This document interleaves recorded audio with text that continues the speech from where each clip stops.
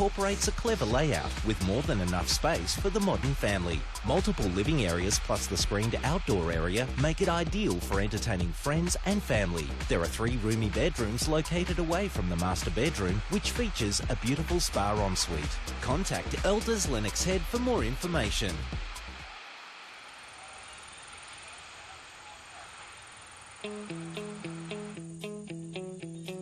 It's the waves of the ocean. It's that cool breeze on a summer's afternoon. It's ice cream on the beach with the kids. It's having a surf before work. It's your favourite coffee nook on a Sunday morning and Monday seems forever away. It's playing in the sun and resting in the shade. It's care for the environment and those we share it with. It's our rhythm of life, and it's what makes Lennox Head totally Lennox. It's our coastal village of families and young professionals who've discovered a new way of living, set apart from the hustle and bustle. Discover your own authentic retreat in a carefully crafted seaside community nestled away amongst the iconic Lennox Headland. We're just a stone's throw away from brand new facilities and local schools. A new shopping precinct will provide childcare, a medical centre, as well as all your shopping needs. Whether you prefer to be active and play with the team, spend time with the kids, or just relax and soak it all in, it's now just a few steps from your front door. There's new roads connecting us, and it's never been easier to get around. All built by a local name you know and trust. Where else could you live?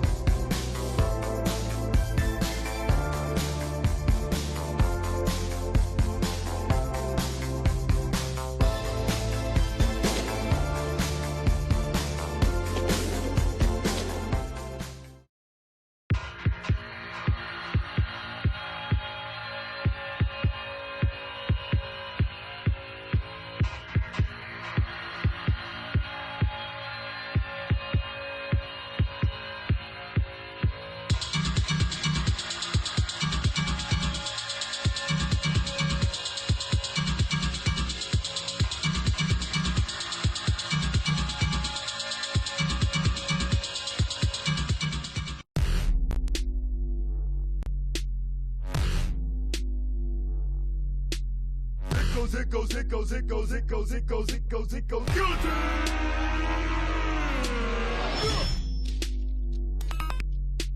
Sit in the dark and ponder how one fit to make the bottom bubble. Gromopen.com.au and you'll be able to it goes, it goes, it goes, it goes, it goes, it goes. Do they do breakfast at that new place? What time do the markets pack up? Can we take Charlie? Know a good Sparky? I want to use a local. Mom, I need to go now. Wherever you are. There's an app for that. Local Search.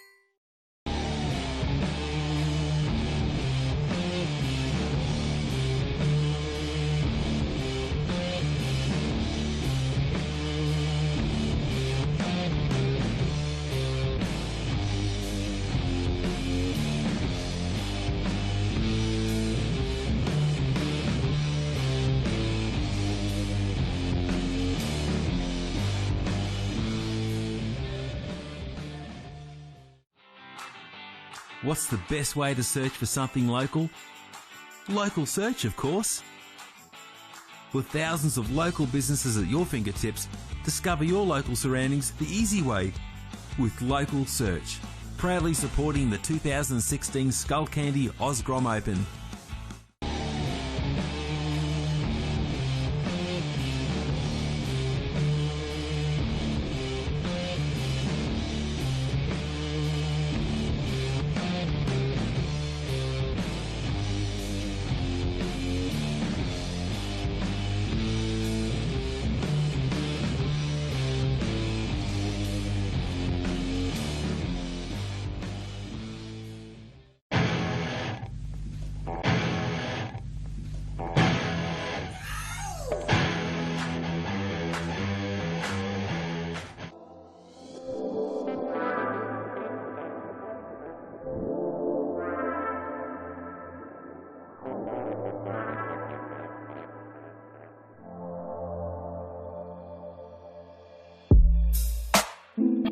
And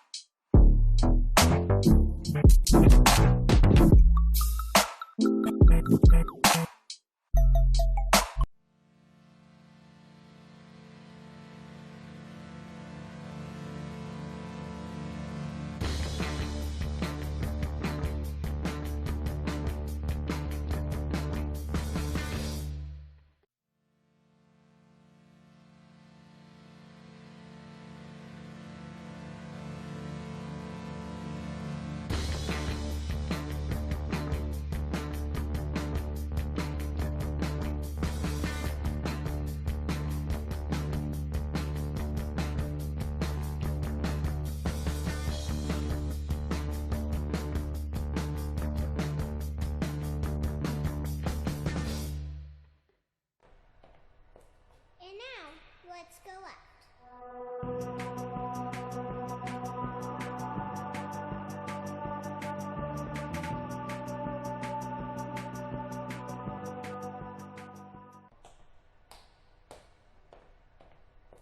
And now, let's go left.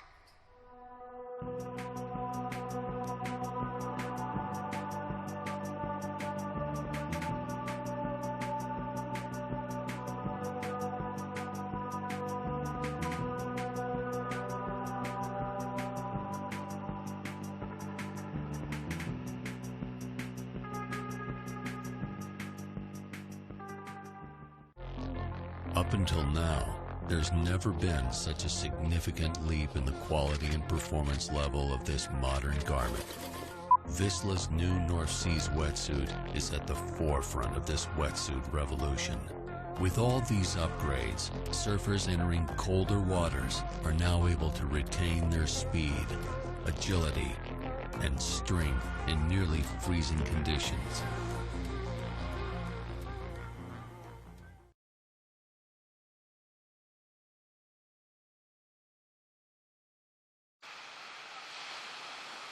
Okay, so very good morning, folks. You can see that morning light coming through the scaffolding here. But Tez McKenna here on day number two of the Skullcandy Oz Grom Open. And I tell you what, we have a beautiful playing field out the front here. The sun is shining.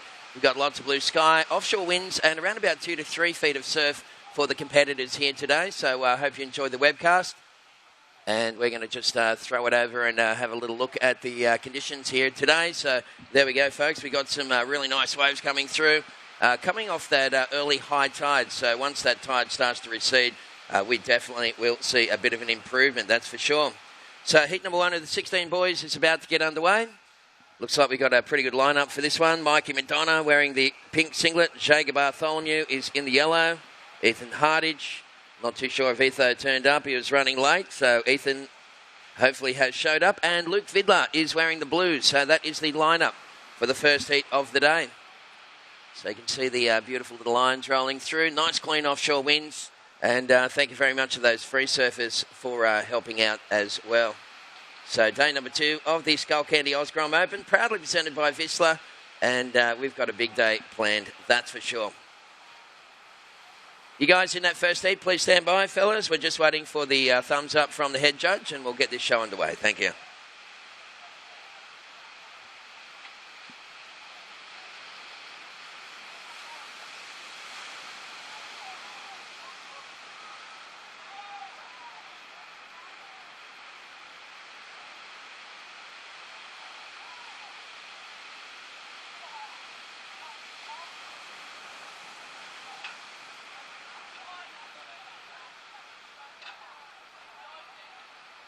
Okay, so we've got the thumbs up, and we are going to count down this first heat of the day. Once again, just 1 or 2 people littering the lineup. We do need to clear that area ASAP. Thank you. Rightio, we got some lines coming through. Good luck, fellas. We're going to count down heat number 1 in 5, 4, 3, 2, 1. All right, we're off and racing. Skullcandy Oz Grom Open 2017, proudly presented by Vissla. Up and running for day number 2. Mikey Madonna in the pink singlet. Jager Bartholomew in yellow. Ethan Hardage in green. And Luke Vidler is wearing the blue singlet. And you can see those conditions out the front there just looking primo this morning. There is some really nice waves coming through, and of course, once we see that tide start to recede, we will see a definite, marked improvement in conditions all around. So the winds at the moment just very light out of the northwest, actually west-northwest as we speak. I think we're coming off we're heading towards a high tide 7:40 this morning, so about 40 minutes away from that one. It's a 1.2 metre high tide. Low tide is 1:30 this afternoon, 0.2 of a metre. So it looks like we've got some action as the boys get into it. A little bit of glare with 7 o'clock here local time, so just kind of shooting straight into the sun there for the first couple of heats, but that should be fixed up straight away. All right, and don't forget we've got the big screen in the park as well too, folks. You'll be able to watch the action live, and for the first time ever, we're replaying the webcast onto the big screen in the park, so that's pretty cool. Normally it's only the people at home that get to check it out. It's going to be a little bit weird because I'll be talking to people on the internet and talking to people also here at the beach. So 18 and a half minutes remaining.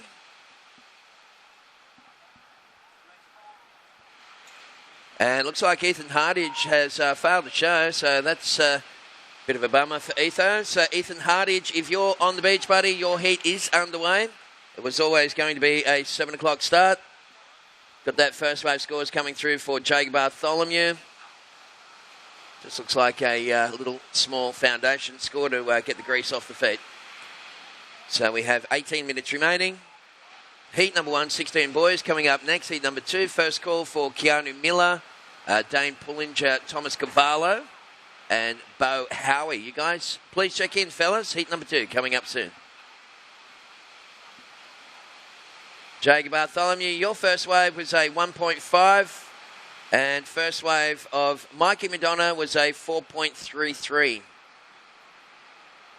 So Mikey gets off to a bit of a flying start in this first heat of the day. You guys have 17 and a half minutes remaining. First priority is blue, second priority yellow.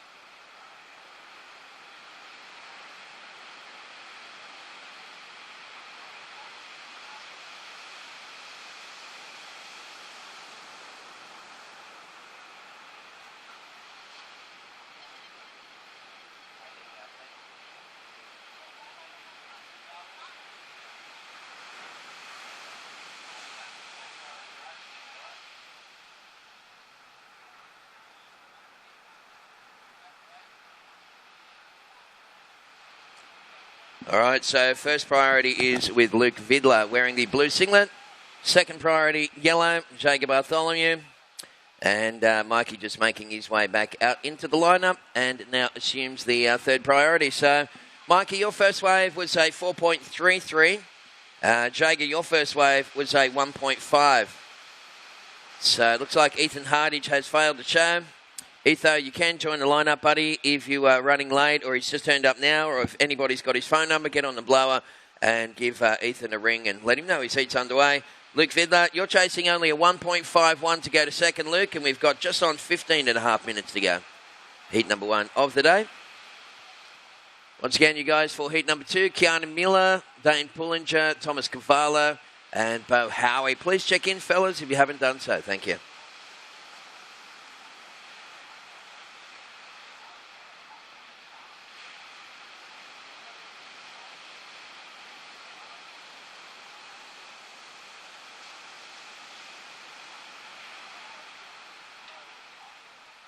Yeah, so just the high tide slowing things down a little bit this morning. Did see some nice right-handers coming through on the southern fringe of the bank when I first rolled up this morning. The big set wave came through. It was just absolutely mind-blowingly perfect. So once we get past that high tide and over the lump, we should have some really nice conditions. Only 2 scores loaded up so far. Mikey Madonna with a 4.33 and Jacob Bartholomew with a 1.5. 14.5 minutes remaining. Priority blue, second priority yellow, third priority is pink.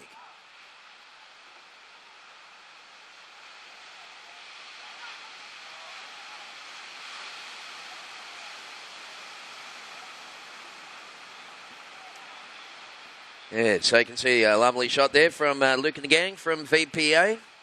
And they are the webcast specialists and bringing some beautiful images and beaming them out from right here at Lennox to the 4 corners of the globe. Don't forget to use that big screen in the park, folks, because we will be everything that goes out on the webcast will go onto that screen.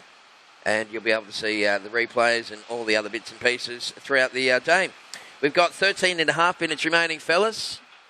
No change. It's Mikey in the lead with a 4.33. Jager's in second on a strength of a 1.5. And then you've got Luke Vidler. Vids is chasing a 1.51 to move to second. Priority blue, second priority yellow, third priority pink, 13 minutes remaining.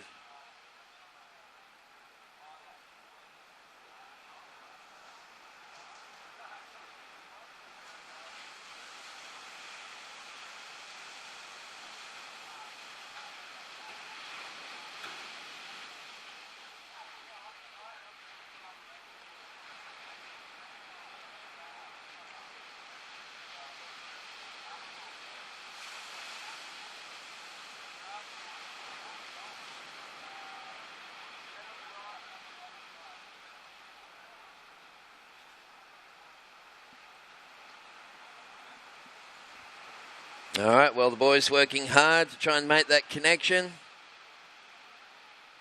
And, well, only one of the two will make it through to the inside. Mikey Madonna, wave number 2, takes that one a little further than our friend Luke Vidler. So Jacob Bartholomew back into first priority, buddy. No second priority, 12 minutes remaining. Scores for pink and blue rolling through. And so high tide, around about a half an hour away. Once we get past that, we should be sweet. Heat number 2, Keanu Miller, Dane Pullinger, Tommy Cavallo, and Bowie Howie. You guys please check in when you're ready, fellas. If you haven't done so, go and collect your singlets. There's just on 12 minutes remaining. And Ethan Hartage, if you're in the area, Ethan, your heat is actually in the water and it's underway, buddy. So you do have the ability to throw a singlet on and get out there. It's been a bit of a slow start, so hasn't missed too much thus far. First wave scores for blue. Second wave scores for pink. Rolling through, fellas. Stand by.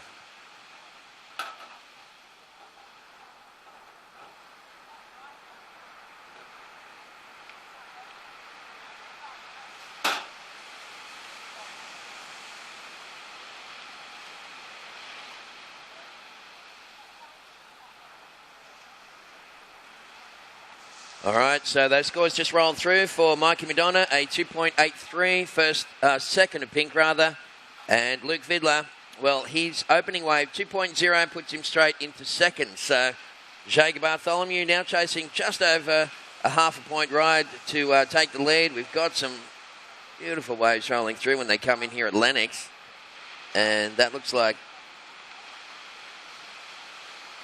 little fat one there, and looking to try and get a link up through the inside. Those connections today, very difficult.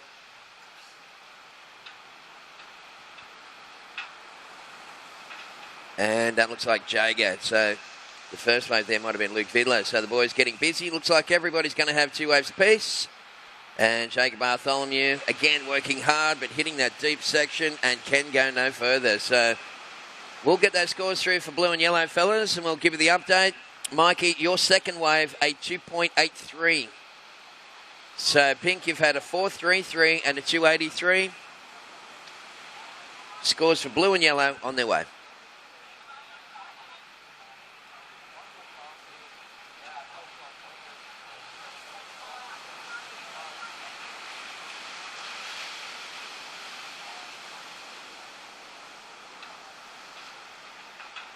All right, so Keanu Miller is the only guy yet to pick up his singlet. Please head to the beach marshal when you're ready, mate. I did see him around this morning, so Pretty sure that he's here. So Keanu, pick up your pink singlet. He'll be taking on Dane Pullinger in the yellow. Tommy Cavallo will be in green, and Bowie Howie in the blue.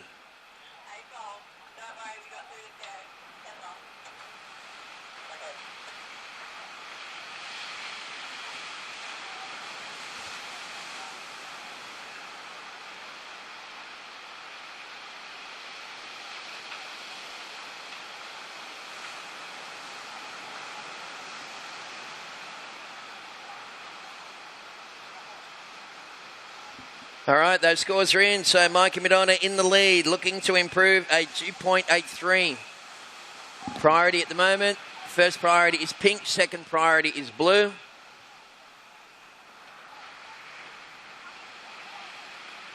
And have a look at those lines rolling through. So once we get past that high tide, 7:40 this morning, we will see some pretty amazing waves rolling through. And that one looks pretty sweet to me. Jager Bartholomew. Wave number 2, 3.5. So pink's in the lead. Yellow is in second.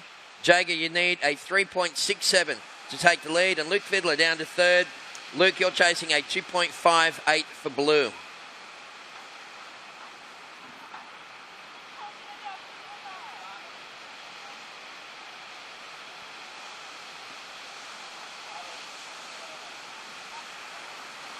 All right, nice little exchange going down at the moment. And Mikey just lighting it up on that first turn. And this one's got a bit of grunt, mate. May be able to make that connection. We have seen guys struggling this morning to just link it up onto the inside. So I guess on this part of the tide, it's all about the outside section as well. But Mikey, well, there's the first one. We've seen the Mikey joining the dots all the way through to that inside bank. And... well, silky smooth, isn't he? The old Mikey Madonna just gives that one a nice little nudge. So Mikey puts that one in the bank. We've got 7:30 on the clock and scores coming through. First priority is yellow. No second priority. Scores forthcoming. Stand by.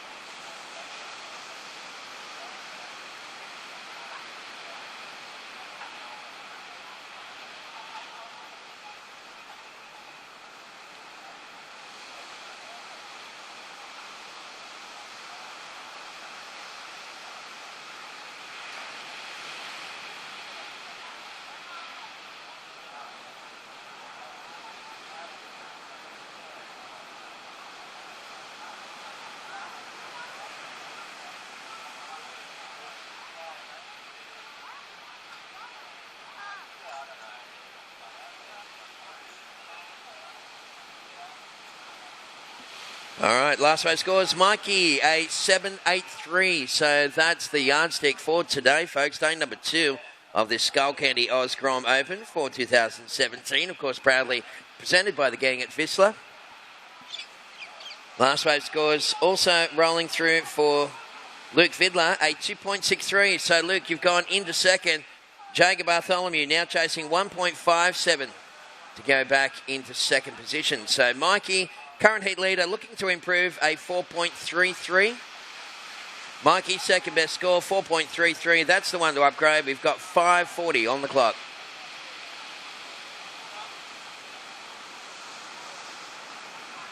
All right, well, that looks like Vid's there, just getting a sneaky wide one. So that left-hander really opening up. And Luke Vidler, well, he is going to make the connection. Priority goes back to yellow for now. And it looks like Vid's once again, just joining the dots through to that inside bank, and he's found a little bit of shallowness on that southern side there. We saw that this morning. And Luke Fiddler, again, just that's a real leg burner. You can see Luke just, you can almost see the lactic acid coming out of his knees. We got 5 minutes remaining, fellas, 5 to go. Yellow flag goes up, scores for blue coming through. Priority right now, his first priority is yellow.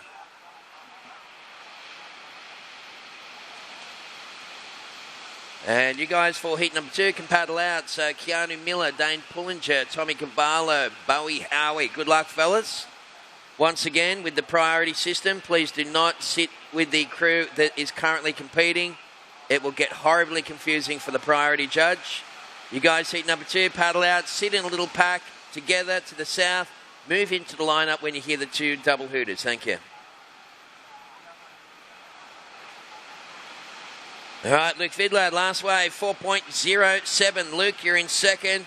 You need an 8.1 to take the lead off Mikey. Mikey's had a 4.33 and a 7.83. Right now, 4 minutes remaining. And Jacob Bartholomew holding priority. So priority yellow, second priority pink. And yellow, you're chasing a 3.21. So Jager needing a 3.21 to go to second. We've got right now 3:45 on the clock.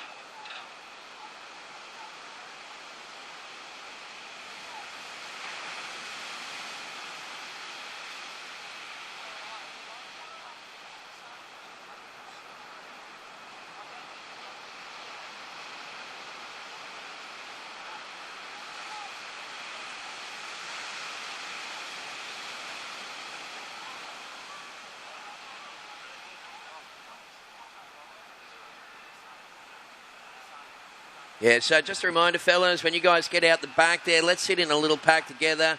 All 4 of you to the south. When you hear the double hooter, that will be your opportunity to move into the lineup, fellas, because we're running the 4-man priority. So if you guys all end up together, it looks like a handful of Skittles, and it's a nightmare for the priority judge. So 3 minutes remaining. At the moment, Mikey dominating this one and looking to upgrade a 4.33. Mikey on your second best wave. Luke Vidler sitting in second. Made the nice connection to the inside. Last wave for Vids was a 4.07. Luke Vidler, you need 8.1 to take the lead. And Jacob Bartholomew down into third with 2.5 to go. He's holding priority and he's chasing a 3.21 to progress to second. 2 minutes, 30 seconds remaining, fellas.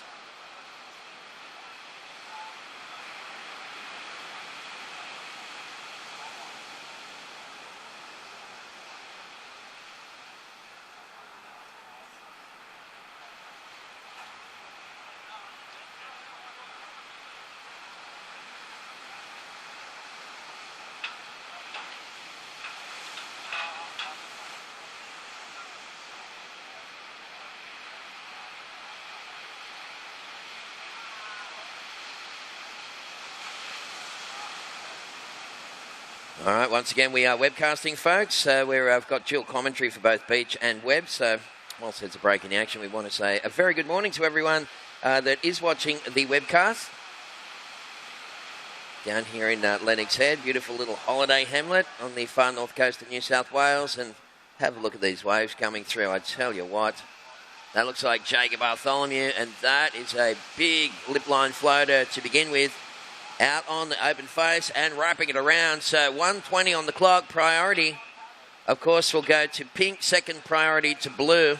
And Jacob Bartholomew really holding the speed through those turns. He's going to get the link up on the inside. And meantime, Mikey just soaking the rail with a big front side grind. So priority will go to blue. So Luke Vidler with 1 minute remaining will assume priority. Jacob Bartholomew, wow, that was a pretty cool ride right the way through. And it looks like Mikey also found that little shallow section. So, nice ability to be able to read the sandbank right there. And Mikey taking that one to shore. Luke Vidler, I'm sure we're going to have a situation change. Luke, just get the best wave you can, buddy. There's 30 seconds remaining.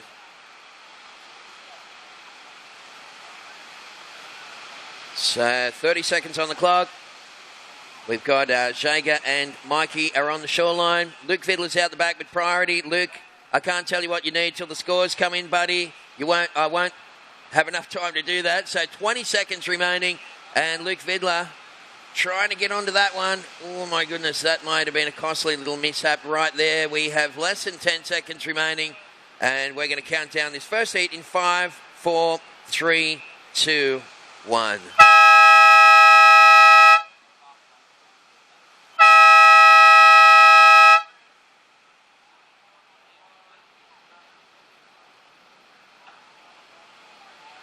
All right, so we're going to just throw to a commercial break, folks, for those people watching the webcast, and be back with more action live from Lennox right after this. All right, meantime.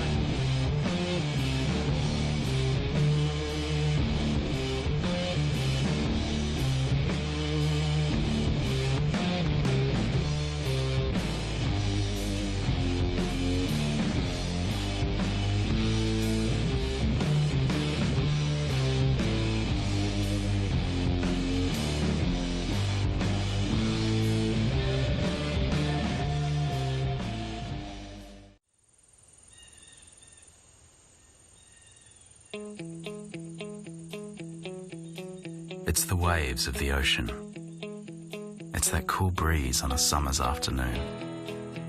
It's ice cream on the beach with the kids. It's having a surf before work. It's your favourite coffee nook on a Sunday morning and Monday seems forever away. It's playing in the sun and resting in the shade. It's care for the environment and those we share it with. It's our rhythm of life, and it's what makes Lennox Head totally Lennox. It's our coastal village of families and young professionals who've discovered a new way of living, set apart from the hustle and bustle. Discover your own authentic retreat in a carefully crafted seaside community nestled away amongst the iconic Lennox Headland. We're just a stone's throw away from brand new facilities and local schools. A new shopping precinct will provide childcare and medical centre, as well as all your shopping needs. Whether you prefer to be active and play with the team, spend time with the kids, or just relax and soak it all in, it's now just a few steps from your front door. There's new roads connecting us, and it's never been easier to get around. All built by a local name you know and trust.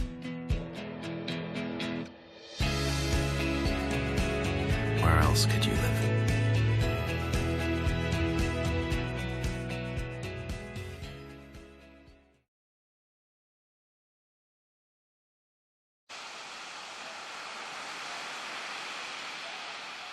Okay, so welcome back to those people in the webcast, and of course you can see how many great sponsors we've got here of the Skullcandy Oz Grom Open, and thank you very much to Vista, of course, our presenting sponsor. Well, there's the lineup. We're coming towards high tide in about 20 minutes here at Lennox, so it's a little slow this morning, but I tell you what, we have some great waves rolling through as well.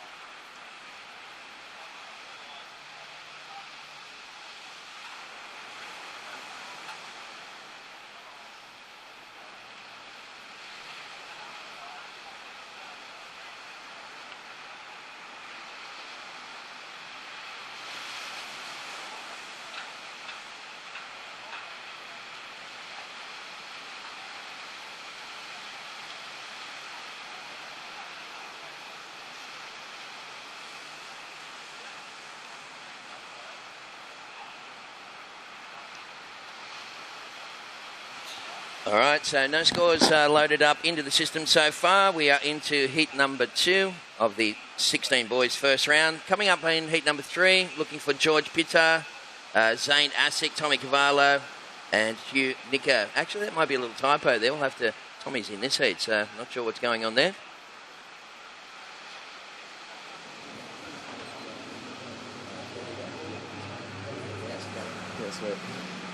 All right, so just having a bit of a chat to the winner of heat number 1 here today, folks. Day number 2 of the Skullcandy Oz Grom Open, presented by Vizsla. Very good morning, Mike Madonna. How are you, mate? Yeah, good yourself. Thanks for having me. Yeah, no worries, mate. Hey, listen, a little slow out there, but I tell you what, when the tide drops, we're going to have some good surf here today.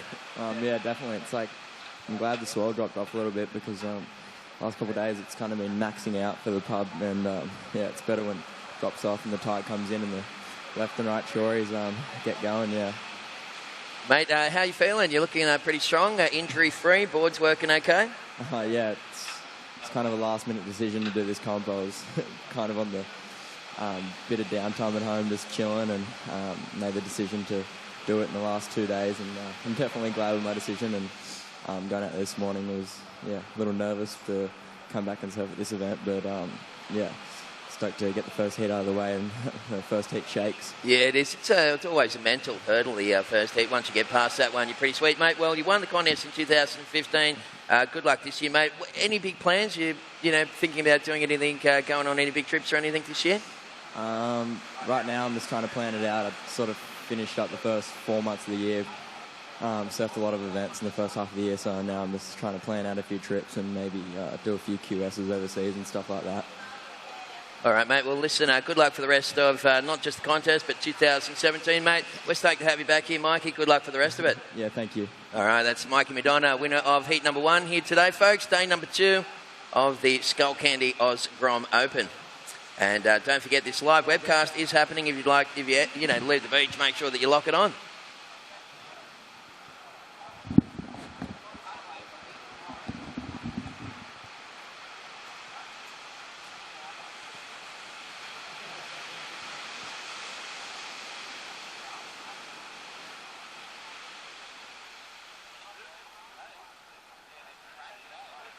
All right, so Keanu Miller, first wave for Keanu was a 1.37, and first to Bowie Howie, 1.07. So no scores locked in for Dane or Thomas at the moment.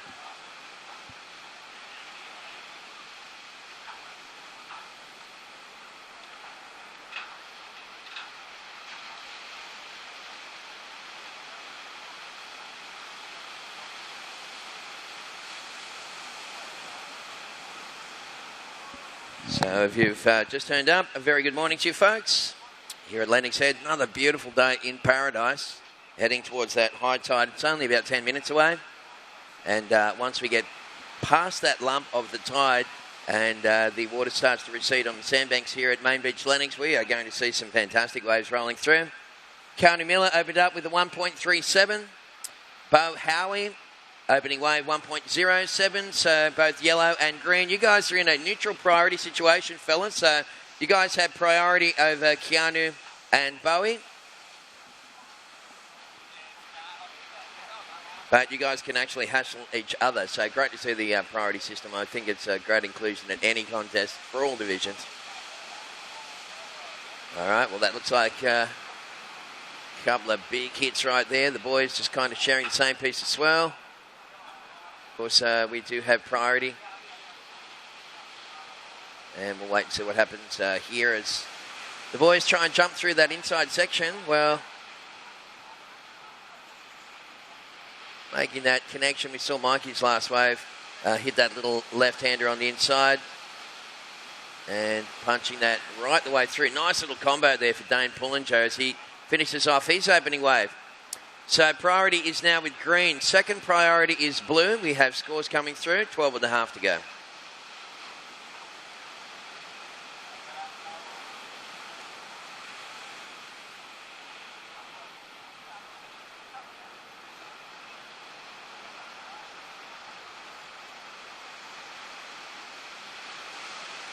All right, so nice little exchange there between the boys. We're just waiting for those scores to come through.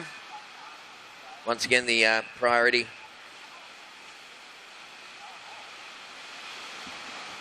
First priority is with blue. So early morning sun here, creating a little bit of drama with the imagery. Just a bit silhouette-y, I guess, with that shooting into the sun. But you don't give it an hour, the tide will recede and the sun will rise a little higher, and we'll have some beautiful images for those people watching at home. There's the old split screen. So howdy to all those people in the park checking out the action. And, well, VPA doing a fantastic job. We've got there all 4 cameras that we're using for the webcast here at the moment. Big shout out to those people watching at home as well. Why don't you jump onto the Facebook page, the Skullcandy Oz Grom Open Facebook page, and send us a message. Actually, I'm going to jump up there and put a little post up, and you guys at home can tell us where you're watching from and send a couple of Cheerios as well.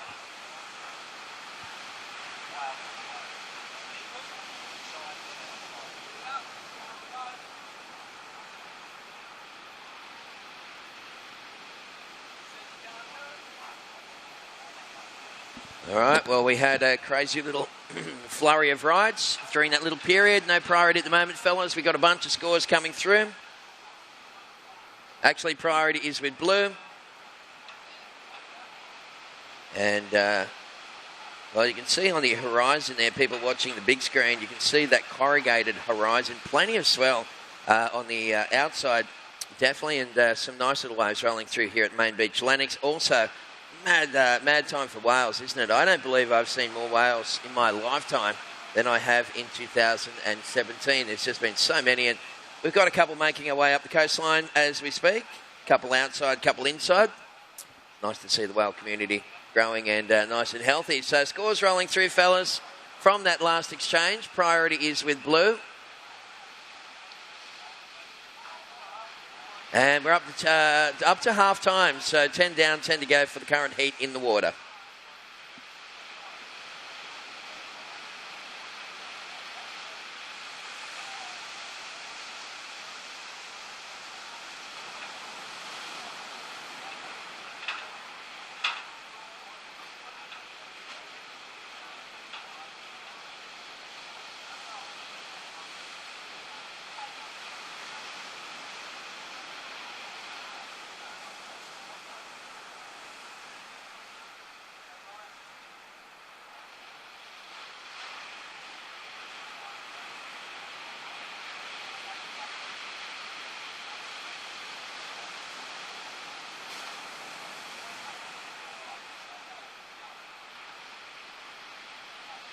All right, so last wave scores on their way through. Dane Pullinger, his first wave for yellow, 5.5. Green, your first wave, Tommy, was a 5.5 as well. Bowie Howie had a little 1.07. He's got a small second score coming through, and we've also got numbers coming through for Keanu on that second wave. So priority at the moment is first priority is blue, second priority is yellow, and third priority is green. There's 8 minutes, 40 seconds remaining, fellas. Heat number 2 of the day here at Lennox.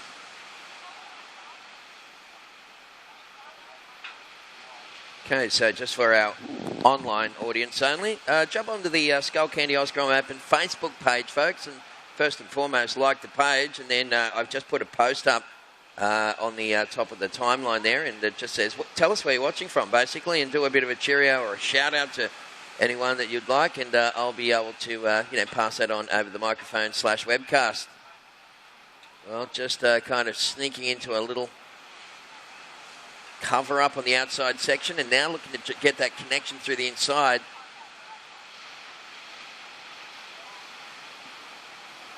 Well, it looks like Bowie Howie. It is a little tricky to try and get the colours early here this morning. And that might be Thomas Cavallo.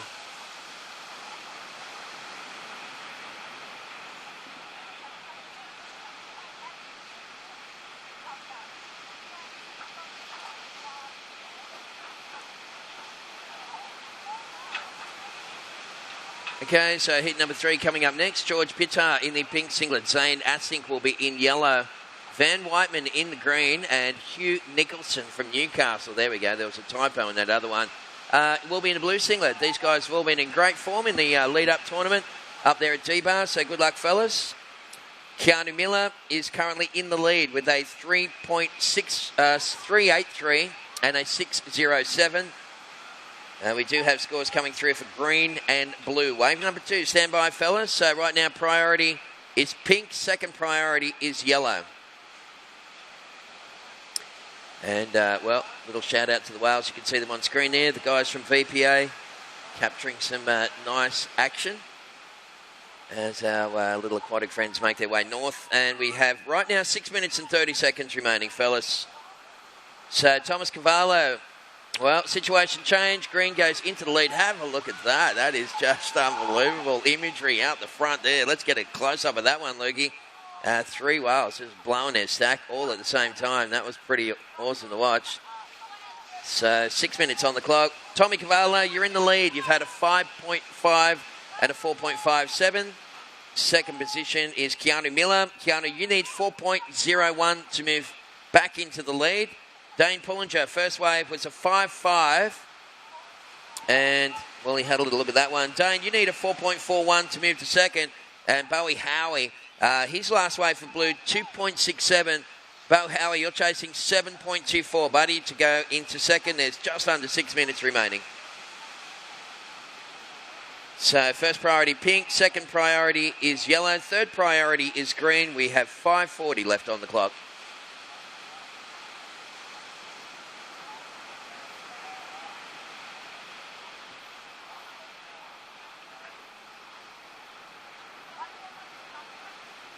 All right, well, that seems to be a standard little connection, doesn't it, at the moment? That right-hander into the left.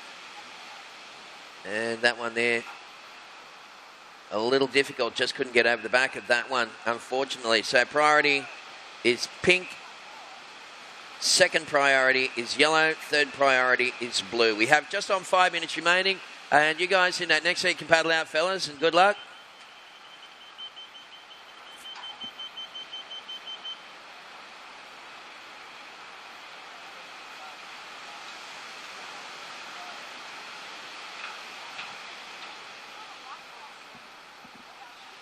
Yeah, so once again, those people online, jump onto the Skullcandy Oz Grom Open Facebook page. Just put a little post up there saying tell us where you're watching from and do a couple of shout-outs, and we'll be able to pass those messages through the webcast and PA system here on the beach. So 4 minutes and 20 seconds remaining. Got some scores starting to filter on through. So a little fat on the top of the tide. Right now, folks, it is dead high tide, and we've still got some pretty good waves. So once that water recedes, we will see some really cool, waves rolling through here at Main Beach, Lennox Head. So we've got 4 minutes on the clock. Again, making that connection through that little shallow part of the bank. So I guess we've got that big gutter straight out the front. We saw a connection earlier in that first heat. I think it was Luke Vidler that got a left-hander out wide further south, and then he connected onto that southern right-hand bank and rode through. So it looks like they're the two sort of banks that are connecting to the shoreline at the moment. We've got 3:30 on the clock, fellas. Last race scores for Tommy Cavallo, 2.7. Won't go in the top two. So green, you're in the lead, looking to improve a 4.57 second best wave. Keanu Miller sitting in second, needing a 4.01 to take the lead. Dane Pullinger in third. Yellow, you've only had one wave, and you're looking for a 4.41 to move to second.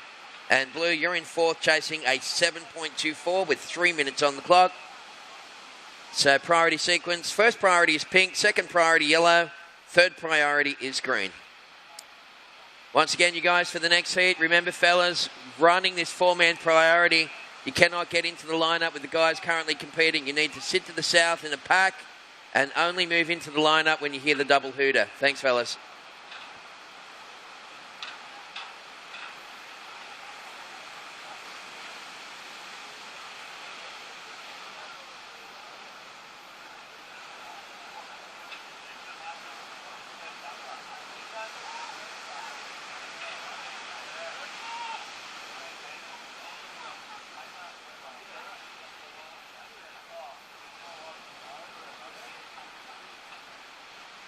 All right, so time slipping away, fellas. We have just on 2 minutes left on the clock. Yeah, so Tommy Cavallo looking to upgrade that 4.57 time on your second best wave. Keanu, well, he's had a 3.83 and a 5.07. And he's sitting in second, needing a 4.01 to take the lead. Dane Pullinger in third. Yellow requires 4.41 to move second. And blue chasing a 7.24. Priority is with pink. Second priority, yellow. Third priority is green. And fourth priority is blue. Well, there we go, fellas. Getting down towards the business end of this one. 1 minute, 35 seconds remaining. One of the Lennox Head locals just doing a little beach walk this morning. Good morning, sir. Hope you're enjoying your day. It's a beautiful day here in Lennox. There he is. Gives us a little wave. So 1 minute, 20 seconds to go. So yellow and blue chasing scores. Yellow, you need a 4.41. Blue, you need a 7.24. Of course, it's a non-elimination round, this first round of competition, fellas. third and fourth place getters will go into the requalification rounds. 1 minute remaining, fellas. 60 seconds left on the clock. Priority pink, second priority yellow, third priority is green, fourth priority blue.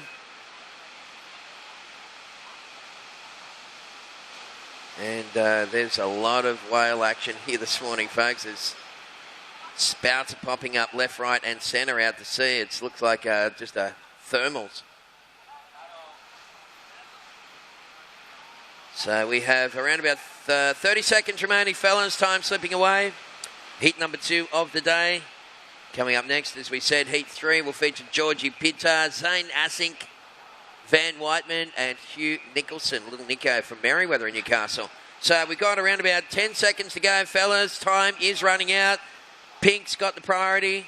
Yellow in second priority. And we're going to count down in 5, 4, 3, 2, 1.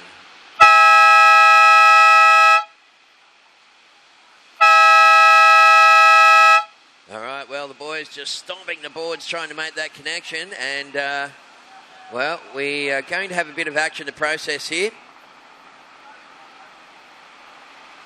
So what we're going to do is we're going to throw to a commercial break, folks. We'll just wait for this last little manoeuvre for yellow. Bang, there it is. So Dane Pullinger, we're going to come back and give you the result of heat number 2, folks. So stick with us. We'll be back with more action live from Lennox right after this ad break.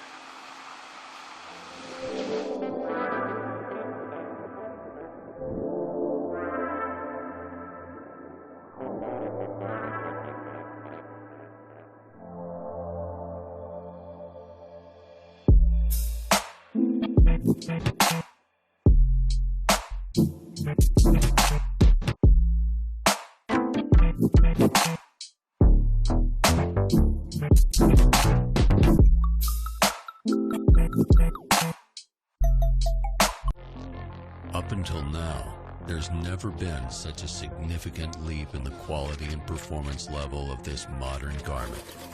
Vissla's new North Seas wetsuit is at the forefront of this wetsuit revolution. With all these upgrades, surfers entering colder waters are now able to retain their speed, agility, and strength in nearly freezing conditions.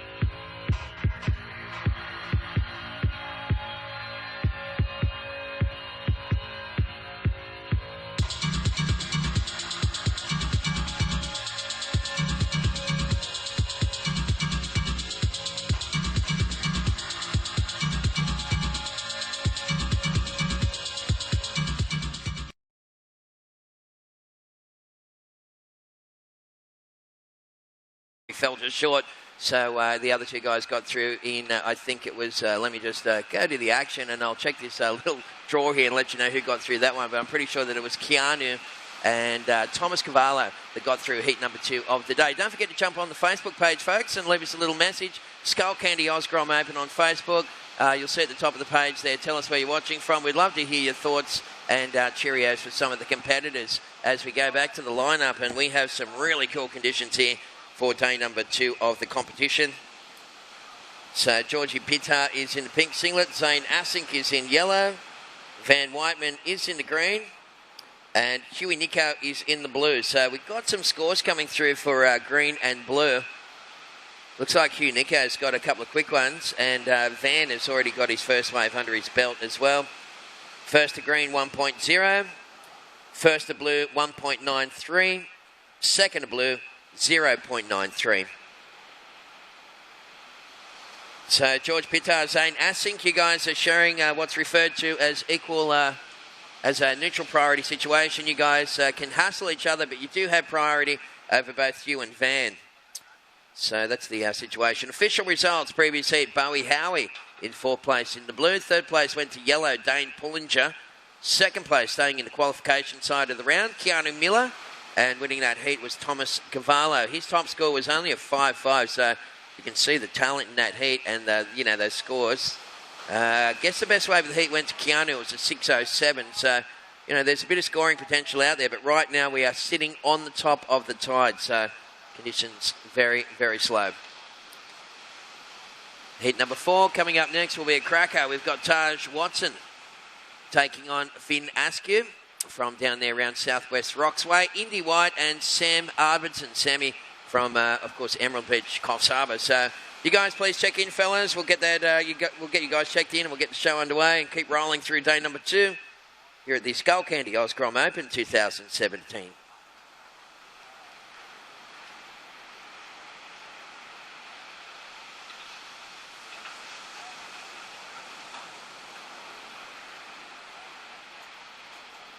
All right, well, we've had already a couple of people jump on the Facebook page. Of course, just search on Facebook, Skullcandy Oz Grom Open, and you'll find the Facebook page there. We'd like you to like the page first and foremost. Looks like Michelle Poole is tuning in from Newcastle. Morning, Michelle.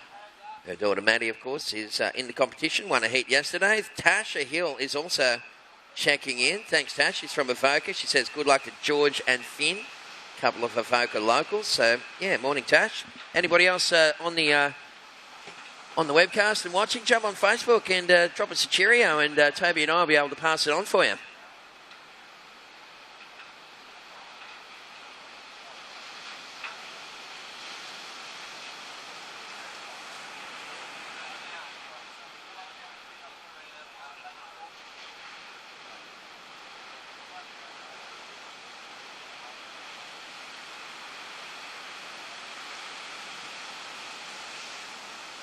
Ooh, nice little hit on the inside there for Zane Assink as he gave that one a bit of a thump right behind him. Van the Man Whiteman just pushing that one through the guy in green. So priority is with blue.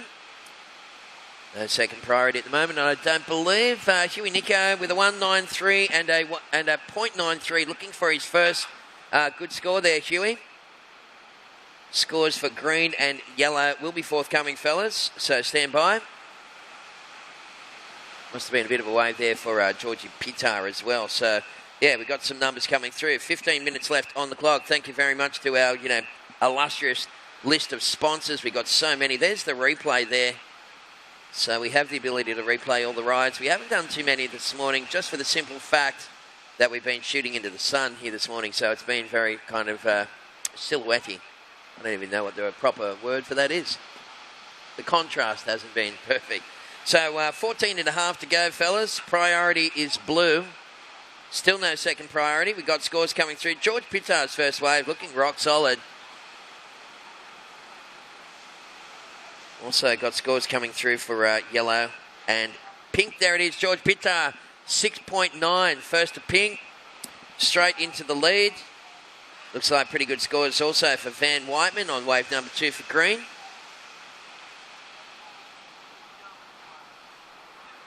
And Zane Assink, of course, we saw in the replay, Zane just thumping the lip on the inside. So there's the overview shot from the guys at VPA, of course, our webcast specialists.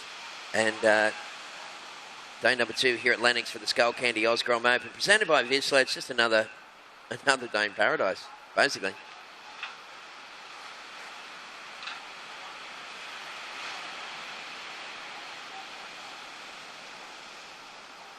Okay, so first priority is with blue, no second priority. Just a reminder to all competitors today, the priority will only be awarded once you get to that invisible line known as the takeoff zone. So don't just sit up on your board and think, oh, I think I'm out the bag. Just wait for the call. We've got 13 minutes remaining. Guys, for the next heat, that will be heat number 4. Taj Watson, Finn Askew, Indy White, Sammy Arvidsson. Please check in if you haven't done so, fellas. Heat number 4 coming up next.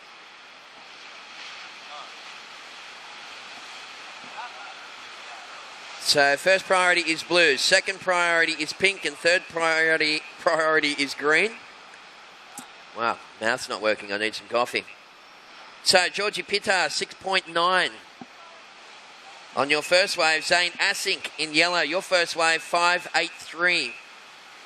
So, Pink's in the lead. Yellow's in second. Van Whiteman, last wave for green, 4.67.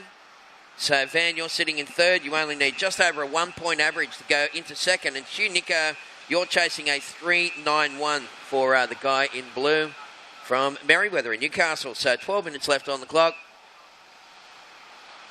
And, well, there's quite a few second-generation surfers. I know for sure there Hugh Nico definitely is. His old man Nico is a big wave charger from Merriweather. Great surfer, nice bloke.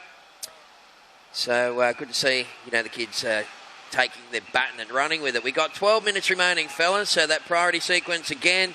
First priority blue, second priority pink, third priority is green, and fourth priority is yellow. Looks like we got some little energy approaching in the form of sets, so we'll see what the boys come through with here.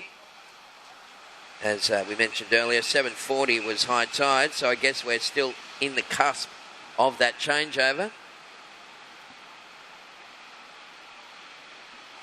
Winds at the moment out of the west to northwest. Looks like we got Louise Stalker saying good luck to Zane Asink, who's in the water at the moment. He opened up with a pretty sweet wave, Louise. He got a 5.83 on his first one. Watching from the Absolute Beachfront Apartments. That's just down their road there. And that's from Ashton Pignot's mum. So thank you very much, Louise Stalker. Much appreciated. We are down to 11 minutes remaining. And anyone watching the webcast, jump on and send a couple of Cheerios through the Facebook page. On Facebook, Skullcandy Oz Grom Open. You guys have used up almost half the heat time, fellas. That went fast. There's only 11 minutes remaining. George Pittar with a 6.9 is in the lead. Zane Asink is in second with a 5.83. I believe there was a priority error from Nico. Wow, that's going to be pretty costly there for Hugh Nico. So, first priority is pink, second priority is green, third priority is yellow, and fourth priority is now with Hugh Nicholson. So, Hughie just sliding down the priorities ladder there, buddies. So, those paddles and pullbacks very costly when you're using the four-man priority. So only use your priority when you know 110% that you're going to catch the wave. So that's the situation. We're up to the halfway mark here, folks. It's heat number 3, day number 2, all thanks to Skullcandy.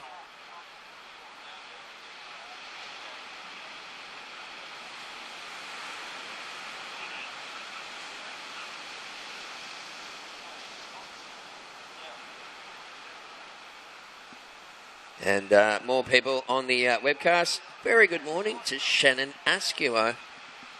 She's from Southwest Rocks, of course, Finn Askew's mum. And just doing a little bit of a shout out to the gang. So thanks for watching, Shannon. Great to see you're online. Anybody else on the webcast, jump onto that Facebook page. We're going to interact with people all day. And that's one of the cool things about, doing these webcasts, and you're able to interact with the online audience. You people watching the webcast are just like you're here at the beach. So let's hear from you. Thank you.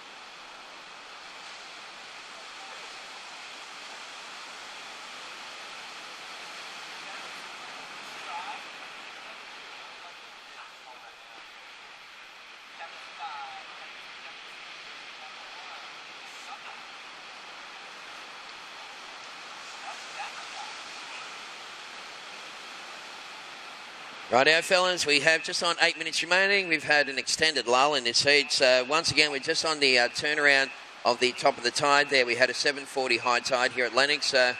once we get over this lump, and I believe that we might have stuck the flag in Everest, and we're coming down the other side now. So hopefully, we'll see a bit of an improvement in the conditions. For now, though, it is Georgie Pitar holding on to a 6.9. You've got to be thinking most of these guys only got, George and Zane have only got one wave apiece. The other guys have got two waves, but they're shorter scores. So just getting the minimum two-wave quota is going to be, mission number one. And you're going to have to play those priority cards very, very close to your heart, folks. And we saw Hugh Nico just have a little paddle, and he went from first to fourth priority, and that can hurt. So we're down to just on 7 minutes remaining, fellas. 7 to go. Coming up next, we'll have heat number 4. Taj Watson, Finn Askew, Indy White, and Sam Arvidson. A couple of great surfers lining up in that one.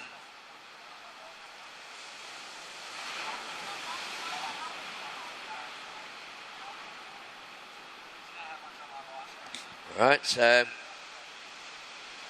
also like to acknowledge again from Whistler. Don't forget, Pedro's Bay will be on the big screen here in the park tomorrow from 5:30. So bring the kids down. Bring a bit of a picnic blanket. You might want to almost rug up too, because it might be a little fresh down here tomorrow night. But it looks like I saw the highlights yesterday, and it's the latest flick from Whistler, of course. Whistler, our presenting sponsors, and it looks very cool. It's a nice kind of a storyline with that one, a guy chasing waves in paradise. We all dream about that stuff. So that's tomorrow at 5:30, all thanks to Whistler, our presenting sponsors here at the Skullcandy Oz Grom Open.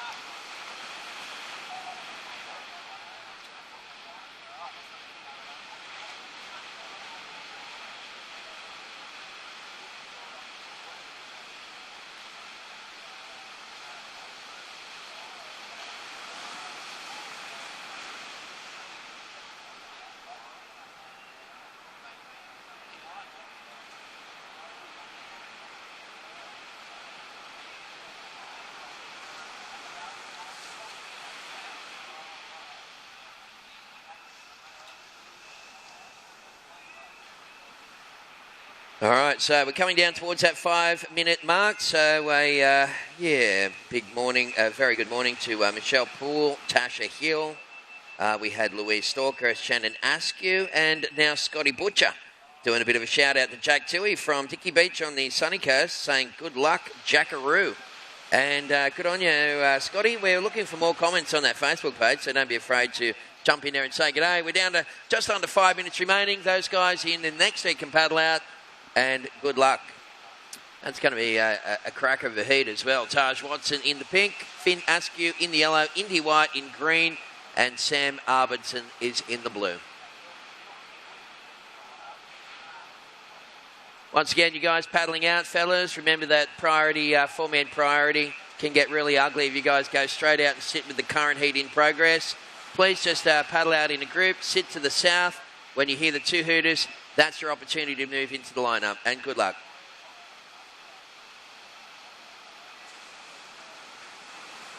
It's been a very slow heat for waves, this one, and priority. First priority is with pink, second priority green, third priority yellow, fourth priority is blue. So Hugh Nico looking for a 3.91 to go to second. Hugh, you don't need too much, buddy, so he'll need to go on the hunt. He's in fourth priority. So 3:30 left on the clock. George Pitar currently leading the heats and holding first priority. So he's choreographing this one very nicely indeed. First wave scores for pink, a 6.9. Zane Asink with a 5.83 in yellow. Zane is sitting in second.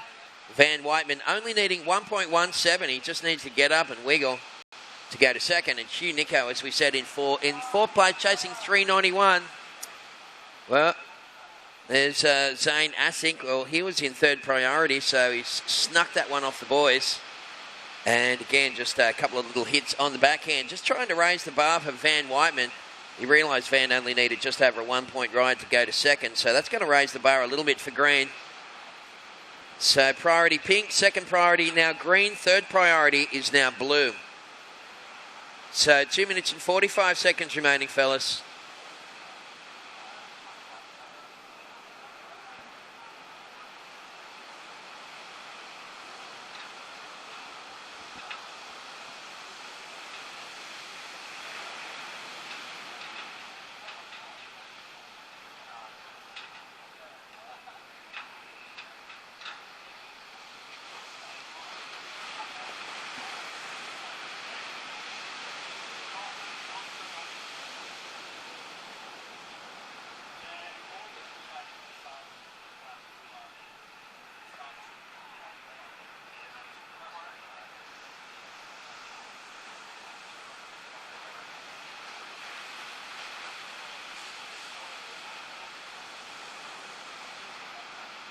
All right, Zane Assink, last wave, 2.83. So yellow's actually gone into the lead. George Pittard down to second. George, you need 177 to take back the lead. We have 1 minute and 40 seconds remaining, fellas. You guys better get a wriggle on. Van Whiteman's now chasing a 2.24 to go second. And Hugh Nico chasing a 4.98. Hugh's looking for a little something that's probably going to connect to shore for a score like that one. So 1:25 on the clock. This is Georgie Pittard up and belting the lip on the outside. So the priority sequence will slide forward. So first priority green, second priority blue, third priority yellow. Coming down to just on 1 minute remaining for the current heat and water.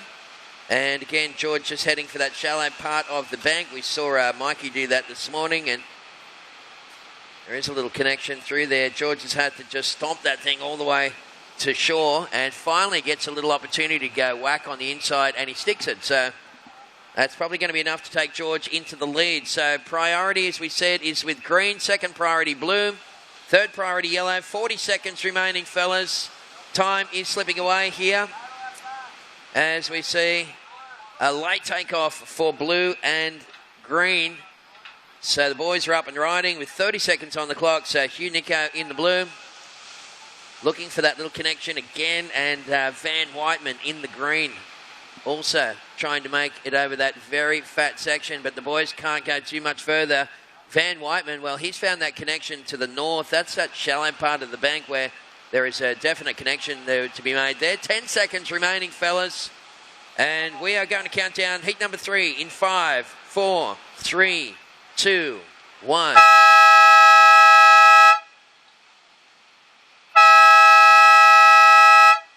On screen there, you can see Van Whiteman just lighting it up, and we also had a bit of a wave that wasn't on screen from Zane Assink, so it'll be very interesting there, folks. We're going to go on hold here. We've got some action to process.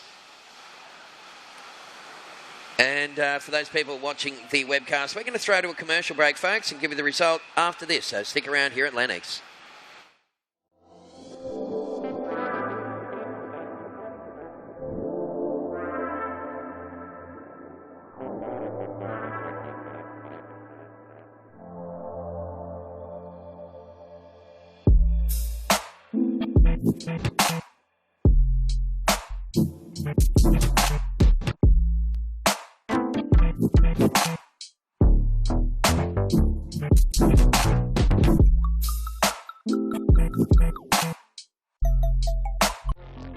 Up until now, there's never been such a significant leap in the quality and performance level of this modern garment. Vissla's new North Seas wetsuit is at the forefront of this wetsuit revolution. With all these upgrades, surfers entering colder waters are now able to retain their speed, agility, and strength in nearly freezing conditions.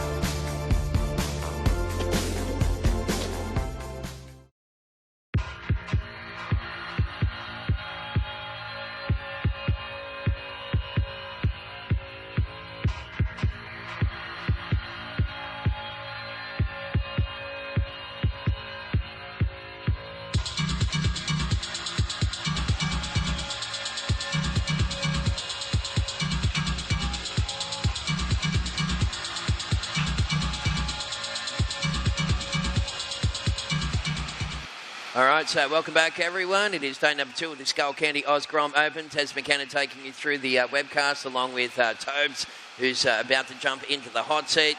So the unofficial result, we'll wait for it to get printed, but at the end there, it was George Pittar that took that heat, and it was, I think it was Zane Asic in yellow joining him in the qualifying side of things. Van Whiteman's Wave wasn't enough. It was a 297, and Hugh Nico had a little priority error at the start of that one. That can be very costly. So that's the situation. We're into heat number 4 of the day. Taj Watson wearing the pink singlet.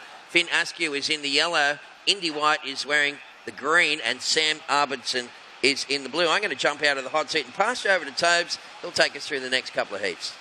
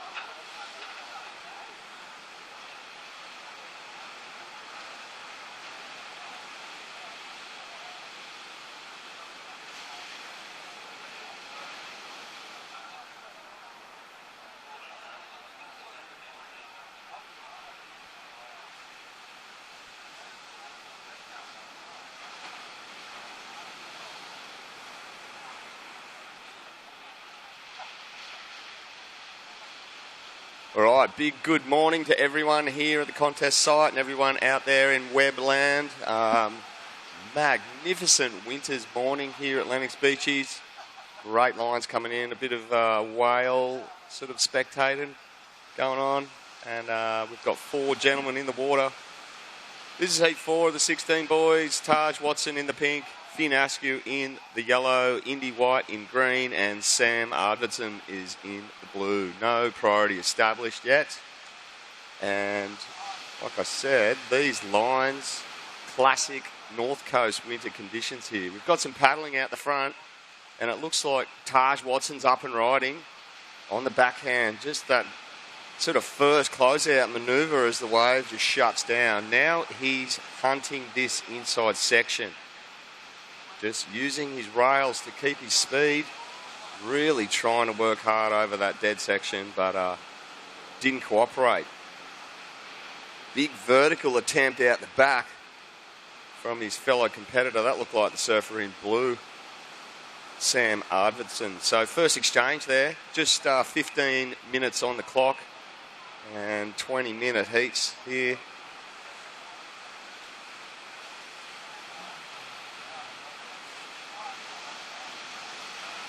So, day 2 of the Skullcandy Oz Grom Open here at Lennox Head. Beautiful conditions, like I said. And 16 boys in the water. Up next, we'll see Finn Cox, Connor Lee, Diego Cordero, and Jack Toohey go to town on the Lennox Beaches here. And, of course, we've got the live webcast happening thanks to the VPA crew. So all of those people who want to log in, go to Skullcandy Oz Grom Open, and you can watch all the live action here on the North Coast, Lennox Beaches. And there's also action replays being broadcast on the big on-site screen. So all those competitors watching on the grass can see all the action replays. So yeah, Teza mentioned we're just on the other side of the high tide. And there's some great long period lines rocking in here this morning. So as this tide drains off the bank, dare say we'll see some good consistent rides through the midsection here of the contest area. Got some paddling out the front right now. It looks like yellow and green having a good look at this. And up on his backhand, first closeout manoeuvre with that turn there. It looks like that's green and Indy White. And trying to find this inside link where Indy White just working that backhand there, trying to make this work, turning it into a nice forehand carve going left and just weaving through this inside section. He has this link, cracks it there to finish and hangs on. Good ride there from him. So that'll be his first ride under his belt. A couple of small scores coming through for the first of pink and blue. First score for you, Taj Watson, a 2.67. Sam Arvidson in the blue, you got a 1.3. And I'll wait for that score to be watching an action replay there. The young goofy footer just finishing his ride on the inside. So Indy White will have a score to drop. So stand by for that score. It's looking like a decent score. Last of green, Indy White, was a 5.17. So that's the highest wave, the highest single wave of this heat so far, mate. So you're in the lead.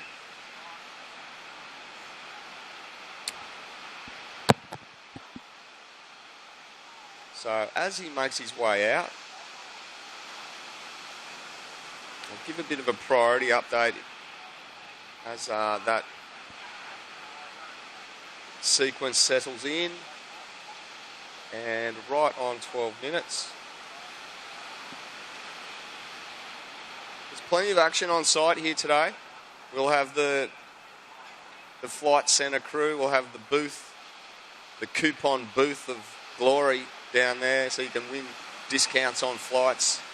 You have to strap on the headgear and get in and try your best to grab as many vouchers as you can. They've got the inflatable surfboard down there today, I believe, and a whole host of different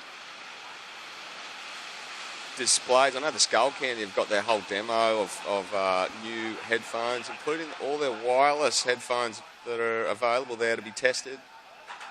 We're going to have all the shapers, fins and accessories on display.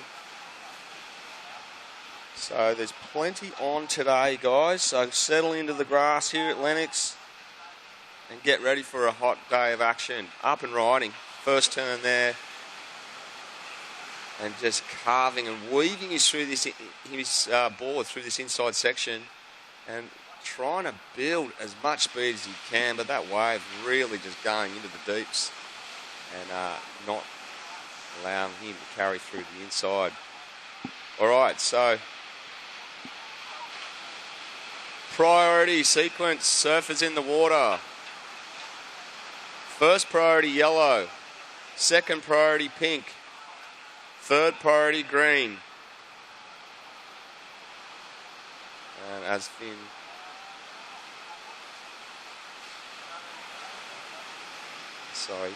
Sam Arvidson makes his way back into the lineup, he'll drop into priority 4. I'm looking at beautiful scenes online of Lennox beaches, people walking along the beach, enjoying this excellent winter's morning. Up and riding again on his backhand, just really weaving across this fat sort of midsection of the contest bank. Great forehand carve all the way back to the phone, jamming another forehand snap in the pocket and finishing with that clean forehand finish. So great surfing there, and I believe that was Indy White. Another good ride there from him.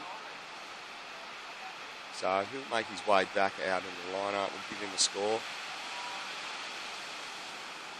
Okay, that score just dropping in now, Indy. Give a bit of a situation update.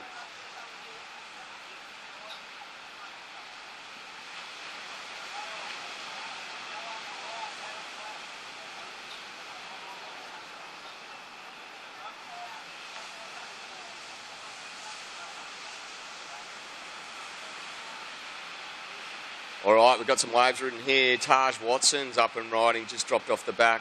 Looks like some scores filtering in for last of green. Sam Arvidsson's got a couple of scores there as well. Let some scores just filter in as you see Taj Watson up and riding again. He's decided to sort of pick one up on the way back out. Great couple of backhand turns, just the two in it, and then that dismount. Yeah, he's playing a tactical manoeuvre there, just picking them up on the way back out after his previous ride. So we'll let some scores filter in. Just a call out for surfers in the next heat. We're still waiting on Diego Cordero. Diego Cordero, if you're in the area, you need to make yourself known down at the marshalling area straight away, mate. Your heat is next.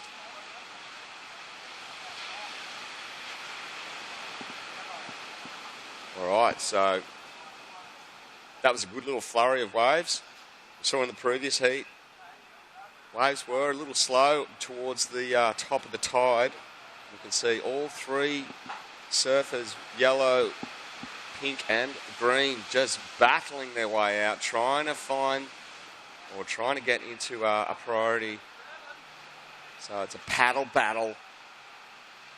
And look at it go. So as that gets established, we'll announce that as soon as possible. I can tell you that last of green, a 6.17. You're out in front. Indy White in the green, out in front. Your lowest score is a 5.17. Taj Watson, last ride for you, a 5.17. You've got a backup of a 3.3. You're in second place. Sam Arvidsson, you have a 3-point ride and a backup of a 1.3. A 5.48 will see you move to second.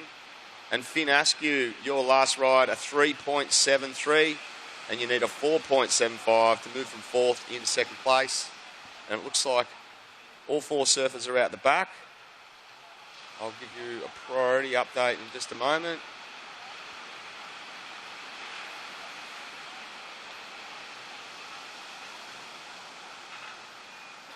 Okay, priority sequence. First priority blue, second priority green, third priority pink, fourth priority yellow. So, yeah, 16 boys. We're employing the 4-man priority system. And they need to make their way out into that outer region of takeoff area to establish priority. Looks like Taj Watson's up and riding. Big vertical backhand hit there on his first manoeuvre. Needs to get that first manoeuvre out the back is crucial. And then he needs to work his way through this inside. He's sticking with it, and as it builds up, he's just laying into a couple of backhand setup manoeuvres into this inside.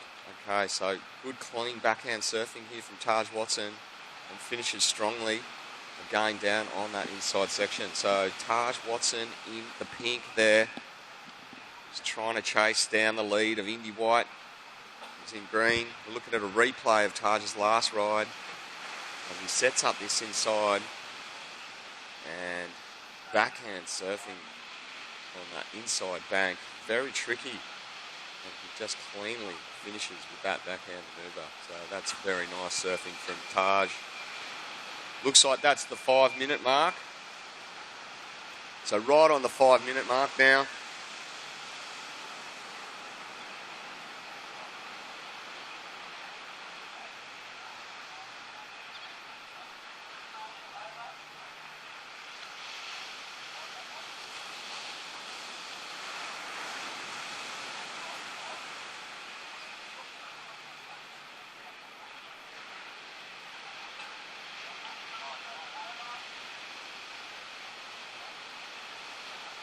Okay, so 4 minutes 21 on the clock. Taj Watson in the pink. You've just dropped a 7-point ride, mate. You've straight to the lead. You've got a backup of a 5.17.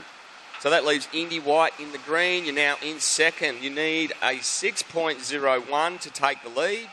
Your lowest score at the moment is a 5.17. Sam Arvidsson in the blue, you're now in third place, needing an 8.35 to move into second place. And Finn Askew, just with one ride under your belt, mate. Man in yellow has a 3.73. And Finn, you need a 7.62 to move into second place with 3 minutes 40 on the clock. So Taj Watson, on the strength of that last 7-point ride, has taken the lead from Indy White. And we're looking at footage right now of this beautiful, crisp morning at Lennox Beaches. No surfers in the lineup are just waiting for the next set of waves. Priority sequence is first priority blue, second priority green, third priority yellow.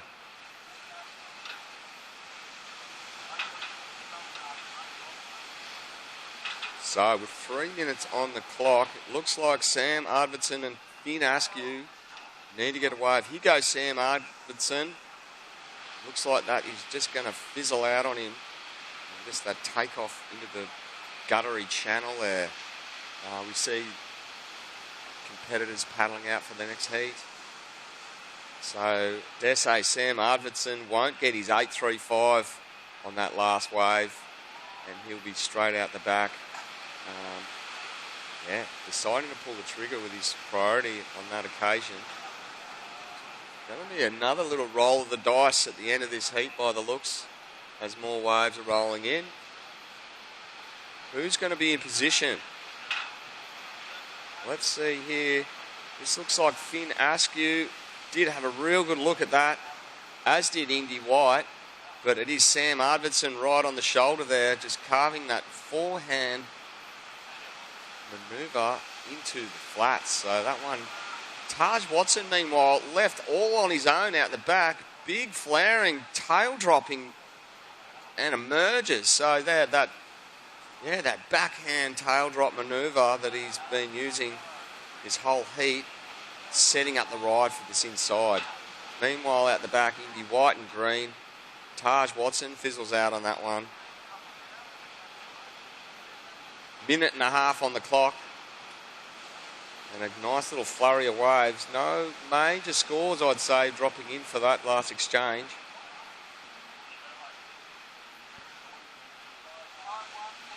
And we'll see what happens in the last minute 20, guys. Minute 20 on the clock.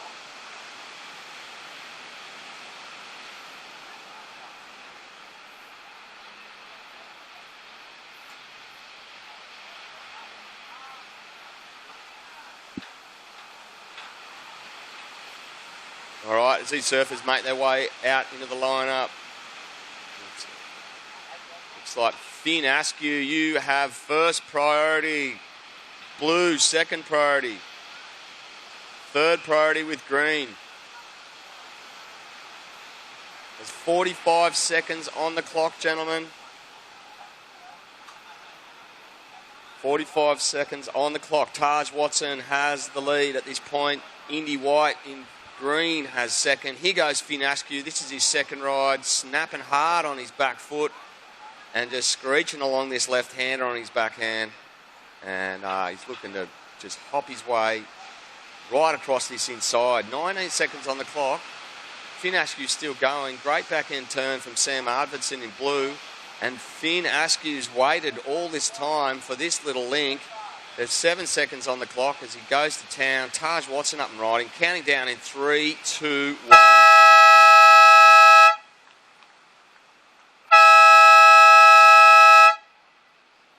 Well, what a flurry of waves that was in the end. Finn Askew waited that whole heat for that second ride and finishes on the shore. And Taj Watson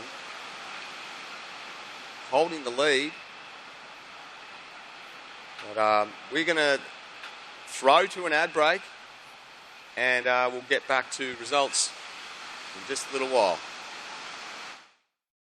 Living just a short walk away from the best spots of Lennox Head is a reality for 2 at 6 Aurora Place. Fresh, bright and airy living adjoins a delightful kitchen, whilst neutral colour tones extend throughout the residence. Aldous Lennox Head invites first home buyers and investors to inspect this fantastic apartment, located close to 7 Mile Beach and the village shops and restaurants. For more details on this rare opportunity, visit aldouslenoxhead.com.au.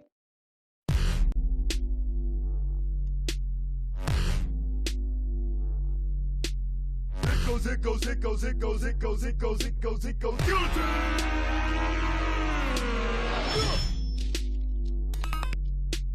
Sit in the dark and ponder how I'm fit to make the bottom fall to the floor, and they all fall down. It goes, it goes, it goes, it goes, it goes, it goes.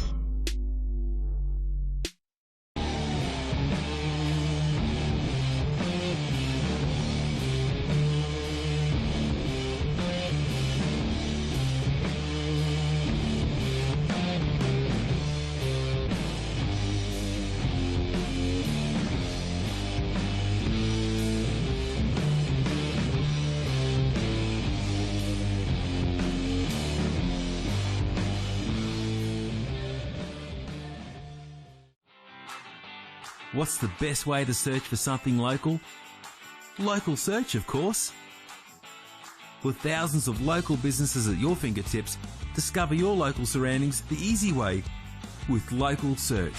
Proudly supporting the 2016 Skullcandy Oz Grom Open.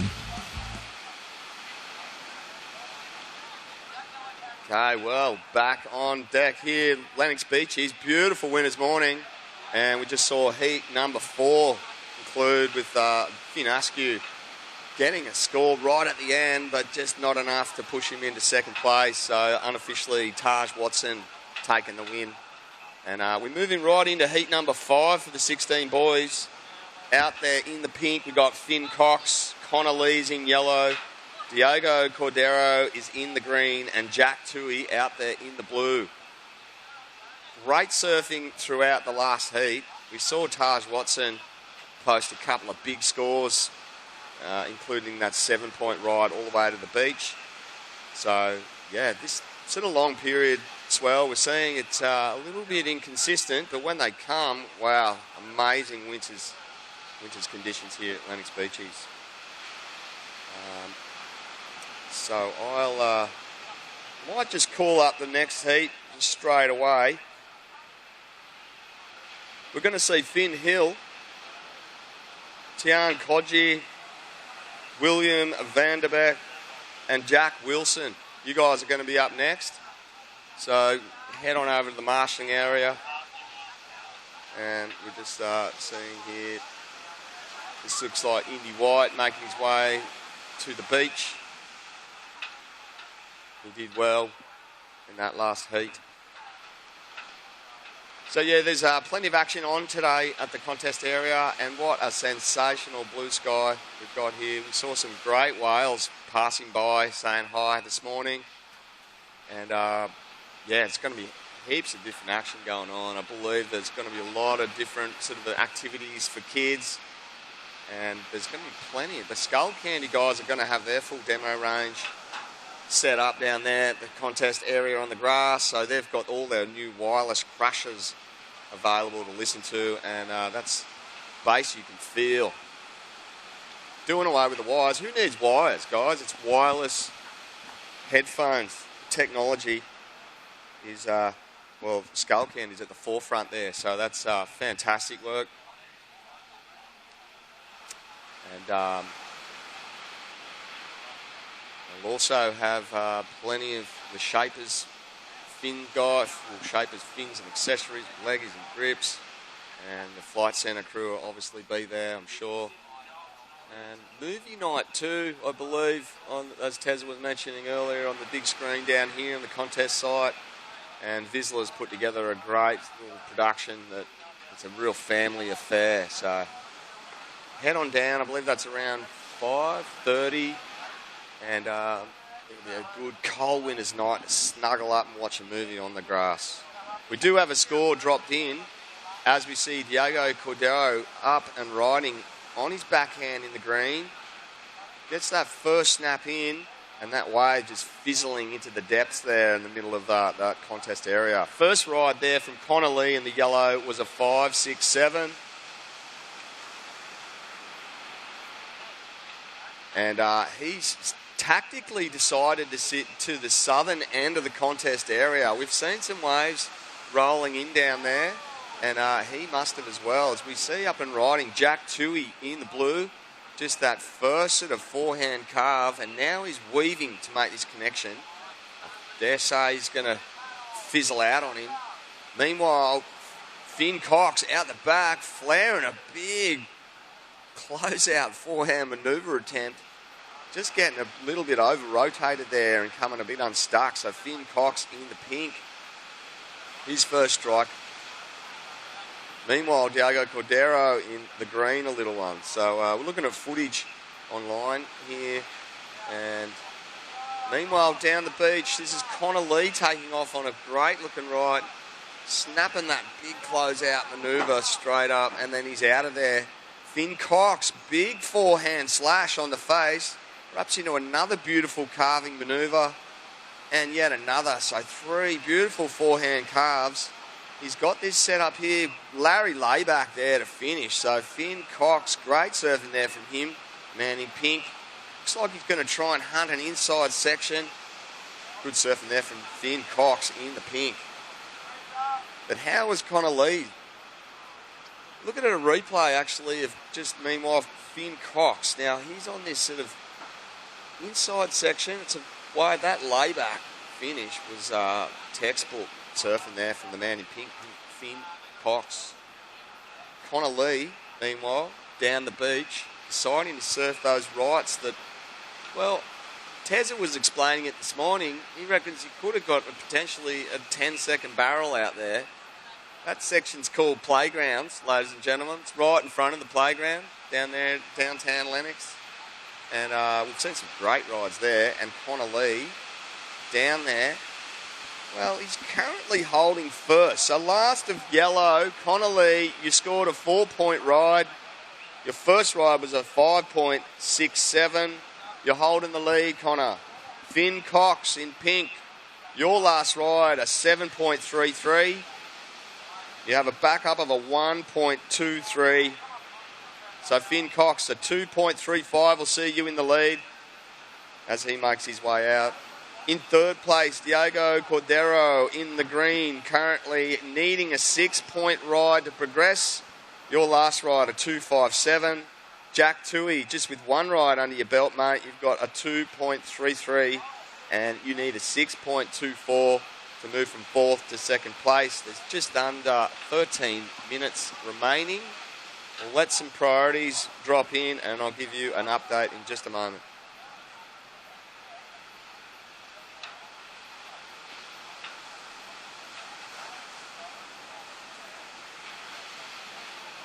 Okay, priority situation. So this is the priority sequence. First priority with yellow, second priority blue, third priority green. And of course, Connor Lee in the yellow with first priority, sitting all on his own down there to the southern end.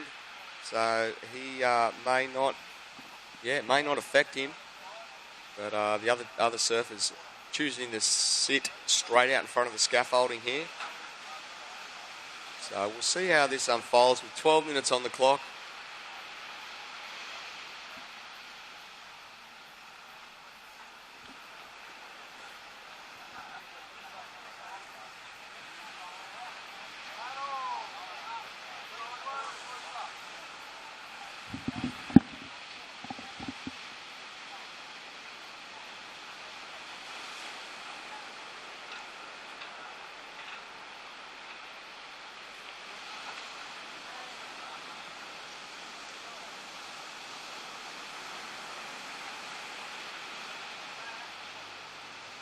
Okay, good little flurry of waves here. We're seeing the goofy footer standing tall. This is Diego Cordero in the green, just finishing his ride.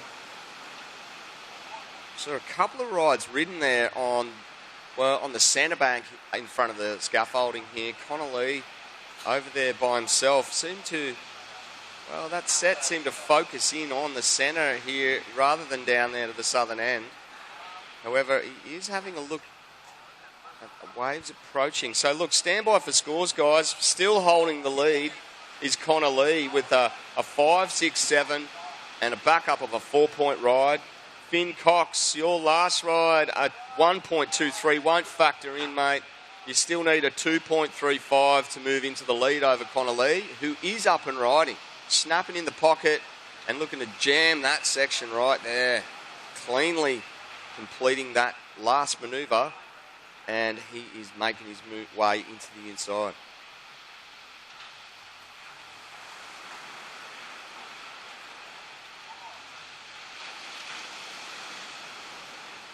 Connor Lee's found the link, and he's just snapping away on his forehand. Great long ride, beautiful rail turn there, and he's looking for this inside section. So Connor Lee holding the lead prior to this last exchange, and he is just hammering the last turn on that right on the inside on the beaches there. So Connor Lee, put your hands together. Great ride from him. We'll see what the judges give that. He'll be looking to extend his lead even further. We're looking at a replay of him actually on screen, and this is just the end of his ride as he just completes it beautifully in the wash right at the end. So stand by for scores on that one, Connor. 9.5 on the clock, Connor. And he's got a long paddle there.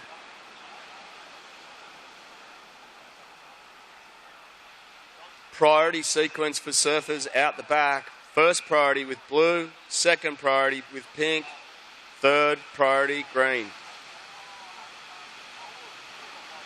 Scores are in. Last ride of Connor Lee in yellow was a 6.83. You've extended your lead, mate. You now have a backup score of a 5.67 to improve on. Finn Cox in the pink. You now need a 5.18 to take the lead. You've got a lower score of a 1.23. Diego Cordero in the green. You are currently third, needing a 6-point ride to move to second. And Jack Tui sitting in fourth place in blue, needing a 6.24 to move from fourth into second place with 8 minutes on the clock.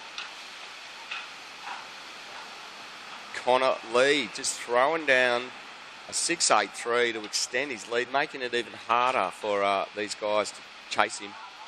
And potentially, surfers in the next few heats might be kind of eyeballing his tactics sitting to the southern end of that playground bank after a couple of great rides there from Connor Lee.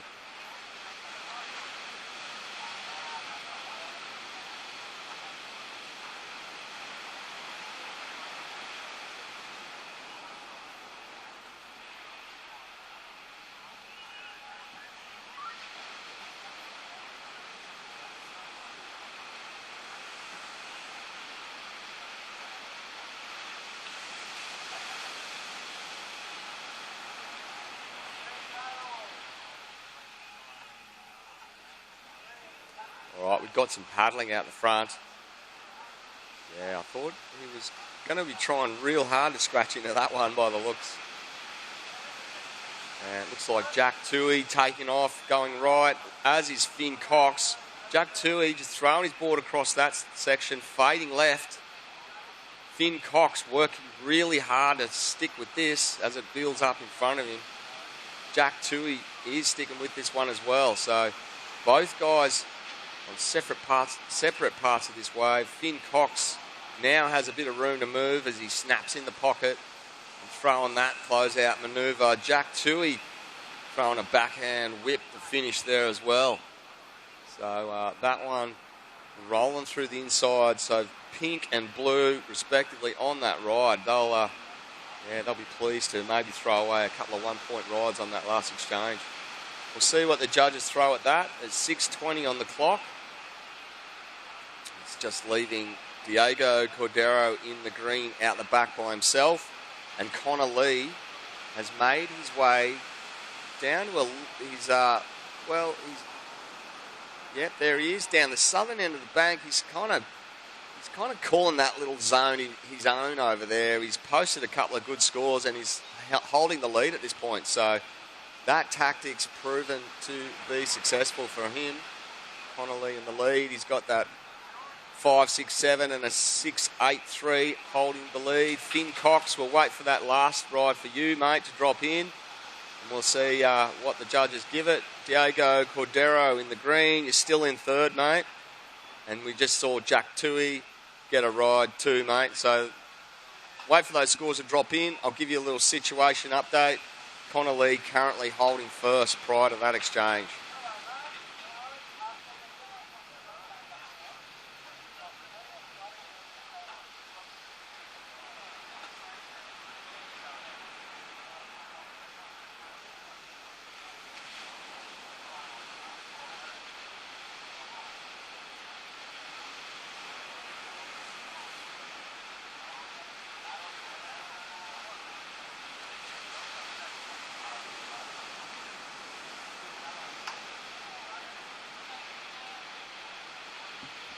Oh, Diego Cordero's picked one from out the back.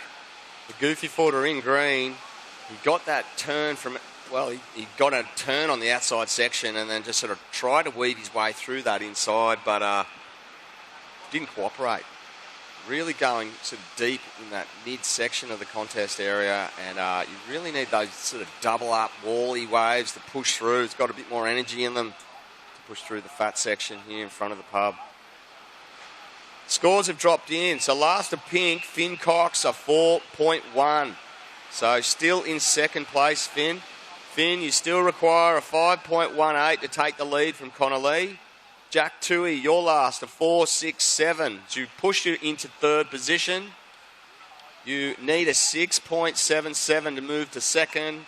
So Jack Toohey, you need a 6.77. Diego Cordero, you've moved to fourth, mate. You need an 8.87 to move into second place. Connor Lee still holding the lead, mate, with the lower score of a 5.67 with 3.5 on the clock. So Connor Lee proving to be the man to beat. And Finn Cox trying to better that 4.1 if he wants to distance himself from Jack Toohey. Jack Toohey having a look at this little one. Really need to get those sort of bigger double-up ones to push through that inside. You can see surfers in the next heat making their way out right now as that 5-minute mark hits. And meanwhile, this looks like the man in green carving back on his forehand. Diego Cordero needing some kind of score to get him from fourth to second place. And meanwhile, current heat leader, Connor Lee in yellow, up and riding on those rights down there to the southern end. Diego Cordero just dying out. And Connor Lee working his board through this section, steepens up, tags that last bit there and dismounts. So Connor Lee, another ride there from him to the southern end. We'll see if that goes into his top two. And we'll see if Diego Cordero's last ride will move him up the rankings at this point. So holding fourth position prior to that wave with 2 minutes on the clock. It's coming down to the wire now.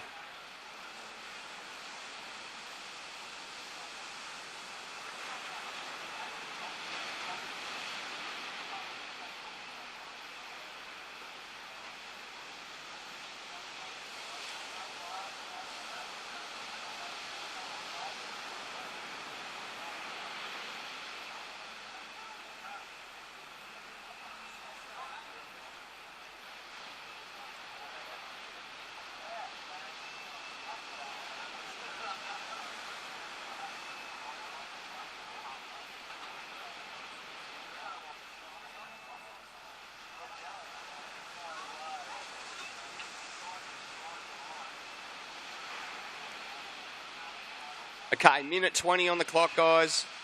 Connor Lee in the lead. Finn Cox, you need a 5.18 to hit first. Jack Toohey in the blue, you're in third, needing a 6.77 to hit second. Diego Cordero, your last wave, 2.77, not enough to push you out of that fourth position, mate. You need an 8.67 to move to second. There's a minute remaining. So Connor Lee still holding first. Last ride for you, a 4.93, doesn't factor into your top two. Under a minute now. And now or never, the ocean seems to be this long-range period swell is a little inconsistent. We've seen some great rides ridden, though, this morning, and it's the patience game. 28 minutes to go, seconds to go. Jack Tui in blue and Diogo Cordero in green chasing scores at this point. Running out of time with 15 seconds to go, gentlemen.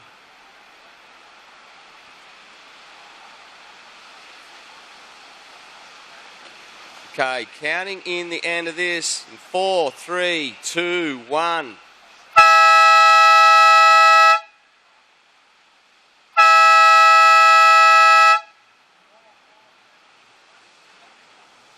Okay, hope you're enjoying the webcast. We'll be back with more live action from Lennox Beaches right after this.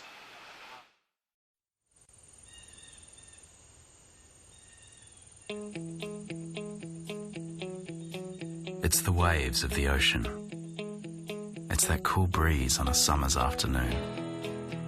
It's ice cream on the beach with the kids. It's having a surf before work. It's your favourite coffee nook on a Sunday morning and Monday seems forever away. It's playing in the sun and resting in the shade. It's care for the environment and those we share it with. It's our rhythm of life, and it's what makes Lennox Head totally Lennox. It's our coastal village of families and young professionals who've discovered a new way of living, set apart from the hustle and bustle. Discover your own authentic retreat in a carefully crafted seaside community nestled away amongst the iconic Lennox Headland. We're just a stone's throw away from brand new facilities and local schools. A new shopping precinct will provide childcare, a medical centre, as well as all your shopping needs. Whether you prefer to be active and play with a team, spend time with the kids, or just relax and soak it all in, it's now just a few steps from your front door. There's new roads connecting us, and it's never been easier to get around. All built by a local name you know and trust.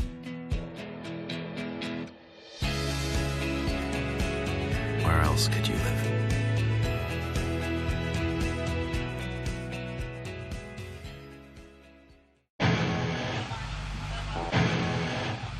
Okay, so slow affair, gentlemen.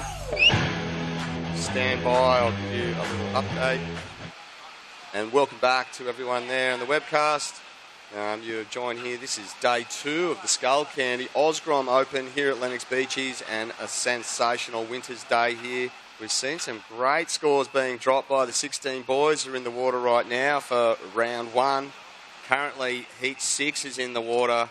Finn Hill in the pink, Tian Conja in the yellow, William Vanderbeck in green, and Jack Wilson in the blue. So they're doing battle here for the 16 boys. No scores being ridden.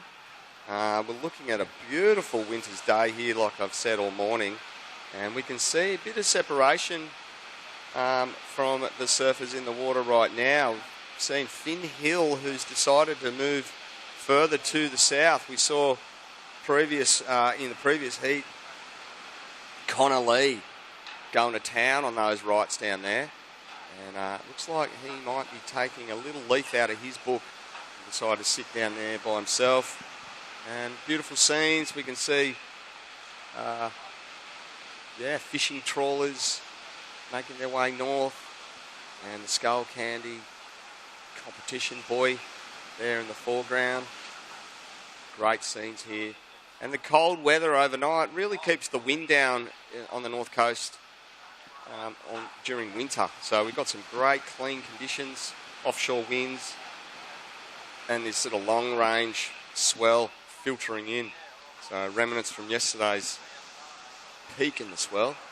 We should see this swell kind of hang around and these light winds still be consistent through the rest of this event. So ideal conditions, and that's why the Lee Bar and Skullcandy crew get together and have this event at this time of year. Definitely a sensational part of the world. 16 and a half minutes on the clock, gentlemen.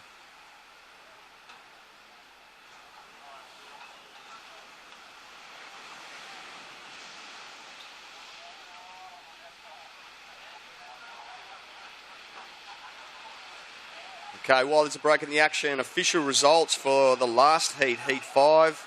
Surfer in the green in 4th place, Diogo Cordero. Third place going to the surfer in blue, Jack Tui. Second place going with Finn Cox in pink and Connor Lee in the yellow, taking the win. We see Finn Hill in the pink, just slamming that first closeout manoeuvre and just that one turn down on the southern end of the beach. So, like I said, he's taking a leaf out of Connor Lee, previous heat winner, out of his book, and he's decided to sit down there all on his own and pick the eyeballs out of this lineup. The other surfers seem to be moving a bit further to the north as lines are coming in. Yeah, stand by. Just a bit of an update on a bit of entertainment. Tonight, there's going to be an all-ages gig at 6:45 at the Lennox Community Centre.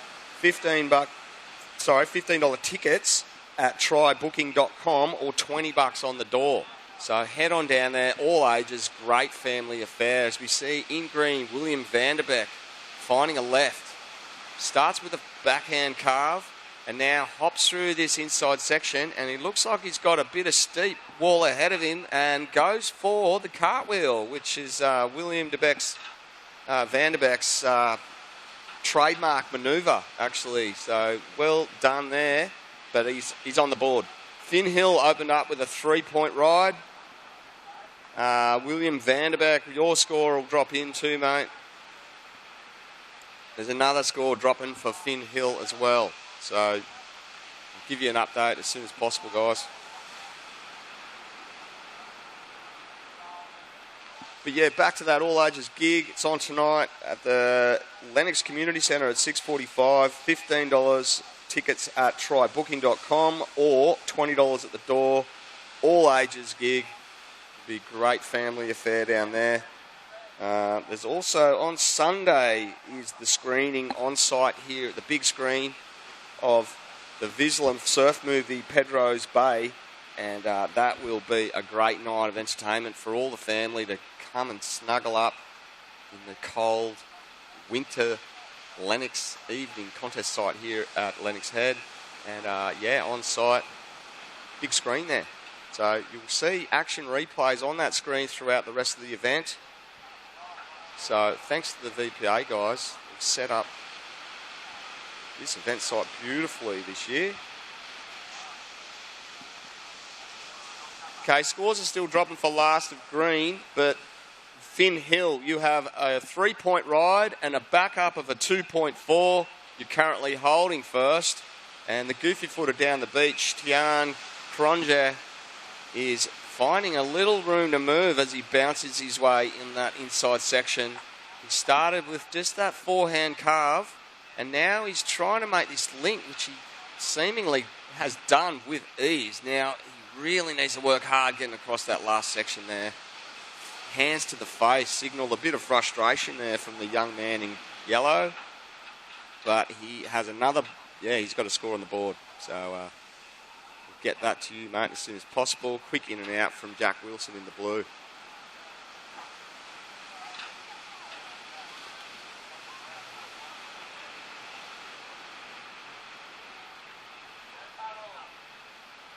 Right down the beach, Finn Hill. Up and riding, snapping heavily on the back foot, driving that forehand carve back to the foam. Another forehand carve now, building speed, putting the foot down and looking for this. He turns it into a left. Wave really not cooperating for him on that inside section. Did get a couple of good forehand hits before that wave died out. So that'll be his third ride. He was in first previous to that exchange, last of green and blue. Meanwhile, out the back, William Vanderbeek in the green. Come a little unstuck there as he bounces his way across that outside wall. So stand by for scores, gentlemen, and we'll give you an update on the priorities set up as well.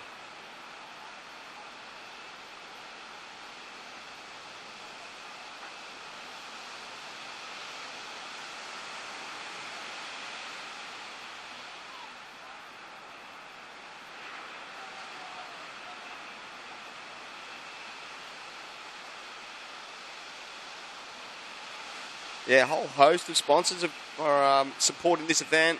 Each year we've got, obviously, the name right sponsor, Skullcandy, amazing sponsor for us, and this event has proven to be, the biggest junior event in the world, and the size of the scaffolding and structure here at Lennox Beach is a testament to the great organisation between Skullcandy and Lee-Bar. Obviously, Vizsla are a major supporting sponsor of this event, and it's presented by Vizsla, so it's great to see Vizsla come on board and support such an amazing event here. Ballan Shire Council, obviously, wouldn't be able to do it with them. Lee-Bar board riders have been fundamental in raising this event from the ground up. Wigan Scaffolding have built the whole scaffolding here at Lennox Beaches, so thanks to Dell and the crew. Flight Centre, they've been a big presence this year with all the kids getting in that booth, trying to win discounts to flights all over the world. Rapid Media, Elders Real Estate, they're just downtown there, so head on down to your rental properties and all the sort of information you need about real estate in Lennox Head and surrounds. Get on down, see the guys at Elders Real Estate. A bit of an update to scores. Finn Hill in the pink. You've dropped a 4.33 for your last ride. You've got a backup of a 3-point ride. You're currently holding the lead. Finn Hill in the pink. William Vanderbeek, you're holding second place. You have a 2.5 and a backup of a 1.7. A 4.84, William, we'll see you move into first. Tian Kronya in the yellow. You're in third place, needing only a 1.88 to move to second. And Jack Wilson, just with a small score, needing only a 3.71 to move into second over Williams. So, small scores required. And we're seeing scenes on the screen here for you guys at Webland.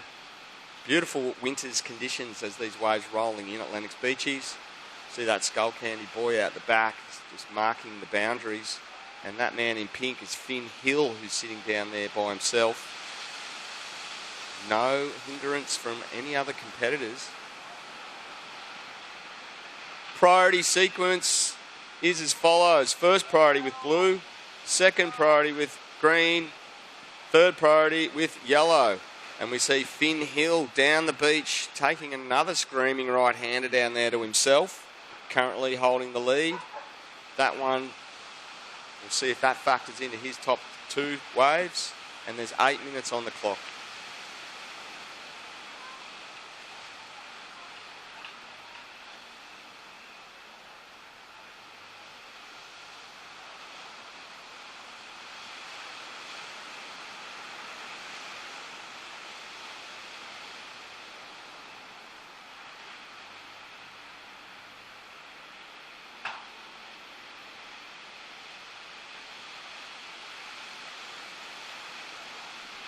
Last ride for Finn Hill, a 2.83, doesn't factor into your top two, mate.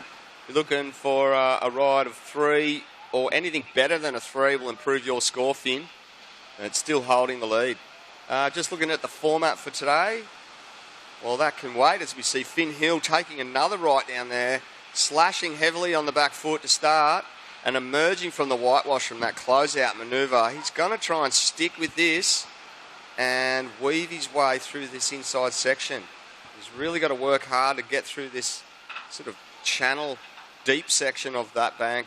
Wraps into that forehand roundhouse, rebounding out of the foam, climbing it up onto that crumbly section, and that's it for Finn Hill on that last ride. So good ride there from him, working his board through that section and getting a couple of good hits on his forehand. We'll see what the judges give it. Looking at the format. Okay, we've still got a lot of different... round 1 of 16 boys will complete today, followed by the 14 girls round 1, and then the 14 boys round 2 repechage will be this afternoon. So stand by, or stick around, I should say. There's going to be some great surfing for the rest of today.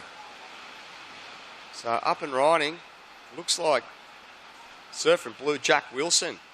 He's picked off a wave All surfers seem to be moving a bit further south, but Jack Wilson's picked one up midway, and he's made this little link.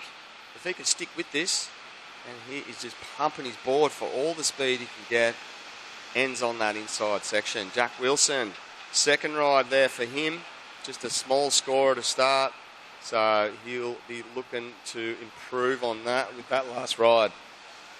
Score still dropping for last of Pink, Finn Hill. I'll get that to you, mate, as soon as possible. There it is. Finn Hill, a 6.17 for your last, mate. You've pushed into the lead even further. You have a backup ride of a 4.33 to improve on. William Vanderbeek still holding second as he takes off there, gets tangled with the lip. He's still in second place. Jack Wilson, your last ride, a 1.9. Moves you into third. You need now a 2.31. Jack Wilson will push you into second place. And Tian Kronger in the yellow, needing only a 1.88 now to move to second place. That's 5 minutes on the clock.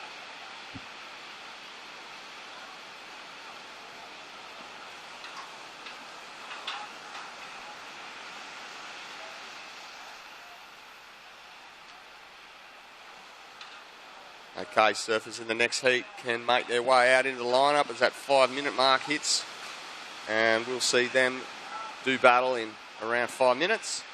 So good little exchange. Finn Hill taking a leaf out of Connor Lee's book over there, thinking he could get a little space to himself. Looks like yellow Tian Kronger's joined him.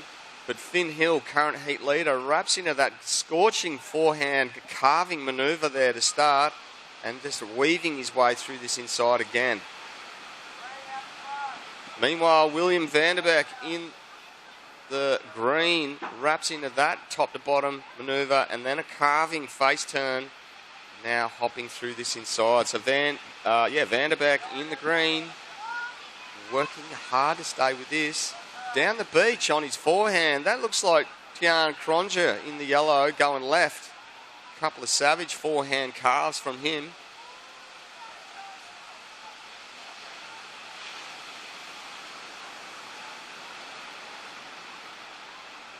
So 3.5 minutes on the clock.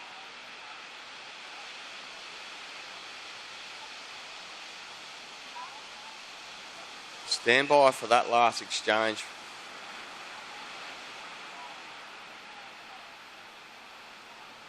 And we see surfers paddling out for the next heat. Just be mindful, gentlemen, paddling out. Just stay well clear of competitors in this current heat.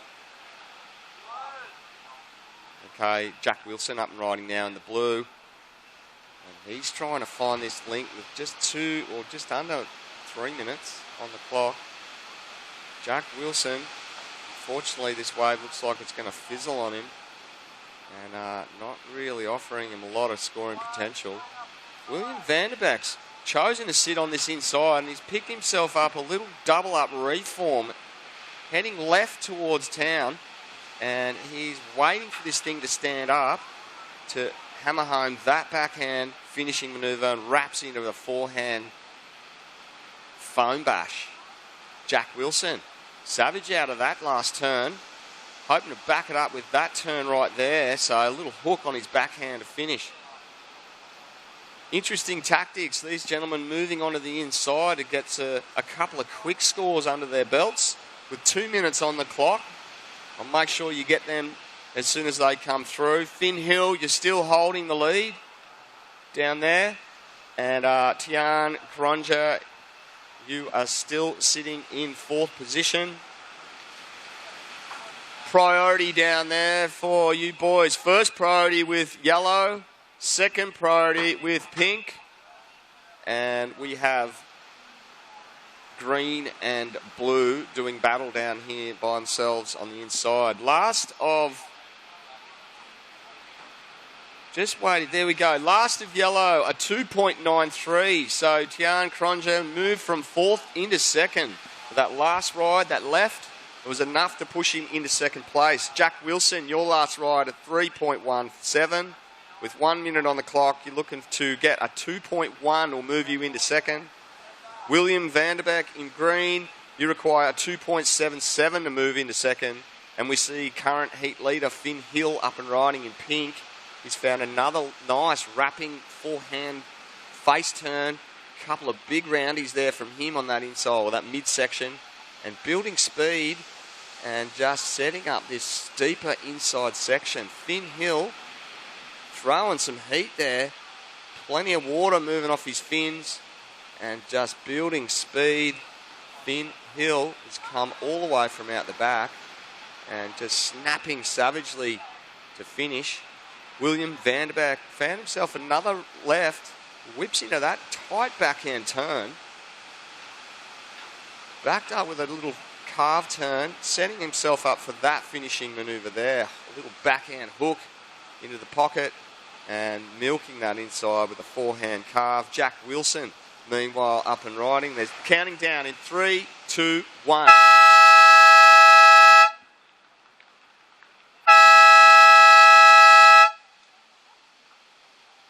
Okay, so that sounds the end of the heat, and we'll be, thanks for watching Skullcandy. We'll throw to an ad break, and we're back with more action straight up after this. Do they do breakfast at that new place? What time do the markets pack up? Can we take Charlie? No good, Sparky. I want to use a local. Mom, I need to go now. Wherever you are. There's an app for that.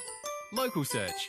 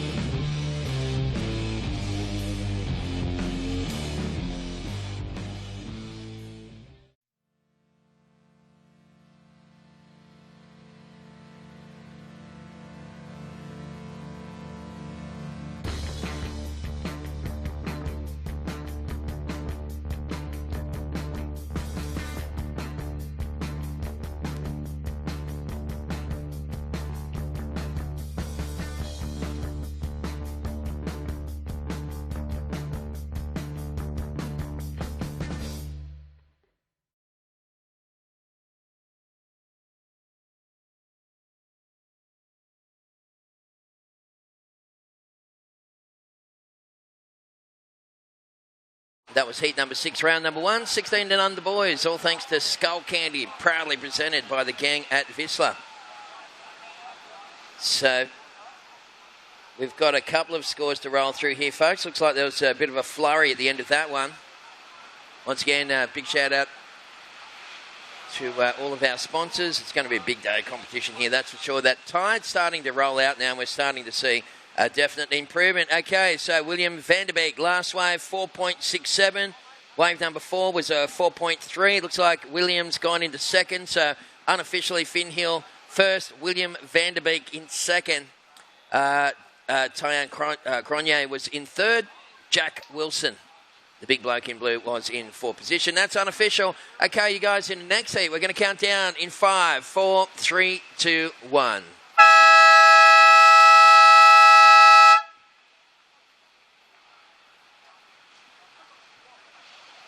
All right, well, very big welcome back to those people watching the webcast. Once again, you guys in the water, your heat is underway, fellas. Jackson Kay is wearing the pink singlet. Ty Coolers from Maroubra is in the yellow. Archie Williams is in the green, and Emmett Street is in the blue. So we'll print those results and make it official from the previous heats. Thanks again, Toby Ratcliffe's great local surfer. Actually, I saw a photo of Tobes in the local rag here, the little handout that we've got. Of course, the Lennox Wave, it's called, and you'll find a picture of Toby on page 43. Throw and spray. The guy knows what he's talking about. And it looks like Ty Coolis. Well, this guy can surf, this little goofy footer from Maroubra. Just won the regional titles down there at the Southside titles, so he's been on a bit of a roll. And Coolest looking for that little connection through the inside. And he's going to find that little left. And he's going to push that one right the way through. So building up a bunch of speed and going bang on the inside. And a lovely little combo there for Coolest as he kicks out of that one. So nice opening wave for Ty, and we'll get that score in shortly, buddy.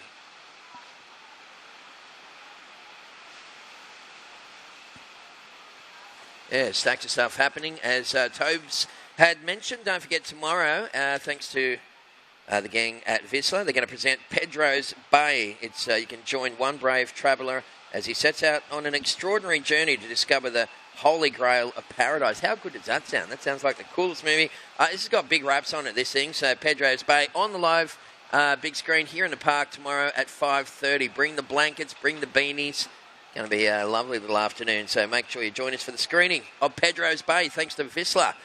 All right, so Ty Coolest has got a nice early ride there. He's taken a bit of pressure off himself with just 2 minutes has slipped away so far. Looks like a kind of a mid-range score coming through for Ty. Letting those scores load up, and then we'll rake the average out, buddy. 17.5 to go. So Saturday the 8th, day number 2 of the Skullcandy, and 16 boys round 1. Heats 1 to 16, so we've got a big chunk of the day dedicated towards the 16 and under boys division. Then we'll go into the 14 and under girls, round 1, heats 1 through to 4. And finish off with those rapid charges from the 14 boys who surfed yesterday. Heats 1 through to 6 of the rapid charge 14 boys. So that's the program, folks, as we see scores locked in for Ty Coolest. Ty, your first wave, 4.93. And Emmett Street, Blues first wave was a 1.33. So no scores locked in for Jackson Kay in the pink singlet or Archie Williams in the green. Pink and green, you guys are in a what's called neutral priority. So you have priority over yellow and blue, but you can still hassle each other. We got just under 17 minutes to go.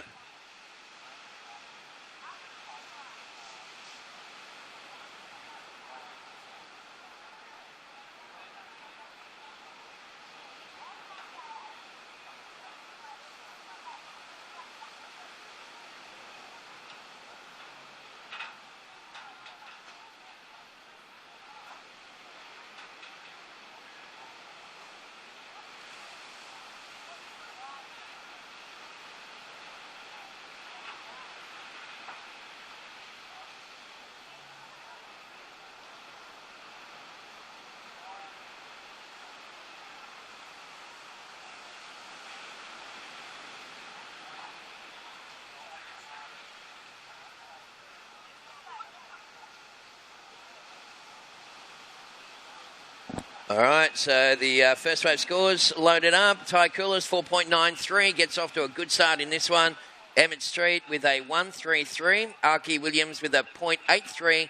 And that puts Jackson Kay, well, he's taken that one to shore. We've got a score coming through for Jacko. So priority right now, first priority blue, second priority yellow, 15.5 minutes remaining. Official results previous heat. Did see fourth place go to Jack Wilson. Third place went to Ty and Cronje. So you guys are going to requals, fellas. William Vanderbeek came good at the end of that heat for Billy, coming in second. And Finn Hill was pretty dominant in that one, taking it in the pink singlet. Well done, buddy.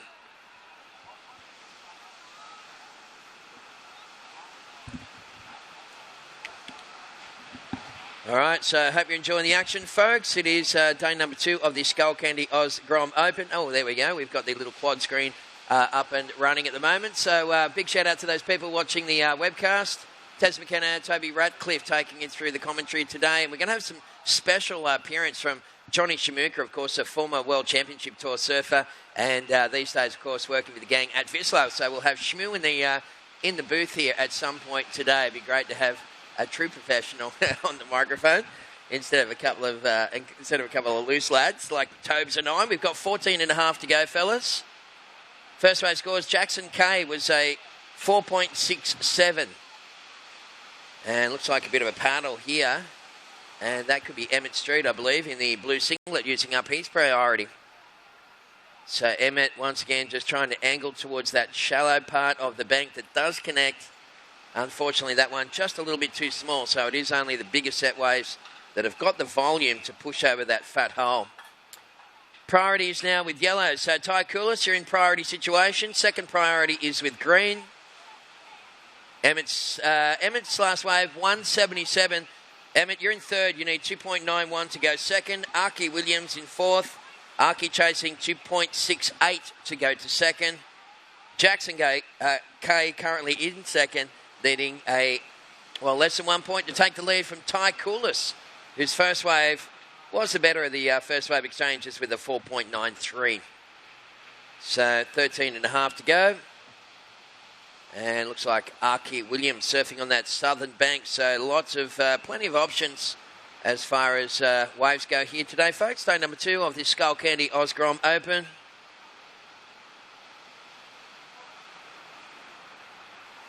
So right now watching heat number 7. Coming up in heat number 8, Jackson Roberts will take on Darcy Piltz, Arch Whiteman and Zane Hutchinson. So Jackson will be in the pink singlet, Darce will be in yellow, Arch will be in green, and Hutcho, you'll be in blue, buddy. So please check in, fellas, if you haven't done so. As we see Ty Coolis, wow, nice little inside section here for yellow. And Coolis double pumping that one, hands go in the air, and a little foam climb to finish off. So Ty Coolis just playing his cards very, very well at the moment in this current heat in the water. We have 12.5 to go, fellas. So priority sequence, first priority blue, second priority is pink. Scores for yellow come in at a 5.57. So Ty Coolis, you've had a 4.93 and a 5.57. You are currently leading the heat, and that's a great foundation to build off, big guy. Nice little replay there on the big screen. So mums and dads, if you're watching the kids, I tell you what, make sure you watch from around the competitors area or thereabouts, because you'll be able to not only watch the action live but also see the replays on the big screen, thanks to VPA doing a fantastic job with the webcast.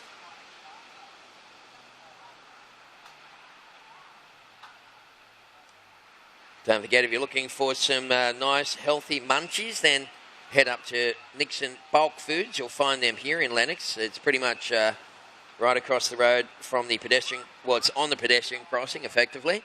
And up there at Nixon Bulk Foods, you'll be able to find some, healthy lollies, dried fruit, nuts, snacks, and much, much more. So thanks again to Nixon Bulk Foods for their support of this year's Skullcandy Oz Grom Open, presented by Vissla.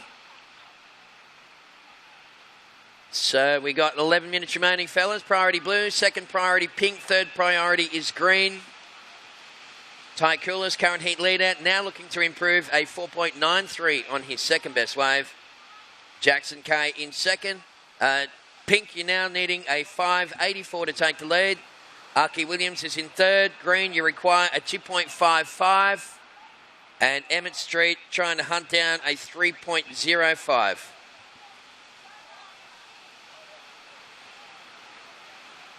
Well, went over and had some dinner in the hotel behind us last night, and one of the locals won the jackpot and picked up $5,800. Wasn't that bloke happy? He was actually on a bit of a dry July run, so he was there drinking water, and he's walked away with $6,000. Good on you, buddy.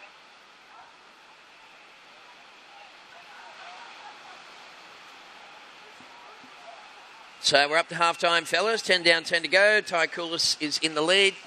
Jackson K sitting in second. Archie Williams is in third. Emmett Street is in fourth.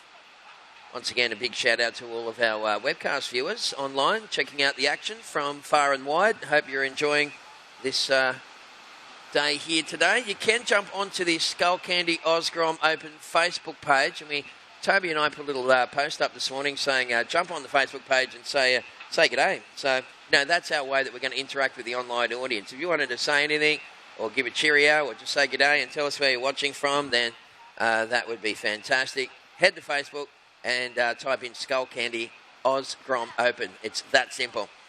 So, 9 minutes, 30 seconds remaining, and it's that a little priority error right there. We'll wait and see what the priority judge does with that one. We've got 9 minutes left on the clock. In fact, it was. So, blue, you've gone down to fourth priority. First priority is now pink. Second priority, green. Third priority, yellow. And fourth priority is blue. So Emmett Street there, we saw it earlier today in a previous heat, where someone went from first to fourth priority, and that can be very costly, as we see Jackson. And, oh, my goodness, that was a huge move from Emmett Street. Had he have made that, that would have been just spectacular. But we'll pull those guys out of the sequence, and we'll give you the new priority lineup, fellas. We've got 8 minutes, 40 seconds remaining.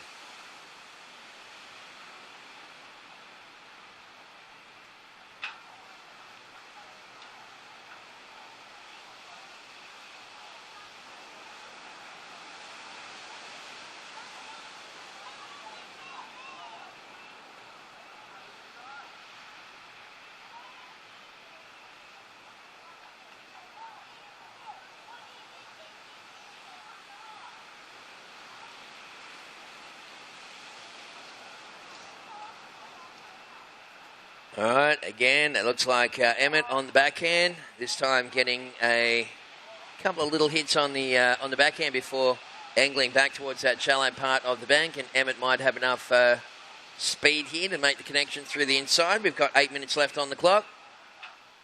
Unfortunately, that wave just fading out a little as well. Yeah, so beautiful day here. Day number 2 of the Skullcandy Oz Grom Open. Girls taking a bit of a walk along the beach. So good morning, ladies, and hope you're enjoying yourself here in Lennox Head. Lovely little holiday hamlet that it is.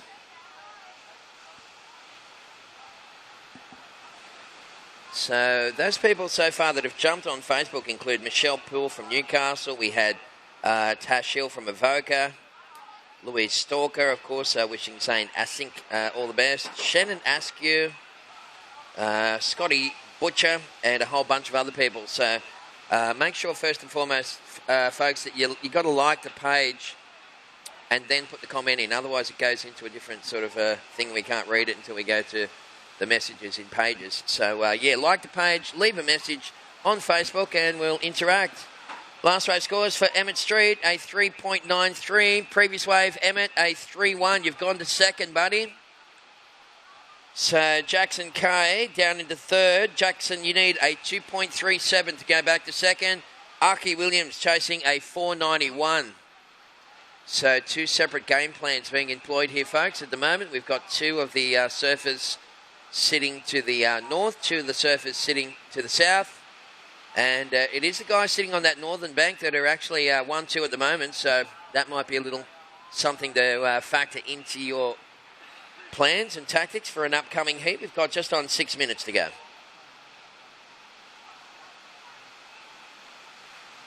So first priority is green, second priority is yellow, third priority is pink, and it looks like had a little look at that one for Ty Coulis. Current heat leader. Ty, you're in the lead still, buddy. You're looking to improve a 4.93 second best wave.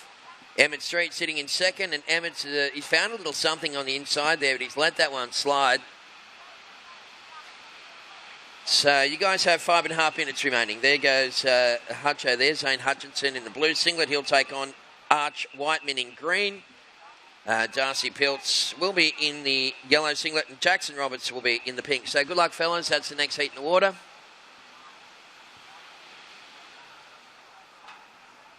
Yeah, lots of cool stuff happening. Don't forget Pedro's Bay on the big screen tomorrow afternoon. All thanks to our presenting sponsors, Vissla, who are just, aren't they just creators and innovators, those people. Also tonight, well, there's 5 minutes remaining. Competitors in the water. Right now, 5 minutes remaining. And this looks like Jackson K to the south. Jackson throws it up and over and gets off that one pretty quickly. He'd like a bit of open face. Priority green, second priority yellow. So first priority green, second priority yellow, 4.5 minutes remaining. You guys for that next heat, paddle out, fellas, and good luck. Don't forget tonight, a bit of an all-ages gig happening at the community centre here in Lennox. And full security and supervision, folks, as well. So it's extremely well organised. And that's the Lennox Head Beach Sounds Fest. Lunatics on pogo sticks. Those guys have been getting some airtime on Triple J. They rock. Void, Miniskirt, White Blanks, Wharves. There's a whole bunch of bands playing. Starts at $6.45. You can buy tickets at trybooking.com for $15 or on the door for $20. That's tonight. A bit of a all-ages gig happening at the community centre. I can imagine that's going to be a pretty busy one. All right, so Jackson Kay pushing his way right the way through to shore. I mean, you can make the connection on that southern bank. The problem is that it's a little weak, isn't it? And this is Emmett Street here on the backhand.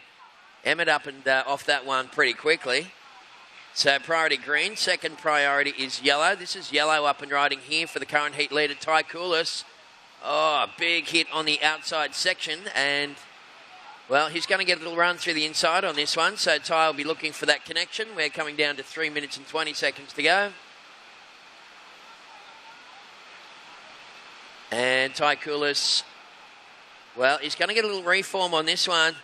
And he wraps it back on the inside and lets that wave stand up. And you can see the little bloke in yellow just going to town on the inside section. Zeroes in and gives it an almighty thump to finish off. So Ty Koulis just ticking the boxes and really surfing to the criteria. 3 minutes left on the clock, fellas. Hey, you guys, for the next heat, make sure you don't sit in the lineup, fellas. Let's sit in the middle until you hear the double hooters. We're using the four-person priority, so it could get really ugly if you guys get in the lineup. Next heat, please sit in the middle, in a pack, until you hear the two hooters. Thank you.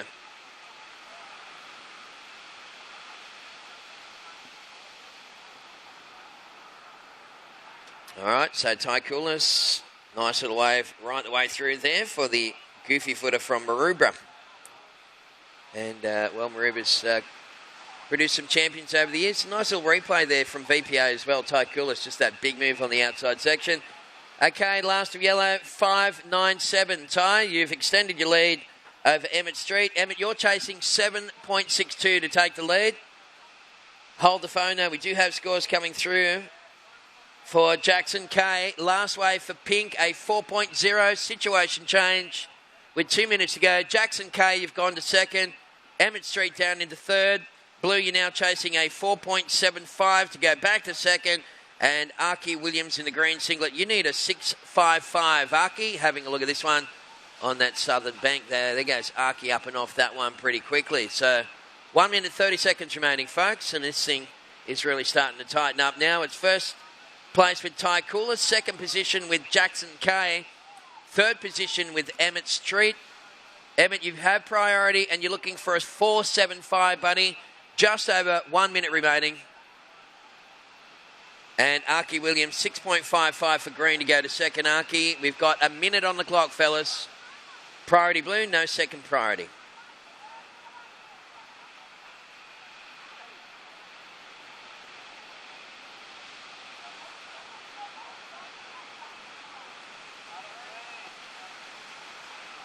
All right, so we're into the mad minute, fellas. And once again, blue and green chasing scores. Emmett Street, you need 4.75 to go second. There's 40 seconds remaining. Archie Williams requires 6.55 to go to second. Ty Koulis, current heat leader. His second best score, a 5.57. Jackson Kay, well, he's looking for a 6.88 to take the lead. 30 seconds, boys. 30 seconds to go. So Emmett Street, he's got the priority and he's on the hunt. But time's running out, buddy. 15 seconds remaining. 10 seconds on the clock. And we are going to count down this current heat in the water in 5, 4, 3, 2, 1. Yeah, it doesn't look like much change in the end there. It looks like Ty Koulis has taken that heat with Jackson Kay in second. Emmett Street, great surfing, but just couldn't find the waves to show off his style in third. And Archie Williams was in fourth. I hope you're enjoying the webcast, folks. We'll be back with more live action live from Lennox right after this ad break.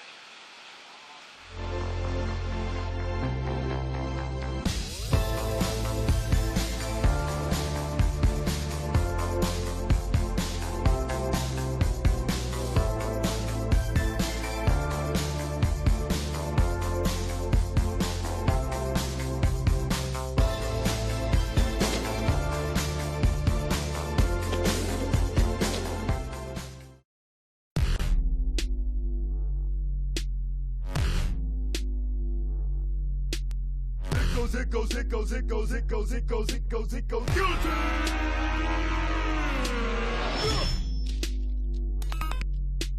Sit in the dark and ponder how one fit to make the bottom fall to the floor, and they all fall down. It goes, it goes, it goes, it goes, it goes, it goes. And now, let's go up.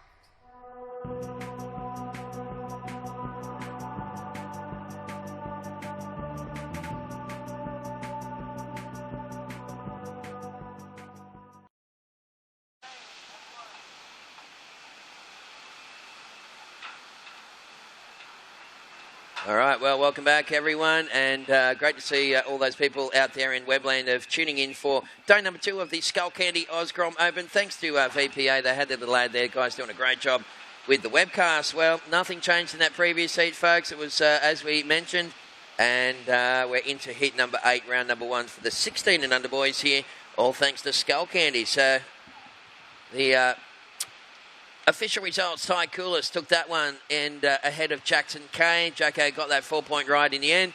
Emmett Street in 3rd position and Archie Williams in the 4th. As we go to a little bit of live action. So this is wave number 1 as we zero in on that.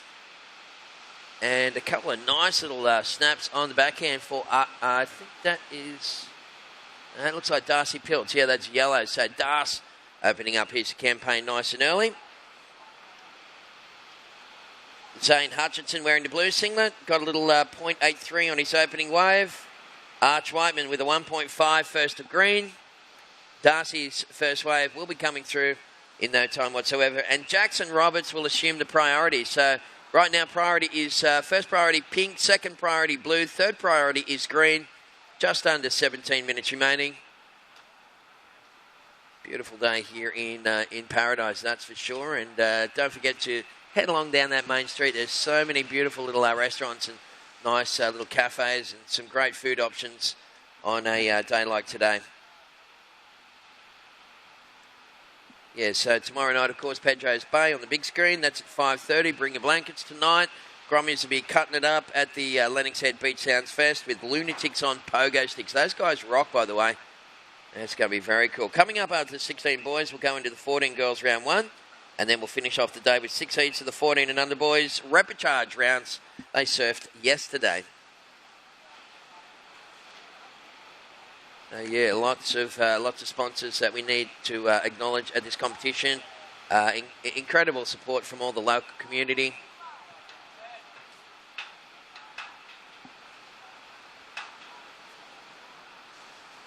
Very good morning to Luke Madden tuning into the webcast. Of course, our El Presidente down there at Surfing New South Wales. Thanks, mate. And looking at this wave for pink, this is looking pretty sweet here. Jacko Roberts enjoying his opening wave. And Jackson taking that right the way through. So it's coming off that early high tide. Jackson, yeah, throwing some heat on that last manoeuvre. And that was a nice little opener there for Jacko. So we'll compare that to the other rides. Darcy Pilt's first wave was a 5.0.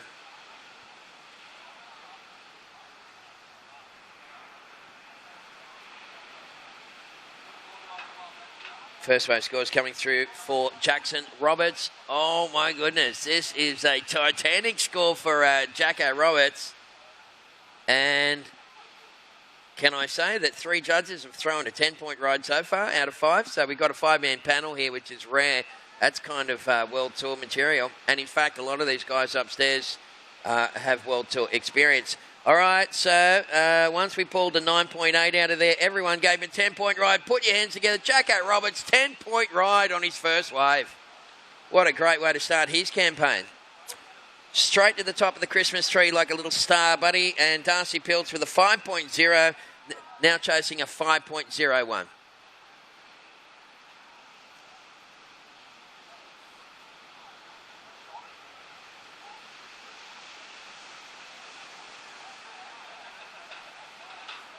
All right, well, we've just asked Luke from VPA if we can dig into the hard drive and dig that 10-point ride out again, folks. If you missed that one, you might be able to check it out on the Jumbotron in the park, the big screen. Thanks to CVA, they supplied us with a incredible big screen in the park there. Of course, we'll have Pedro's Bay. Here's the replay. So look at that.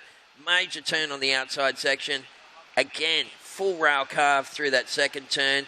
Combinations of major manoeuvres are really important. And, of course, we saw the end of that one, but, the majority of that 10 points came from that outside section. And, Jacko went through to just light it up on the inside and get a 10-point ride. Awesome stuff there from Jackson Roberts on his opening wave. So priority is with blue, second priority green, third priority is yellow.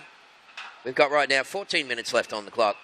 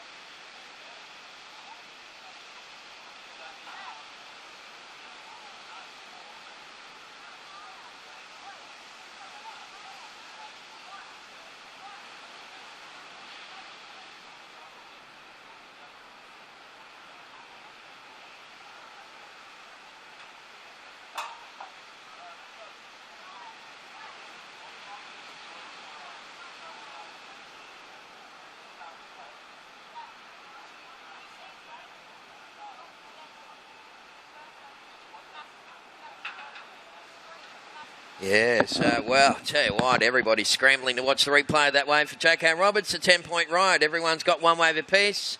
Priority blue, second priority green, third priority yellow. No fourth priority right now, fellas. 13 minutes left on the clock. Don't forget that the gang at Surf Mud, of course, with their all-natural protection, are giving away $500 to the single highest scoring wave of the competition. Now, J.K. Roberts, of course, is in the lead with a 10-point ride on that one. That's our first 10 of the contest. So, Jackson, I guess what's going to happen is if there's more than one 10-point ride, and I reckon there's going to be, because we've got so much talent here, it will go to the second highest scoring wave for the people that got a 10. Yeah, so Lennox Head yesterday, of course, 9.77, 9 and a 9.7, I think it was. It was just outrageous surfing, so I reckon we get in for a couple more 10-point rides here, folks, for this Skullcandy Oz Grom Open. We've got a stellar crew here from all around the world. In fact, we've got a big assembly of Japanese riders, and gee, they've been surfing good. Also, competitors from, like from Florida, San Clemente, so, a lot of mainland USA. We've got some an Indonesian. I think there's New Zealanders. I think maybe even a Spanish kids here as well. So it's a truly international tournament, folks. More than 250 competitors over 6 days of non-stop competition, bringing around, well in excess of $1 million injected into the local economy. So these events are very good for the local economy. They really flush it with cash, and, everybody gets to come and stay at Lennox for a week and enjoy it. So it's a winner all round, that's for sure. You guys in the water have 11 minutes left on the clock. Right now, Jackson Roberts is in the lead with a 10-point ride. That's perfect surfing from Pink. Second place, Darcy Piltz, needing 5.01 to take the lead. Darcy, you've had a 5 and a 1.73. Arch Whiteman sitting in third, needing a 5.24. That looks like Arch on the backhand. And throws it up for the old 1-2. Nice and early. And behind him, Zane Hutchinson. That looks like Hutcho also fanging down the line. You can't see that on the webcast. But Zane Hutchinson came unstuck on the second attempted manoeuvre. We're sticking right now with Arch Whiteman on the webcast, and Arch getting that little connection right the way through. Puts the finishing touches on that one. Thank you very much, Department of Primary Industries. Of course, we've got the drum lines out there. We've got the jet boat from Ballina, the Surf Lifesaving, Far North Coast Surf Lifesaving. Of course, all the volunteers have really come to the party this year to help us out here and keep an eye on stuff. We've got jet skis, we've got boats, we've got drones in the air, and I'd say that this is the safest place in the world to surf over the next week, that's for sure. So thanks to all those people involved for that one. So just a little exchange there. No big scores to really write home about. There's 10 minutes remaining, so we're down to half-time in a seat in the water.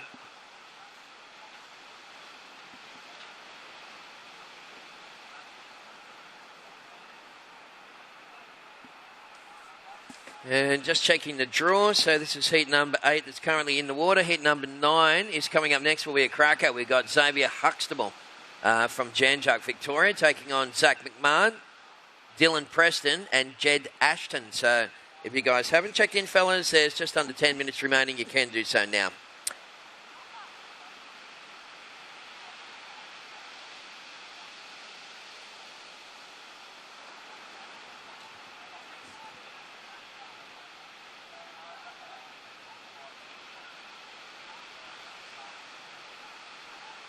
All right, so we spoke about Jacko and his 10-point ride. Zali Kelly's got a 9.5 thanks to Cole from CompuSurf. He's just like a little magician, isn't he? Just you ask and he makes it happen. So, yeah, Jackson and Zali holding on to those. It's a $500 cash award thanks to Surf Mud. And those guys are here at the moment, so make sure that you check them out. They've got some unbelievable all-natural zinc sun protection. It's very cool stuff. Top-end stuff right up there with the best. Also, you'll find on CompuSurf a great little heat analyzer, I guess, where you can go into the graphs side. So once the heat has completed, you'll be able to actually go into the CompuSurf system and have a look at a line graph. And they've got a whole bunch of stuff there. Very handy for coaching. It's the ultimate coaching tool, let me tell you. You print this stuff out and write on those lines, and the kid can take the paper away with all the information that he needs. Very cool stuff. There's a little local enjoying the action there. Little seagull just having a bit of a scratch. In what is a beautiful day here in Paradise. We've got 8 minutes left on the clock. So 8 minutes remaining on the clock at the moment. So Darcy Piltz, you're in second position. Your last wave, a 1.23. Did not go in the top two. You're chasing a 6.34 to take the lead. Jackson Roberts with a 10.0 and a 1.33 looking to upgrade that second best score. Green, you're sitting in third. Arch Whiteman requires 2.74 to go second. And Zane Hutchinson, he's needing a 4.24 to go to second. Fellas, that's the situation. Priority right now. First priority is pink. Second priority, blue. Third priority, yellow. Fourth priority is green. There's 7 minutes, 20 seconds to go.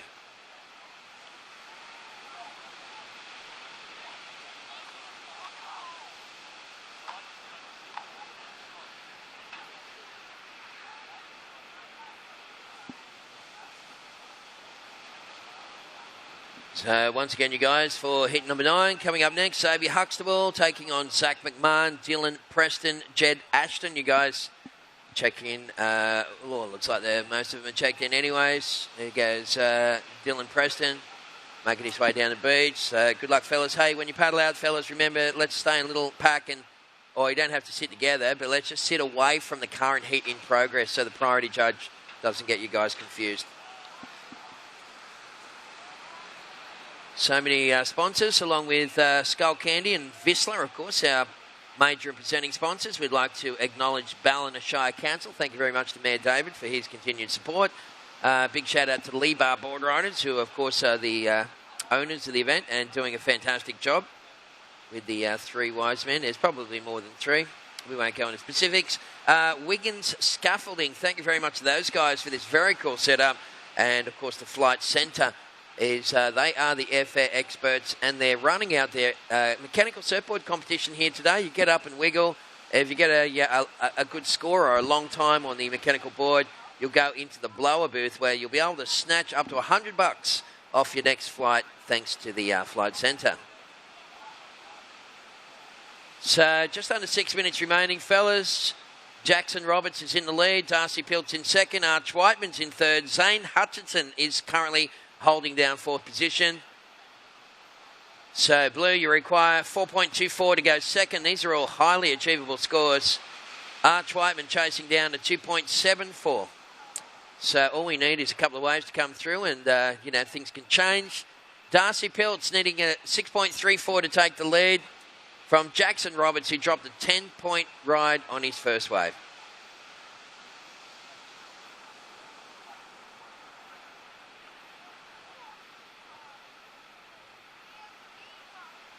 Okay, so coming down towards the 5-minute mark for this current heat in the water. In fact, we've got 5 minutes remaining. So competitors for that next heat, you guys can paddle out when you're ready, and good luck.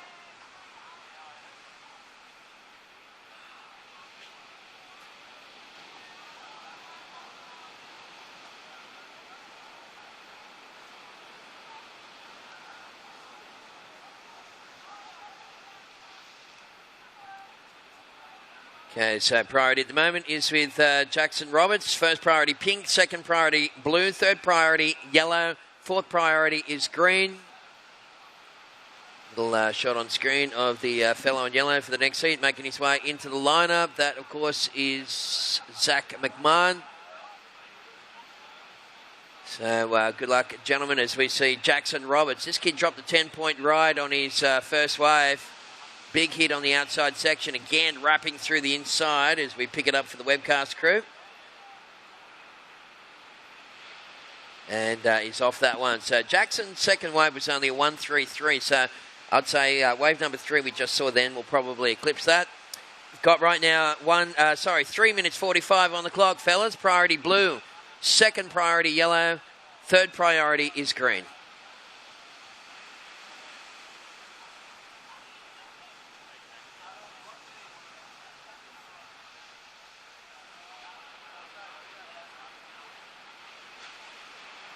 All right, well, Green's thinking a little one there for Arch Whiteman. He realised he only needed a pretty small score, but that was a short wave. We'll see if that gets him over the line.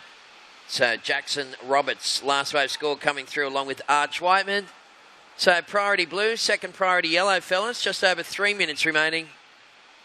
Last of pink, Jackson Roberts, a 4.53. So he's extended his lead. And last of green, just coming through for Arch Whiteman. Don't believe it's going to be enough, buddy. He's needing a 2.74. That average score for wave number 3 for Arch Whiteman coming in. Just waiting for one score to load up and we'll rake out the average on that one. We've got 2 minutes 45 seconds remaining. Last of green, 1.93. Green still chasing a 2.74. Oh, wow, that was huge. Oh, and cartwheeling off the end. Zane Harrison. He wasn't prepared. He could have just probably ridden out of that first move and just gone for the reform, but he went for it on the second one, which you got to love. There's Arch Whiteman as well, getting a bit of a wave in the green. So we have 2 minutes remaining. Arch Whiteman, of course, is sitting in third, only needing a 2-point-something, so he's going to try and milk this thing for what it's worth and looking for a little something on the inside. Let's see if he gets the reform. In fact, he might get a little left-hander here going back towards the playground. So we got 2 minutes remaining, fellas. And Arch Whiteman, well, that's going to be super close. 2 minutes to go. Priority yellow, second priority pink. Scores coming through.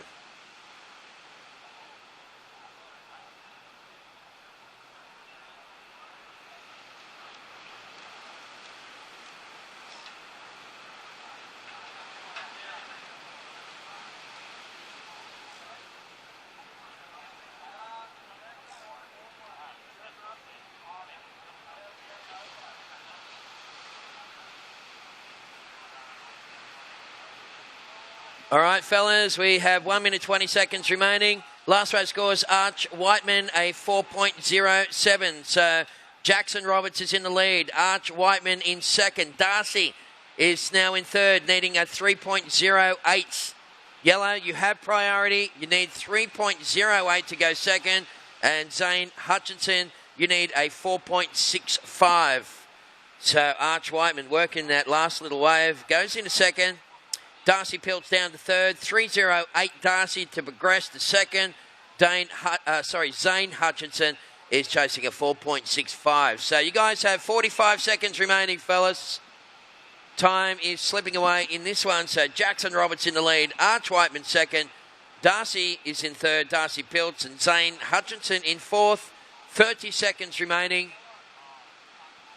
And that looks like Darcy up and riding, and he's going to get a nice little section to get a combo. And, wow, he doesn't need too much of a score, and Darcy Pilts is going to milk that thing right the way through. We've got 15 seconds remaining. Current heat leader up and riding, Jackson Roberts. We're staying with the webcast, of course, for yellow for Darcy. And we're going to count down this one in 5, 4, 3, 2, 1.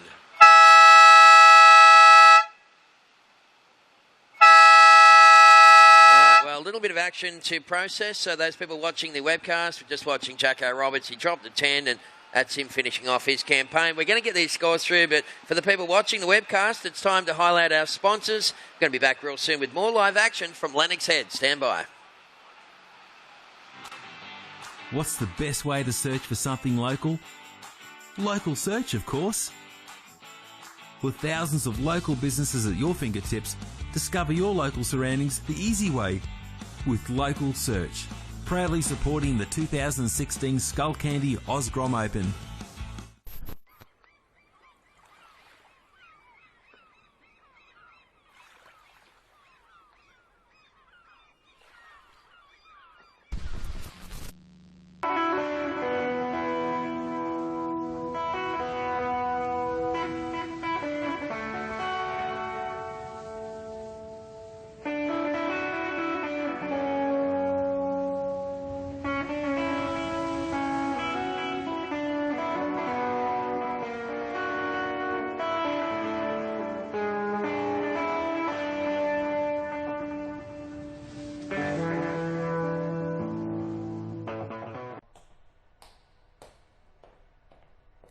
And now, let's go up.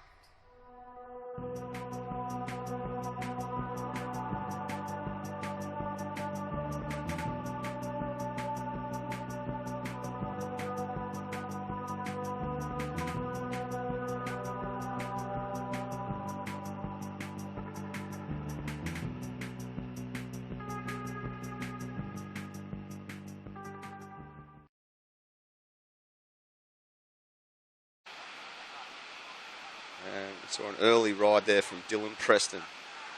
Welcome back for all of you in Webland. This is the Skullcandy Oz Grom Open for 2017. Beautiful conditions here at Lennox Beaches. And we've got some great surfing on offer. We just saw a 10 posted. You're looking at Xavier Huxtable in the pink, just finishing his ride through that inside. We saw a quick one there from Dylan Preston in the yellow to start the heat. That score still dropping in, Dylan. And Xavier Huxtable's first ride will drop in as well. Once again, beautiful conditions and maintaining as the tide drops here at Lennox Beach. Heat 9 of the 16 boys are in the water right now. And still got, well, it's up to 16 heats of the 16 boys for round 1 for this morning. And then we're going to be moving straight into the 14 girls round 1. And there's 4 heats of round 1 in that division. Xavier Huxtable in the pink, just dropped a 6.83. Great surfing there. Xavier, you're in the lead. Score still dropping for last of yellow and green.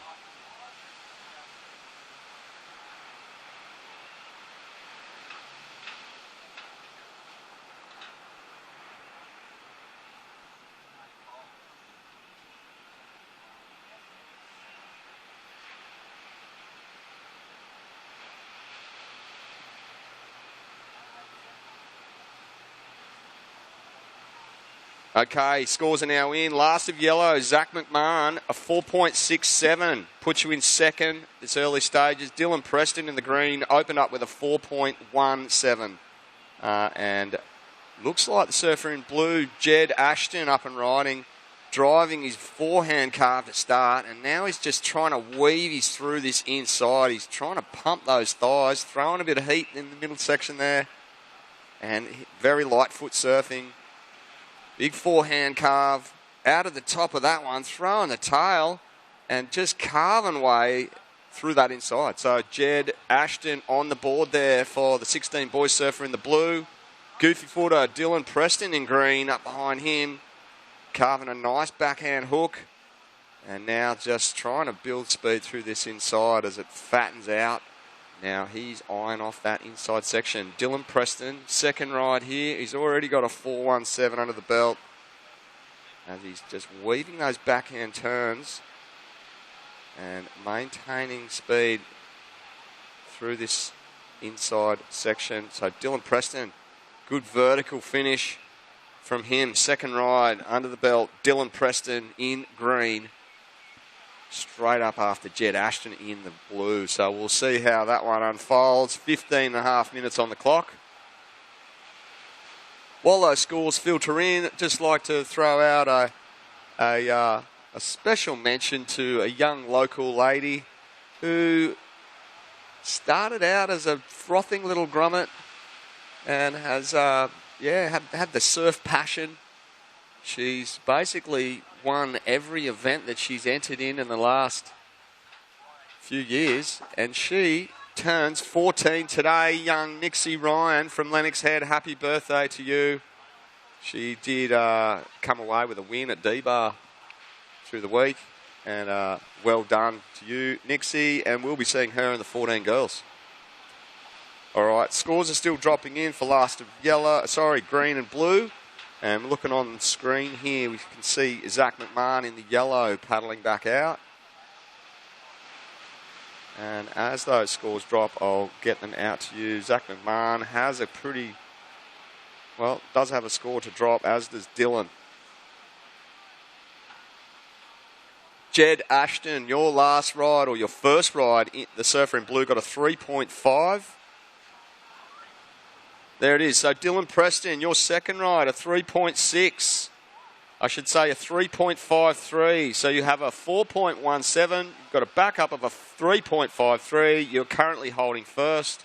Zach McMahon, last ride, a 2.73. You're holding second, needing a 3.04 to hit the lead. Xavier Husball with that opening ride of a 6.83, holding third currently, needing just a small, less than a point ride to progress into second place. Jed Ashton holding a 3.5, needing a 3.91 to move from fourth into second place. Official results quickly for Heat 8 of round 1 for the 16 boys. Fourth position in the blue, Zane Hutchinson. Arch Whiteman in the green took third. Darcy Piltz in yellow came in at second, and taking it out with a 10-point ride in first place, Jackson Roberts in the pink. So great surfing already today, and we've still seen these super glassy conditions here at Lennox Beaches as the tide drops. Surfers choosing to kind of spread themselves across the competition area. And we're looking online at a quad screen setup from the VPA crew. Awesome to have them on board. Great audio-visual team. They've got the on-site big screen, so everyone can see the action replays and all that surfing action up and riding out front. Xavier Huxtable going left in the pink. Good backhand attack there from Dylan Preston, but dropping out the back of that one. So both those surfers not making really much of a dent on the scoreline with that particular exchange. So there's more waves on the way. We'll wait for a bit of a priority shift, and I'll give you guys a bit of a priority sequence update. As the small scores will drop in for last of green and pink. Jed Ashton, meanwhile, in the blue. Just a couple of backhand carves on that fattish kind of wall through that midsection. That's his second ride, so that will drop in. I'll give you an update. Priority sequence. First priority yellow, second priority green, third priority pink.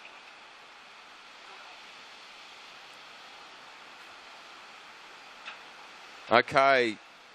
Xavier Huxtable in the pink. You've moved into the lead, mate. You have a 6.83 first ride.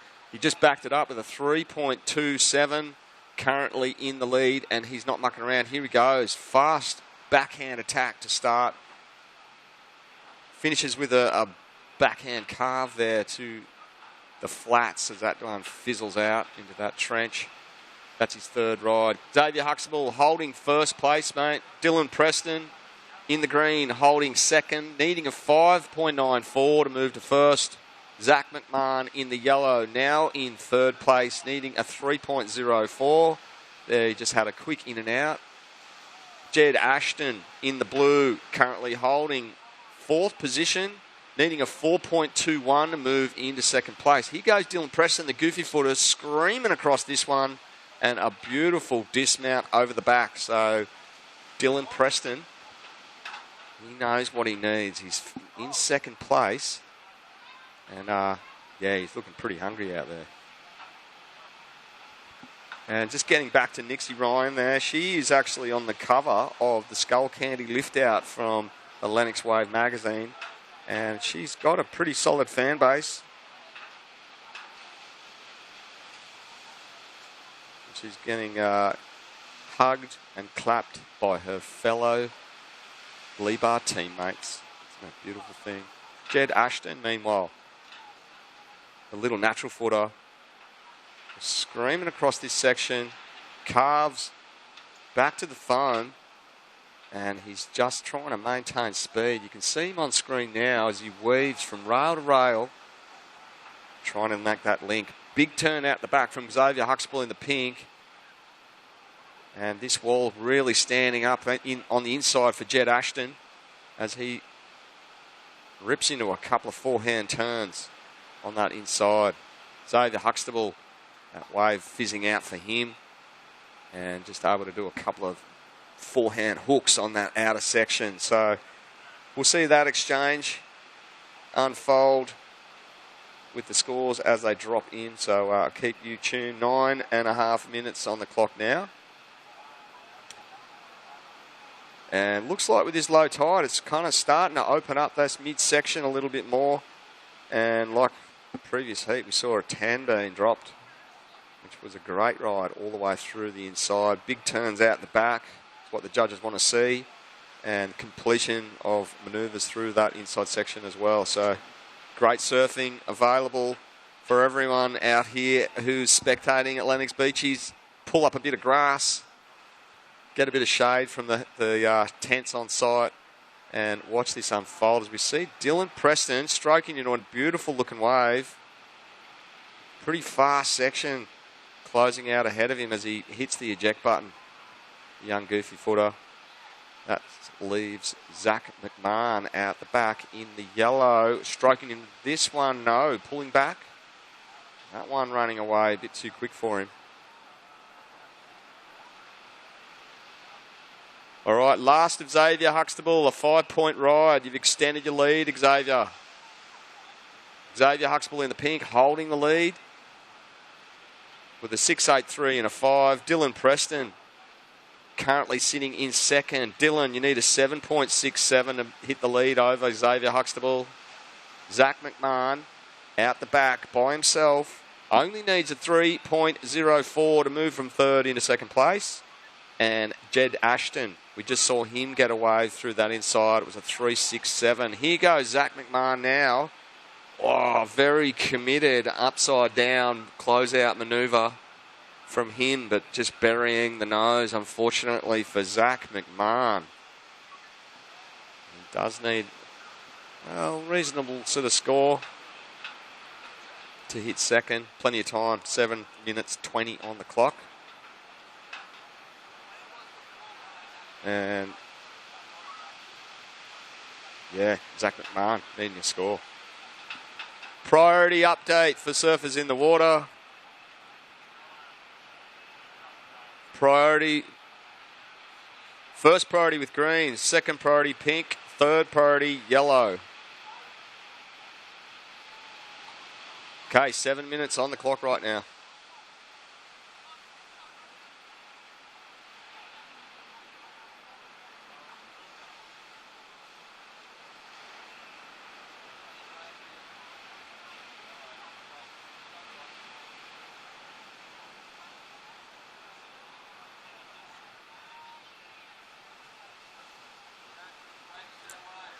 Okay, here's an update for you. Xavier Huxtable in the pink, you're holding the lead, mate. You've got a 6.83 and a backup of a 5.0. You are in the lead. There's just over 6 minutes remaining. Dylan Preston in the greens, your closest rival, sitting in second. Dylan needs a 7.67 to hit the number one spot. Zach McMahon in yellow, you're sitting in third. Zach, you need a 3.04 to hit second place. Jed Ashton in the blue, you're sitting in fourth, needing a 4.08 to move from fourth to second. It's just under 6 minutes. And, yeah, there's really attainable scores there for second. Dylan Preston needing that 7.67 is a bit more of a task. And Xavier Huxtable all the way out in the lead and looking like he was having a little sniff at that right-hander. And look at that thing just bowl across the outside section of the bank right in front of the scaffolding here. So beautiful conditions, like I keep saying, here in Lennox Beach. It's a beautiful winter's day.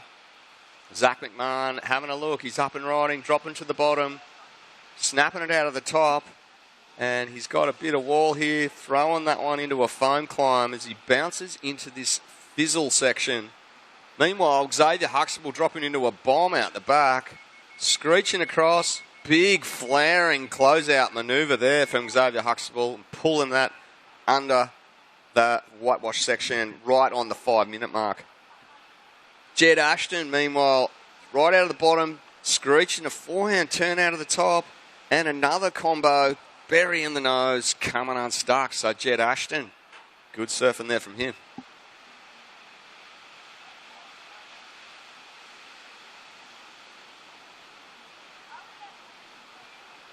Okay, great flurry of waves there. We'll see the scores dropping. And on screen, you're looking at the horizon. That's subtly swelled, just pulsing across. Big lumps.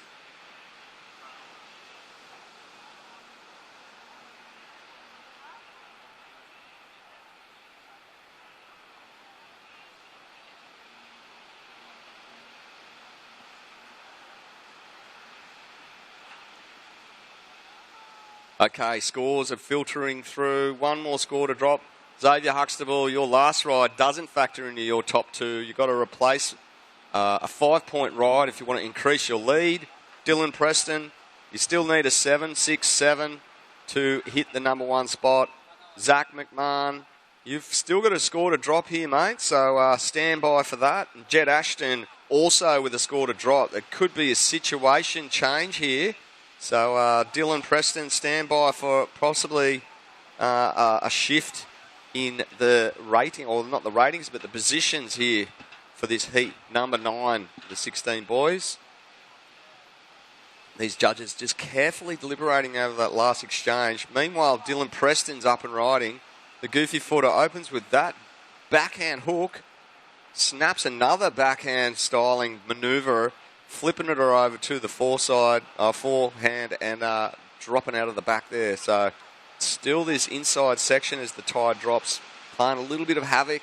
It's a deep section. You want, those waves that double up and push through are the ones you want.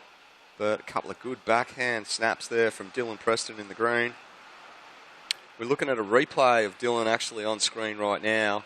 Out of the top beautifully there. Just a little bit of a speed pump. And then that one flaring a bit of tail through that last turn. And just getting a bit hung up as it starts fizzling out in that fat section. Current heat leader Xavier Huxtable in pink going left, and then down Jed Ashton in the blue, flying across that first section. Is this one going to allow him to push through this inside? Meanwhile, Zach McMahon up and riding behind him. Screeching out of the lip there and slamming that. Goes for the air reverse attempt out the back. Zach McMahon coming unstuck. Jed Ashton finishing nicely in the blue on the inside. Bit of a flurry, just under 2 minutes, guys.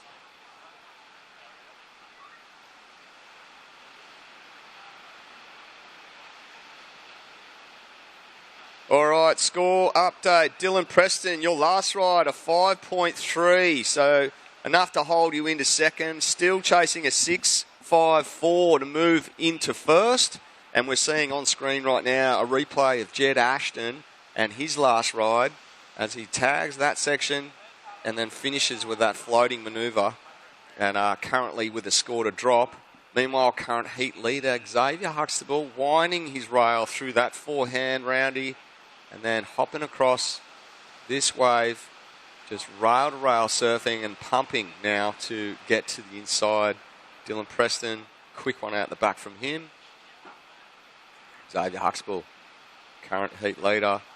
And Jed Ashton also going for the air. Fin of reverse attempts down there.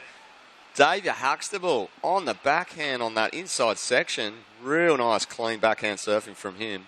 Crisp backhand finishing manoeuvre there. So Xavier Huxtable possibly improving his score. We'll have to wait for that last score to come through.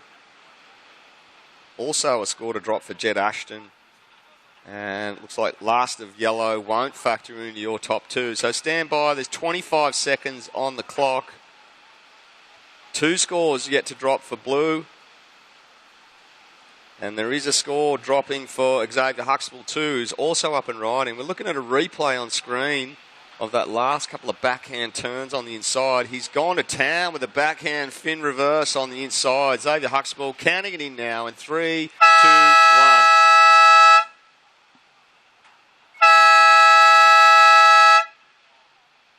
1. Okay, great exchange right at the end. And we're going to... we're going to go to an ad break to make sure we thank all our sponsors. So I hope you're enjoying all the webcast. We'll be back with more live action from Lennox Head right after this.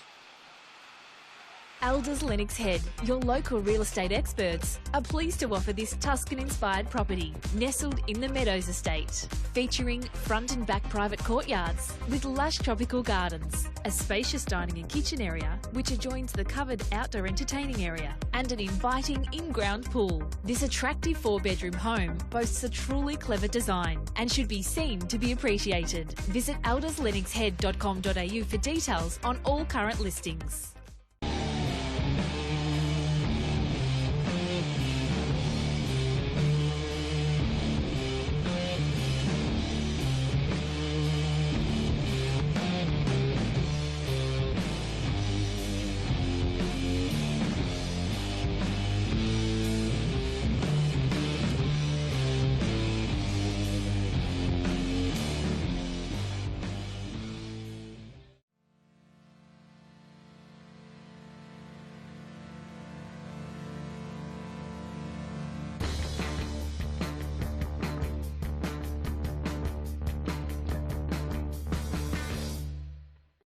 Do they do breakfast at that new place?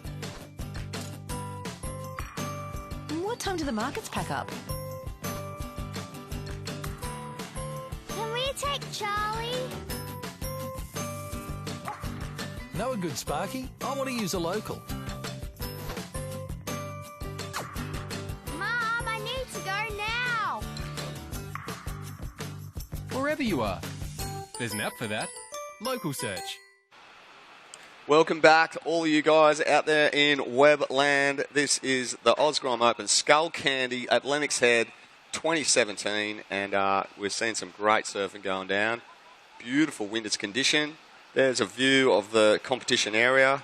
Lines, when they come in, are really stacked up, and we're seeing some great waves being ridden. We saw a 10 a couple of heats ago.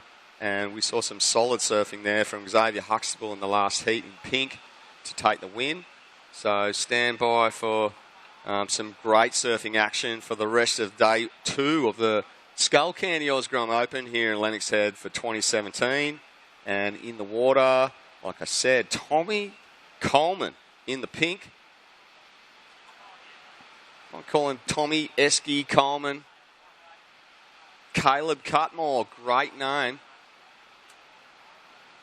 And I've just been told that Tommy Coleman is all the way from Florida in the United States of America, so a bit of international flavour in this Heat 10 of the 16 boys. I don't know if he'd probably know what an esky was, perhaps. But it doesn't matter. Tommy Coleman in the pink. Caleb Cutmore, great name, man in yellow. Zach Patterson is in the green.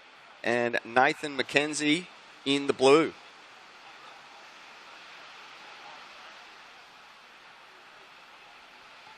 So Nathan McKenzie in the blue, Lee bar surfer, bit of a character, and he loves to put a cat amongst the pigeons here at the Lennox Beaches. This one's just started, it's just over 17 minutes, no waves ridden so far. Big thank you to presenting sponsor Vizsla for the Skullcandy Oz Grom Open here this year, and each and every year. Skullcandy also name right sponsor here. Must say massive thanks to all the Lee Bar members come together to put this event on every year. Big thanks to Steve Connon, Tony O'Brien, Johnny, Michael Hutchins Hewitt, and all the other Lee Bar volunteers. A great job. Community spirit is alive here in Lennox Head. whole host of local businesses downtown coming together to support what is the world's biggest junior event here at Lennox Beaches. Okay, bit of a slow start to this one. 16 minutes on the clock, 4 minutes into this, and we're seeing some kind of lines potentially coming into the competition area as I speak. We'll just keep our eyes peeled. And you're looking at footage right now straight in front of the competition area for those of you at home. Some of the surfers are choosing to sit to the south of where you're looking, and that's probably a better perspective. We've seen some paddling there and some kicking. As some lines are coming in, it looks like no priority has been established at this point. It looks like the surfer Zach Patterson in the green on the inside, but no one catching that. Interesting. Nathan McKenzie looked like he was hungry for it in the blue, but potentially just a little out of position.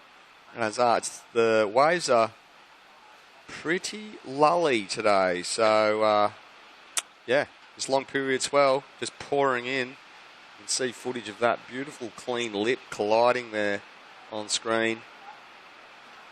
5 minutes into this one, no scores on the board. It's a slow start.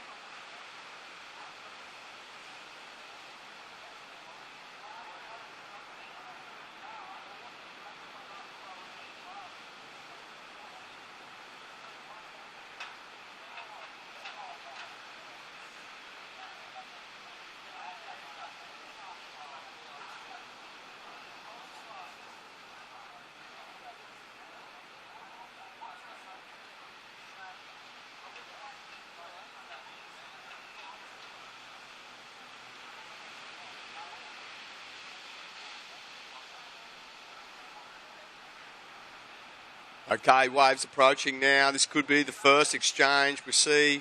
This is, okay, Caleb Cutmore in the yellow. Big backhand closeout manoeuvre there from Tommy Coleman from Florida. Both backhand surfers up and riding. Tommy Coleman in the pink, Caleb Cutmore in yellow. Tommy, big first closeout manoeuvre there on the outer bank. And he's winding his way on this inside section, and just a couple of backhand manoeuvres. Meanwhile, out the back, Zach Patterson in the green, screaming across this, and under the lip. That one running away on him. So, good exchange. Right, sort of, well, nearing the half-minute mark, and that was the first exchange of waves ridden from surfers. Nathan McKenzie now out the back, all on his own. We'll just see how the judges split that exchange. We did see a couple of goofy footers, Tommy in the pink and Caleb in yellow, up and riding on that first wave. And Zach Patterson just with that small takeoff and pull under the lip. Looks like now this is up and riding. Nathan McKenzie. Just a quick in and out from him as that left-hander just races away across the bank out the back there. So as those scores drop in, I'll give you an update. Okay, scores are now in. Okay, Tommy Coleman in the pink. You got the better of that exchange. You open with a 5.33. That puts you into the lead at this stage. Caleb Cutmore in the yellow. You got a 3.67. So you're sitting in second place. Zach Patterson just with a 1.07 on your first. And Nathan McKenzie with a score just yet to drop. Looks like it's just a small score, mate, sitting you in fourth position. So with 12 minutes on the clock, looks like Tommy Coleman is out in the lead. Tommy with that 5.33. Caleb Cutmore in the yellows, sitting in second with a 3.67. Zach Patterson with a 1.07, and it looks like Nathan McKenzie with just a 0.5 under his belt there. So plenty of time to go with 12 minutes left.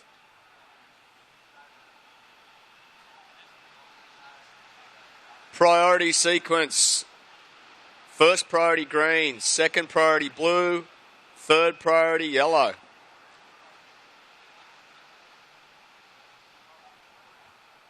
And we're looking online at footage. 3 surfers. We can see Tommy Coleman in the pink just making his way out for that ride. Took from all the way out the back through that inside. Beautiful backhand closeout lip line manoeuvre there to start his first ride.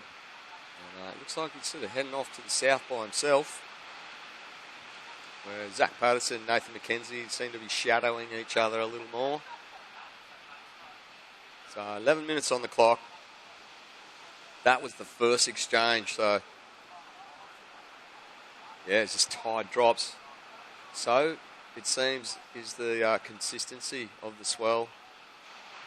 Maintaining that beautiful, clean lines here at Lennox Head, though. Great stuff.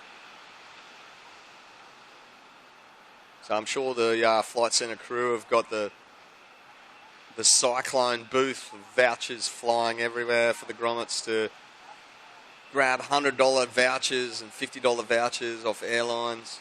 I know one grommet yesterday secured themselves $150 worth of vouchers, which Mum quickly snavelled up, which she was pretty happy with.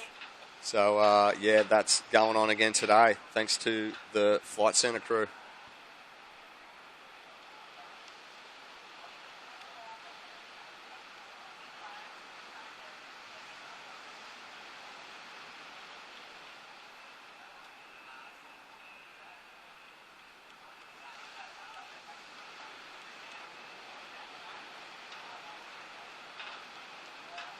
Okay, so next up, surfers will be Gabe Lay, Kyan Martin, Finn McLaren and Darcy Drinkwater. Make yourselves known at the marshalling area. I think everyone's checked in except Finn McLaren. So if you're in the area, Finn, make yourself known, mate. Come and get your rashy. Okay, official results through for Heat 9 of the round of 1 of 16 boys. 4th position going to Jed Ashton in the blue. Zach McMahon in yellow took 3rd. Dylan Preston did enough to hold 2nd position in the green, taking the win. Xavier Huxtable in the pink. Good surfing, guys.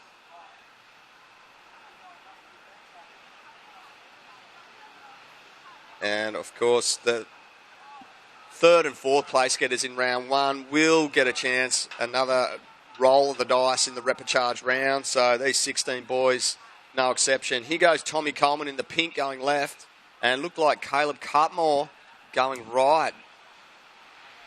Caleb pulling into that one. Actually, I stand corrected. That was green. Zach Patterson on that right-hander, and Tommy Peterson. Sorry, not Tommy Peterson. Tommy Coleman in the pink going left. So just a quick exchange for those two surfers with 8 minutes on the clock. Stand by for scores, gentlemen.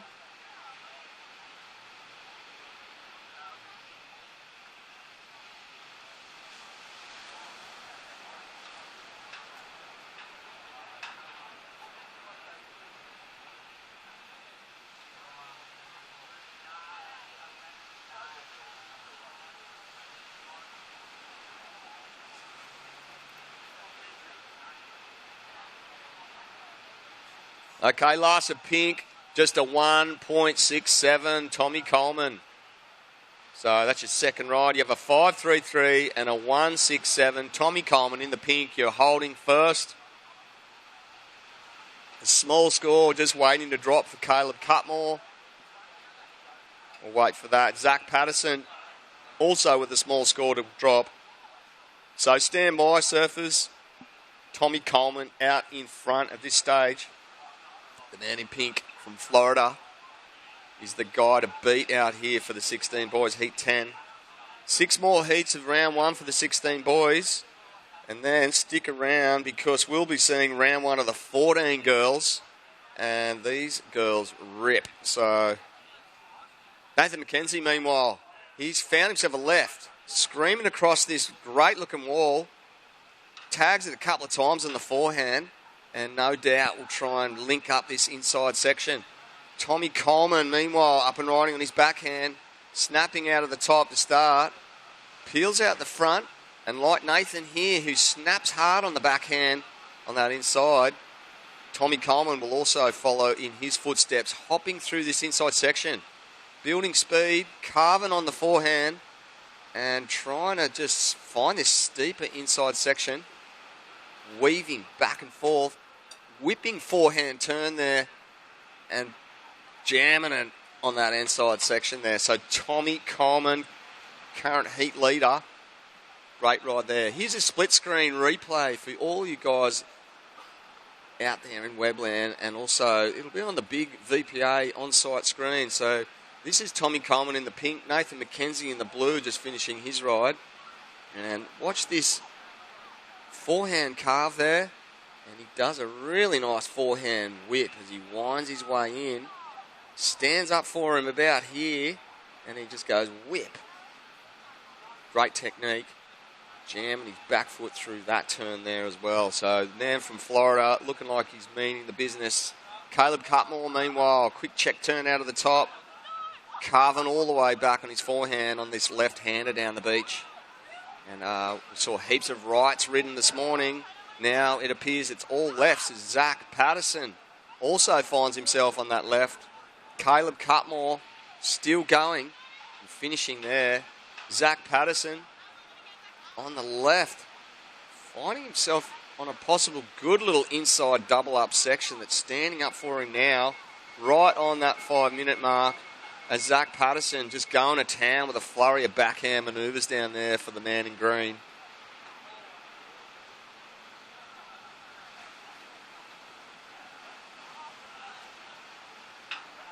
Okay, so 5-minute mark. Servers in the next heat can make your way out. And looks like we've got a bit of free surfing action live on screen. Nathan McKenzie, meanwhile, finding himself at one of those lefts that he's seen his other competitors catching right across the southern end of the bank there. That one really not doing it for him. Scores are dropping in right across the board here, so stand by for score surfers.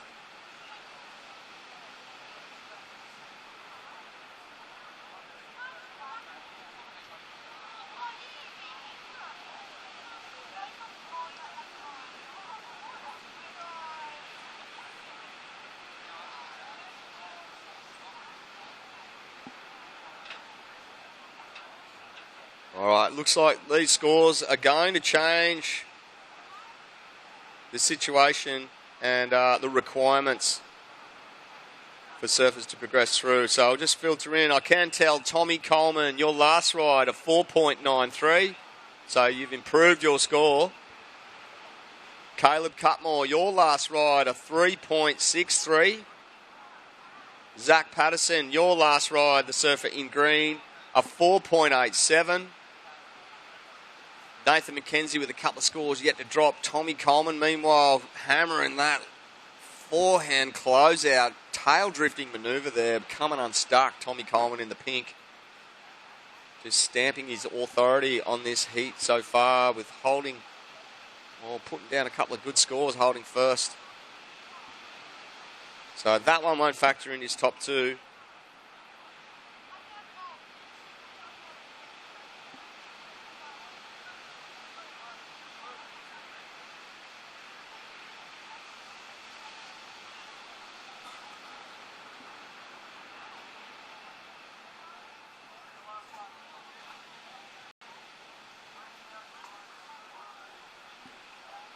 Okay, scores are filtering in. Looks like Caleb Cutmore, you've done enough, mate, to hold second. You need a 6.60 to move into first position over Tommy Coleman in the pink. Zach Patterson holding third. The man in green needs a has a 4.87 as a high score and a 1.07 backup. Zach Patterson, you need a 2.44 to move into second place. And Nathan McKenzie, you need a 3.81 to move from fourth into second place. So Nath needs, pretty attainable score to move into that second position. Like I said, third and fourth place getters move to the reprecharge round anyway, round 2 of the 16s. But it looks like Tommy Coleman and Caleb Cutmore have got number 1 and 2 respectively at this point.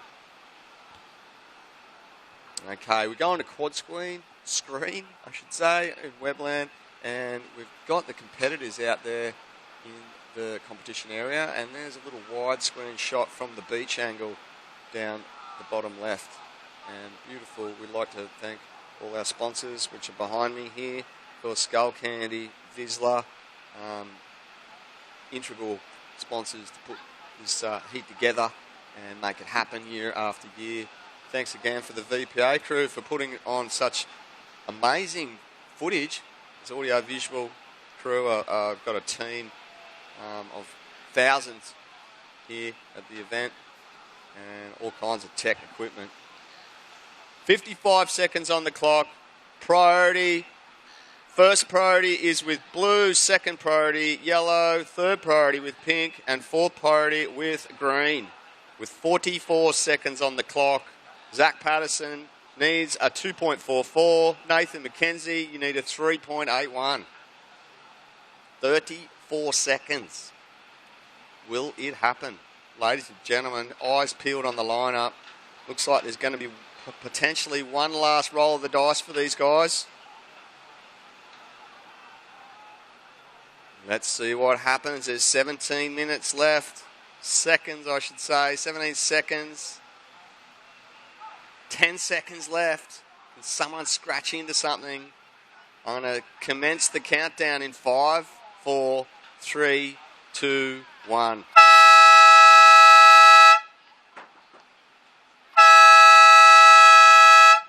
Well, that's the end of Heat 10 of round 1 for the 16 boys. We're going to roll straight into Heat 11. Unofficially, Tommy Coleman in the pink taking the lead on that one. Right now, it's let's pay a few bills and return after the break with more action right here at the 2017 Skullcandy Oz Grom Open presented by Vizsla. Living just a short walk away from the best spots of Lennox Head is a reality for 2 at 6 Aurora Place. Fresh, bright and airy living adjoins a delightful kitchen, whilst neutral colour tones extend throughout the residence. Elders Lennox Head invites first home buyers and investors to inspect this fantastic apartment, located close to 7 Mile Beach and the village shops and restaurants. For more details on this rare opportunity, visit elderslennoxhead.com.au.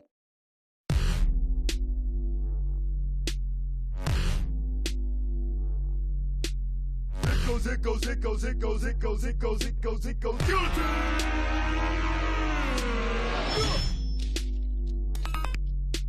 Sit in the dark and ponder how one fit to make the bottom fall to the floor, and they all fall down. It goes, it goes, it goes, it goes, it goes, it goes.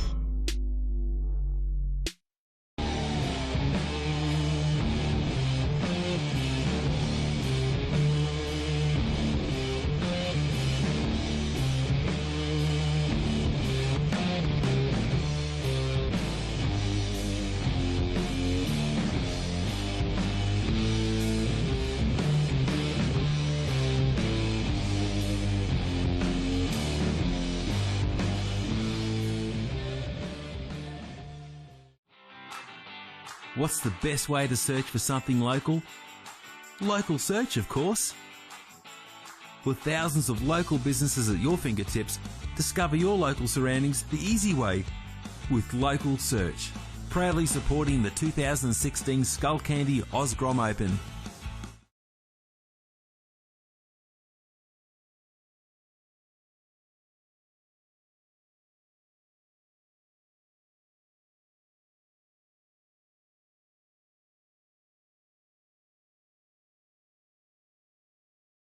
Dropping a 3.17 on his opening wave in the pink singlet and getting pretty busy getting a second wave into the system real quick. So that's not a bad tactic on an inconsistent day like today.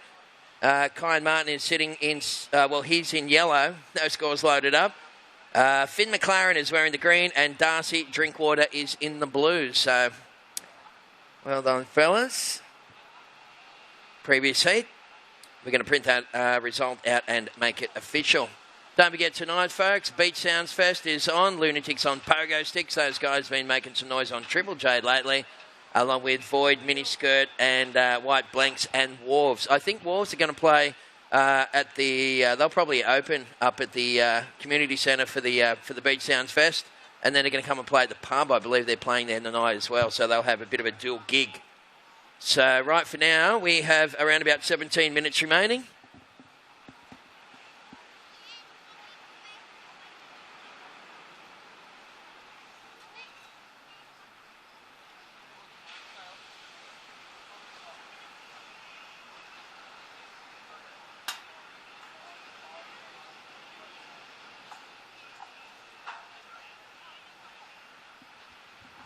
As we see, this looks like a nice little opening wave there for Kyan Martin. So joining me in the booth here, day number 2 of the Skullcandy Oz Grom Open, proudly presented by Vissla, is none other than Johnny Shamuka. How are you, mate? Good, Terry. How are you? Very good, mate. What a beautiful little day in paradise in this little holiday hamlet of Lennox Head. I know. Beautiful one day, perfect the next, I think they say. And it's definitely not disappointed. Got down here yesterday, and it's great to see the world's best grommets doing what they're doing out there. I was just making comment to John Mossop from Vissla and saying, man, it just as a fan, it really makes you smile to see the kids doing what they're doing. And we've already had a 10-point ride, so great place to scout, great place to watch the world's best. Absolutely. We'll give them a wave, Johnny. That's Shmoo and Tez are taking you through in a cool little booth here. Thanks to the guys at Skullcandy and Vissla. And like you said, John, we've had some incredible performances throughout the day, mate, and really looking forward to that tide dropping and the conditions improving. Yeah, definitely. Lennox has always turned it on. The weather, the waves, I think they've been pretty blessed with all those sorts of things. And, it really allows for the kids to do what they're doing out there. You're already seeing 10-point rides. It's clean conditions. It's exactly what you want. So that's, especially with the priority, too. I was talking to a couple of the kids just out the back there and saying, how you like the priorities. We see this looks like Darcy Drinkwater here on a quick wave. And it really mimics the WSL. It really gets them stoked on, what they're going to be dealing with in the years to come. And it's a great platform. And the best surfers end up winning. Yeah, absolutely. And, with the inclusion of that priority system, you do see the performance levels of the athletes just go up a little bit because they no longer have to hassle someone for a wave and then think about what they're going to do on the wave. They can just dedicate their entire brain power to riding the wave as best as possible. Yeah, definitely. And like I said, the best surfing will win, moving forward with the introduction of priority. And like you said, it definitely allows the kids to really open up a bit more, not have to, what we refer to as safety surf their way to a score. And as a fan, I don't care what level of surfing I watch, whether it's WSL, QS, and or junior or grommet levels. It's really exciting to see these kids because there's so much talent out there. So Skullcandy, Australia, and Vissla, and of course the Liebau board riders have done an amazing job to bring this together once again. And, Mother Nature's delivered. Alrighty, well, just got a bit of a guest commentator in the booth at the moment, Johnny Shamuka, of course, former World Championship Tour competitor in these days, mate. Doing a bit of work with Vissla, serving New South Wales, a bit of the martial arts stuff as well. Yeah, unfortunately, I just had knee surgery, so I'm out for the next couple of weeks, and that's due to martial arts. But you got to pay to play, and also as well, I'm doing a bit of coaching out there. So I went away from surfing for a little while, and I'm back where I belong, and working with yourself, and all the great guys like Michael Crisp and the great commentators here around Australia, and to be able to come here to this event and see the development is an honor for me. Absolutely. Good stuff, Johnny. Well, we've got some scores in, and Gabe Lay, the current heat leader, is sitting on a 3.17 and a 2.9. So, Gabe, you are currently in the lead. Finn McLaren's first wave, 4.1. You're sitting in second. Finn chasing a 1.98 to take the lead. Kyan Martin sits in third, needing a 1.58 to go second. And Darcy Drinkwater, he's chasing a 3.11 to go into second. Priority sequence right now is first priority green, second priority is blue, third priority yellow, and fourth priority is pink. So you guys have just under 13 minutes to go. And the conditions today, a little smaller than yesterday, Terry. It should hold through the next couple of days. Offshore conditions, clean mornings, and I think we'll be able to see some of the cream rise to the top here. Absolutely. Well, we did see some cream rise to the top in the previous heat. Tommy Coleman, I saw Tommy up at the previous event up there at D-Bar, and young American, man, that kid's got some skills. Yeah, Florida-based surfer, from what I understand, and You can tell he's got a little bit of that East Coast hop to him, but he was very impressive. I saw him on a few of the lefts all the way into the show break, and it was definitely impressive. Started reminding me a little bit of Shea Lopez or Corey Lopez, the two Lopez brothers, the Hobgoods. He's got that little bit of East Coast swagger. Sure. So it's not a bad thing, isn't it? Yeah, because I've always said that surfing, waves that probably lack a bit of gusto actually helps to develop your technique. Oh, definitely. Well, on the East Coast, it sometimes, or a lot of times, lacks that gusto. Sure. So I'm sure he would have done a lot. These conditions would have suited him down to the ground, a little bit more push, not having to wear maybe a full suit, but a lot of open face turns and great opportunities. All right, well, the kiddies down there doing a bit of sand modelling, and it's all happening, folks. Got some nice waves rolling through. Nice blue skies, offshore winds, and things are shaping up very nicely indeed. Don't forget, tomorrow, 5:30, Pedro's Bay, the premiere of Whistler's new movie on the big screen. Here in the park, bring a blanket and a beanie, and it's going to be an awesome afternoon. Yeah, and also Aaron from Whistler and myself will be on the popcorn machine. Serious? Yeah, we've got a popcorn machine for the kids right now. They might not even get some. Just for kids or big people too? It might be just for us. But no, it's all kinds of things happening here at the Skullcandy Oz Grom Open. And kids under 12, get ready because I guess there's a sand modeling comp to start at 10:45 to 11:15 today. And the materials, use anything on the beach, shells, etc. Can use your boards and get creative. Wow. So the sponsors of that, thanks to Lennox Pizza and Pasta and Lennox Surf Shop, and the judges will give out some awards. Wow. So it's all happening down here this morning. Awesome. Yeah, that's only a couple of minutes away. So listen up, folks. Sand modelling competition coming up. So if you've got the kids with you, a great opportunity to win some cool prizes and get involved with the competition, particularly for the little ones who are just hanging around, maybe feeling a little bit left out with the big brother surfing in the contest. The Grommets just hanging around going, what am I going to do? Sand modelling competitions. Yeah, like I said before, it's an amazing event, but it's also, you got to tip your hat to mom and dad who bring the whole family up here. It's school holidays. Lennox, it's a busy time of year. But yeah, little brother and sister, they don't want to be left out either. So Skullcandy and the LeBar board riders have done a great job, putting these little events within the events on, like the sand modeling. And you can see the kids already gathering down the beach. There'll be a lot of prizes. I'm sure we'll see some creativity, some new artists being born, and then, of course, out there in the surf, we've got the world's best Groms for up to 16 years of age. So as a sort of a scout/fan of the sport, this event, along with the Aki event, are two world-renowned events that I always look forward to seeing who is in that top 4 for each division. Sure. Because it's actually top 8. Yeah. It's a really good indication of who's next to come. All right, well, this guy is next to come on the wave, up and blasting away. That's Finn McLaren coming down nice and low and driving it through the lip on those first couple of turns. So Finn's opening wave was a 4.10, and he's going to get a little connection here, John. He sure is. He's kept that board and the momentum moving forward, and a nice finishing backhand re-entry. So the young goofy footer, he'll be happy with that one. Currently sitting in second. Only needs a small score to take the lead here, Tez, and I think that's going to do it for him for sure. So he'll take the lead from Gabe Lay, the under-16 boys here.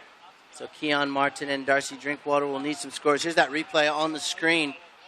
Good-looking waves here. Yeah, nice clean little section there, and you can see Finn McLaren just ripping it up into the lip. And once again, the big screen in the park, folks, of course, has the replays on it. So it's a great spot for the mums and dads to watch there near the competitors area, because they can not only watch it live, but then turn their heads to the right and see the replays. Yeah, and I was talking to one of the competitors' moms. It was, as we see, Finn McLaren on this one. A really good use of that entire wave from start to finish. Kept the board flowing, and I think the score reflected that, a 6.83, so he will be taking the lead. But, as much as it is exciting for the parents, it's also very nerve-wracking. And, I mean, from being a parent ourselves, we have Sure. kids and watch them play or do sport. Some of the parents would have some big butterflies going around throughout this week because it's a massive event. It is. It's the number one Grom event, I think, in the world. I believe that. You look, Eve, just from the vibe outside, I went for a walk before and people said to me, have a look at this contest. It is really, truly just one of the ones that they really enjoy. There's Gabe Lay trying to fire back, but that one just got strengthen it, unfortunately, for the surfer in pink. So priority yellow, second priority blue. 7 minutes remaining. We got someone up and riding, Johnny. Yeah, this looks like Keon Martin here, the young regular footer. And this division here, Terry, to me, in 2 or 3 years' time, it's no secret. These are the guys that will hit the QS. They'll go through their junior ranks, and they'll start, dipping their big toes. We see Keon, a nice finishing top turn, slides the tail out. He'll be happy with that one. Good turns out the back, so the judges will have their work cut out for him. All right, so, of course, Johnny Schmuker, former CT surfer, jumping in the booth with us here, and stoked to have Shmoo talking it up. So sand modelling competition is underway, folks, and you can use anything on the beach. That includes shells or surfboard. Just be really creative. Bit of seaweed always comes in handy. Thanks to Lennox Pizza and Pasta and Lennox Surf. We've got some great prizes to give away. And big thanks to Lou and Jen, of course, the little E-Bar mums who will be judging this one. So come on down with the kids. Win some great prizes. Yeah, and, I was saying about, this event being an event you can scout your next, talent for your brand and your team. We are broadcasting around the world as well, so some of the international marketing managers will be watching. So it's not just about finding the best surfers at the end of this event. It's also potentially finding your next sponsor. Sure. And sponsors finding their next athletes as well, because it is being beamed around the world to many different countries. And they get to watch from their locations, whether it's California, Japan, or back on the east coast of America, Hawaii, or over in Europe. This is where the cream of the best surfers in the world will rise to the top, as far as up to 16 years of age, I believe. Sure, that's right. And great representation from a number of countries. We got a great assembly from Japan. Got surfers from Spain and some from Europe, I believe New Zealand, mainland USA. So, it's been really well represented. And, speaking of the Japanese, they're really riding high off the fact that in 2020 the Olympics will be there. Sure. Hirota Ohara is in the top 10 of the QS now. Yep. He is an amazing talent. And I think it's only a matter of time as we hit 5 minutes remaining in this heat, where we see Finn McLaren leading from Keon Martin now in second place after that 3.9. Gabe Lay needs a 3.30 to move into second, as we see Keon up and riding again, this time on the backhand, and Darcy Drinkwater looking for a 4-point ride. Let's see if Keon can make that inside connection. Yeah, so the little fellow in yellow looking for that all-important link-up through the inside, and he's got a good read on the sandbank out there. And, gee, that's a couple of nice, high, hard hits for a very small, weak wave. And I've always said, Johnny, that, it's pretty easy to ride big waves. You've just got to have a bit of guts in that to take off on it. But, small wave surfing, there's nowhere to hide. Well, it helps when you're 40 kilos. Absolutely. For us, we need a little bit more leaderage to make that inside connection. But these kids out there having fun, at least there's surf for them to perform on, and that's what we want to see. This is Darcy Drinkwater now trying to make his way onto this inside bank. Let's see what he's got in store for us. He's pumping up and down, trying to keep that speed. And that's the thing. You need speed to turn. So these kids are very well versed in flowing their boards back and forth, following that little whitewater line all the way in. If you can read between the lines of what I'm saying. I see a lot of kids getting stuck in that sort of that deeper section, whereas if you follow that whitewater line, 9 times out of 10, it will take you to that inside connection. I remember for me, it was always important to watch what's in front of me if I'm trying to make the outside to the inside. As we see up and riding the goofy footer, Finn McLaren now leading this heat. Big backhand turn to start with. Can he get around this section? No. The waves are really quick, so if you can get that big first or second hit, you're off to a good start and make that inside connection. You're looking at some big scores. Absolutely. Big turn on the outside there for Finn McLaren. His second best score was under a mid-range score, so there's every chance in the world that he may improve that one. So 3 minutes remaining, fellas. So it is Keon Martin currently sitting in second. Last of yellow, 4.03. So Gabe Lay, you're in third, Gabe. Currently holding priority as well, buddy, with just under 3 to go. Pink is chasing a 4.80 to go to second. Darcy Drinkwater, you need a 5.5 to go to second. And last wave scores coming through for Finn McLaren. And that may just fall outside of the top 2. So green's in the lead. Yellow is sitting in second, needing a 6.91. Pink, you're in third. You need a 4.80. And blue is in fourth, chasing that 5.5. So 2.5 minutes remaining, fellas. And the priority at the moment, first priority is Pink. Second priority is green, and third priority is yellow, as we see, again, Darcy Drinkwater up on that little inside section, and Dar's just coming unglued on that first attempt. So 2 minutes on the clock. I must say, Shmoo, I really like it when they're trying to make the connection over those fat sections, as opposed to just the normal sort of bouncing, the old Huntington hop. I do like it when you see him go from rail to rail. It's just a little more impressive, you think? Well, I think that, yeah, you're right. You're 100% right, and the judges will pick up on that because that means you're doing what they call keeping the flow. Sure. When you hop up and down, that means you're struggling a little bit. But when your board has a little less rocker here on the inside, look at this one going for a cover-up. That is Keon Martin there. He's been very busy in the last 5 minutes here with 1.5 minutes to go. But what could have been a good score, unfortunately, went begging there for Keon Martin. Still in second place, the man in yellow. But, yeah, the judges definitely pick up on that, Terry, whereas you're flowing, like you said, back and forth, winding your rail in to out, instead of up and down bouncing, really struggling to get speed. Because as you bounce up and down, you're actually slowing yourself down.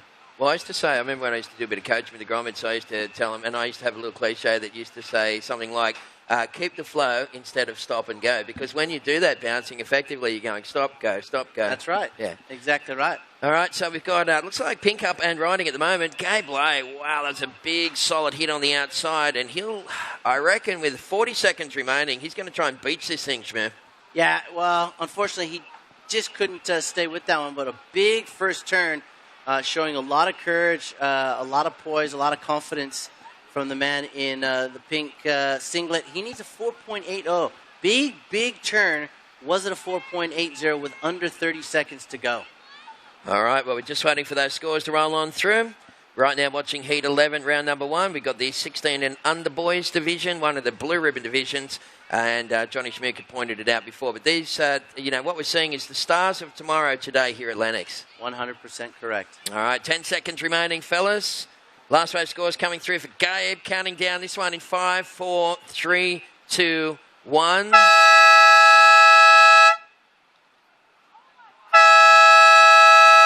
Yeah, well, this is going to be super close. First couple of scores loading up into the system indicate that we could have a real nail-biter on our hands, folks. What we will do, though, is we need to throw the ad break for now. So those people watching the webcast, we're going to roll back with more action live from the 2017 Skullcandy Oz Grom Open presented by Vissla right after this break.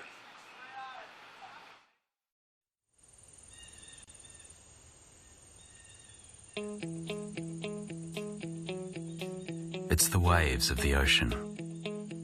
It's that cool breeze on a summer's afternoon. It's ice cream on the beach with the kids.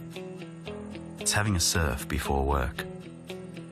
It's your favourite coffee nook on a Sunday morning and Monday seems forever away. It's playing in the sun and resting in the shade. It's care for the environment and those we share it with. It's our rhythm of life, and it's what makes Lennox Head totally Lennox. It's our coastal village of families and young professionals who've discovered a new way of living, set apart from the hustle and bustle. Discover your own authentic retreat in a carefully crafted seaside community nestled away amongst the iconic Lennox headland. We're just a stone's throw away from brand new facilities and local schools. A new shopping precinct will provide childcare and medical centre, as well as all your shopping needs. Whether you prefer to be active and play with the team, spend time with the kids, or just relax and soak it all in, it's now just a few steps from your front door. There's new roads connecting us, and it's never been easier to get around. All built by a local name you know and trust.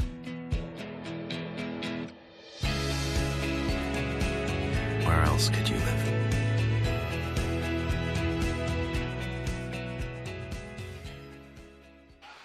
And we'll be talking to those people online shortly. So we're just waiting for a couple of scores to roll through from that first exchange. So heat number 12 is in the water at the moment. And welcome back, everyone, to day number 2, Skullcandy Oz Grom Open, presented by Vissla, Tezra and Shmoo, taking you through day number 2. Oh, very good. Poet doesn't even know it. Yeah, no, it's great. Skullcandy doing a fantastic job. And, of course, the crew at Vissla Aaron, I got to give a big shout out to Aaron from Vissla, who designed what you see around the competition area in terms of the event sort of drapings, if you like. The event wrap it actually looks like real pallets. When we saw the photo, we went, how did you get real pallets up there? I honestly thought it was pallets. It looked like a proper structure. So very creative stuff. Thanks to Aaron. That's good stuff right there as we see one of the first waves being ridden in this seat. We did have a bit of a score, a small score that came through for Harry Carpenter. It was only a 1.0. And Jack Bannister also just getting a quick wave there. So 17 and a half to go. Heat number 12, round number 1. 16 boys underway. Now, I'm wondering, Mr. Jack Bannister, is he the son of Brett Bannister? Well, there's a couple of Bennos, isn't there? So he could be part of the clan. Brett, yeah, he might be one of the up-and-coming next generation of North Narrabeen surfers there, the Bannister family, the Bannister clan. I'm not sure. We'll try and find that one out for you. But another glorious day here in Lennox. Not a cloud in the sky. And it is being beamed around the world, the Skullcandy Oz Grom Open. Of course, one of two of probably the biggest Grom events in the world here at Lennox. It's been going for over a decade. I think it was, someone said 16 years, I think it was. Almost 2 decades. Yeah, isn't that crazy? Unbelievable. So cool. I mean, and they have done an incredible job, the gang at Lee Bar Board Riders, to really develop this, as we said, to one of the top events in the world of its kind. And thank you very much, of course, to the Ballina Shire Council, to Mayor David, who's a great supporter. He's down here every day. He loves it. He's a mad spectator. Love it. Sam Steed now on the backhand, looking for this nice, clean, open face wave. Goes for that second turn. Now he's going to look for the inside here. This young gentleman here in the green. So under 16 boys, like Terry McKenna was saying, as we see now blue. This is Jack Bannister. Goes to his backhand. Finds that second turn. And unfortunately comes unglued. So we'll get those scores to you with just over 16 minutes to go. Teza?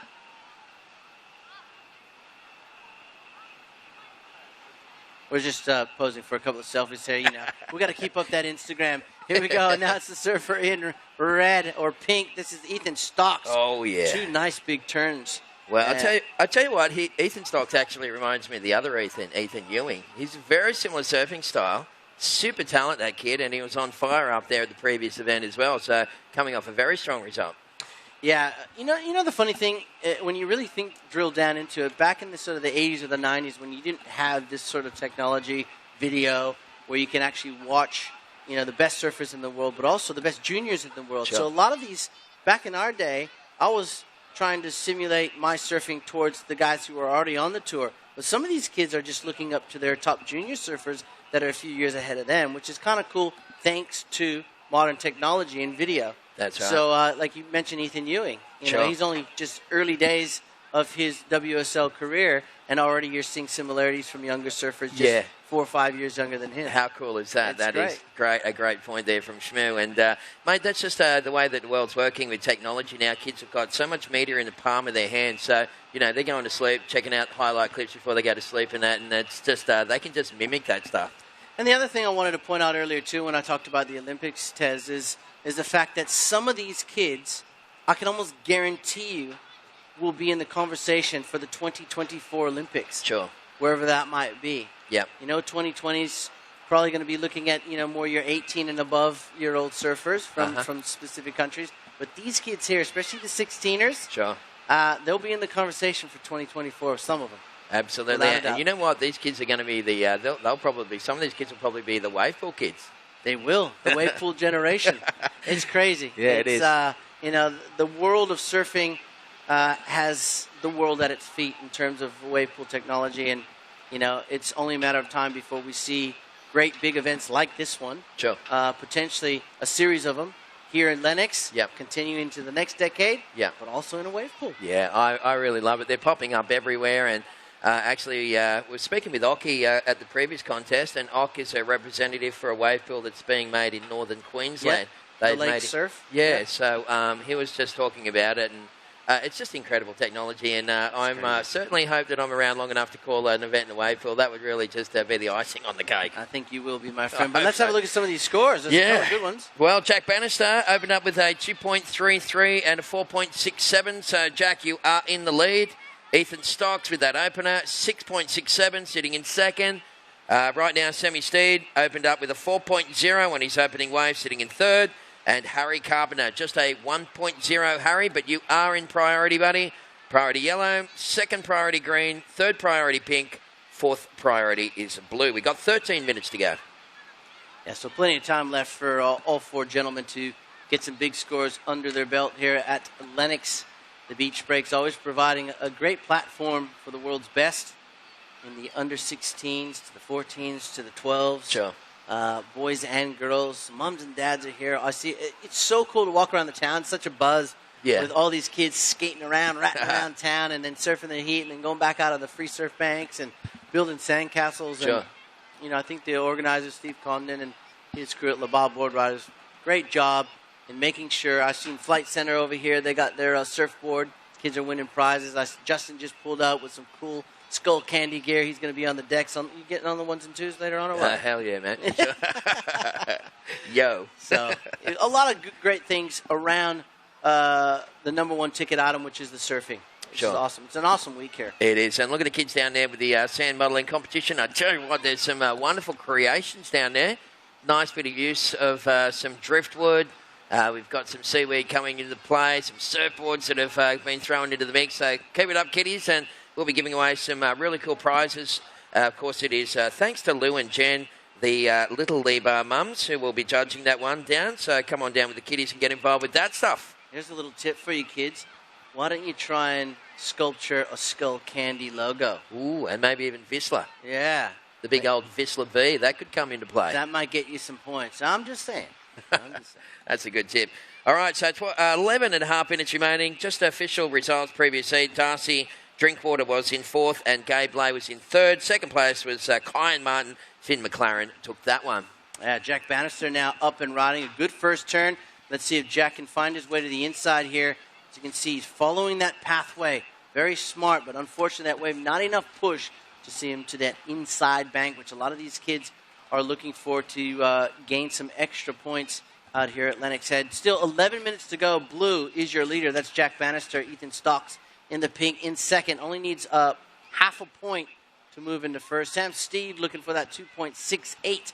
And Harry Carpenter, well, he's looking for a 5.68 to go from fourth to second. Priority is with yellow. Second priority is green. And third priority is pink. The other thing with priority, too, with 10 and a half minutes to go in this heat, just because you don't have priority doesn't mean you can't work what we call under priority. Sure. When you watch a lot of these WSL events, you see guys win heats without priority, or get big scores, I should say, as we see. This is Sam Steed on the backhand here, going for the big floater and completing it. So, guys, when you don't have priority, it doesn't mean you can't sit there and not get any waves. Absolutely. You can work away from the guy with first priority or even second priority if you got third or fourth priority. There's so many strategic ways to be successful with this new priority system in place. Sure, and it's very important to learn all the different facets of it, because once you know the system, you can use the system, and it's a bit of a double-edged sword priority, because if you don't know how to use it properly, man, we've seen a couple of people go from first to fourth priority already today. Yeah, when you mismanage it, it can be your worst enemy. So I think as these young juniors, these young grommets learn the strategic elements of having priority, because it's going to be a big part of their competitive careers for many, many years to come. There's so many ways you can win a heat. You're going to have priority at some stage of the heat, but you're also not going to have priority. Doesn't mean you still can't get big scores. So my advice to these kids would be, watch a lot of the WSL events. Yeah. Because the guys at the top level, and even at the, when you watch the primes, they're well versed already in the system. So if you want to learn tips on how to utilize your priority, we're all going to make mistakes, we know it. But there's a lot of advantages to watching the WSL events when you want to learn more about priority. Yeah, great tip there. Thanks, Shmoo. And, mate, I saw a couple of kids probably a little new to the priority system throughout this event already that were effectively sitting and waiting for their turn to come. So they didn't really quite understand it. So thanks for that explanation, because that puts it into to perspective. We are using the priority system, the 12 and unders for the first year ever from the quarterfinals onwards. So how cool is that? That's amazing. And again, it's all a part of that process in which these 12s, these 14s, and these 16s must go through so that when they're in juniors at the junior level, when they're at the QS level, and then hopefully under the WSL level, they have experience. Because to throw someone in the deep end, like it's happened before where I don't know how to use priority, so do I just sit and wait for my waves? Yeah, exactly. That's a bit unfair. So it's a fantastic introduction in this event. Nice one. Thanks, Shmoo. Well, we are looking at 8 minutes remaining, fellas. Right now, Jack Bannister is the current heat leader with a 4.67 and a 2.5. So I guess this hasn't been a really high-scoring hit-out. Ethan Stocks, of course, dropping a 6.67. That's the best wave of the heat so far. Ether, you need less than 1 point to take the lead. Sammy Steed sitting in third, chasing a 2.68 to go to second. And Harry Carpenter looking to chisel his way back into second with a 5.68. Did you like that little segue? Chisel his way back for Carpenter? You got those good one-liners. You got a way with words, my man. That's why I dig working with Ian. We've done a lot of events together over the years, We Tessa, have. and we've seen a lot of kids come and go. But as a fan, like I said before, of the sport, it's so amazing to come to these events where you see people coming now from all over the world, not just Australia, Sure. but all over the world because they feel that the Skullcandy Oz Grom Open is the one to be at in terms of being noticed. Yep. To have on the mantle. Sure. The winner's trophy on the mantle, which, by the way, I've seen. Aaron from Vista designed those things. They look amazing. Wow. And they're very different from your traditional surfing trophy. Sure. So you kids, it's another thing. You want to have those cool-looking trophies on your mantelpiece, don't you? But this is one, if you go on to win, if you go on to make the final, this is kind of sets you up for what's next to come in your surfing career. Yeah, good stuff. Thank you very much, Johnny Shmuka. Hanging out with us here, folks, and great guest commentary from the former Championship Tour surfer. So, Jack Bannister, you're in the lead, buddy. 2.5 is your second best wave. Ethan Stocks only needing less than 1 to go into the lead. Sammy Steed, right now, with Pink only having 1 wave, you need a 2.68, but keep in mind, mate, when Pink gets a second wave, you're going to be looking for something way more substantial. And, of course, Yellow is currently holding down the tail end of that one. So we have 6 minutes left on the clock. Harry Carpenter, you need a 5.68. The priority sequence, priority Yellow, second priority Pink, third priority is Green, and fourth priority Blue. 6 to go. Yeah, 6 minutes to go, and as you said, it's a bit of a slow, small scoring affair to this point. But in our sport, you can have a 2 or 3 minute heat easily. Yeah, sure. So that could happen for one of these surfers out there, being Sam Steed and or Harry Carpenter. Harry does have priority. Sam sitting there with third priority in the green. Sam only needs a 2.68, and there we go. Red now, or Pink working under priority, which we just spoke about. So he's trying to keep busy. He'll get that score and probably move to the lead. Well, that's smart surfing from Ethan Stocks there. He just wanted to make sure that he got that second score into the system. And there it is, a 2.53. That is enough to push Ethan Stocks into the lead. So situation change. Pink goes into first. Blue back to second. Blue, you're chasing a 4.54 to take back the lead. Sammy Steed now chasing 3.18. And Harry, you need a 6.18 to go to second. We are down to 5 minutes remaining. So yellow flag goes up, just on 5 to go. Yep, 5 minutes to go. So Harry and Sam will want to get a little bit more busy here in this just under 5 minutes to go. They do need some scores. Harry needing that 6.18 and a 3.18 for Sam Steed in the green. It's not out of range. It's not out of reach by any means. Ethan Stocks trying to work off that low score of a 2.5, and Jack Bannister, he's trying to regain the lead with a 4.54 here in the under-16s. Heat number 12, round one. Well, heat number 13 coming up next. You can see the combatants hitting the lineup. Kai Tandler, Tash Stokes, Benny Duncan, Bo Glindemann. We have a stellar lineup here this year, Shmoo. Yeah, it's some of these names I'm just familiarizing myself with. Some of these names I've been hearing through different events that they've been in and been successful in. And some, the old social media, someone tags you into a photo. And I was very impressed with some of the, Xavier Huxtable from Victoria. Sure. Hadn't seen him surf too much. I saw him surf in that first heat. Ultra impressive. As were Zach McMahon, Dylan Preston, and Jed Ashton. That was a good heat. And then of course, there's so many amazing surfers in the under 16s. And then you got the Bartholomew clan, Mikey McDonough. Sure. Like Mikey's been around for a long time, so it's and he's definitely one to watch. But there's just so many, and you just don't know until give me 24 months, and we'll tell you who's going to be rising to the top. All right. Well, this is a very important wave for Sammy Steed. Unfortunately, just limited options on that one for Sambo. He did play his priority card on that as well. So just over 3 minutes remaining, gentlemen. Ethan Stocks, current heat leader. Last to pink, 163, did not go into top 2. Ethan, you're looking to improve a 2.53 second best wave. Jack Bannister in second, a 4.54 would give you the lead. Sammy Steed, last of green, not enough. Sam, you need 3.18 to go to second. And Harry, you're chasing a 6.18 with just under 3 minutes left on the clock. And the Sand Modelers, well, they're going for it.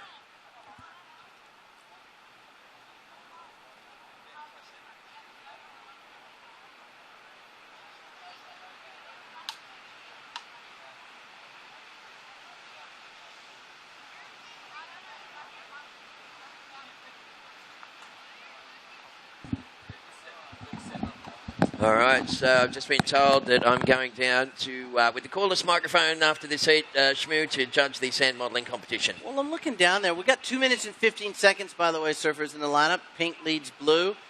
Green needing that 3.18. And there is blue. Jack Bannister currently in second place, trying to solidify his position. And Harry Carpenter needing that 6.18. I'm seeing some really cool sculptures going on down there.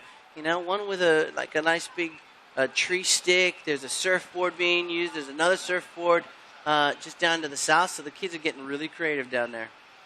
All right, well, we'll be down shortly to judge it, or not to judge it, to announce the winner. We got 1 minute and 40 seconds remaining.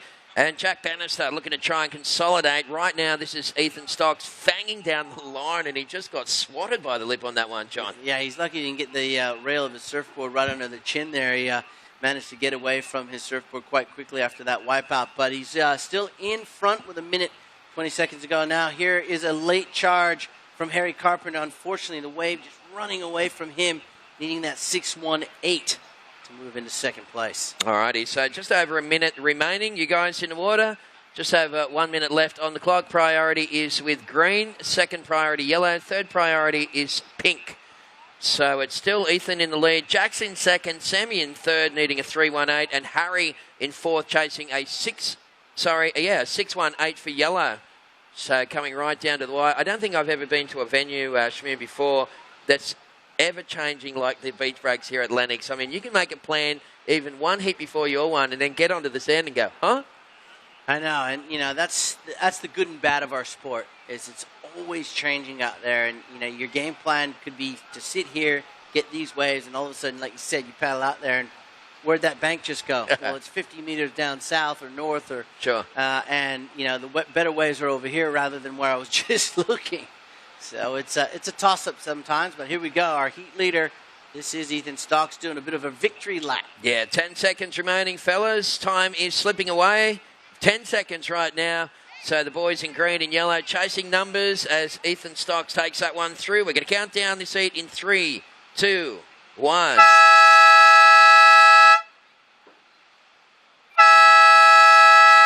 All right, well, you can see on screen there, nice bit of camera work with both surfers, just a bit of simultaneous surfing from the athletes in that one. Of course, that was heat number 12, folks. What we will do for the webcast viewers, we're just going to throw to an ad break, so more of this stuff coming your way right after the break. Thanks again, Shmoo, for hanging out, buddy. We'll look forward to seeing you back on the mic soon. Definitely be back. Thanks, Tez. All right, back to an ad break. Back soon here at Lennox Head.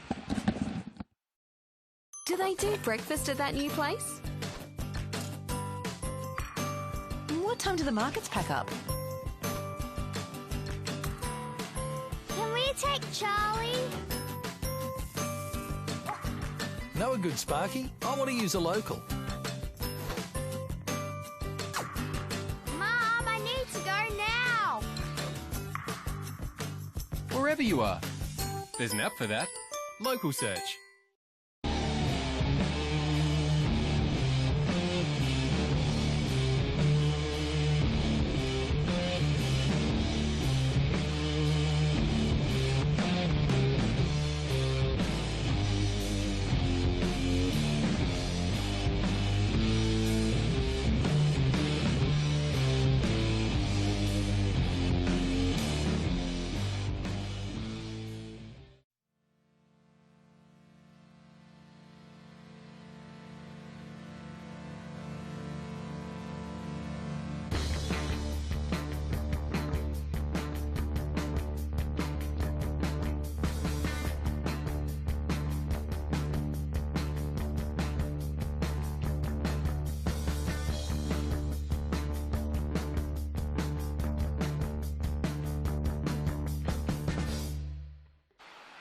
Okay, welcome back. This is Heat 13 of round 1 for the 16 boys.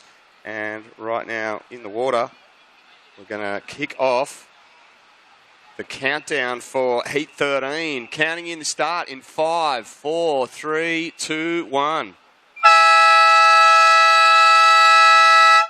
Okay, that's the sound of the start. Kai Tandler's out there in the pink. Taj Stokes is in yellow. Ben Duncan in the green and Bo Glindemann in the blue. So they're out there. 16 boys, heat number 13 of the day for round 1. And the 16 heats of the 16 boys in round 1. Straight up after that, 14 boys, 14 girls, I should say, round 1 will commence. Great to hear Tez and Shmoo throwing out some really good insights in competitive junior surfing. And, Shmoo, one of the flamboyant surfers of the 90s. Really great surfer from Hawaii. And he's down there judging the sandcastle competitions. And look at these grommets. We got Lou and Jen down there. Lou's wanting more people down there, perhaps. Anyway, there's some great-looking creations. Meanwhile, back on the water, looks like a little look there from Ben Duncan in the green out there for the 16 boys. Calling up the surfers in the next heat, we got Toi Tanaka, Micah Margison, Archie Fraser, and Gus Nicholson. So if you guys haven't already, make yourself known at the marshalling area and come and check in and get your rashi. Meanwhile, small score being locked in for the surfer in green. It looks like just a 1-point ride there for you, mate. Ben Duncan is in the green, making his way back out the back. Still waiting for other surfers to catch rise before priority is established. So, yeah, low tide really changing the banks and also the waves on offer out here. But still that super glassy lines coming into the competition bank.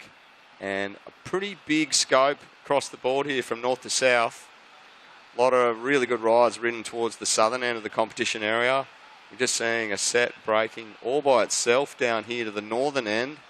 So, big field to play with. Here goes Ben Duncan up and riding in green. Great completed first closeout manoeuvre there from the man Ben Duncan in the green. Second ride under the belt there. 17 minutes 20 on the clock. Still a lot of time left for everyone to catch a ride. So 2 rides are needed. That one was a 2.33, Ben. So you got the 2.33 and the one, the only one to catch a wave so far.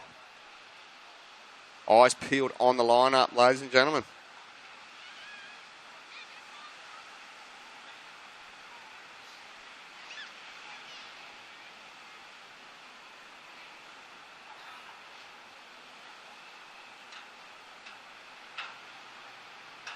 And it looks like all kinds of creations down here on the beach, straight in front of the competition area, sandcastle competition.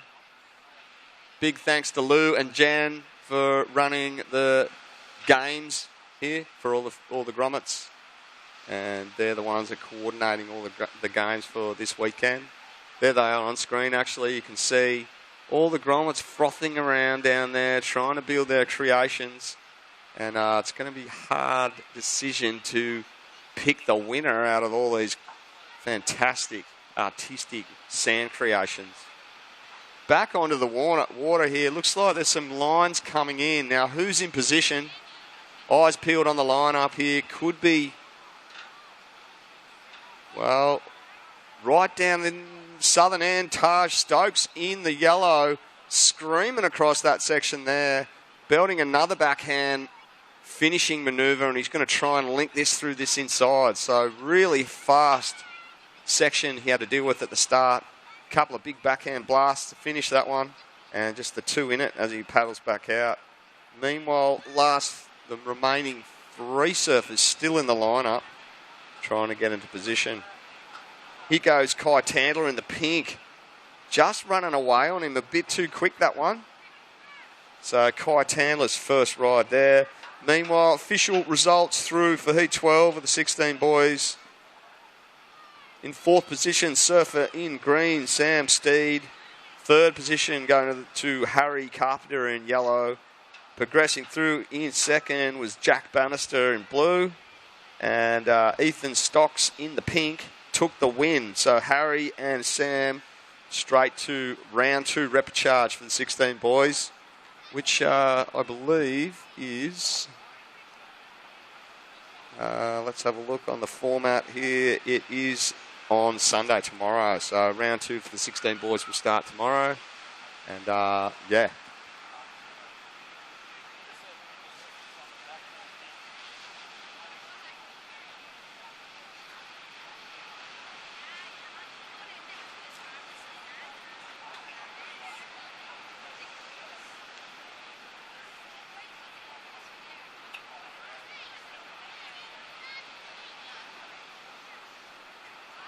Okay, scores are filtering in. Taj Stokes, your first ride, mate. The man in yellow on that screaming left-hander towards the southern end of the bank. A 4.83 on your first ride.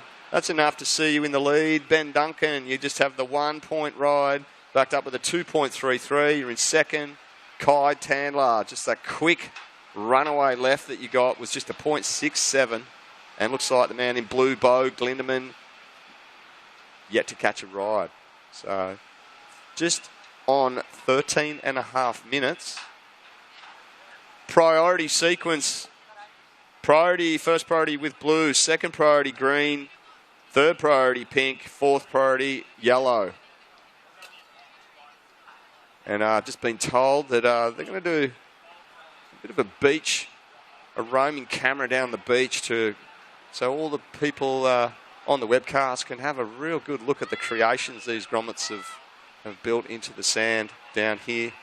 It's the Skullcandy Oz Grom Open Sandcastle competition for 2017, and tell you what, it's looking like it's pretty hot comp down there. So Tez will be down there with the mic and the camera crew, and all you guys on the webcast see exactly what's going down here at Lennox Beachies. Okay.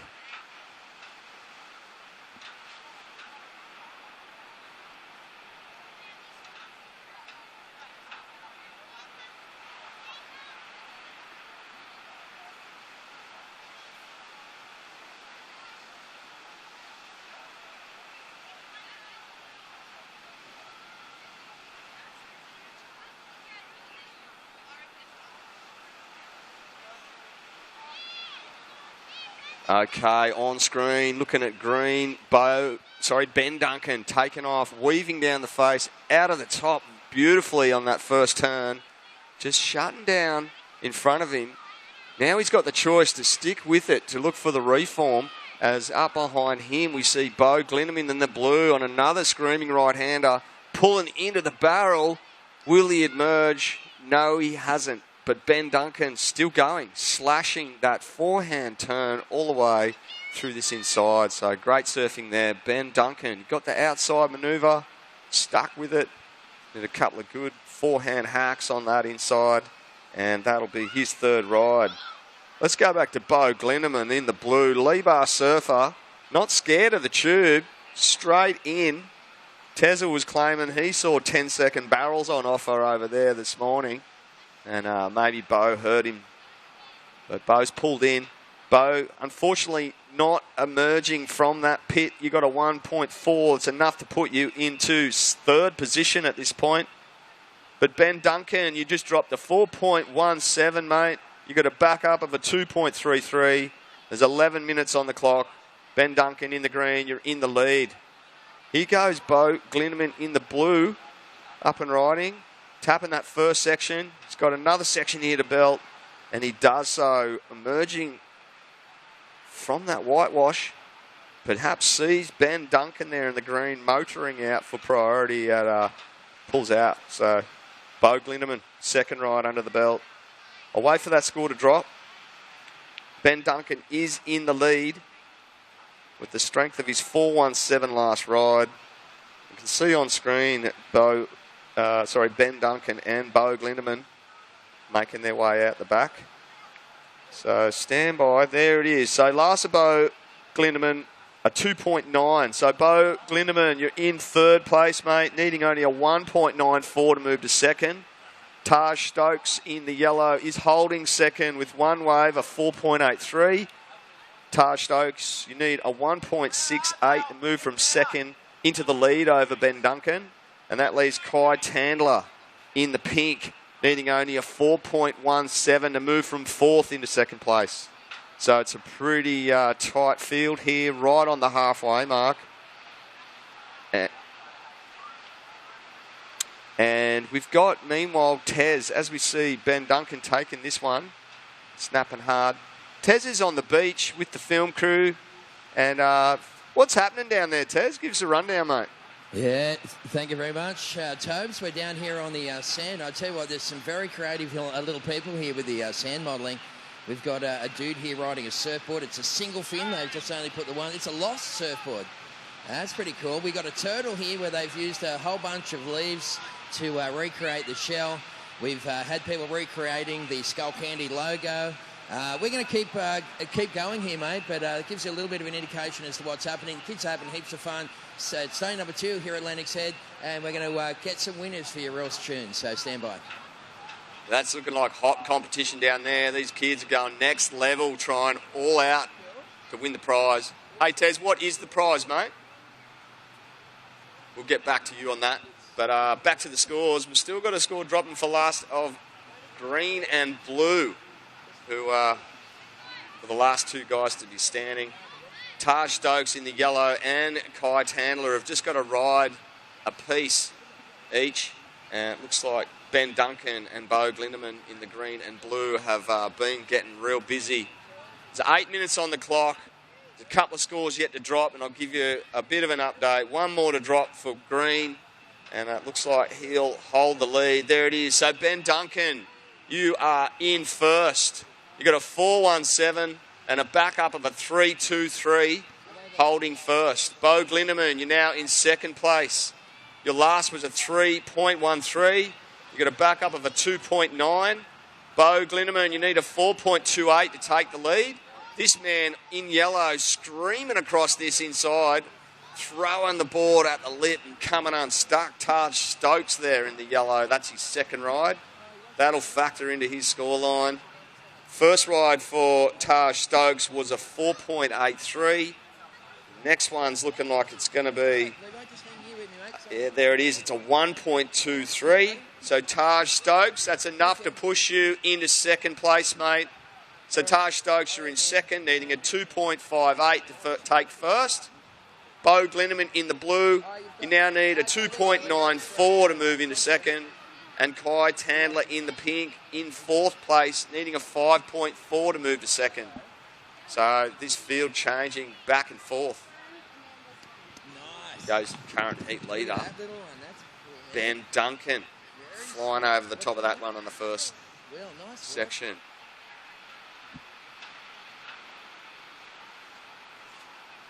All right, well, it looks like Terry's really inspecting the sandcastles down there very carefully. And he's getting a bit of an insight there from young Woody Webster. Tezza, we're looking on screen, mate, at young Woody Webster's surfboard. It's got the nice black and white stripes spray on it. What's your make on it down there, buddy? Yeah, I tell you what, I'm super impressed here. I wish we have a prize for everyone. I'm kind of feeling pretty bad if anyone misses out. But we're still checking out the action here, mate. I think I've got the top 3, and we'll have a little consolation prize as well, thanks to Lennox Surf Shop. So we'll be about a minute or two, Tobes, and we'll get back to you, buddy. And those people watching the webcast, hope you're enjoying day 2 here at the Skullcandy Oz Grom Open. Great stuff, Tez. All right, just under 6 minutes left. A priority sequence update for surfers in the water. First priority with pink, second priority with blue, third priority with yellow, fourth priority with green. And there's just rounding to 5.5 minutes left. Looks like Kai Tandler. You need a 5.4, mate, to move from fourth to second. Bo Glindemann in the blues sitting in third place, needing a 2.94 to move into second place. Taj Stokes in the yellow is sitting in number 2 right now, needing only a 2.58 to take the lead from Ben Duncan in the green. So Ben Duncan, you're looking to better anything higher than a 3.23 will improve your score, mate. There's counting down to 5 minutes now. So standby surfers in the next heat. Just about to hit the 5 minute mark. There it is. 5 minutes now on the clock. You may paddle out. As we see Kai Tandler taking the drop here. Floating across that, landing it beautifully, fitting another one in there. So 2 for 1 on the outside section. And he feels that's enough. Good surfing there from Kai Tandler. That's his second ride. That'll be his best.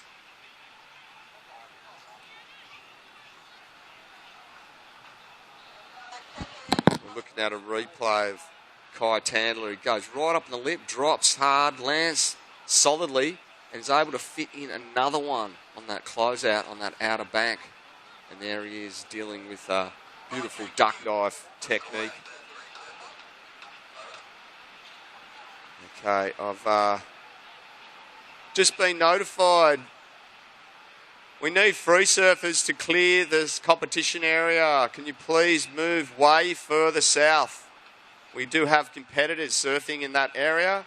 Previous heats, we've seen them surf the left over there, which is right in the zone where you're at, guys. So can you please move well out of that area immediately? Thank you very much.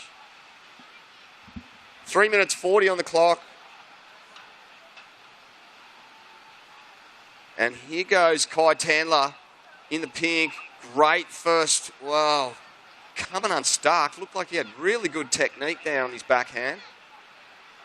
Perhaps sort of over-rotated the hips and dropped off the back of that one. So Kai Tandler, meanwhile, however, I'll get back to Kai Tandler because Kai has been chipping away. He remained pretty sleepy at the start.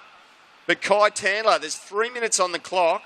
You've just locked in a 6.17, backed it up with a 1.3. Kai Tandler in the pink is now in the lead.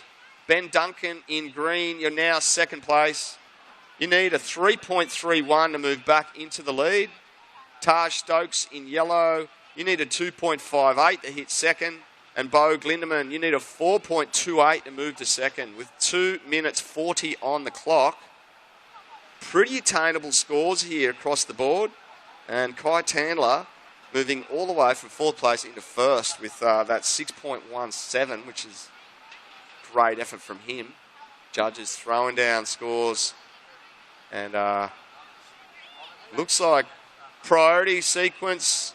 First priority with blue. Second priority with yellow. Third priority green. Fourth priority pink. With 2 minutes on the clock right now. The countdown's on.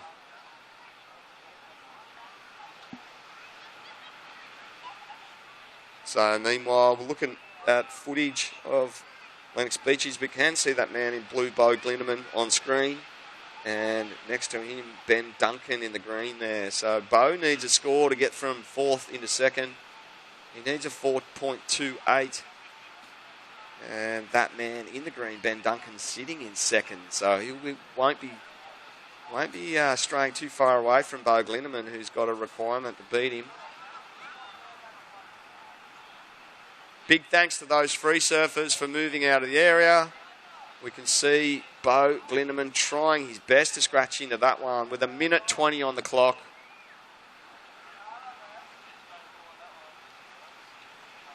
Okay, this is a nail biter. Down the beach, Taj Stokes in the yellow. Nice flaring first closeout manoeuvre. Landing successfully. And Taj Stokes looks like he's trying to eye off this inside as current heat leader Kai Tandler gets a little tangled on that first manoeuvre. Taj Stokes continues through the inside, just climbing the foam and trying to get to the green face. And here he is, throws a back foot turn into that forehand manoeuvre. And out the back, Ben Duncan riding the lip. Taj Stokes, meanwhile, on the inside, on screen, trying his best to just milk this one for all it's worth. And real sort of a weak inside section here for Taj. but he does complete it nicely. So Taj Stokes, 20 seconds now on the clock. Bo Glinneman paddling out the back, as is Kai Tandler. Kai completing that one nicely. Bo dismounting. Under 10 seconds now. I'm going to count in the finish in 5, 4, 3, 2, 1.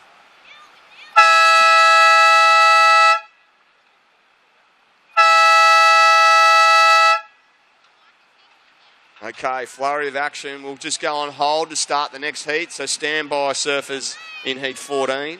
We'll let judges lock in some scores for that last exchange.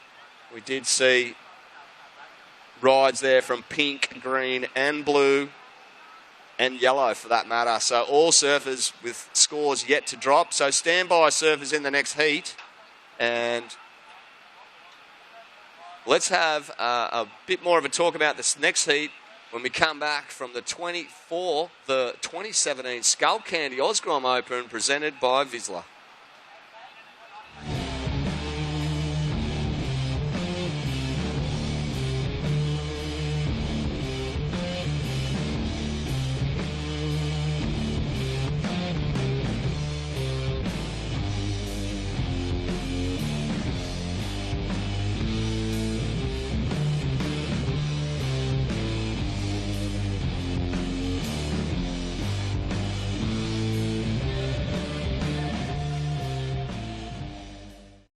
Elders Lennox Head invites you to inspect 10 Montwood Drive. Located on a flat, sunny 955 square metre block, this expertly designed home incorporates a clever layout with more than enough space for the modern family. Multiple living areas plus the screened outdoor area make it ideal for entertaining friends and family. There are 3 roomy bedrooms located away from the master bedroom, which features a beautiful spa ensuite. Contact Elders Lennox Head for more information.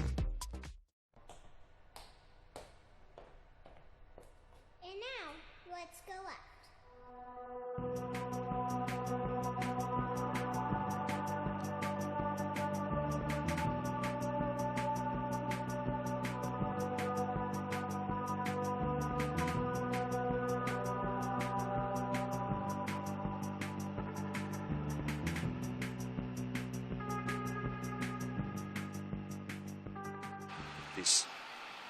Welcome back. Here we are. Heat 14, round 1 for the 16 boys. And in the water, Gus Nicholson in the blues just open up with a 1-point ride. We've got a mid-range score coming through from Toy Tanaka in pink. It's a 3. And Micah Margison in the yellow. And Archie Fraser in green yet to open their account with a ride. We're going to throw down to Tezza in a second. He's down there with the Skullcandy Sandcastle competition. And it's looking like it's a pretty hot field of talent down there, Tezza. Yeah, so Tezza, what do you got for us, mate? What's it looking like on your side? Thank you very much, Tobes. Well, after a lot of deliberation, we had to really have a good look at these. There's so many fantastic creations down here. The kids have done a really good job. Give yourself a big round of applause, kids. Awesome stuff for the sand modelists. We do have top three this is not first position, it's equal first, but we do like this creation here. Big round of applause for the surfboards. So those guys, thanks to Lennox Pizza and Pasta, are going to be having a nice little feed tonight. And we're going to come over this way and check out another of our top 3 creations. So excuse us, kiddies, we'll just get through here with the cameraman. And I do like this one over here. This is the turtle. This is like one of those turtles you see at Halley Ewa. It's a pretty big one, and they've used the leaves on the top there to recreate the shells. That is a very good creation. Big round of applause for the turtle people. They're also picking up a voucher thanks to Lennox Pizza and Pasta. Great place to have a scoff. And I don't know if we can shoot over there because it's a bit far away, but right over here we have a nice little creation with a post. And we're also going to award that as one of the top 3. So who's the people that owns the post? Here they are over here. Congratulations, you've won yourself a voucher to Lennox Pizza and Pasta. And finally, just stick with us here, folks, because it's a mission. And this creation here, it says the Skullcandy Oz Grom Open. They've got some turtles. They've used a nice variety of stuff. This is a consolation prize thanks to Lennox Head Surf. They've got a cool shop just up the road. And who made this? Okay, well done. So, Charlie, you're going to have to share that voucher. Big round of applause for all our sand modelers. And we do have some little prizes we're going to give out to some of the other kids. But, Tobes, we'll throw it back to you. We're going to do more sand modelling tomorrow, mate. This has been a huge success. Thank you. Awesome stuff, Tezza, and congratulations, kids. Big thanks to Lennox Pizza and Pasta and Lennox Surf. And you kids get on down there. Take your parents down for a bit of a feed down at Lennox Pizza and Pasta. Great food. And go and see Gav at Lennox Surf. He's got all the stuff that you need. Meanwhile, back on the water, Toy Tanaka in pink just locked in a 2.13. He's got an opening ride of a 3.0. So Toy Tanaka in the pink, you're in the lead. Gus Nicholson in blue. You have a 1.2 and a 1-point ride. That's enough to put you into second. Archie Fraser is up and riding right now, floating and getting bumped off at the bottom of that one. Open with a 1.4. That's his second ride. And Micah Margison also up and riding right now. Beautiful hack out of the top on the first one, throwing a lot of tail on that second turn. So Micah Margison in the yellow, 2 good strong forehand turns from him. Gus Nicholson, meanwhile, finishing in the flats there. Yeah, Micah Margison throwing some good tail, unlike his old man, actually, which is good to see. Yellow. We're going to have a look at a bit of a replay here. This is Gus Nicholson. First turn, just landing out of the lip and emerging from the whitewash, and he's eyeing off that inside section, and that's him duck diving. Meanwhile, out the back, this is Toy Tanaka in the pink. He's currently in the lead. He's really having a good look at this, and he's up and riding. Weaving out of the top there, out of the bottom and carving a rail turn all the way back and rebounding off the foam. Another great roundhouse cut back from him. Snapping a big savage hook in the pocket and out of the top. So finishing it very nicely and ducking under. So Toy Tanaka in the lead. Prior to that exchange, here goes Micah Margison. Good backhand turn to start and then dips under the lip. So couple of rides there to lock in for pink, blue and yellow. Stand by for scores. There's 14 minutes on the clock.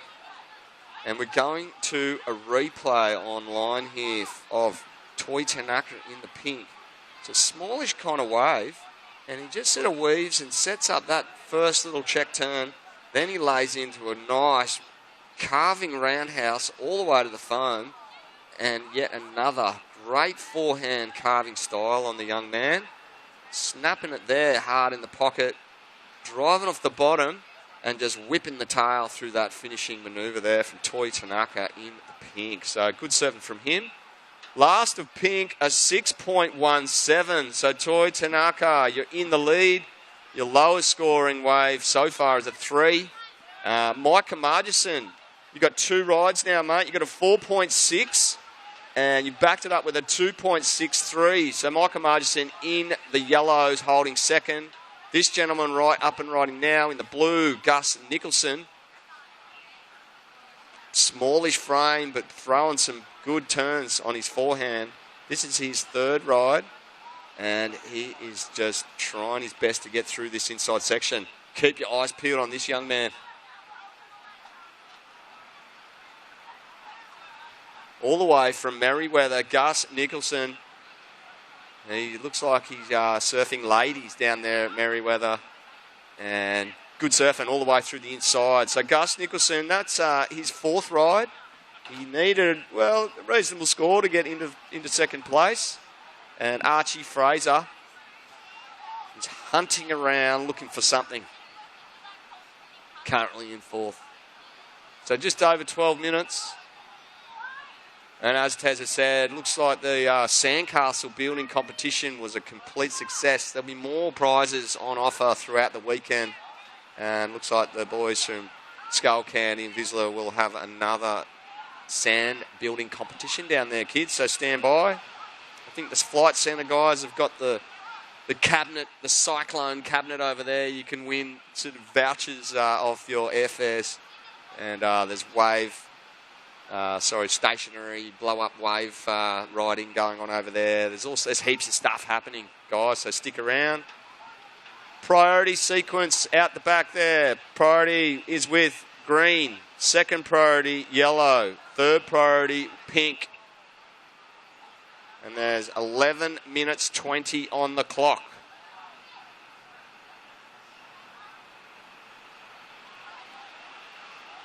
And beautiful winter's day here at Lennox. The sun is shining. And it's about -10 in the mornings. It feels like it's about 30 right now as the sun's shining here on us. So, yeah, the Lee Bar boys have pulled out. Well, they've pulled all the favours from Huey to present the waves and the sunshine for this event yet again. Great stuff. All right, so back on the water. Looks like Micah Margison in the yellows having a scratch into that one. It's not going to allow him to catch it.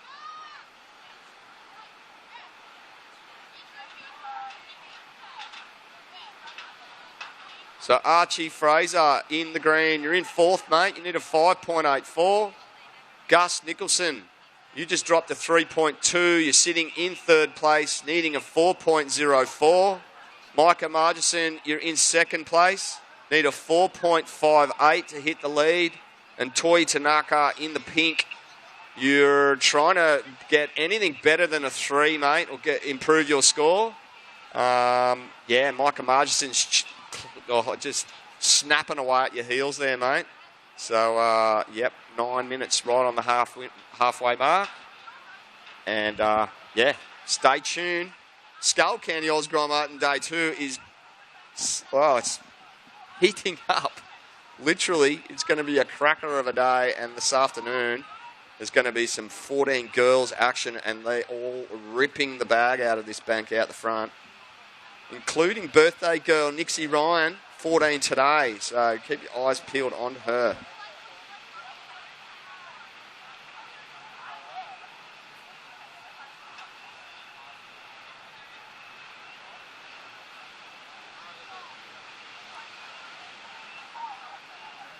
Okay, calling up serves in the next heat. We've got Blake Island,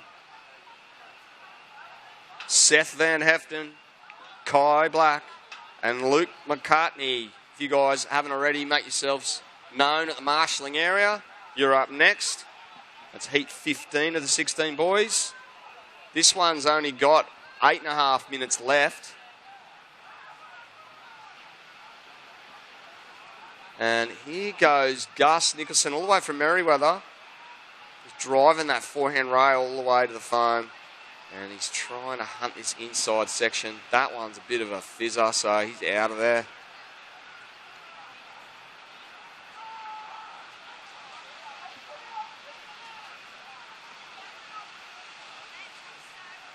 All right, priority sequence. First priority green, second priority pink, third priority yellow.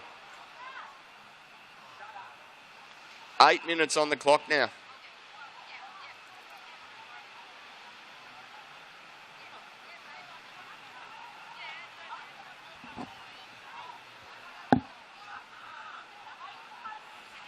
All right, we're looking at scenes from Lennox Beachies here. Great family day. All the grommets hanging on the beach. You can see what's left of the sandcastle competition there in the dunes. And out the back, Micah Margison tapping away on this right-hander as he just weaves rail to rail across that fizzer of a wave that filled in on that channel. And down the beach, Archie Fraser's up and riding. Floats to start. Just gets that one turn in before the wave sort of closes out, but he's going to try and stick with it. You can see on screen there, he's trying to bounce his way through. Toi Tanaka in the pink with a great backhand hook, but coming unstuck. Meanwhile, Archie Fraser stuck with it. It's turned into a little wall here on the inside, and he's just slashing away on his forehand, making the most of this one. And he's trying to find a wave to get him out of that fourth place position right now. So let's see what the judges give that one. 6 minutes 45 on the clock. And stand by for that last of green. And blue for that matter. So we've actually got scores dropping in across the board. So stand by, surfers. I'll give you an update as soon as possible. Nearing the 6.5 minute mark right now. Here goes Gus Nicholson. Coming unstuck, the Novocastrian.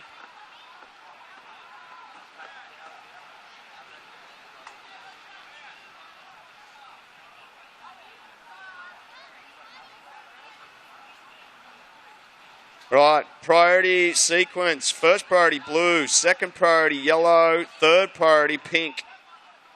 And as Archie Fraser makes his way back out the back, your last score, mates, dropping in. Judges being very careful to deliberate over the final rides there from all surfers at this stage. So stand by for scores just under 6 minutes. And on screen, we're looking at Toy Tanaka in the pink and Archie Fraser in the green over there to the southern end. Actually, that isn't Archie. That's Gus Nicholson in the blue right on screen to the far right. And the Skullcandy boy in the background. You can see beautiful scenes down here at Lennox Beaches. Idyllic winter conditions here with the offshore. We saw a bunch of whales cruising past earlier. And it's a perfect day. We mentioned it earlier, there is an all-age event on this evening over at the Lennox Community Centre. And it's $15 online or $20 at the door. Full family affair, underage or all-age gig. That's 5 minutes right now, 5 minutes on the clock.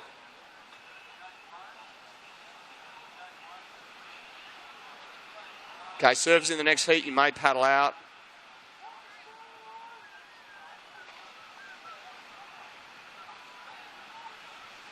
So that's the 5 minute mark. We can see Micah Margison paddling in this one. The man in yellow, he's currently holding second, floats a boat on that first section, throwing a foam climb manoeuvre and just going rail to rail until that wave just fizzles out on that gutter section. So Micah Margison still rides waiting to drop for last of pink and blue, but Micah Margison not mucking around, holding second, trying to consolidate his score. And we'll see what the judges throw at that. Trying to get scores out to you guys as soon as possible, just under 4 minutes. Next heat is paddling out already. And it'll be heat 15. One more heat after the next. And then 14 girls round one will commence. And yeah, stick around. It's going to be red hot surfing for these 14 girls. Very competitive field. All right, scores are all now in. Toy Tanaka, you hold the lead, mate. You're trying to better anything higher than a 3. Micah Margison, you just dropped a 3. So Micah Margison holding second in yellow, needing a 4.58, I should say, to move to first. Gus Nicholson in the blue, you're holding third. Need a 4.41 to move to second. Archie Fraser still in fourth place in the green. You need a 5.31 to move into second place. There's 3 minutes to go. And, it's still pretty attainable scores at the moment across the board. So it's really anyone's game. We see Archie Fraser just getting a little bit hung up in the lip with that first closeout manoeuvre. And he'll be looking for, the 5.31 will see him move into second. Obviously, tomorrow we see round 2, 16 repechage. Third and fourth place getters will have another roll of the dice in round 2. But there's 2.5 minutes left. Priority sequence. First priority pink. Second priority blue. Third priority yellow. And here goes Micah Margison, hammering a massive forehand gouge on the face there. Just the one turn, but gee, it was a good one. Ripping into a really big rail turn there. And just reminds me of his old man. Blasting a massive rail turn there from Micah Margison. So we'll see what the judges give it. Will it replace his lowest score? I'll let you know as soon as I can. 1:50 on the clock. Here goes Toy Tanaka in the pink, winding out of the bottom. Cross that top, the top of that section there on the first turn, but coming unstuck. More waves coming in. Looks like this could be the young Novocastrian Gus Nicholson screeching across the top, landing awkwardly and coming unstuck. So Gus Nicholson coming unglued there. That leaves Archie Fraser with 1:20. Had a little look at that one. Decides to let it go. Needs a score. We'll let those scores filter in. I'll give you another requirement.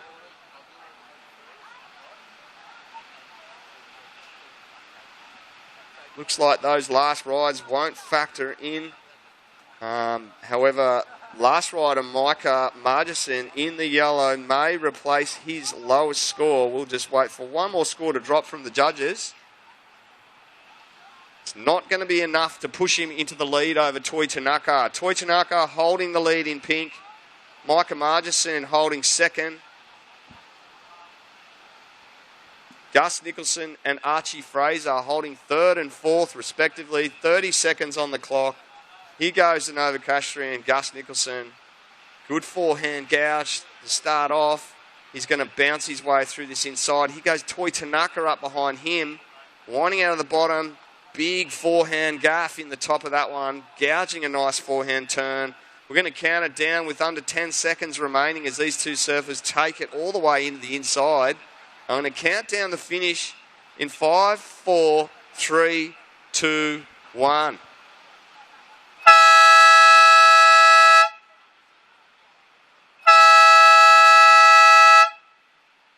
Okay, great exchange in the dying seconds of that one. We saw Novocastrian surfer in blue and Toi Tanaka in the pink getting rides all the way to the inside. Now it's time to haul out our sponsors. Back real soon with more action live from the 2017 Skullcandy Oz Grom Open presented by Vizsla.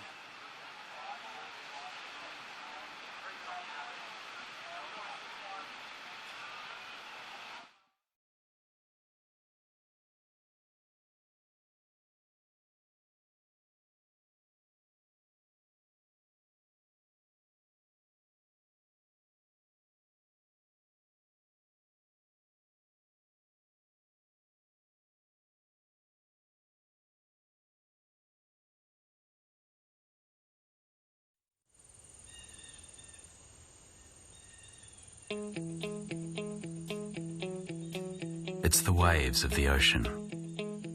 It's that cool breeze on a summer's afternoon. It's ice cream on the beach with the kids. It's having a surf before work. It's your favourite coffee nook on a Sunday morning and Monday seems forever away. It's playing in the sun and resting in the shade. It's care for the environment and those we share it with. It's our rhythm of life, and it's what makes Lennox Head totally Lennox. It's our coastal village of families and young professionals who've discovered a new way of living, set apart from the hustle and bustle. Discover your own authentic retreat in a carefully crafted seaside community nestled away amongst the iconic Lennox Headland. We're just a stone's throw away from brand new facilities and local schools. A new shopping precinct will provide childcare, a medical centre, as well as all your shopping needs. Whether you prefer to be active and play with a team, spend time with the kids, or just relax and soak it all in, it's now just a few steps from your front door. There's new roads connecting us, and it's never been easier to get around. All built by a local name you know and trust.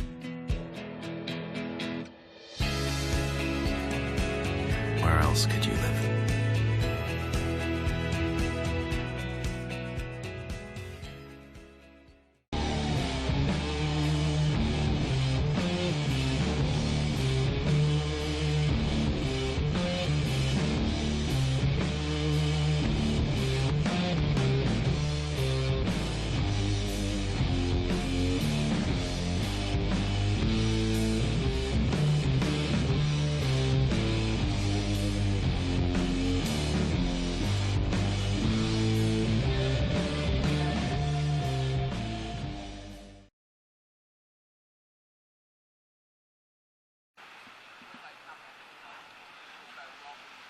Okay, so welcome back to our webcast viewing audience. Tez McKenna taking you through day number 2 here at the Skullcandy. Toby's just stepped out to have some lunch, and I tell you what, we have some very cool stuff happening, not just in the water but also out.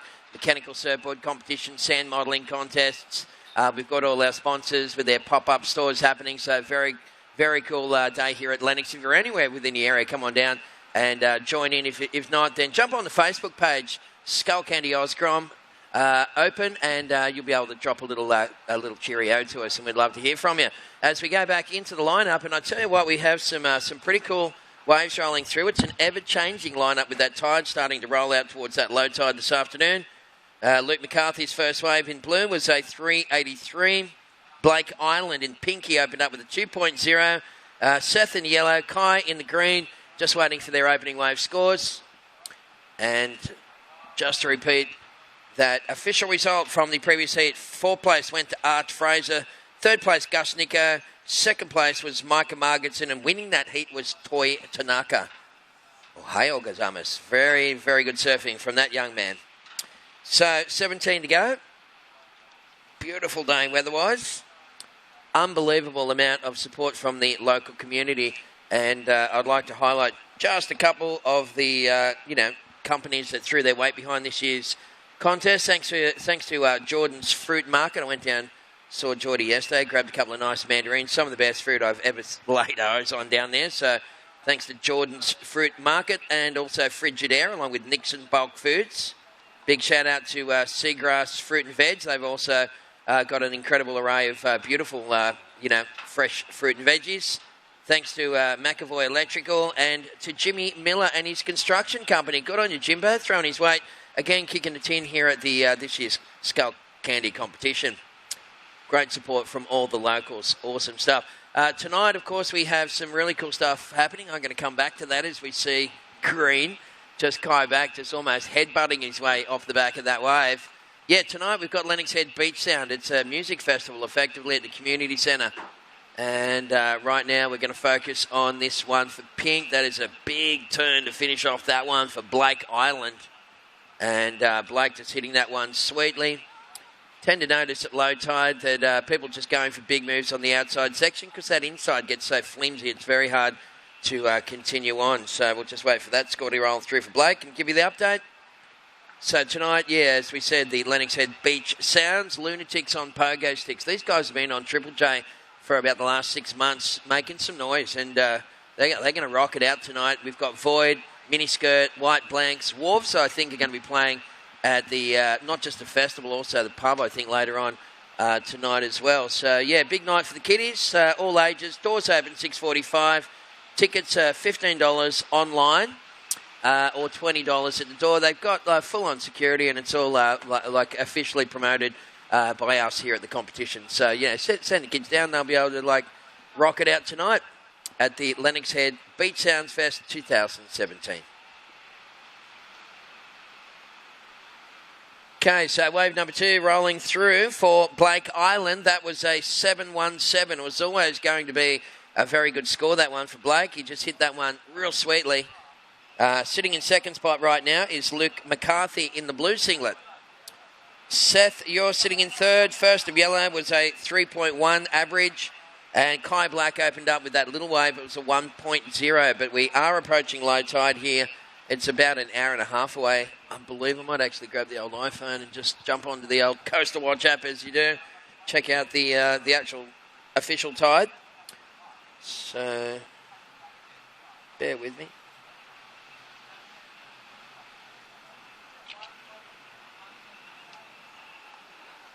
Okay, Lennox Head Beach, here we go. So 3 to 4 feet. That's a pretty good call. Westerly wind, so just beautiful offshore breeze at the moment. Water temps around 20 degrees. High tide 7:40 this morning, and low tide 130.2 of a metre. So once we get past that 130, it's an hour and a half away from low tide. So, most of the action and big scores are going to come from those outside turns over the next couple of hours, fellas, until we get that, more water over the sandbanks. At that point, of course, we'll see those reforms come back into play. Well, that is Luke McCarthy. And Luke punching it up there on the lip there. Unsuccessful manoeuvre attempt. So priority is with yellow. second priority green, third priority is pink, and you guys have 13 minutes remaining.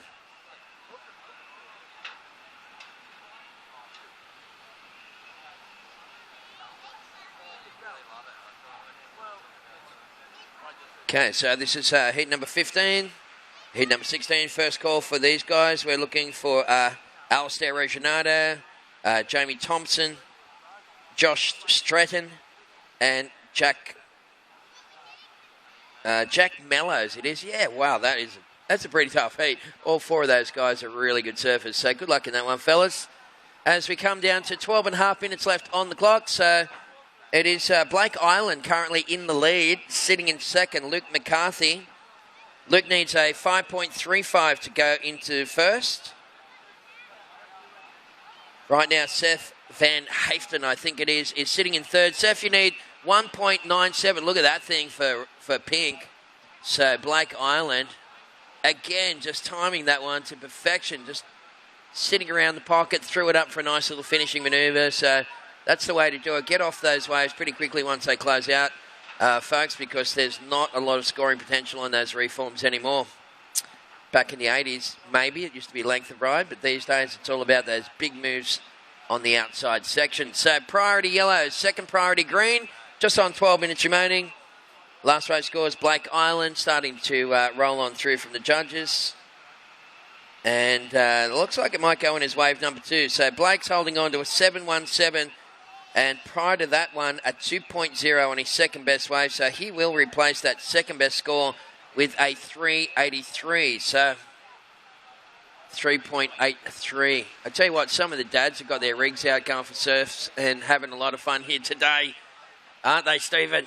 Good on you, champion. Former Coolangatta Gold man, that bloke. So we're down to around about 11 minutes left on the clock. So Blake Island, your last wave 3.83. That is your second best score, buddy. Luke McCarthy now chasing a 7.18 to take the lead. Yellow in third, needing only 1.97. Looks like we've got a serious paddle right there. And, well, that's pretty good stuff to ride out of that for Seth Van Haften. Seth just throwing it up on the lip there, rather. And, well, he'll get enough to go to second, I believe, on that little one turn. There it is, last to yellow, 2.3. So yellow goes into second. Luke McCarthy in blue, you're down into third position. Luke, you're now chasing 1.58 to go back second. And Kai Black requires a 4.41 to go to second. So that's the situation. We have 10 minutes remaining for the current heat in the water. And coming up next, we'll see heat number 16, the final heat of the round of first round of the 16 and unders. Alistair Reginado will take on Jamie Thompson, Joshua Stratton, and Jack Mellows will be out there as well.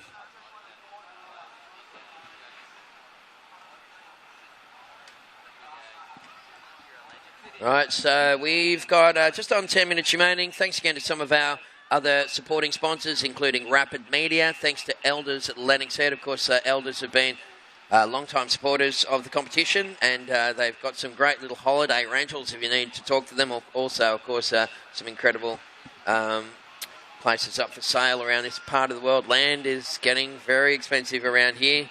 Thanks to Epic as well as Clarence Property. We'd like to acknowledge NBN and, of course, CAV Security. They have supplied us with that big screen TV in the park. So thanks again to Cav. You guys rock. So 9 minutes remaining, fellas. 9 to go. Priority is green. Second priority blue. Third priority pink. Fourth priority is yellow. So Blake Island is in the lead. Blake, your second best is only a 3.83. Seth Van Haften has gone into second. Seth, you need 7.91 to go to first. Luke McCarthy is down into third. Blue, you now chasing a 1.58 to progress to second. Kai Black requires a 4.41. Yeah, so next division after this one, I believe, will be the 14 and under girls. So we've got 4 heats of the 14 and under girls, and then we'll go to the 14 and under boys. We've got 6 heats of those, and we'll be able to wrap it up and put a bow on it for day number 2 here at the Skullcandy Oz Grom Open.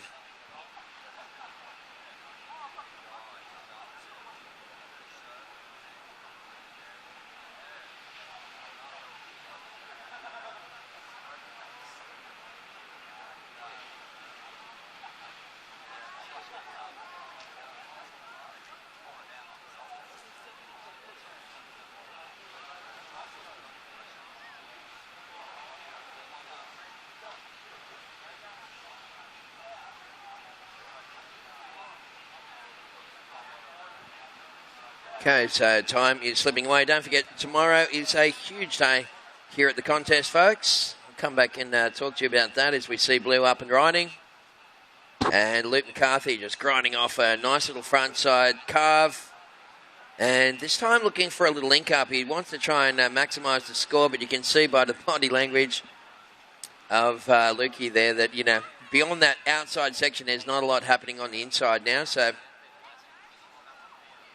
we'll see that little couple of turns there. We'll get Luke McCarthy into second. Luke was chasing less than 2 points, so I think it's a no-brainer to say that he's going to go to second. There it is. Last of Blue, a 2.40. Situation change. So Blake Island is in the lead. Pink, you're looking to improve a 3.83 second best wave. Luke McCarthy sitting in second. Luke's chasing a 7.18 to take the lead. Yellow back down into third, so it's a bit of a seesawing battle between Luke and Seth. Right now, Seth Van Haften needing a 3.14 set to go in back into second. Kai Black, you're chasing a 4.94. Pretty much a 5-point ride, and on screen there you can see Black. Hey, Blackie, give us a wave, mate. You're on the webcast. He's concentrating so hard on that barbecue. I tell you what, those barbecues are just so insane. Yesterday I probably had the best hamburger of my life on that thing, and Blackie, just one of the many hard-working volunteers here at the competition, just looking after the lunch for us there, and you can see he means business, doesn't he, when he's got the tongs in his hand, the old Blackie.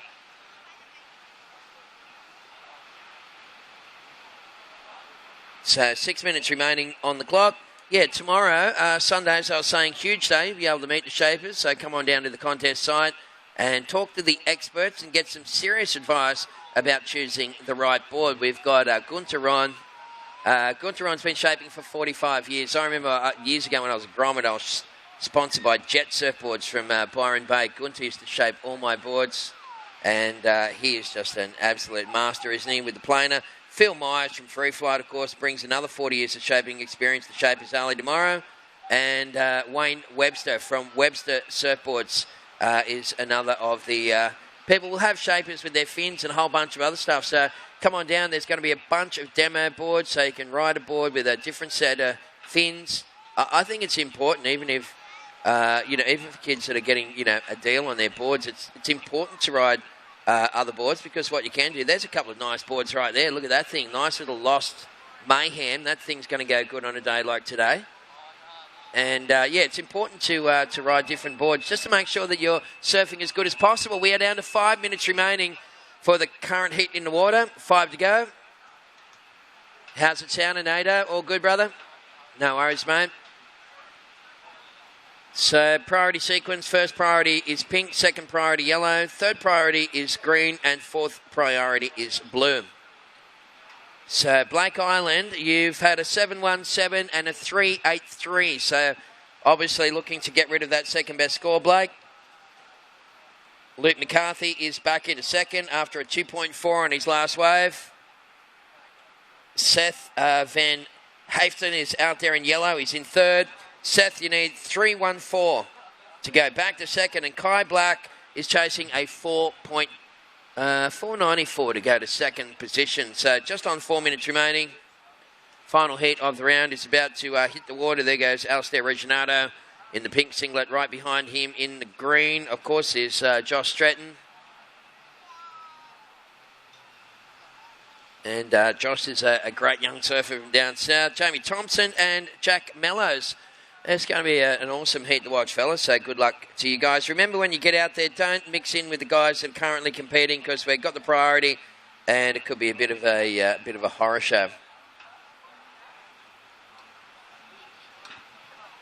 Rightio, so there's the boys making their way down. 3 minutes, 30 seconds remaining. Priority is pink, second priority yellow, third priority green, fourth priority is blue. So some very achievable scores required to get into that top two. Kai Black needing a 4.94, and Seth in yellow, you need a 3.14. Luke McCarthy, your second best score, buddy, is only a 2.40, so I'd be looking to replace that one. Quick Smart champion. And Blake Island looking to ditch a 3.83 on his second best wave. There's 3 minutes to go.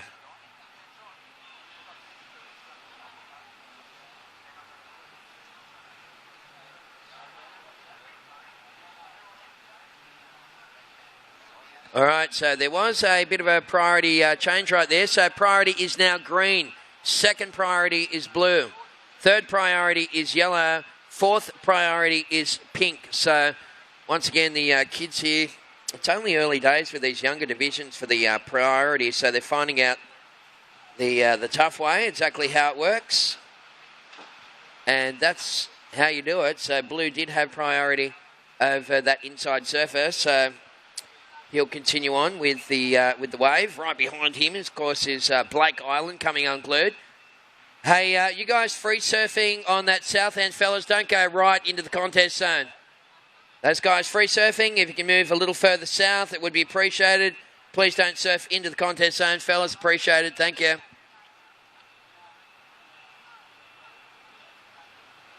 So 2 minutes remaining. Priority is green, and there's no second priority.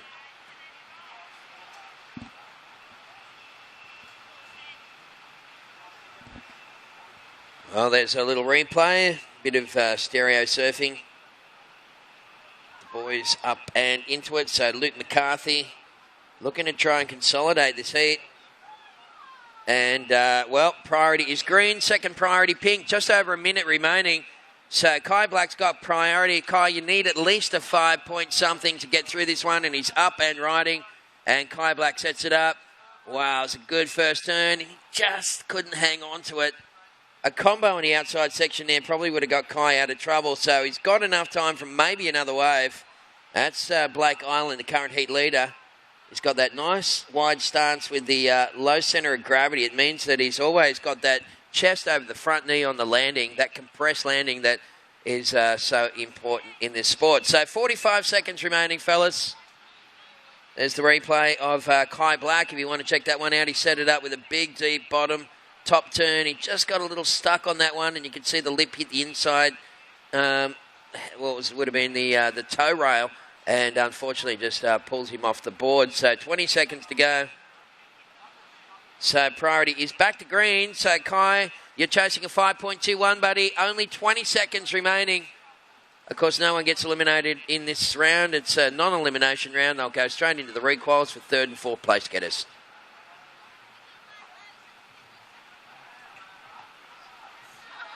Rightio, counting down in 3, 2, 1.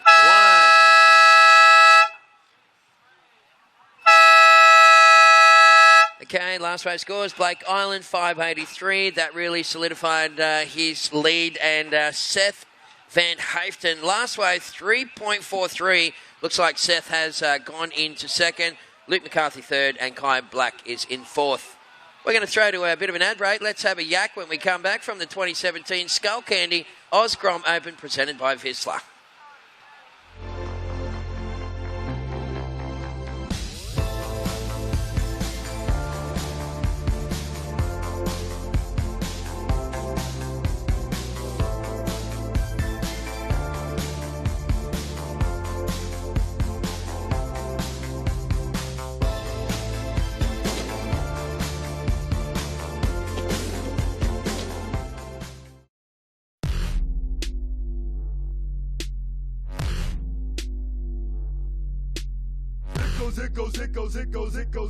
It goes. Sit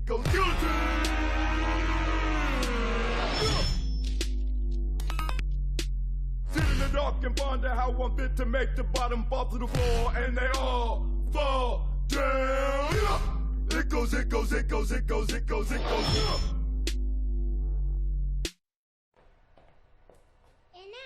let's go up.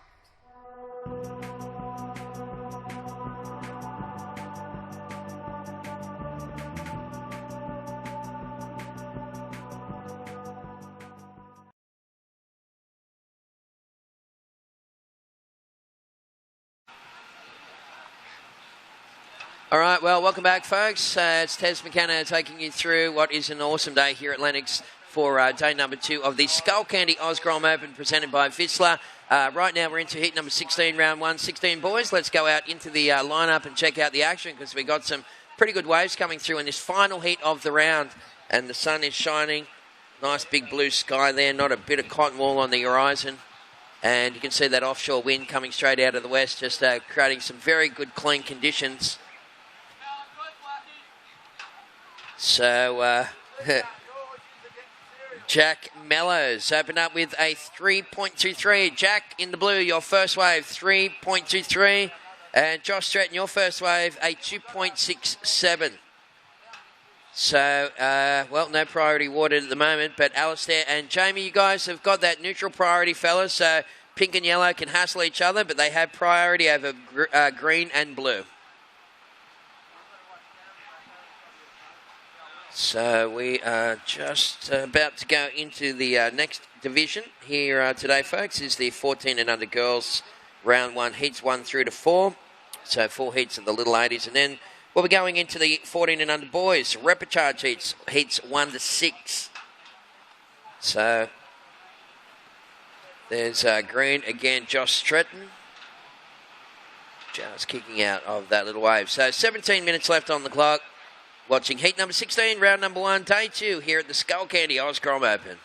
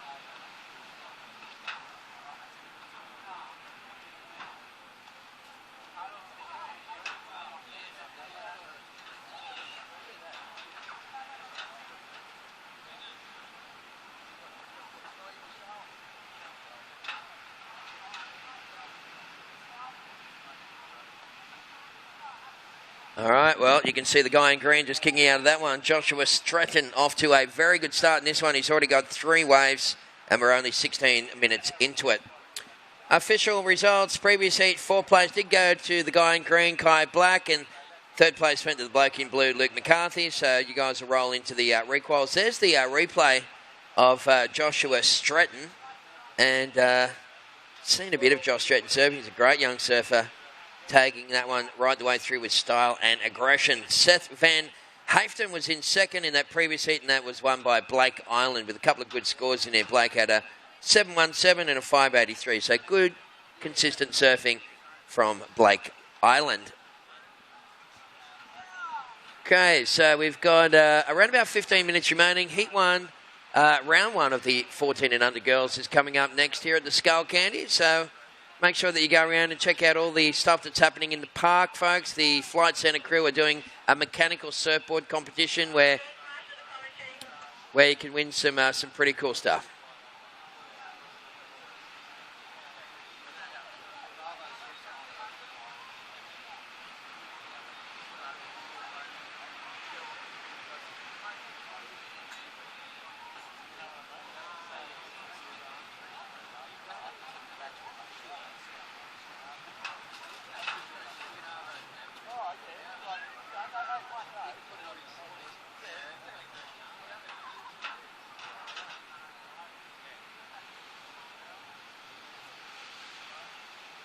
All right, Blake Island, could you please take back Yarashi to the beach marshal?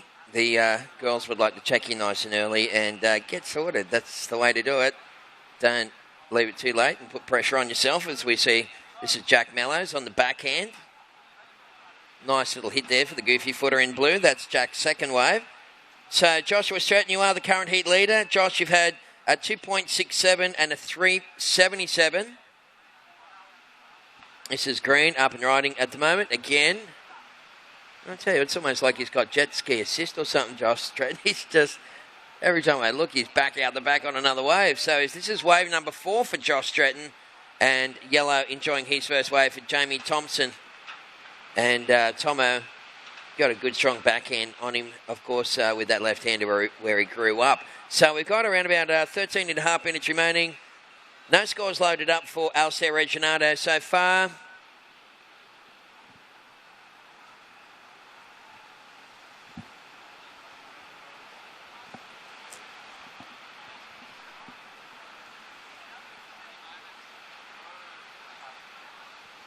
And back to live action for the people watching the webcast. This is Jack Mellows. Jack just come off the replay and straight into another wave.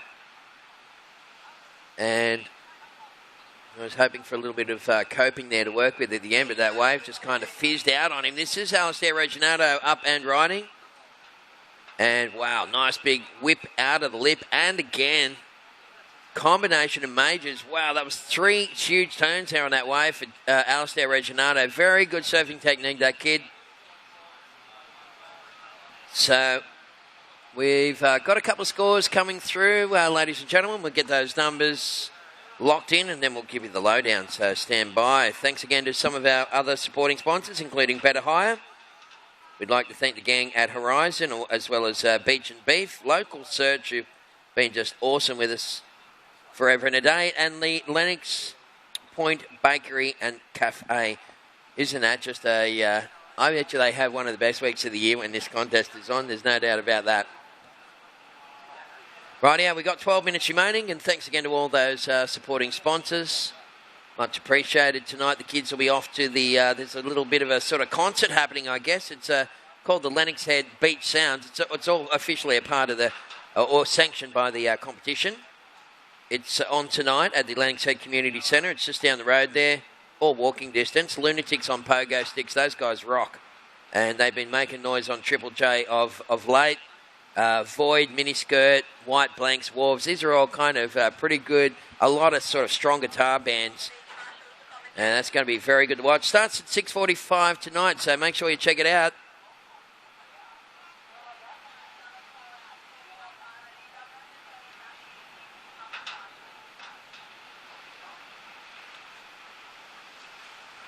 All right, well, mad little combo there for Jamie Thompson, getting really busy on that one.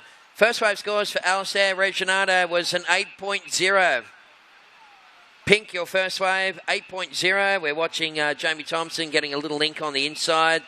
And again, Tomo hitting that one a couple of times there and really just whipping that board around with a lot of style. So Jamie Thompson, that is going to be wave number 2. Tomo, your first wave was a 4.07. You only needed a 2.57 to take second, and I'd say that that's definitely going to happen, buddy, as we see Pink looking at this one. Alistair Reginato, wave number 2 for Pink. Of course, he opened up with an 8.0. I like the way he surfs right off the tail, this kid, and wow, that was just a little overcooked there for that attempted reverse. So just the board kind of flipping out under the feet there in a wild kind of manner. We got scores coming through for Pink and Yellow fellas. Stand by. There's 10 minutes remaining. So first priority is with Green.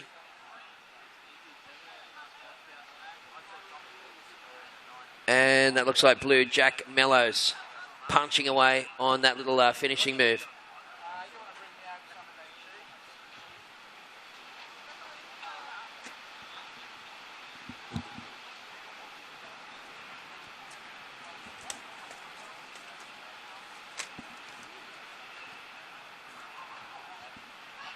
All right, fellas, priority sequence right now. First priority is green. Second priority is blue. We're just past half-time in this current heat in the water.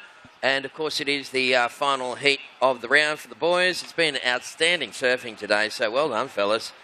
But it's time to shine for the 14 and under girls. Coming up next, Nixie Ryan will be in the pink singlet. Summer Gould will be in yellow. Evie Coulter, Northern Beaches of Sydney, will be in the green, and Callie Barrett will be in the blue. So we're starting off.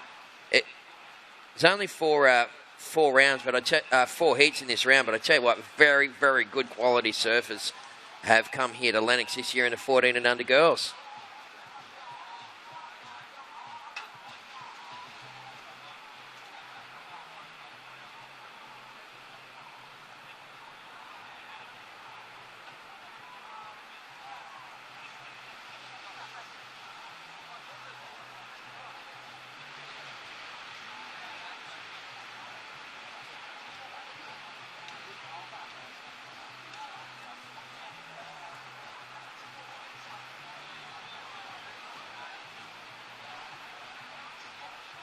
Okay, so right now we're watching the guy in a green singlet, Joshua Stratton, tagging that one.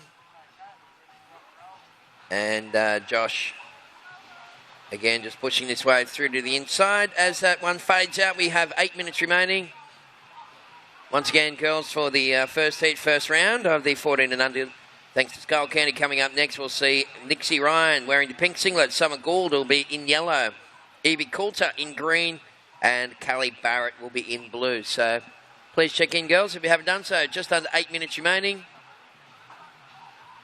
Okay, so wave number 2 for yellow. Jamie Thompson. The judges went back and looked at the replay. That is an 8.60. And it's pushed Jamie into the lead. So Alistair Reginato sitting in second place. Now, Pink, you need a 4.68 to go back into the lead.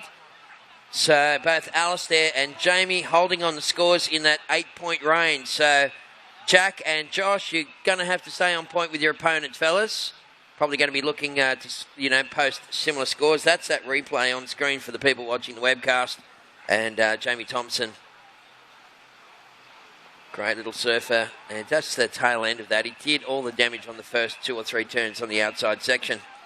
So right now, 7 minutes remaining. It's yellow in the lead. Jamie Thompson, you've had an 8.6 and a 4.07. Tomo, you're looking to improve that 4.07, buddy. Alistair Reginato with an 8.0 and a 1.23. Sits in second. Pink, you're chasing a 4.68 to go to first.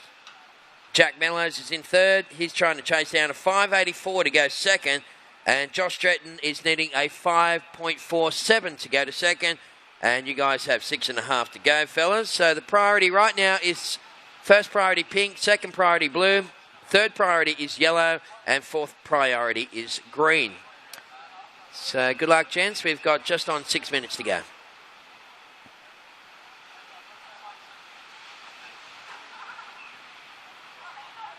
Okay, just a bit of a shout out to that free surfer. Buddy, you're in the competition area. That guy that rode that wave, please move south by about 50 metres, mate. You're in the contest zone. Thank you.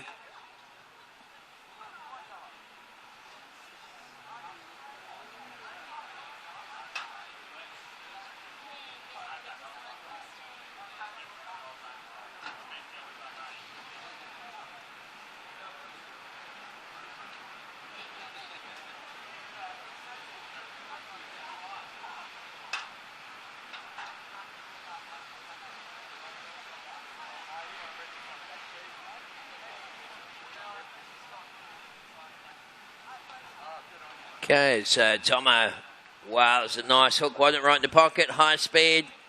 Really just nice acute angle of attack on that one from Jamie Thompson, the current heat leader. Tomo looking to improve his second best score. So priority pink, second priority blue, third priority is green.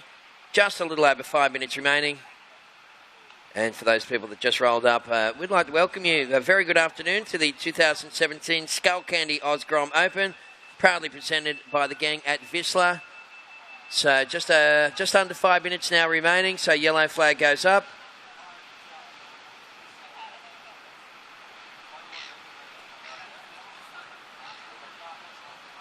Okay, so Jamie Thompson in the lead. Last wave, 3.5. Did not go into top 2, Jamie. You're looking to improve a 4.07. Alistair Reginato sitting in second. Jack Mellows is up and riding in the blue. And right now we're watching Josh Stretton. Yeah, nice couple of turns there from Josh Stretton. He's from the Bay Board Riders Club just north of Newcastle. And he's been working with the High Performance Centre up there, Luke and Chris Mikulak, a couple of great surfers and awesome coaches. And they're working really hard with Josh over the last 12 months, as probably all the other kids have been working with coaches as well. So we're down to around about 4 minutes remaining. There's a little replay of Josh Stretton.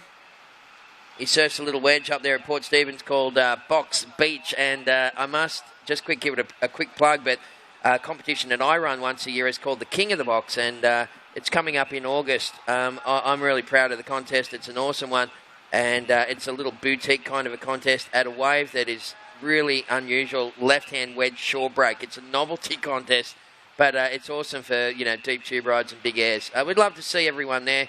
We've got girls, guys, juniors and legends divisions. And entries are open now on the Surfing Australia website. King of the Box. Love to see you there this year. So 3 minutes, 20 seconds remaining.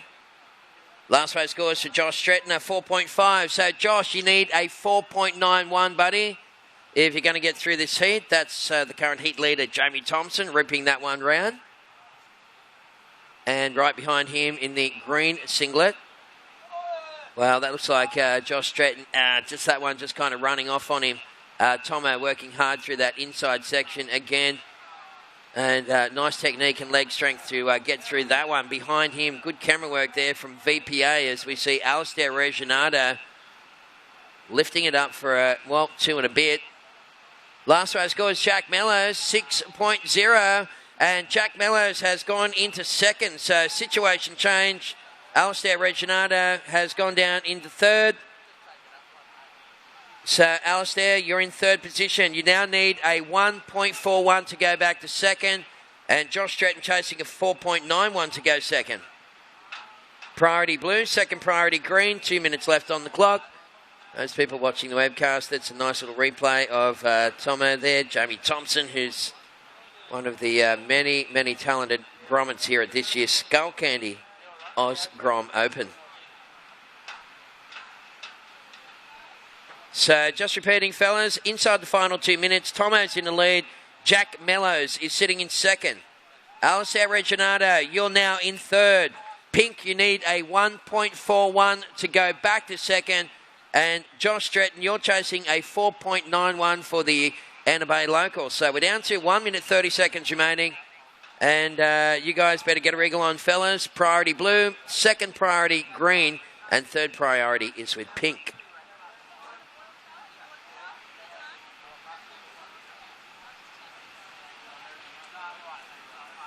Yeah, so, Jack Mellows has gone back to third. Last race scores, Alistair Reginado, a 4.4. So, situation change. Tomo's in the lead. Alistair Reginado in second. Jack Mellows down to third, needing now 6.41 to go second. And with 1 minute on the clock, Joshua Stretton, you're chasing a 7.91. Green, you need a 7.91. So, Josh, you just need to go for it, buddy. Go large. As they say, we've got just under 60 seconds remaining.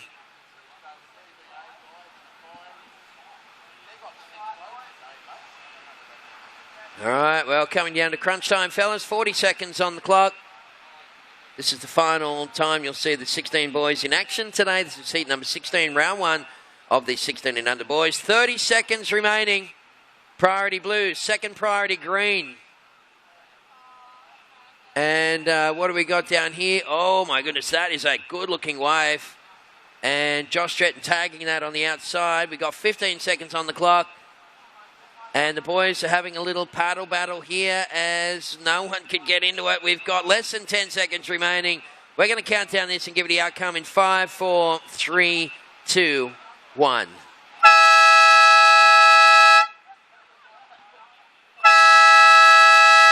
Okie dokie. So, Jamie Thompson, Alistair Reginado sitting 1 and 2 in that one as Tomo blasting away with a bit of a victory lap on that wave. So, yeah, it looks like Jamie Thompson, Alistair Reginado get through. Jack Mellows, Josh Stretton will go into the requals.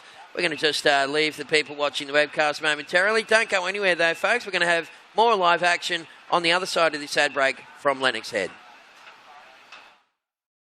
Elders Lennox Head, your local real estate experts, are pleased to offer this Tuscan-inspired property nestled in the Meadows Estate, featuring front and back private courtyards with lush tropical gardens, a spacious dining and kitchen area which adjoins the covered outdoor entertaining area, and an inviting in-ground pool. This attractive 4-bedroom home boasts a truly clever design and should be seen to be appreciated. Visit elderslennoxhead.com.au for details on all current listings.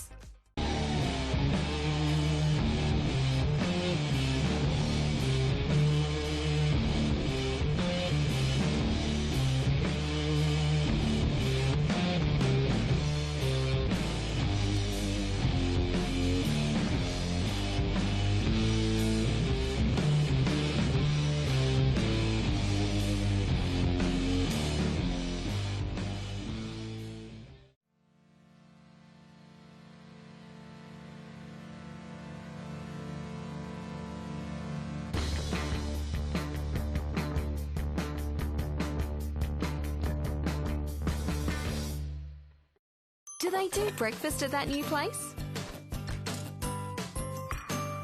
What time do the markets pack up? Can we take Charlie? Know a good Sparky? I want to use a local. Mom, I need to go now. Wherever you are. There's an app for that. Local Search. This is round one, heat one of the 14 girls. And in the water, local lass, Nixie Ryan in the pink. It is her birthday today. She turns 14, so congratulations turning 14, Nixie. She did come away with a win up the coast. Joining her out there in the yellow, Summer Gould. Evie Coulter's in the green, and Callie Barrett is in the blue. So to do battle out there. First round of the 14 girls. And we'll see what happens. Here goes Nixie Ryan here, birthday girl. Not a good start for her. Real early days, just under 18 minutes. And she's got a small score to the lock in there. Here goes Summer Gould in the yellow. She's found a bit of room to move. Finds a little closeout manoeuvre as she fades left and trying to make this link through the inside, fading out on that one. So a little score to drop for her on her first. Nixie Ryan with a 1.17. Summer Gould will probably get a higher score. He goes on the backhand, Callie Barrett in the blue. Couple of good backhand turns there to open that ride. And a third rail turn on her backhand. Here goes Nixie Ryan. She's looking to the left. Not liking it. So pulling out. So there we go. First exchange there for the 14 girls. Heat 1, round 1. 17 minutes on the clock. I'll get some scores out to you girls as soon as possible. Good to see some people making use of the beach here on this beautiful day at Lennox Beach. And it is around lunchtime. There's plenty of food downtown there, offering plenty of great grub to get into. And what a fantastic day. All right, scores are just coming through. There's one more score to drop for the last of pink, Nixie Ryan, the birthday girl. I can say last of blue was a 3.67. It's about 3 backhand turns there to get that ride, or that score. Summer Gould in the yellow, locked in a 3-point ride. Nixie Ryan's got one more score to drop, and we'll give her a bit of an update on her last. There it is. So Nixie Ryan, she just locked in a 2-point ride, backed up with a 1.17. Nixie Ryan currently holding second. Callie Barrett in the blue holding the lead with a 3.67. Summer Gould with that 3-point ride. You are in third place, the girl in blue, yellow, I should say, needing very small score to move to second. And Evie Coulter in the green, still looking for a score to get on the board. So early days yet, girls.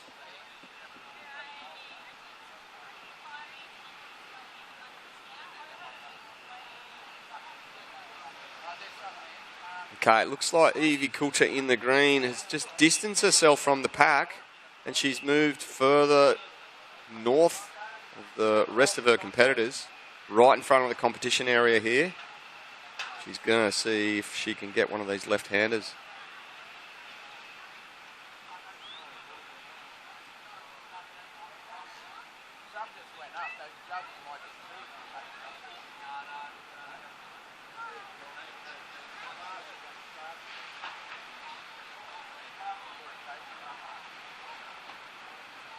Well, here goes birthday girl Nixie Ryan, up and riding in the pink, flying across that first section, getting a little tangled. She did get that opening manoeuvre in, but tangled on the second. So she has 3 rides under her belt now, and that'll probably knock into her top 2 scores there. It'll probably replace her first ride of a 1.17. We'll just see what that one is. As more rides are no doubt on the way. 14 minutes to go. All right, paddling. Looks like Evie Coulter in the green. Having a look at this. Can she scratch into it? No, she can't. More waves coming through. Eyes peeled on the lineup. No one's in position here, so stand by. Give Nixie a little update on her last ride. Okay, Nixie Ryan, last ride for you, a 2.83. It's enough to put you in the lead at this stage. Your backup ride of a 2.0. Nixie Ryan in the pink, in the lead. Callie Barrett. We see Nixie getting another one. Not successful landing that one. Callie Barrett in the blue, just with a 3.67 opening rides in second. Callie, a 1.17 will see you move into the lead over Nixie. Summer Gould in the yellow, you're in third, needing only a 0.68 to move into second place, and Evie Coulter yet to score or catch a ride. So stand by, there's just under 13 minutes.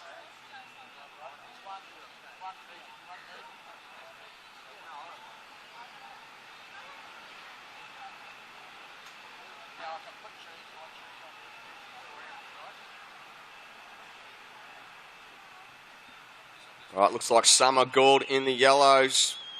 Up and riding, the natural footer, taking the drop, trying to find some room to move. That wave just crumbling in front of her.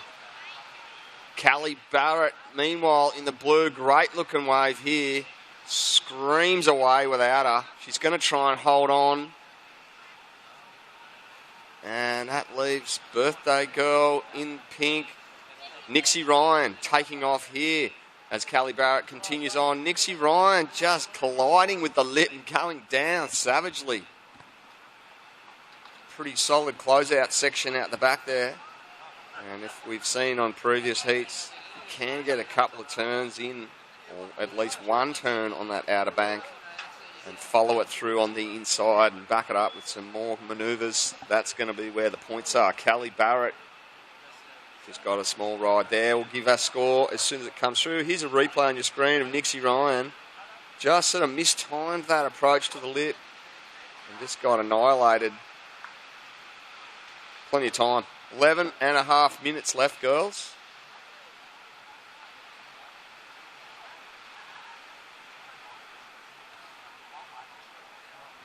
Priority sequence. First priority with green, second priority with pink, third priority with yellow.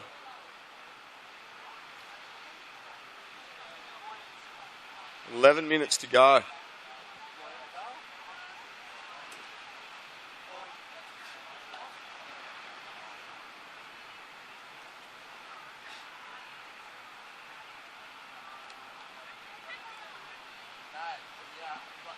Okay, big thanks to all the sponsors that came on board this year. All the competitors, Rashies, are supplied by Triple X Rashies. Donnie Munro, he is at the forefront of Rashies, and he's totally environmentally aware. He cares for the planet. It's the world's first eco-friendly Rashies. And Donnie Munro, proud owner of Triple X Rashies, supplying all the competitors' vests that the guys and girls are wearing. And so for all your Rashi needs, head on over to Triple X Rashies and they can supply what you need. Shapers Alley, that'll be on tomorrow down here from 9 till 12. There's a whole bunch of local shapers. They'll have boards to demo and answer any questions you might have about designs or any board kind of custom orders that you're thinking of. You can run them past the shapers, and I'm sure they'll be happy to place or to accept any orders on the day. But yeah, they'll have a bunch of boards down here to test, check out the latest designs, and get in the ears of these shapers. We've got Wayne Webster, Gunter Rohn, Phil Myers, I believe Luke Short will be down, as well as Sharp Eye Surfboards. So stick around for tomorrow. That's at 9 till 12. Here at the contest site, Shapers Alley. Also Shapers, one of the main sponsors of this event, they'll have their whole showcase of fins and accessories on display. You can go and check out their full range. And they've got some great products down there. And I'm sure they'll be able to demo some fins and leg ropes with those demo boards. So that'll be Shapers Alley from 9 till 12 tomorrow here at the contest site. Meanwhile, these girls doing battle down at the southern end of the competition area. Give a bit of an update on the scores. Okay. So, Callie Barrett in the blue. You're in the lead. You just you just put down a 2.13 ride. You got a 3.67, and you're in the lead. Nixie Ryan in the pink. You're now in second place. You need a 2.98 to move to first.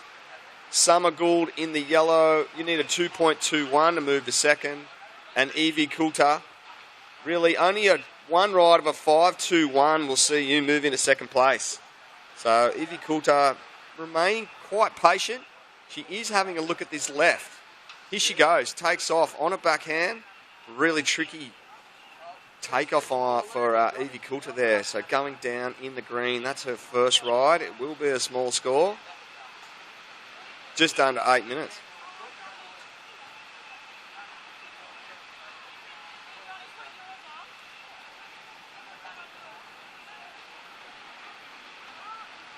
All right, well, was a small score. Just a 0.53 for Evie Coulter's first.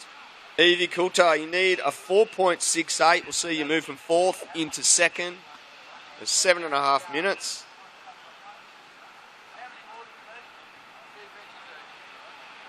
The priority sequence.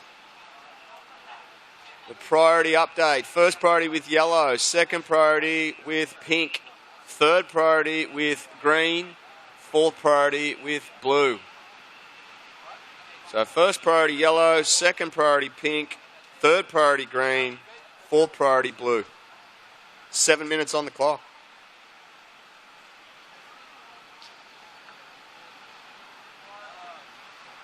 Here goes Summer Gould in the yellow. Just a quick ride there from her. She pulls under the lip on that one. And this one's coming in really straight. So the low tide changing things up here, contest bank. We'll see where the next 14 girl surfers are going to sit for their heats, knowing that tide is really low. Next up, we're going to see Carly Shanahan, Jazz Wiley, Malia James, and Charlie Hurst do battle. 14 girls, heat 2, round 1 up next. So if you girls haven't already checked in, and they have, because I can see them down the beach. So with 6 minutes, you girls can paddle out in a minute's time on the 5 minute mark. So I'll let you know when that is.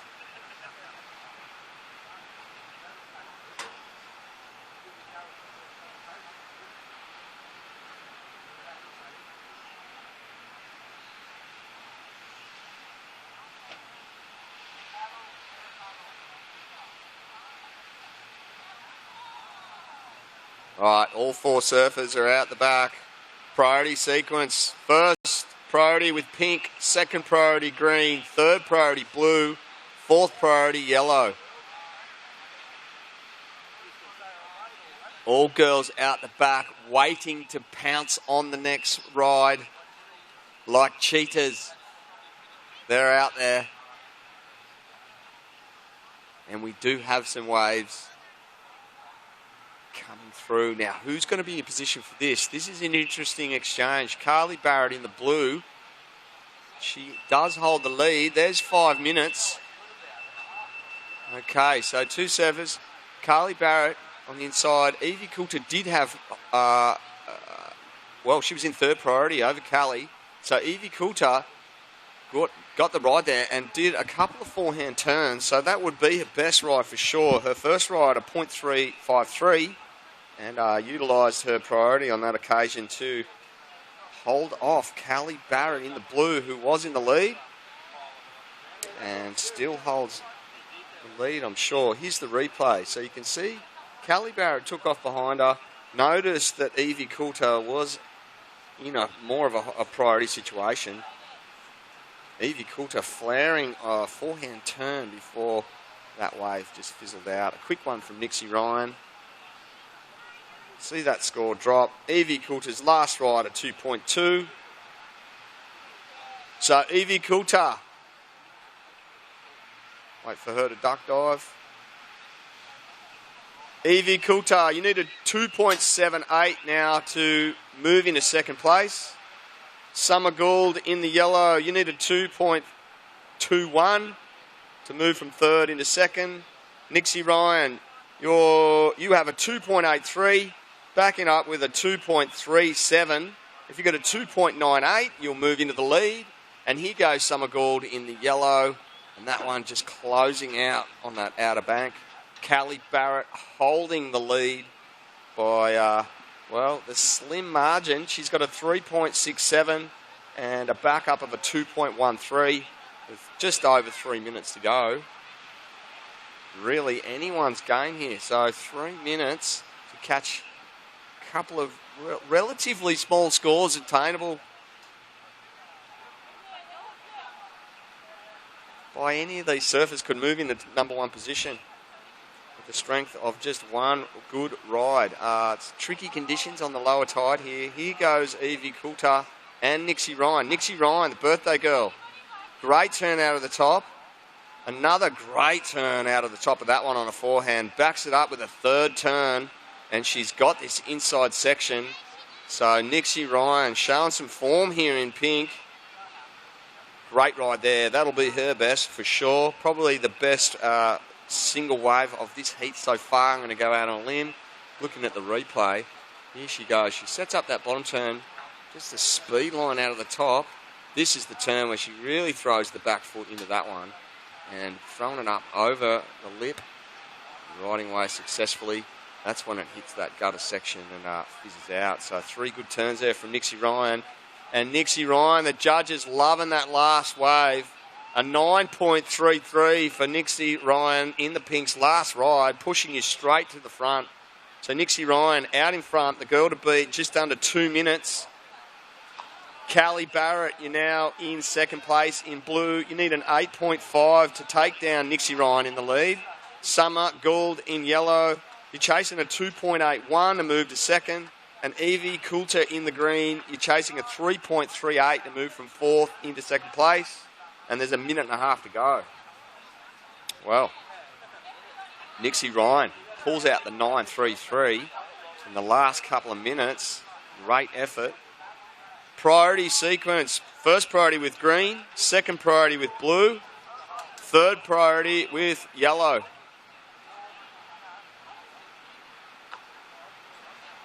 Right on the 1 minute mark. We can see the girls in the next heat already making their way out. 1 minute left. Looking like yellow and green need a score.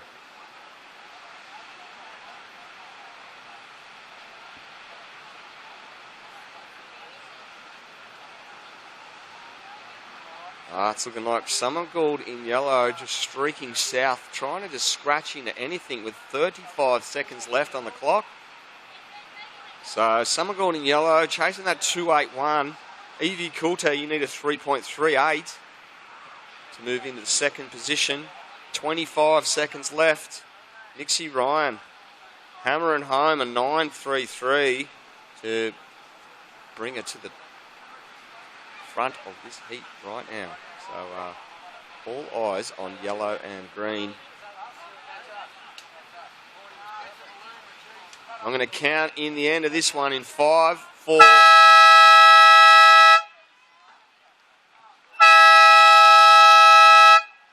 there you go. That's the end, girls. Nixie Ryan out in front with that 9.33. Callie Barrett in the blue. Looks like she's come in at a second. Summer Gould and Evie Coulter, you'll be... Wait for official results, but you look like you're going to be in the requals. Great surfing there. Still epic conditions here in Lennox. Beautiful lines. Don't go anywhere. We'll have more live action on the other side of this break from Lennox Head.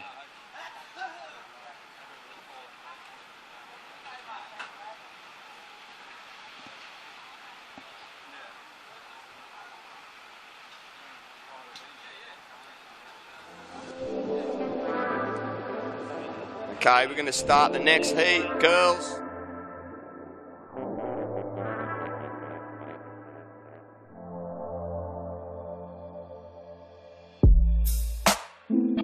Up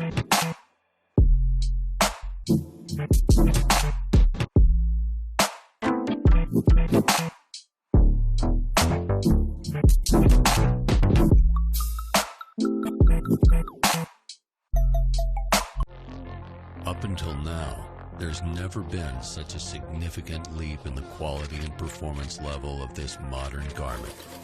Vissla's new North Seas wetsuit is at the forefront of this wetsuit revolution. With all these upgrades, surfers entering colder waters are now able to retain their speed, agility, and strength in nearly freezing conditions.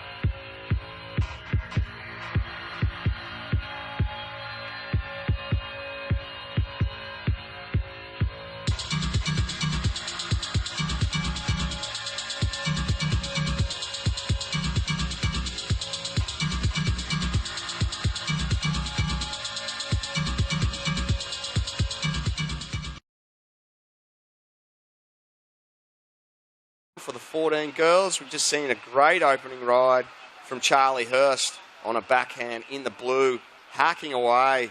Some great turns from right out the back through the midsection. And there's one more score to drop, and it's looking like a really healthy one here for Charlie Hurst. Great way to start a heat. There's another score, which is a pretty decent one from Jazz Wiley. So just waiting, judges are making sure they set the scale nicely. And those girls are making their way back out, and we can give you girls a really good update on what you need. We're looking at some nice imagery there of the grommets on the beach building sandcastles.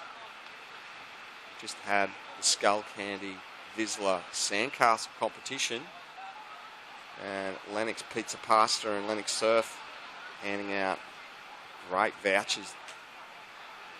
If you're hungry for lunch, Lennox Pizza and Pasta down the beach, down the street, I should say, do a great feed. They normally do a great lunchtime special. And go and see Gav and the crew at Lennox Surf.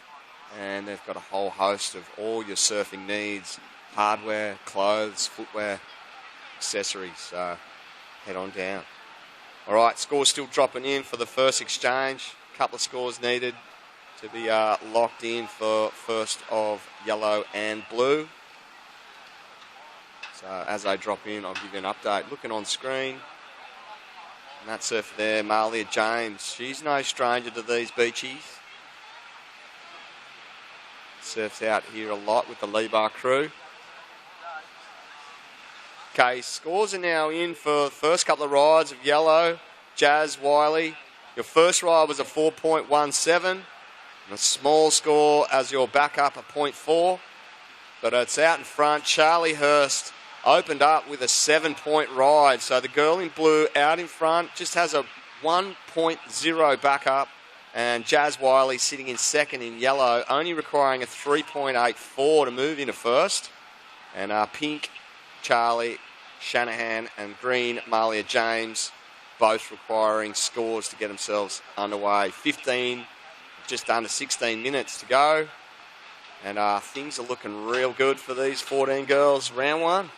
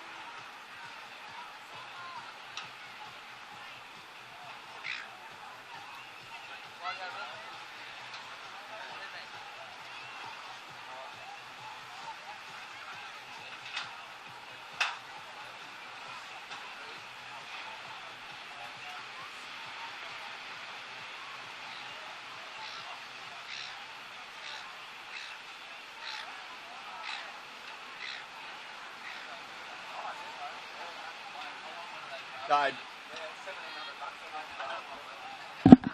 Bit of a break in the action here. Go to some official results for the last heat. Fourth place went to the surfer in green, Evie Coulter. Yellow, Summer Gould took third. You girls will be in the repechage round. Second place went to Carly Barrett in the blue. And local last birthday girl, Nixie Ryan, in the pink, took the win with a 9.33 on her last ride. So well done, Nixie. Good surfing. Meanwhile, in the water, looks like Carly Shanahan in the pink and Marley James in the green, just waiting patiently for their first rides. Looks like Charlie Hurst still holding the lead. She opened with a great ride all the way through the inside. So Charlie Hurst opened with that 7-point ride. You're in the lead. You've got a backup of a 1.0. And looks like a bit of paddle out there. Behind her in second, Jazz Wiley in the yellow. Open with a 4.17. You've got a backup of 1.13. You need a 3.84. So Jazz, a 3.84 will see you move into the lead. And Carly Shanahan, a 5.31 will see you take second. And Malia James, you require the same score, a 5.31 at this point. There's 13 minutes to go. And I'm looking at vision of those two girls there. Malia James in the green, Jazz Wiley currently holding second. Just sitting out there in front of the pub here at Lennox, which is renowned hotspot of local grommet talent. And it does favour the high tide. And right now, I believe it must be really close to low. So, high tide will push in some more swell for the rest of the afternoon. Let's have a look. Okay, it's saying there is a 120 low on my records here. So, looks like this is right at the bottom of the tide. So 10 minutes on the bottom of low. So let's see things making it more, the tide going low, making it more difficult for these surfers to secure a ride. A lot of sort of closeouts. You've got to pick the eyeballs out of this lineup. We saw Charlie Hurst do that on her opening ride of 7. So the scores are out there. There's some lines approaching. So the lineup's looking good. You can see on screen, we've got a quad screen happening. It looks like Malia James in the green there had a little think about that. First one, lines rolling in. Beautiful lines here. No takers on the sets. Those ones stretching out right across the competition area. 11 minutes 20. And it looks like Jazz Wiley and Malia James both sitting right out the back by themselves at this point.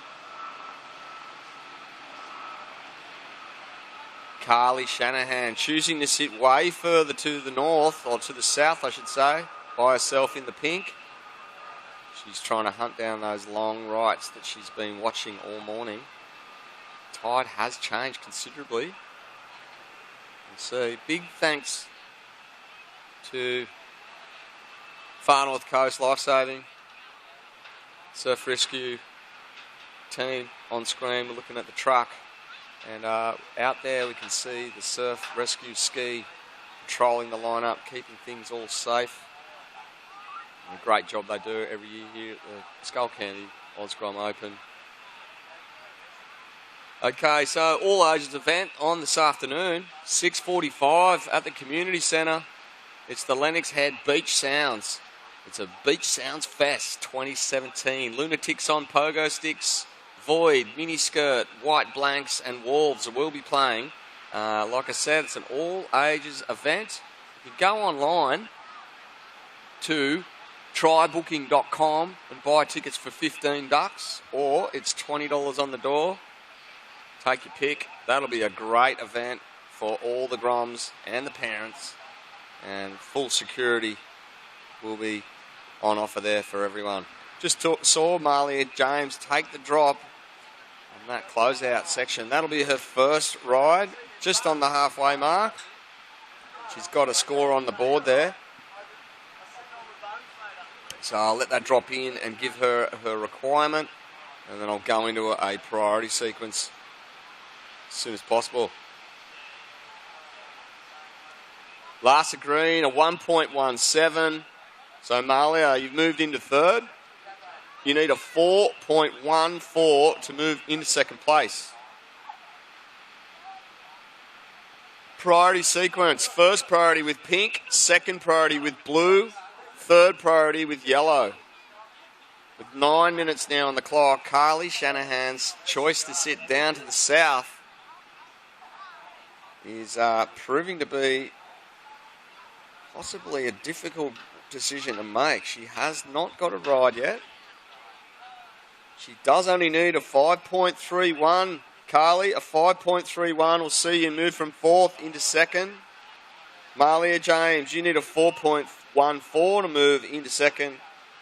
Jazz Wiley in the yellow, holding second right now, needing a 3.84 to take the lead from Carly Hurst in blue. So Jazz Wiley looking to better anything higher than a 1.13 will see you increase your score. And Charlie Hurst with a 7-point ride, opening wave, backed up with a 1.0, holding the lead. Young lass in blue. Round 1, heat 2 of the 14 girls in the water.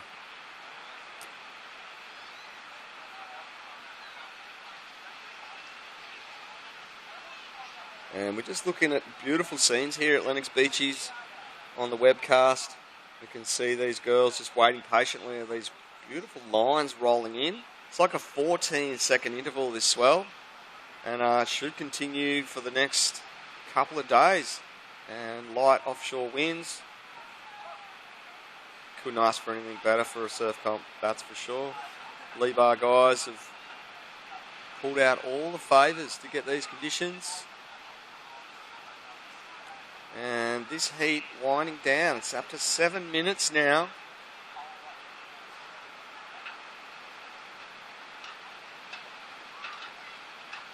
As we see the low tide creating very tricky conditions out here for these girls.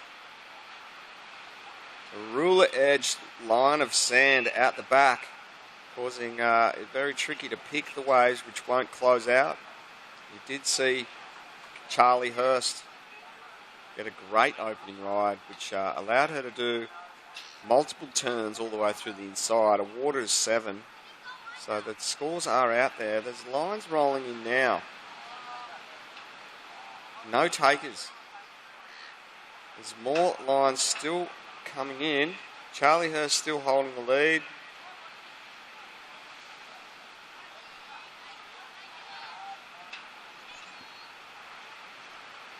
Okay, it's a slow affair.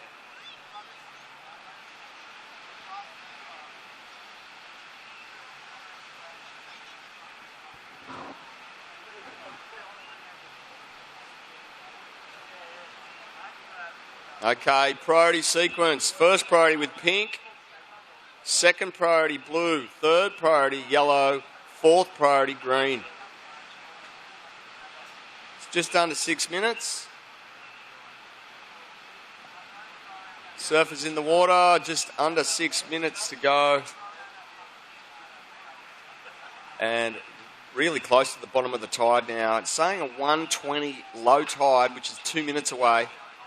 So, yeah, it's causing these waves to really suck out and wall up on that outer bank, making it pretty tricky for these surfers to find some room to move.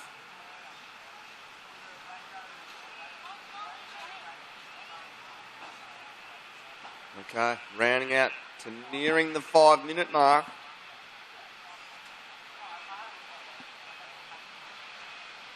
Okay, that's 5 minutes now on the clock, girls.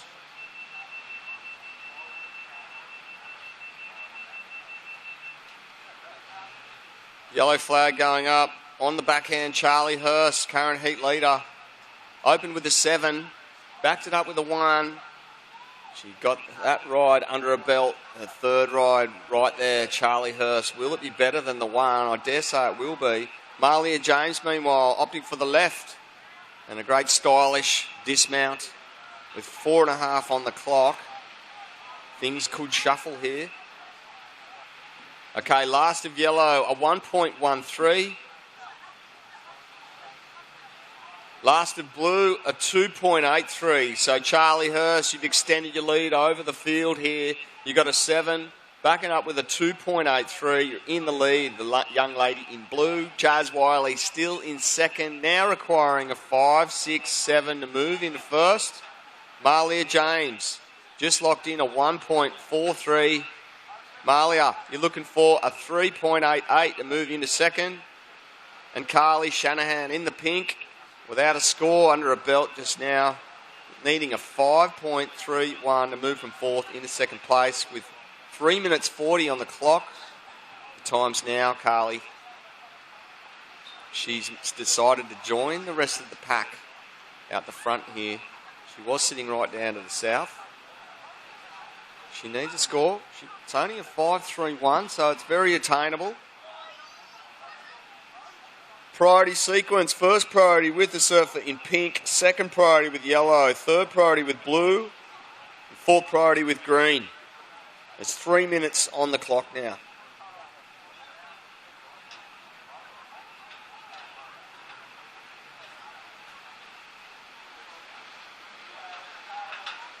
Right, here goes Carly Shanahan. She's opted for the left.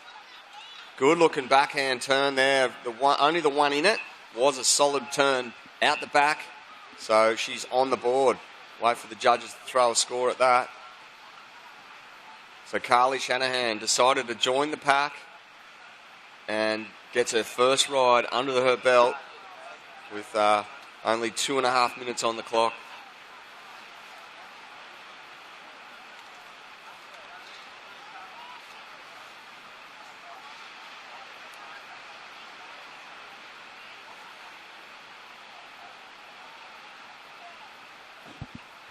Okay, Charlie Hurst in the blue up and riding. Current heat leader hopping away through this inside. And she's mean in business, trying to find this link, trying to make it work for her. She knows she's in the lead. She has extended a lead on a previous ride. There's 2 minutes on the clock. And we'll see if she extends her lead even further. Carly Shanahan. Your last ride, a 3.43. You've moved into third. You now need only a 1.88 to move into second place. Malia James in the green. You're now in fourth place, needing a 3.88. And here goes Carly Shanahan in the pink. Quick ride there for her. Will it be enough to see her take second place from Jazz Wiley? 1.5 on the clock. And I'm joined by the previous heat winner who nailed a 9.33 on her last ride. Welcome to the booth, Nixie Ryan. Hi. Nixie, is it a special day for you? Yeah, it's my birthday. How old are you today? 14. And talk us through that ride, that last ride. What was going through your mind? I was just thinking that I need to get another wave, and I just saw a wave, and I just caught it, I guess. Well, you more than caught it. You nailed 3 massive forehand turns, and your judges threw out 9.33, and that was enough to take the win. Just hang around a sec. I'm going to count down the end of this. There's only 40 seconds left. Charlie Hurst's last ride didn't go into your top 2. Carly Shanahan, meanwhile, locked in at 3.07 with 30 seconds to go. She's moved into second place. Jazz Wiley, you need a 2.34 to move to second. Malia James, you need a 5.08 now to move into second place. There's 20 seconds to go. And there is a flurry of waves out the back here. And it looks like Jazz Wiley on the backhand. Couple of turns out the back, and she's going to make the most of this. She only needs a relatively small score to move back into second. I'm going to count it in 3, 2, 1.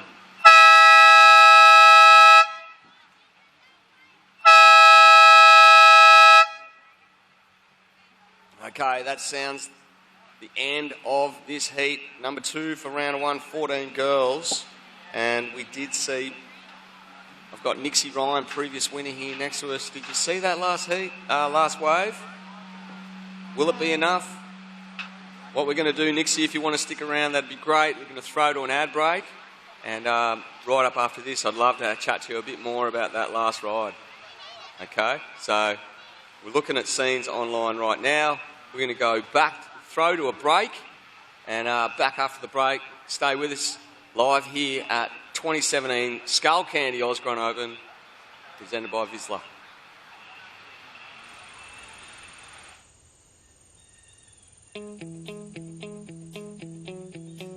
It's the waves of the ocean. It's that cool breeze on a summer's afternoon. It's ice cream on the beach with the kids. It's having a surf before work. It's your favourite coffee nook on a Sunday morning and Monday seems forever away. It's playing in the sun and resting in the shade.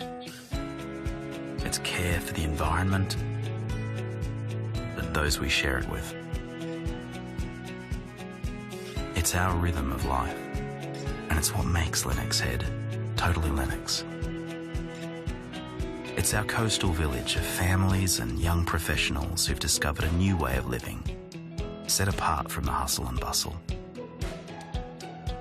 Discover your own authentic retreat in a carefully crafted seaside community nestled away amongst the iconic Lennox headland. We're just a stone's throw away from brand new facilities and local schools. A new shopping precinct will provide childcare, a medical centre, as well as all your shopping needs. Whether you prefer to be active and play with the team, spend time with the kids, or just relax and soak it all in, it's now just a few steps from your front door. There's new roads connecting us, and it's never been easier to get around. All built by a local name you know and trust.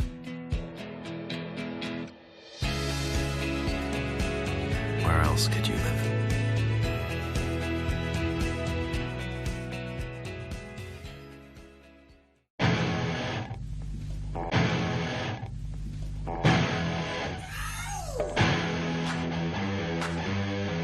And we'll be seeing more of you throughout the day. Thank you. Okay, back to the... Welcome back. Heat 3's in the water, round 1 of the 14 girls. And we've seen a couple of scores locking in already. Coral Durand is in the pink with a 1.43 opening ride. Charlie Stokes is in the blue and opened up with a 1.33. Currently holding first and second there respectively. So this one just started. Heat 3 of round 1, the 14 girls. Stand by, there's more action on the way.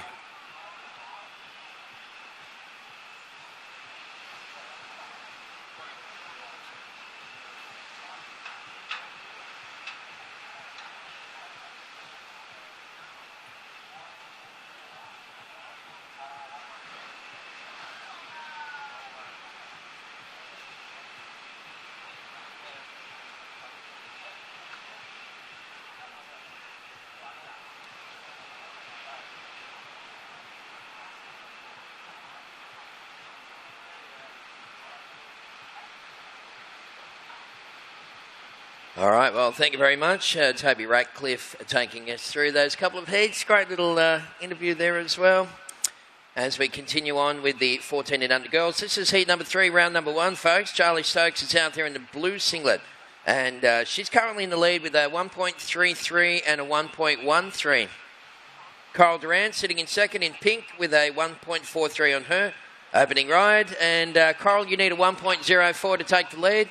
No scores locked in for Raya Campbell or Zali Hewson at this point in time. So we have 17 minutes remaining. Listen up, there's a we have a white Subaru that's blocking the driveway over at the, unfortunately, over at the Bottle. So it's registration BI53BL, and we need to have that moved immediately.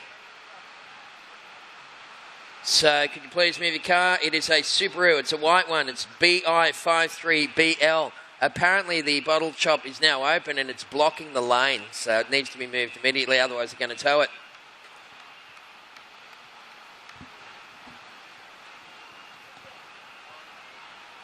All right, so still no scores for yellow and green. So Raya Campbell and Zali Hewson looking to get their campaigns underway. So no priority sequence at this point. we can tell you that yellow and green do have a neutral priority over blue and pink. So just waiting for either Raya or Zali to get a wave. And once 3 people catch a wave, of course, we will see a priority sequence begin. Official results from the previous heat. 4th place went to the girl in green. That was Malia James. 3rd place went to Carly Shanahan into the requals. 2nd place went to Jazz Wiley, and winning that heat was Charlie Hurst. Well done.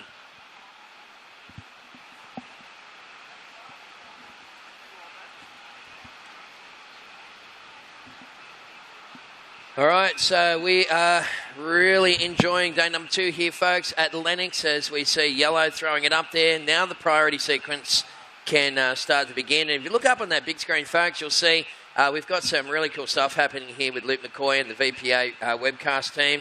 Some really lovely imagery, and they have the ability to do that kind of stuff, just to mix things up and show you all the different camera angles all at the one time.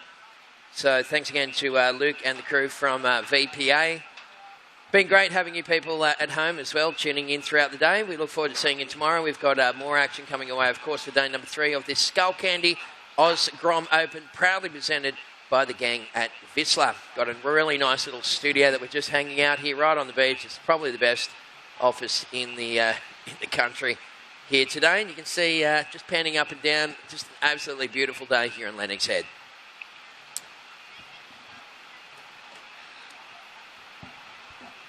So Coral Durant, wave number 2 for pink was a 4.17. So Coral has moved into the lead. Coral, you're now looking to improve a 1.43 on your second best wave. Raya Campbell sitting in second with a 283. Raya, you're chasing 2.78 to take the lead. Charlie Stokes sitting in third, needing a 1.51 Charlie to move to second. And Zali Hewson, well, she's hasn't got a wave yet. Zali's holding on to priority. Zali, you need a 2.84 to go straight into second position. So priority is green, second priority is blue, and third priority is yellow.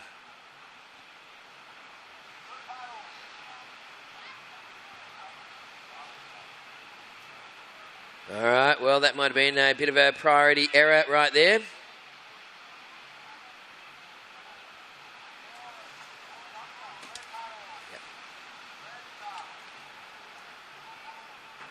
Okay, so priority green. Hang on, we've got a little switch up here.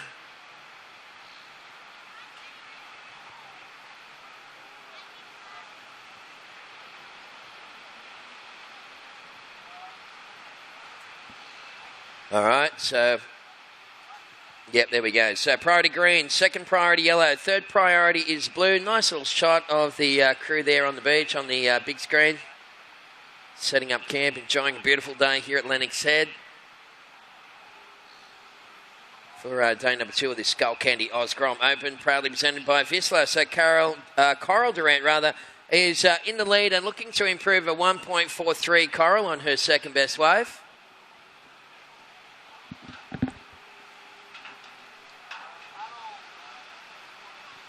Little paddle out the front here for yellow. Ray Campbell. Ooh, nice tidy turn there from Ray. A radical little foam climb as well. And again, these waves on the bottom of the tide, very, very hard to make any kind of connection. It's all about that outside manoeuvre or manoeuvres, if you can get in a couple. Here goes green. Just waiting. Hitting that one pretty sweetly. And a little whack in the suds there before that one again fades out. So 12 minutes left on the clock. That was Zali Hewson using up her priority. So first priority blue, second priority is pink. There's 12 minutes remaining, and that's the replay on the big screen. That was a nice little turn there from that young lady. We'll just get that score through. Actually, that might have been yellow. My apologies. It was Ray Campbell on that last one. And wave number 2 for yellow was a 3.7. So Ray Campbell's goes into the lead. Coral Durant down into second. Starting to get a bit of an idea what's going on in the water. You can see the flags flapping away from all of our illustrious sponsors. Skullcandy, Elders, Whistler, local council flag, I think that may be. So all on the big screen at the moment there. And that's just the edge of the competitors area, which has got exercise bikes and a whole bunch of really cool lounges and big screens in there for the kids. It really is a 5-star competition here at Lennox Head, that's for sure. So 11 minutes remaining for the current heat in the water. 11 to go. Ray Campbell in the lead with a 2.83 and a 3.7. Carl Durant, you're in second. You need a 2.37 to take the lead. Zali Hewson, your first wave was a 2.87. Zali, you're now chasing a 2.74 to move to second.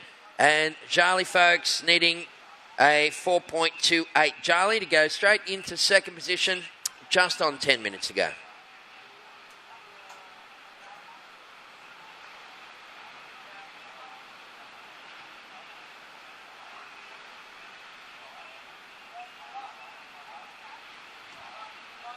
All right, well, this event would not be possible without the generous support of the Ballina Shire Council. So thank you very much to Mayor Dave and the gang for their continued support of what is one of the country's, if not the world's best junior surfing tournament. Thanks again to Lee Bar Board Riders who have orchestrated yet another incredible competition. Every year the guys just add another element to just make sure that they keep it as the best.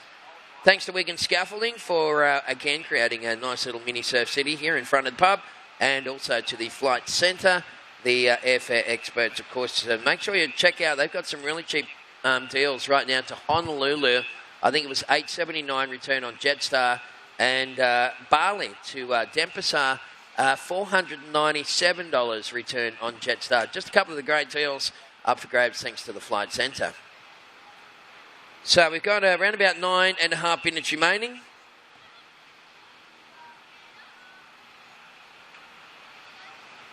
So Coral Durant last wave, 5.0, situation change. Coral Durant, you've gone into the lead. So Pink goes to first and now looks to replace a 4.17 second best wave. Ray Campbell in yellow is in second. And yellow, you're now chasing a 5.48 to take back the lead. Zali Hewson in third, requires 3.67 to go second. And Charlie Stokes in the blue. Charlie, you need a 5.21 to go into second position. And with just under 9 to go, priority is with blue, second priority is yellow, and third priority is green.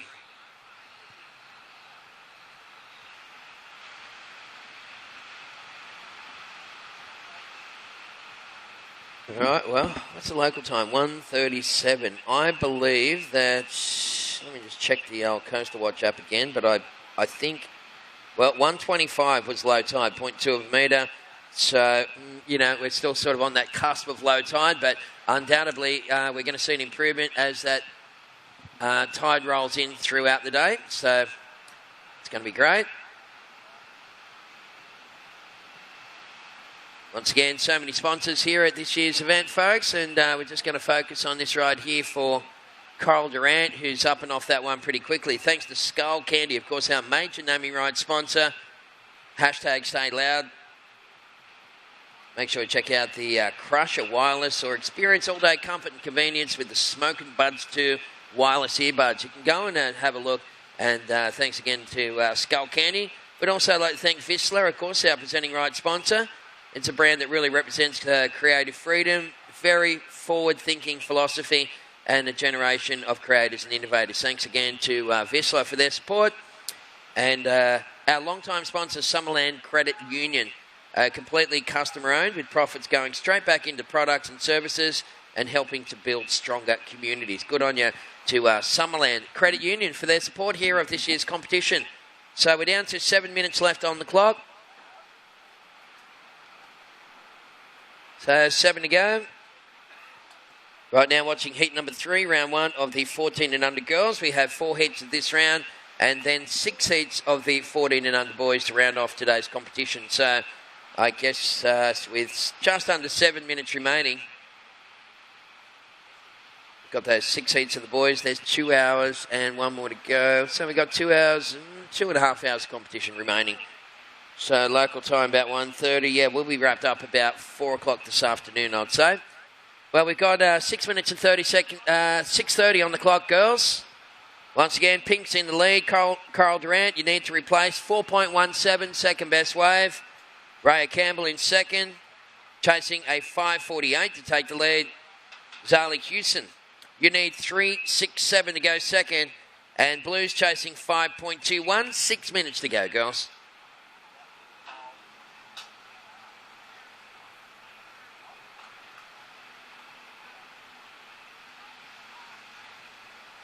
Okay, so you can see competitors starting to make their way down. For heat number 4 of this 14 and under girls. So good luck, ladies. You'll be able to paddle out shortly, only about a minute away. Sage Goldsbury is wearing the pink singlet. Say Maniwa is in the yellow. We have Malia Carr in green. And Charlotte Marley is in the blue. So stand by, girls. I'll let you know when to paddle. Once again, when you get out there, girls, let's try and stay clear of the current heat in progress, because with the priority, when there's 8 people out there, it can get very tricky. Wow, look at that little wave. That one just mad little right-hander coming right the way through. Unfortunately, getting tied up on takeoff was Raya Campbell, I believe that was, just up and off that one pretty quickly. Priority green, second priority is pink, third priority is blue. And there it is, 5 minutes remaining. So yellow flag goes up. Right now, 5 minutes remaining. And let's focus on the lineup. So the girl in the green singlet, Zali Hewson, that's, well, the bottom just dropped right down to that one for Zali. She's going to try and stick with it and see if she can get a connection. But again, with that tide the way that it is, those connections are very few and far between. So it's all about getting straight to your feet and doing something immediately. Pretty much that's the best advice we can give you for the conditions right there now. So 4:20 on the clock. Thanks again to Epic Real Estate, Lennox Head, one of our supporting sponsors. Also, I'd like to thank Elders, of course, the real estate agent network. It's grown to over 320 offices in capital cities, major regional rural centres across the country. A couple of years ago, the network sold a combined total of $4 billion worth of property. So don't muck around, do they? If you want to sell your stuff, make sure you talk to Elders. And we'd like to also thank Wiggins, of course, based here in Ballina, provides all scaffolding services to help you deliver your project safely, on time, and on budget. Thank you very much to Wiggins. So we are looking at 3:40 on the clock. Carl Durant's in the lead. Ray Campbell's in second. Zali Hewson last wave, 1.1, not enough. Green's chasing a 3.67 to go to second, and Charlie Stokes needs a 5.21, girls. There's 3 minutes and 20 seconds remaining.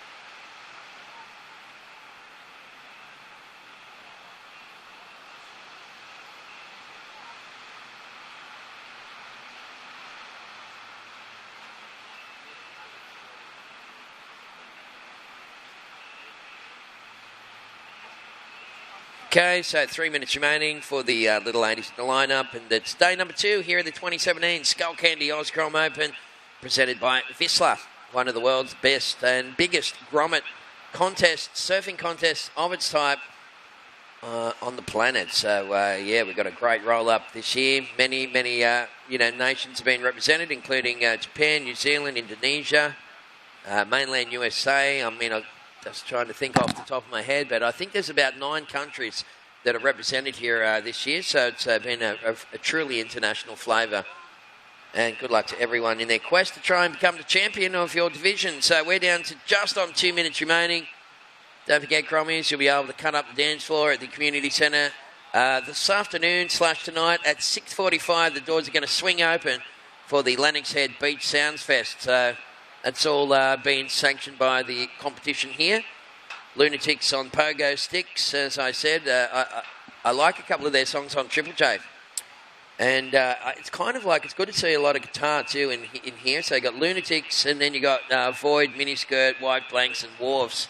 So there's some nice, good to see old school guitar coming back into flavour. The kids will be able to go nuts on the dance floor. That's 6:45 at the Lennox Head Community Centre tonight. It's full security too, folks, so you don't have to worry too much about the kiddies. As we see Blue dropping into this one. And Charlie Stokes Well, she's going to attempt to connect with that one, but again, that line of foam just disappears pretty quickly. So it's all about just getting to your feet and trying to do a move or a closeout re-entry as quick as possible. So priority yellow, second priority pink, third priority is green. There's 1 minute remaining, girls. So last wave for Charlie was only 1.0. Zali Hewson, you're in third. You need 3.67 to go to second. Raya Campbell is in second, chasing a 5.48 to take the lead from Coral Durant, whose worst wave of her top two is a 4.17. So, Coral, that's the one to improve. 40 seconds remaining, ladies. Coming up next, we'll see the fourth and final of the first round heats in this division, featuring Sage Goldsbury. We've got Sei Meniwa from, not Hawaii, from, I think Sage from Japan. Malia Carr and Charlotte Mully. So, lines approaching out the front. Yellow's got the priority, and looks like she's in position here for Raya Campbell. And she's going to use up that one and get up nice and quick and go, bang, that's how you do it. Straight into it. And she's going to get a combo on that wave and just a little fat out wide there to try and ride out of. Priority will go to pink. And we're down to 3. We're 2, 1.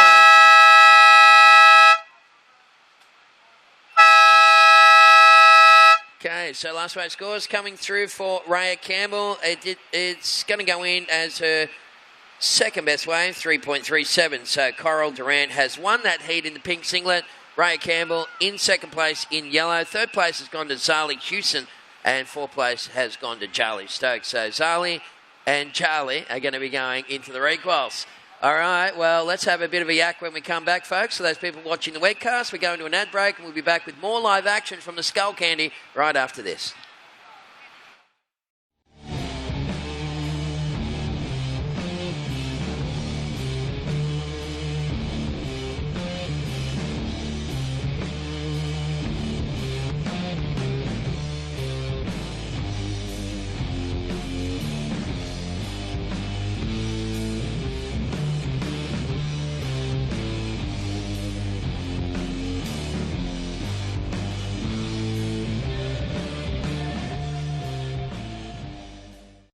Elders Lennox Head invites you to inspect 10 Montwood Drive. Located on a flat, sunny 955 square metre block, this expertly designed home incorporates a clever layout with more than enough space for the modern family. Multiple living areas plus the screened outdoor area make it ideal for entertaining friends and family. There are 3 roomy bedrooms located away from the master bedroom, which features a beautiful spa ensuite. Contact Elders Lennox Head for more information.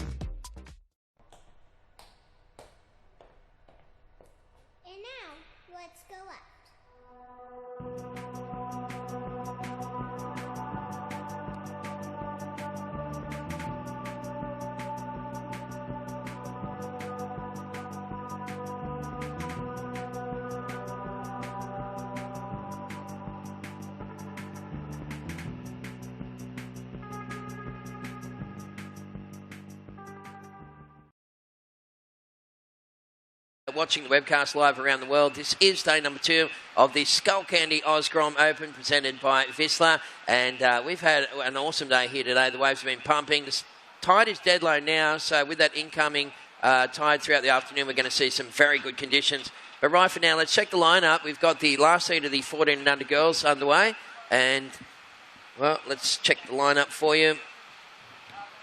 And there's been a couple of scores loaded up so far. Yellow, Sei Meniwa has had a 3.5 and a 1.3. So Yellow goes straight to work with a couple of waves. Sage Goldsbury in pink, your first wave was a 1.33. No scores locked in yet for Malia Carr in green or Charlotte Mully in the blue. So green and blue both holding what's called neutral priority. And they have priority over yellow and pink, but they can hassle each other. That's the kind of situation there. So once 3 people get a wave, well, there it is. Sage Goldsbury's first wave, 1.33. Charlotte Mully's first wave, 2.60. So priority goes to green. First priority is green. Second priority is pink.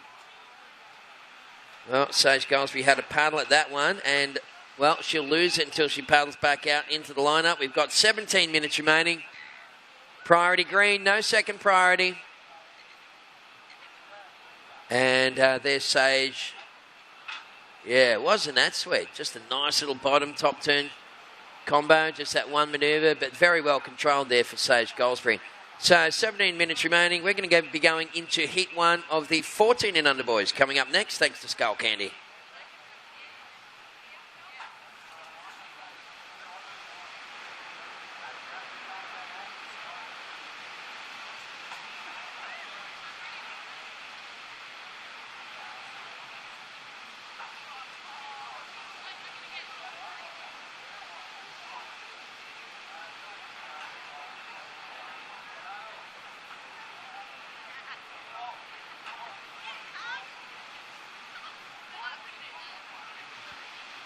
All right, so once again, Sai Meniwa, she's a great young surfer, that girl, and that's wave number 3, so she's been getting very busy. And into green singlet, looking to try and pump that one, but on that low tide, Malia Carr just getting shut down, so looks like everybody's got their first wave now. We've got 16 minutes left on the clock.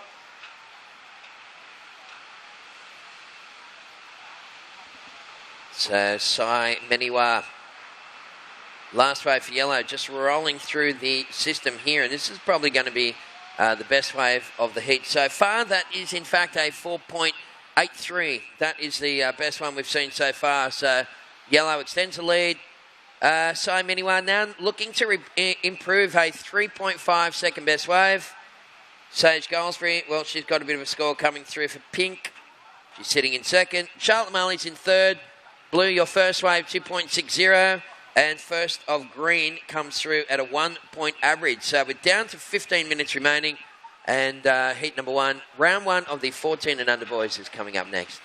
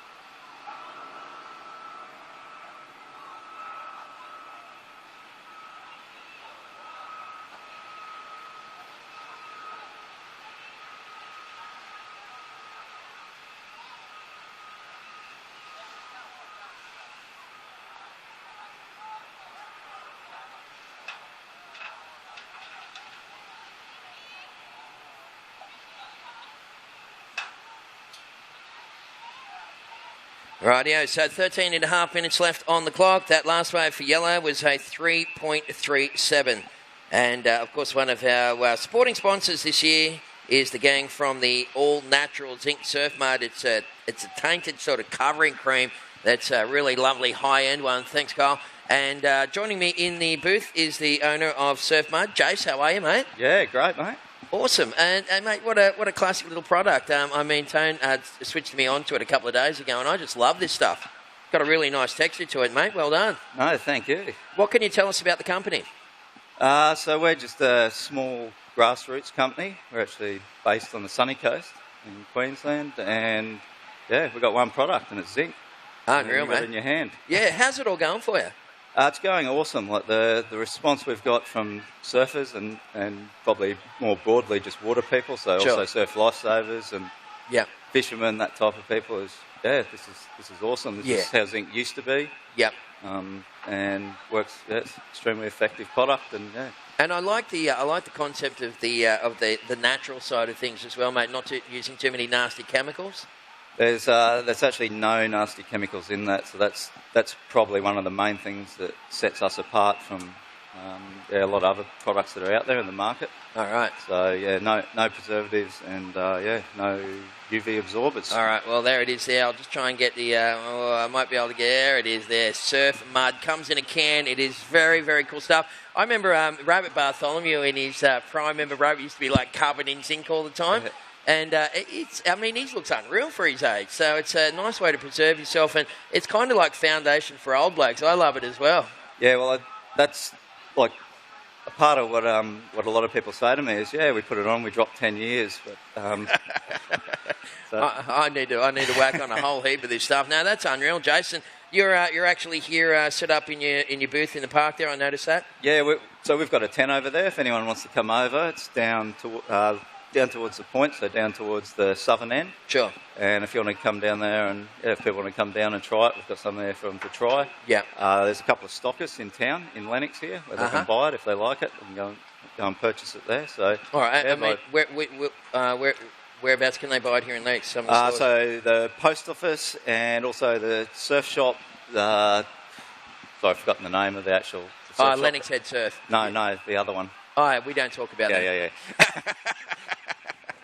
Yeah, but Lennox will have it. They'll have it soon. They're we'll nice, get it mate. soon. We're going to get it into Lennox Head Surf. Yeah, hurry up. I'll have to twist their arm. Hey, I think it's unreal. You know, one of the things about Australia, Jason, is you're probably well aware of, and you'd have all the stats on it as well, is that we have one of the highest rates of melanoma in the world. I personally have lost 3 friends in the last 2 years to melanoma. A friend of mine, Sarge, was a great surfer, lovely guy, in his 50s, still had long, lustrous hair, had a little itchy mark on the top of his scalp, and it ended up being a melanoma, which turned into brain cancer. So this can be really nasty, man. It's important to zinc up, isn't it? Yeah, listen, it's super heavy, and it's important like that all the grommets understand it from a really early age. I don't know about yourself, but I know, like, when I was a grom, it was a massive thing. Like, yeah, you should be wearing zinc, and then that turned into sunscreen as well. We should be wearing sunscreen. But as I sort of got a little bit older as a grommet, I probably ignored it a bit too much. Yep. And same thing, I've had to have stuff burn off, stuff cut out. Yeah. Well, if you spend your life in the ocean. Yeah. You're going to cop a lot of UV. No, absolutely, mate. I've been real lucky. I got screened a couple of weeks ago, and I thought I still can't believe that I haven't had anything burned off because my whole life is in the sun. But mate, it's a great thing, and you know most of the damage is done to kids' skin when they're young, and that's when it comes back. You know, later on when you turn 30, 40, it comes back to bite you. Yeah, and I mean, and the thing is, when you're a grommet, you think, oh, I'm never going to be 30 or 40, so what do I care? But here we are. I wasn't supposed to get this far, Jason. Yeah. No, good on you, mate. It's unreal to talk to you, and I really love the product. It's all natural. Please go on down and see Jason and his partner up there, and they've got the Surf Mud product. It's incredible stuff, mate. We really thank you for your support, and good luck with the business. It looks like a real winner. No, thank you, and stoked to be a part of this contest. Yeah, awesome. Good on you. That is Jason from Surf Mud, and of course Jason has got the little tent up there, so go and say good day. He's a nice bloke, and he's got a great product. Thanks again.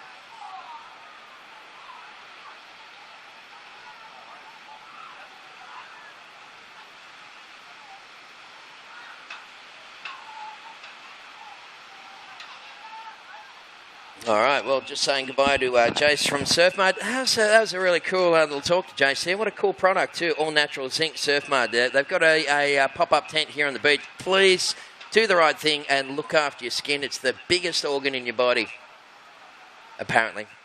So we've got 8 minutes left on the clock, and Simon Anywar currently in the lead with a 3.5 and a 4.83. Sage Goldsbury is currently sitting in second, needing a 3.91 to take the lead. So yellow's in the lead, pink is in second, Charlotte Marley is in third. Charlotte, you need 4.74 to go second, and Malia Carr is chasing a 6.14 to go to second.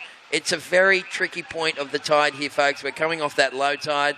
As a result, there's a very high percentage of closeouts in the lineup, and there's very few waves that are connecting from the outside to the inside, but that will change as that tide rolls in throughout the afternoon. You're watching day number 2 of the 27 Skullcandy Oz Grom Open.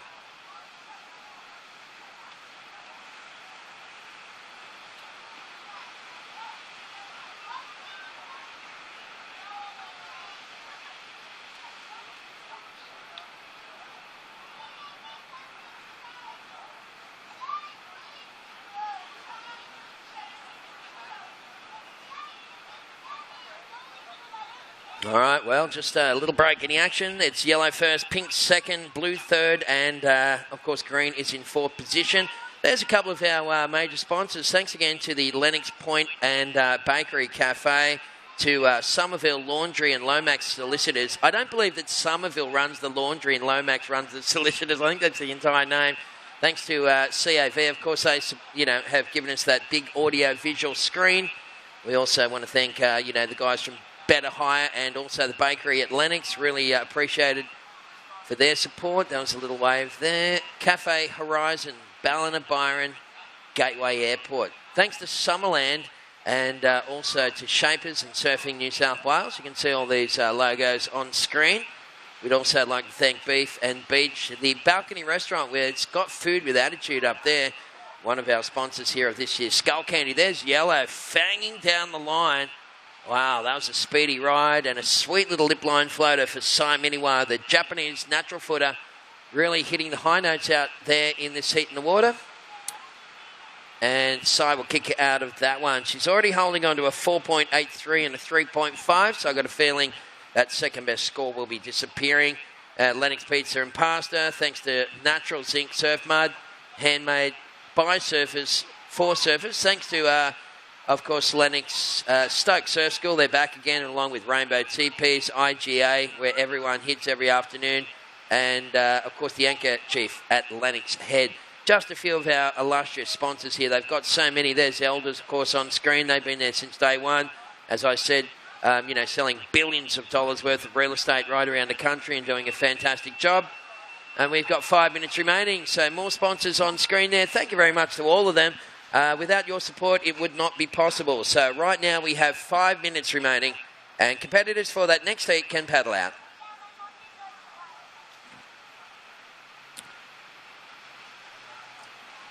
Where are we?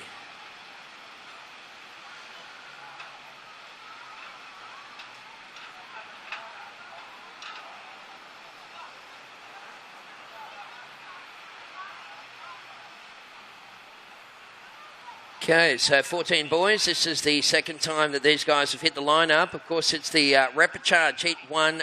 It's Heat 13 on the program for the division. So Gus Nicholson will be in the water. He'll be wearing the pink singlet. We've got Takumi from Japan will be in the yellow. Josh Thompson will be in the green, and Noah Clifford in the blue. So 14 and under boys. Repechages are on their way, folks, and little guys are making their way out at the southern end of the beach. Yeah, so many amazing sponsors to all pull together to make this contest what it is, and it is one of the best of its kind on the planet. This is the Skullcandy Oz Grom Open, presented by Vissla. So last race scores for yellow, 3.07. Whilst she was, doing 80 in a 60 zone, she was really fanging down the line. There was not a lot of manoeuvres on that one for Miniwa, so it didn't go in the top two. Sage Goldsbury is sitting in second now, chasing a 3.91 to take the lead. Charlotte Mully in the blue singlet is in third. Charlotte, you're chasing a 4.54 to go to second. And Malia Carr is trying to fish out a 6.14. Priority is with green, so Malia Carr's got the priority and she knows the score she needs. And again, just be careful of those paddle and pullbacks, girls, because they can be pretty costly on the priority side of things. We are down to 3 minutes on the clock. So priority change right there. First priority is green. Second priority is now yellow. And third priority is with pink. So Sage Goldsbury paddling and pulling back like that means a loss of priority. We're just down to under 3 minutes to go. All right, well, looks like a little something. And that is green. And wow, by the time Malia Carr got into that one, you can see on the big screen the wide angle there that Malia was, that one just raced away on her. We're down to 2 minutes and 25 seconds remaining. So 6 more heats after this one. We've got 2 hours of competition that will take us through to about 4 p.m. this afternoon.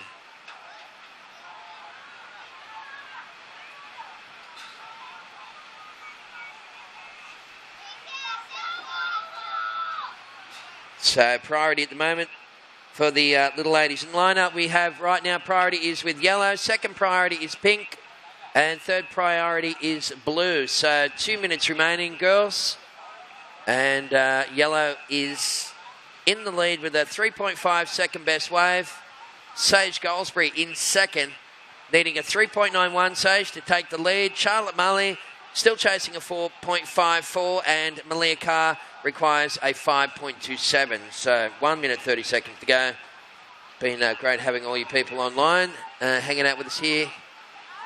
Virtually hanging out with us here.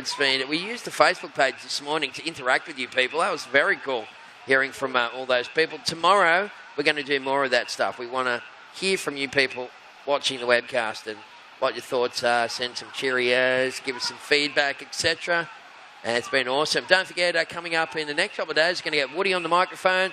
Of course, James Wood, and we're going to have Michael Crisp, who's working up there at the PC, Johnny Shamuka, of course, former World Tour surfer, along with Toby Ratcliffe, who's a local ripper, and myself, Tez McKenna.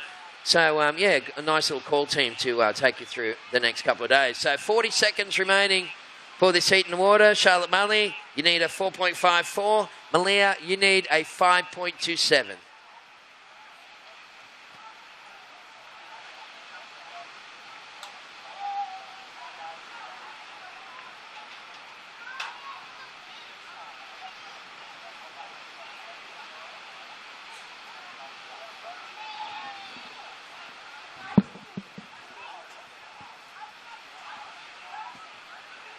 Okay, so time ticking away. 10 seconds remaining. So, Sai Meniwa looking really good in this heat as we count down in 5, 4, 3, 2, 1.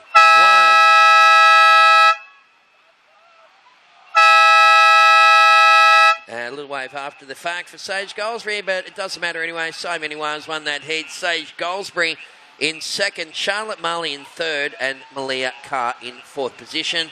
So we're going to roll on straight through. For the webcast, people, don't go anywhere, folks. We're going to have more live action on the other side of this break from Lennox Head, so stick around. Do they do breakfast at that new place? What time do the markets pack up? Can we take Charlie? Know a good Sparky? I want to use a local.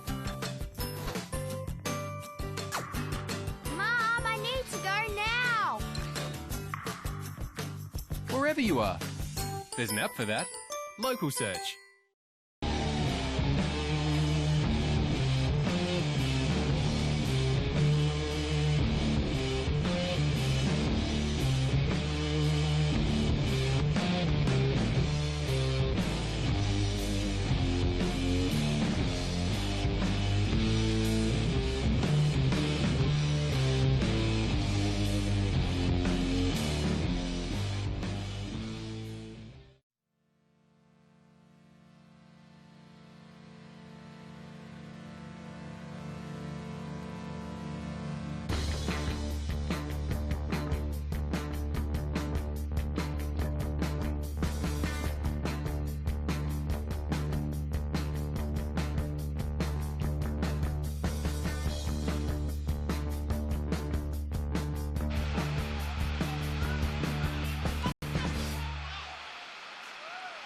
All right, welcome back to our webcast audience. It is day number 2 of the 27th Skullcandy Oz Grom Open presented by Vissla, and we are into the under-14s rapid charge heats, and we've got some very good talent in the water. Gus Nicholson is one of them from Merriweather in Newcastle. Gus in a pink singlet, where he's so far dropped a 2.67 on his opening wave. Takumi Yosimba is in yellow, obviously from Japan, so he's got a big contingent of Japanese riders here this year, and all of them are very lovely people, great servers. Josh Thompson, Tomo, is in the green. Noel Clifford is in the blue.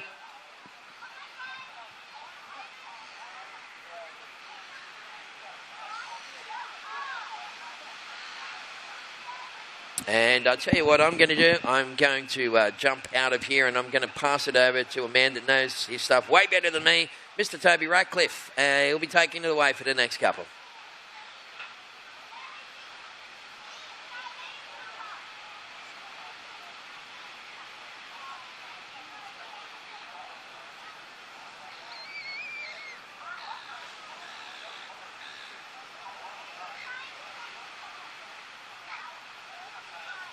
Great work, Tezza. Good to hear your voice on the mic, mate. And, yeah, like you were saying, Gus Nicholson in the pink just opened over 2.67. He's out there with Takumi Yasumiba in yellow.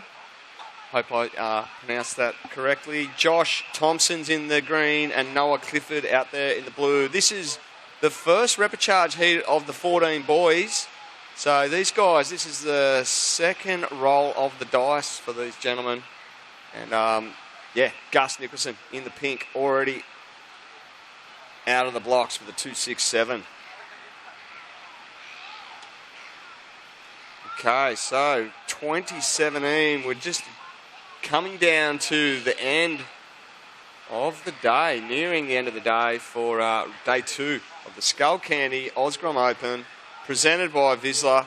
We just saw Gus Nicholson down the beach there get another little left-hander, and that'll be his second ride. All three other surfers in yellow, green, blue yet to catch a wave. So tide going to be pushing in from now on. Should open up the field here a lot for the young grommets. So yeah, under 14 repechage, round 2. There's 6 of these heats. This is the first one. While there's a break in the action, I'm going to throw 2 official results of Heat 4, round 1 for the 14 girls. 4th place going to the surfer in green, Malia Carr. 3rd place going to the surfer in blue, Charlotte Mully. 2nd place going to Sage Goldsbury in pink, and it was Sai Manawa in the yellow taking the win. So, and Sai Manawa was absolutely tearing the bag out of it, so she well-deserved win there for her. So, yeah, that rounded out the 14 girls round 1. We do have another score drop for Gus Nicholson in the pink. Last ride from him, a 2.73. Couple of 2s there, a 2.67 on his first ride. He's in the lead. No other surfers have caught a wave yet, so stand by for those.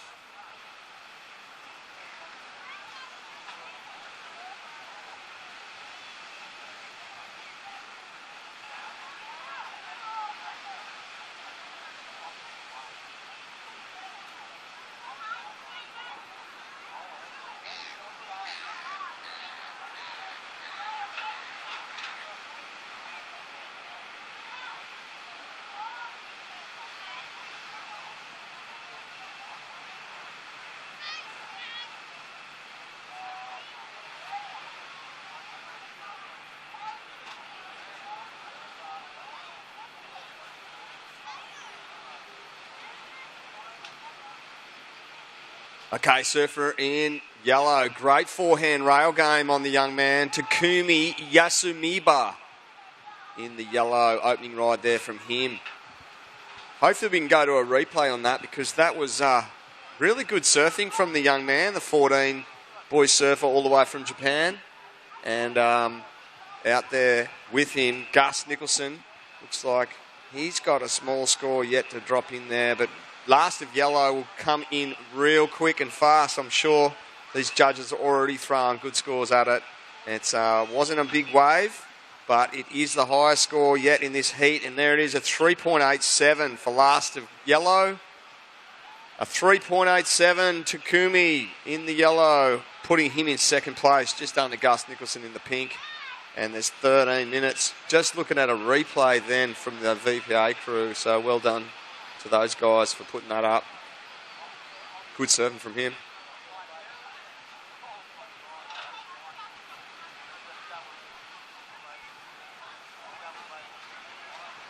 Yeah, you might have noticed across the beach there, the Lennox Hotel, well, Beef and Beach, the restaurant upstairs, great place to eat. It's got excellent ocean views as far as you can see. And it's a perfect place to have a cold drink, a meal, a special function, or even get married. Perhaps on the beach, exchange vows down there on the sand in front of the beach hotel, or the beach from beach, I should say, and have a reception on the balcony overlooking the ocean. Fantastic venue right behind us at the pub. Meanwhile, Josh Thompson in the green. Roundhouse to the foam and finishing there in that midsection. So nice ride there from Josh Thompson in the green. Get a score to you, mate, as soon as possible. Looks like a couple of waves been ridden there. Gus Thompson, quick in and out. He said, oh no, he made that actually. So that was a pretty critical manoeuvre there. Noah Clifford in the blue finishing the ride. Gus Nicholson, I just caught the end of that ride there. It looked like he really hammered that last section. So perhaps the VPA guys might throw to a replay of that. Looking on the screen, we've got Takumi Yasamiba in the yellow and Noah Clifford making their way out. VPA guys didn't actually get that one, so Gus Nicholson looks like he's out in front anyway with a couple of twos to start his campaign. Here goes Takumi Yasamiba right now, snapping out of the top, floating to finish, little nose wipe, and slashing his way through that midsection.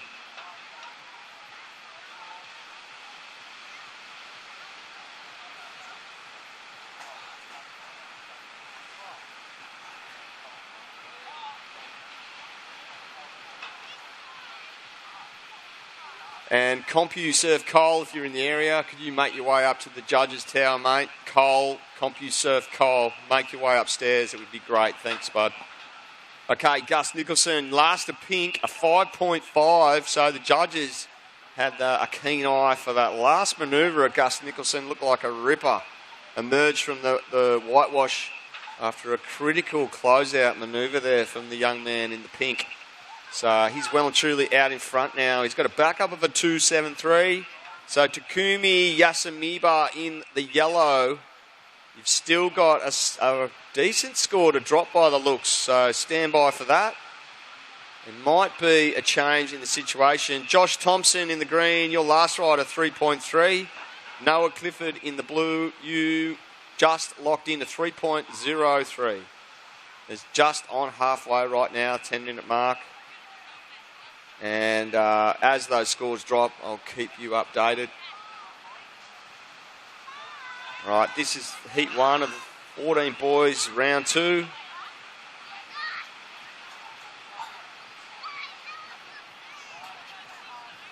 And I'm going to call up the next heat. Josh Grange, Jackson Graham, Joseph Jungwirth, and Ravi Foston.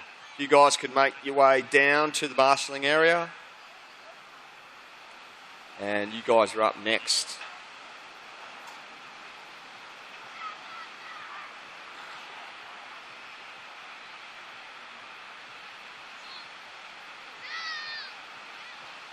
And if you're feeling like a bit of a snack this afternoon or a coffee, head down to Lennox Gelato and Coffee Company.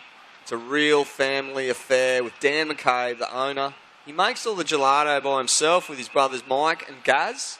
Well, they supply the coffee as well. So Dan's sister Anna manages the shop and his brother Greg handles the accounts. But the driving force behind all of this is his amazing wife Tash. What a great family affair that is. Dan's been coming to Lennox since the late 70s. And feels very fortunate to live here in Lennox with his family making gelato and coffee. So head down there, downtown, Lennox Gelato. Fantastic coffee, great ice cream. So get on down there. All right, back to the water. Looks like things have just gone a little quiet. And we've got 8 minutes on the clock. There is a score yet to drop for last of yellow. And we're looking at Noah Clifford on his backhand in the blue. Couple of good backhand little turns there. And finishes on that full section on that inside. So Noah Clifford in the blue. That'll be his second ride. That'll go into his top 2.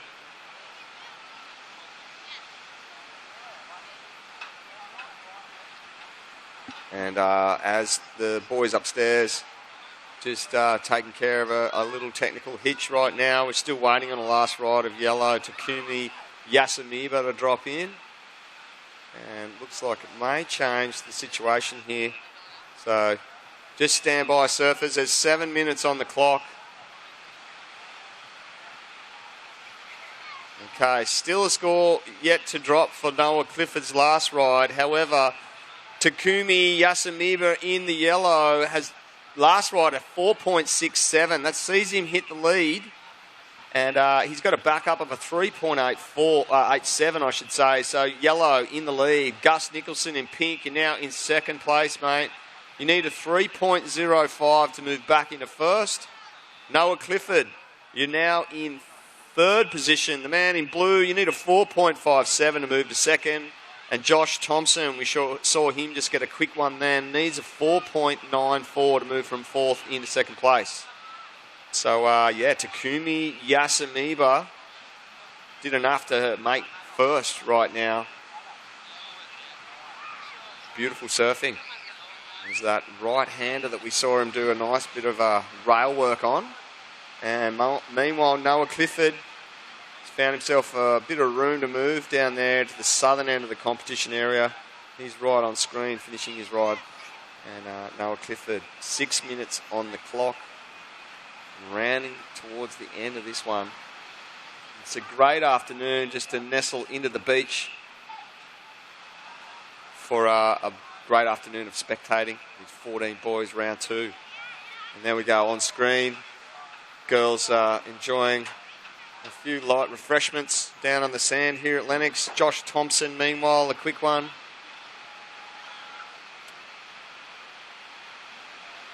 Okay, well, as the priority systems process settles in here, I'll give a little update. There's 5 minutes and 25 seconds. Priority sequence, pink, you have first priority. Yellow, second priority. And Takumi Yasamiba utilising that second priority as he rips into a couple of solid backhand turns, finishes very solid on his feet with that close-out manoeuvre on his backhand. So the man in yellow trying to consolidate his number one position, and it looks like a pretty healthy score being already dropping from the early indications. That's 5 minutes on the clock. Yellow flag will be going up. On the replay, we've got surfer all the way from Japan in yellow, just finishing that ride solidly after a couple of good backhand belts.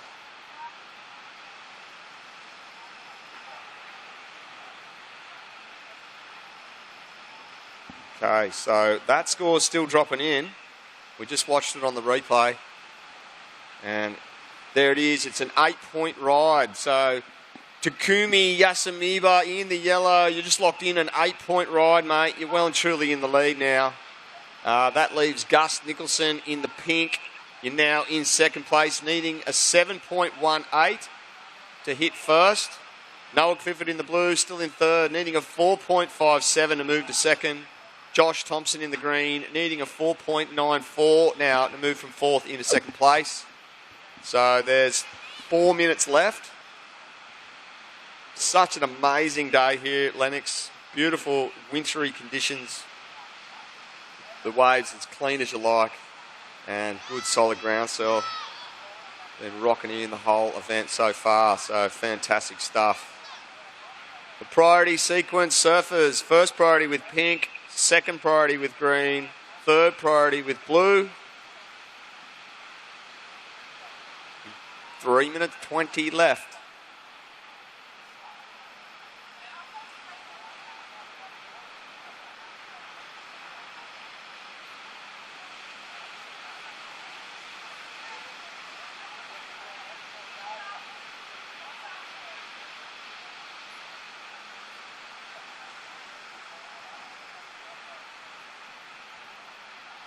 All right, just under 3 minutes now. And this is heat 1 of round 2, the repecharge round for the 14 boys. 3 more heats left of this round. So tomorrow, Sunday, we're going to kick off with round 2 of the 12 boys. First thing in the morning, 4 heats there. Then we'll be moving into round 2, repecharge of the 16 boys. Then the round 2 repecharge of the 16 girls. followed by the round 3, 16 boys to round out the rest of the day. So plenty of great surfing for Sunday here at Lennox Beaches. We see Josh Thompson going to town on that little left-hander out the back. And the man in green, he only needs, well, relatively average score to move himself into that second position. So we'll see what the judges give that one. And a little left out the back. There's only a smallish wave. And score's still dropping in, but Takumi Yasumiba is out in front with an 8 and a 4.67. Looking at scenes, this is the judging scaffolding up there. You can see the priority discs hanging over the edge of that balcony. Noah Clifford in the blue is on screen right now. He just did a closeout manoeuvre out the back, and he's working real hard to make this link. So he looks like he's made some sort of connection here. Starting to stand up for him. Throws a forehand slash there on the face. Gouges another one there in the pocket. And has he got one more left in him? Going to be fizzling out right there for the young man. Noah Clifford in the blue. Score will drop for his last. All right, I'll let this score drop in. There's under a minute to go. Looks like Noah Clifford may possibly, could be a situation change here in the dying seconds of this heat with 48 seconds on the clock. Josh Thompson, you locked in at 2.33. Doesn't improve your situation. Still chasing a 4.94 at this, or prior to last of blue. 35 seconds left. Takumi Yasumiba is still holding the lead. Gus Nicholson locked in a 5.5 on his last. So Noah Clifford's last ride is going to really make the difference here with the situation. 20 seconds remaining.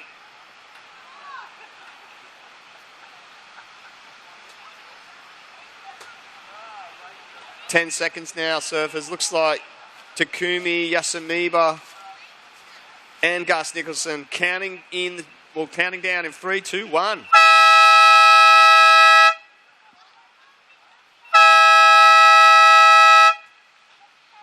Gus Nicholson and the surfer in yellow, Takumi Yasumiba, both left standing right on the buzzer. Gus Nicholson did a flurry of turns there. He's on screen.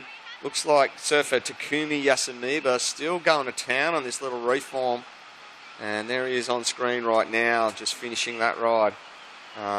Yep, so leave that one with the judges. I can tell you that Noah Clifford did lock in on his previous ride a 4.77, which did shuffle the situation.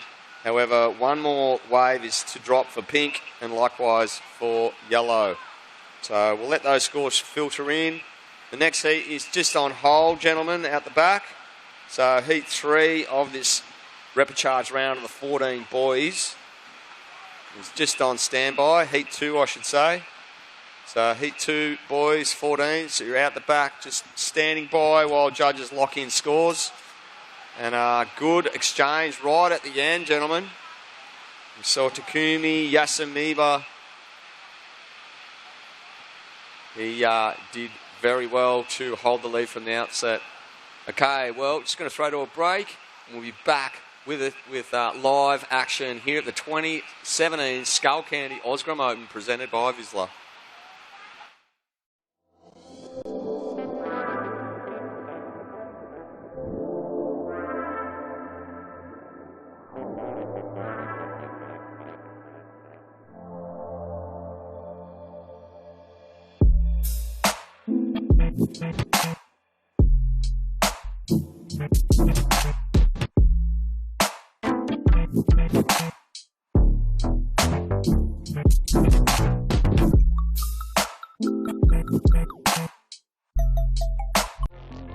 Up until now, there's never been such a significant leap in the quality and performance level of this modern garment.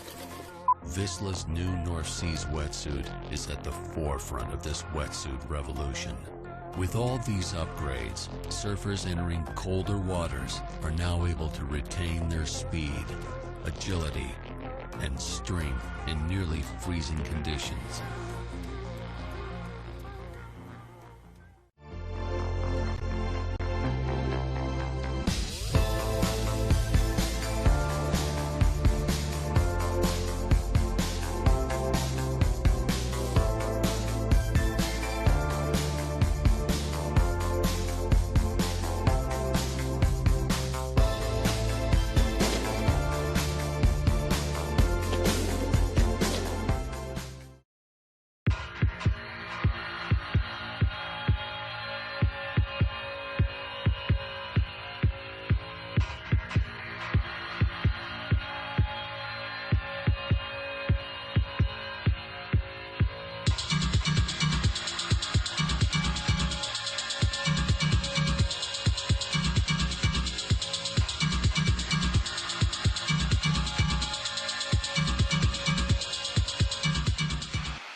Okay, welcome back. We're just looking at some great footage online of the Vizsla crew.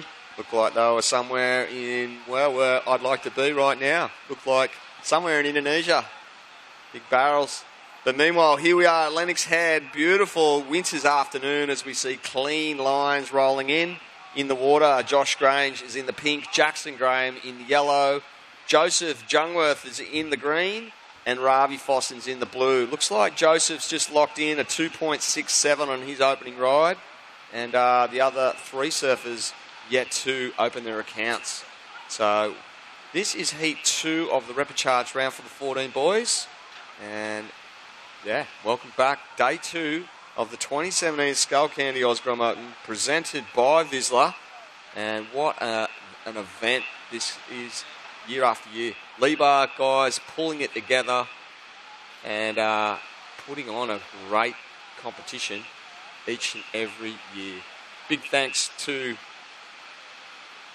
all the major sponsors and all the local sponsors too. There's a whole host of them on the media board, and just a couple of them. Somerville Building and Constructions. Big thanks to Dave and the Somerville crew. They're a Northern Rivers building and renovation specialist based in Lennox Head. They're a professional building team caterers for the range of building needs and residential homes, commercial building and office and home renovation. So look up Dave from Somerville Construction and he can help you out with anything. We've got Better Hire come on board. They've been servicing the Northern Rivers region since the late 70s. Jeff Sinclair purchased the business in 94 and has successfully run it as a local customer folks equipment rental business ever since. So Better Hire come aboard as a sponsor for this event. Thank you very much to them. Wigan Scaffolding, they're responsible for the scaffolding here on the competition site. This magnificent structure is a real statement of how big this event has become. The world's leading junior event, and it is a sight to behold. Thanks heaps to Dell and the Wigan Scaffolding crew. Meanwhile, Josh Grange in the pink. Great first ride from him as he whips in a couple of good forehand turns on that left. Jackson Graham screeching across that first section, dropping out a lip cleanly, and then a beautiful lobster dive to finish. So Jackson Graham in the yellow. First ride under the belt for him. I'll get some scores out to you as soon as I can.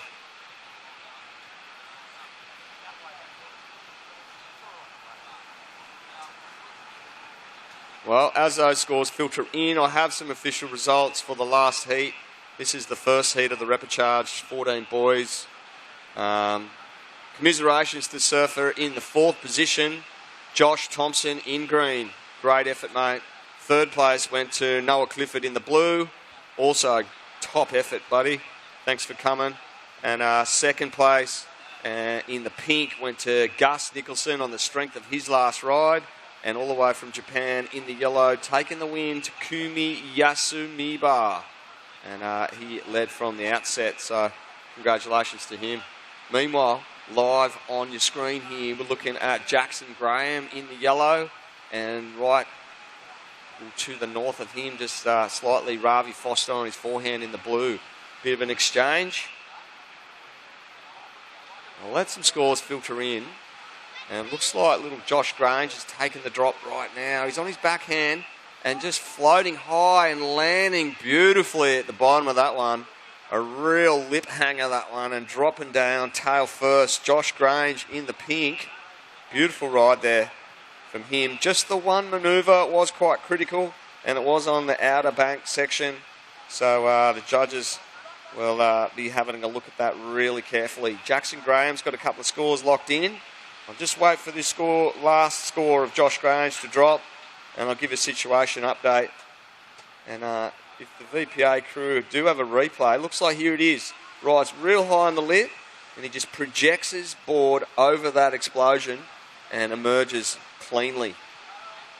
Meanwhile, it's Jackson Graham in the yellow, powering over that first section, flaring into another re-entry, and just getting a bit tangled on the recovery after that second manoeuvre.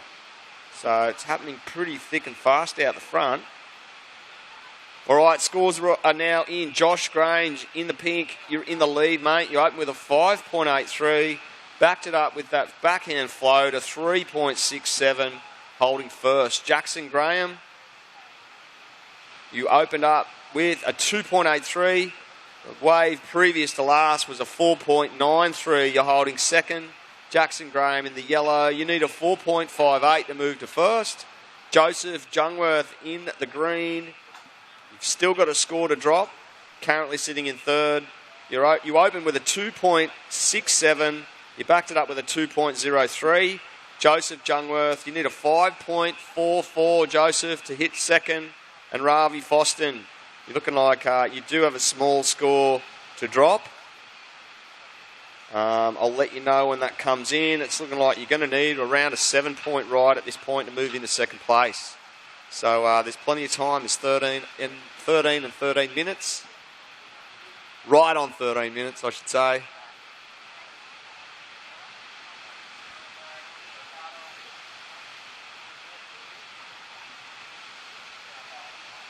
All right, well, priority update. So priority sequence is first priority pink, second priority yellow, third priority blue, and this gentleman here in the green heading for the left on his backhand and decided to hit the eject button, Joseph, on that occasion. So he's in third, requiring a 5.44. And that's not going to do it for him. Back out there.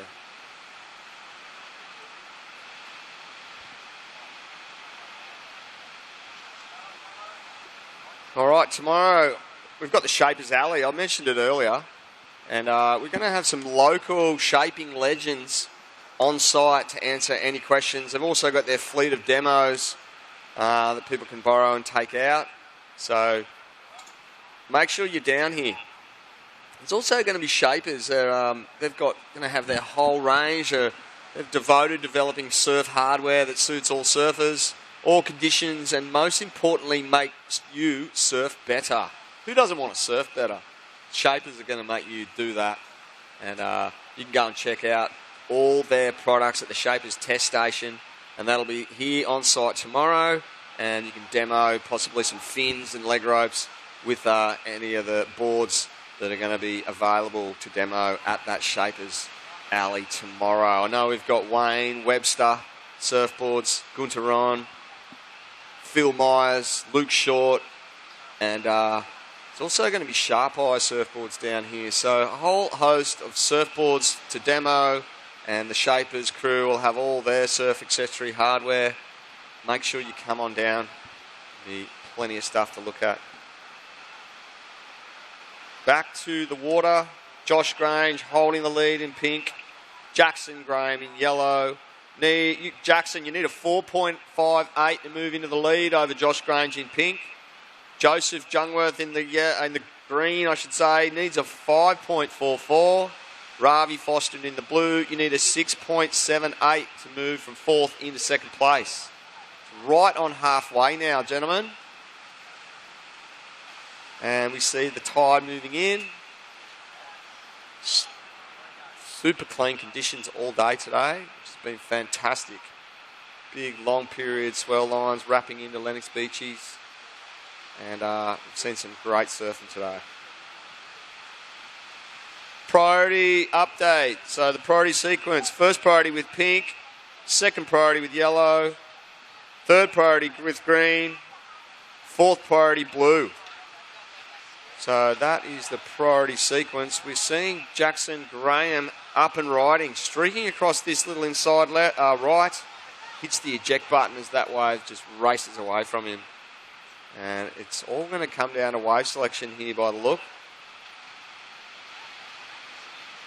And it looks like this afternoon, a bit of sting has sort of gone out of the swell a little.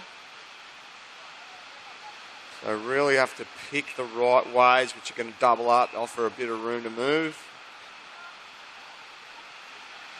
And we're going to see heat number 3. The 14 boys going to be up next. And looks like that gentleman in the green running out for his heat. A little local favourite, Gus Baker. He'll be hitting the water in the next heat. And meanwhile at the back, Ravi Foston, a little goofy footer, found himself a left, flaring a couple of forehand turns and just hopping his way through this inside. We've got yellow and pink up and riding about behind him. Great dismount from Jackson Graham. Floating a tail slide and flaring manoeuvre at the end there. Josh Grange in the pink. And little Ravi Foston still going on the inside, milking it for all it's worth. So 3 surfers there getting a ride in that exchange. Judges will get to throw some scores. Meanwhile, Joseph in the green on the backhand. Big float attempt there, but getting blasted on the landing. All right, joining little Gus Baker in the next heat, we've got Takayoshi Honda in the pink, Jetson Kutch in yellow, and Jonathan Robson will be in blue. So those guys are going to make their way out in the lineup real soon. It's only 8 minutes left. They'll start paddling out on the 5-minute mark. And some scores are dropping in for last of yellow and green.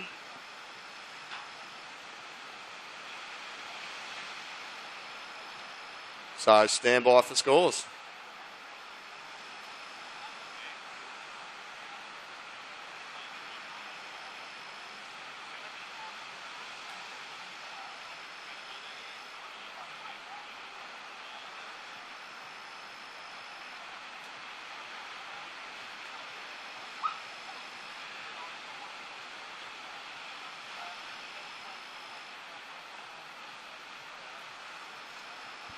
Okay, situation update. Josh Grange in the pink. Your last rider 6.3. You've extended your lead. You're looking to better your lowest score of a 5.83. Jackson Graham in the yellow. You're sitting in second place, needing a 7.21 to take the lead from Josh Grange. Your lowest scoring ride so far is a 4.93. Joseph Jungworth in the green. You need a 5.5 to move to second. And Ravi Foston, your last ride still dropping. So I'll wait for that one to lock in, mate. And there it is. It's a 2.93. So Ravi Foston in the blue. You need a 5.24 to move into second place and progress into round 3. So this is a do-or-die situation with 6.5 minutes left. Josh Grange out in the lead.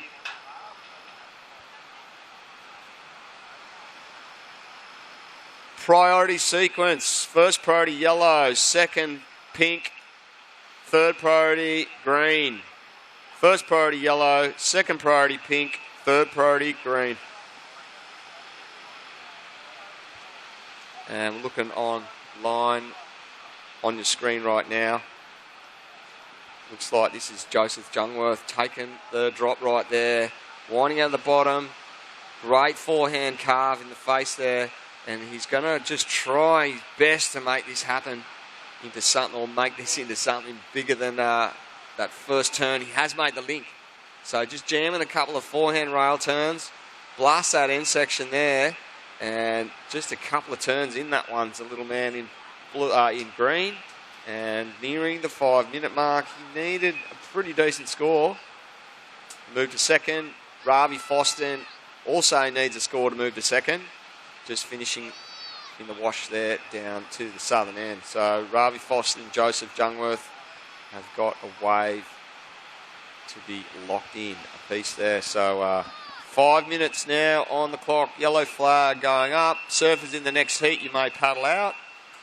We're looking at a replay of Joseph Jungworth in the greens last ride. And he just jams that last section there.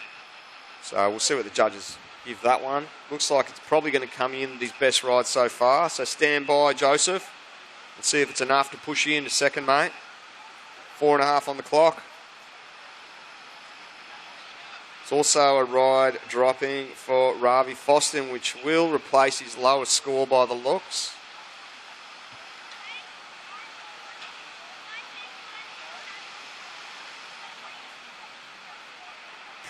priority sequence. First priority, yellow. Second priority, pink. Third priority, blue.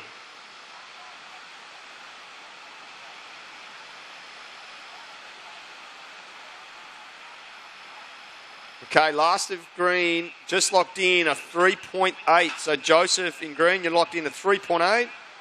You now require a 4.37. Joseph, you need a 4.37 to move in a second. Ravi Foston, your last ride was a 2.27. Ravi Foston, you need a 5.24 to move into second place. Jackson Graham in the yellow, you're holding second. Your low score right now is a 3.23. And Josh Grange, you're in the lead, mate. You got a backup score of a 5.83 to replace if you want to improve your score. Josh Grange in the lead in the pink. So only 3 minutes left. Surfers in heat 3 of round 2 for the 14 boys are already on their way out. And only a couple more heats left for the end of the day.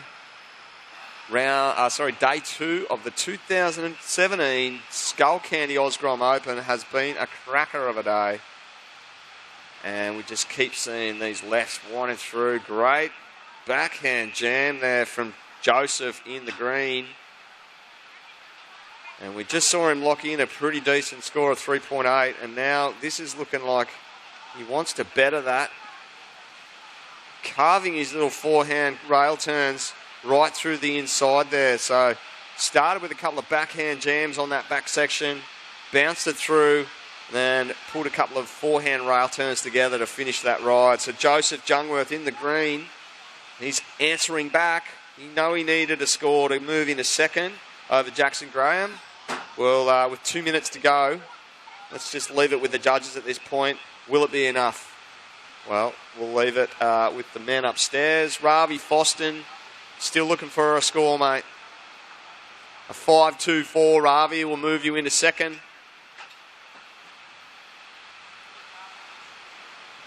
And he's scratching away. Here he goes, Ravi Foston right now. Pretty weak looking wave as it fizzles out into that trench. So, not sure if that's going to be the 5.24 he needs. And going to say it's probably not. All right, minute 30 on the clock. Couple of scores waiting to drop in for Larsa Green.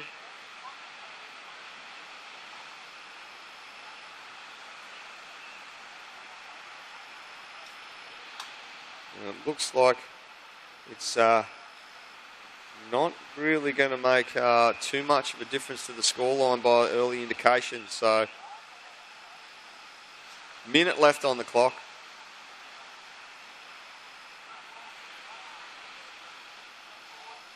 All right, well.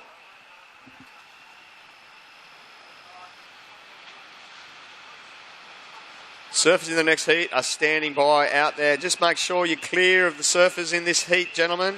There's 45 seconds to go. And the ocean does seem to have been pretty cooperative for this heat so far, but maybe the waves have just flattened out for the last 30 seconds. Let's see if Joseph in the green and Ravi Foston in the blue can get what they need. 25 seconds. Last of green was a 4.1. Not enough to move you into second place. Still needing, well, you now need a 4.07. Joseph Jungworth in the green. Ravi Foston still chasing a 5.24 to move to second. So green and blue still requiring scores. 10 seconds to go. Will a wave present itself? Counting down now in 5, 4, 3, 2, 1.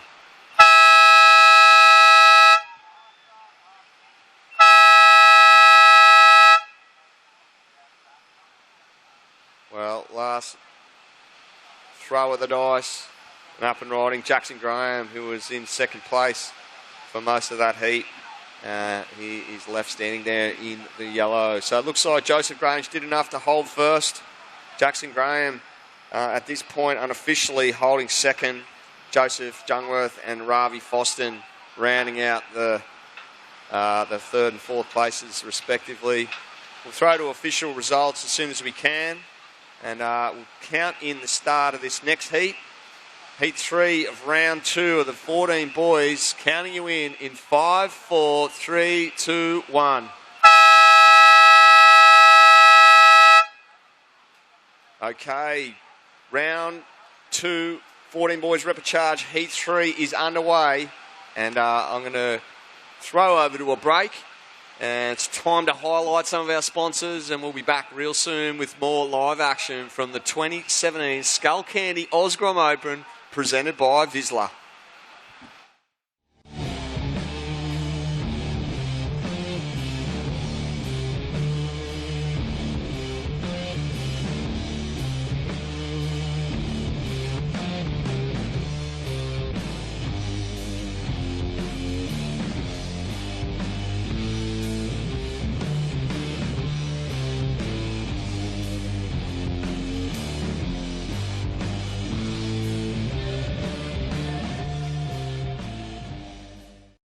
Elders Lennox Head invites you to inspect 10 Montwood Drive. Located on a flat, sunny 955 square metre block, this expertly designed home incorporates a clever layout with more than enough space for the modern family. Multiple living areas plus the screened outdoor area make it ideal for entertaining friends and family. There are 3 roomy bedrooms located away from the master bedroom, which features a beautiful spa ensuite. Contact Elders Lennox Head for more information.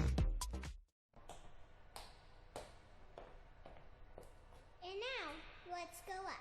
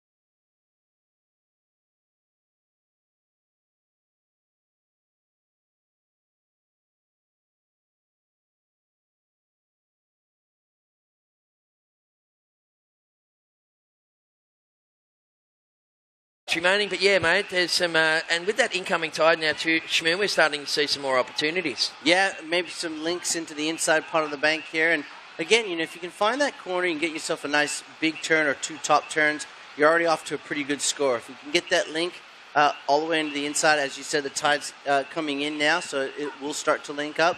I think you've got to stay ahead. You've got to surf ahead of this wave.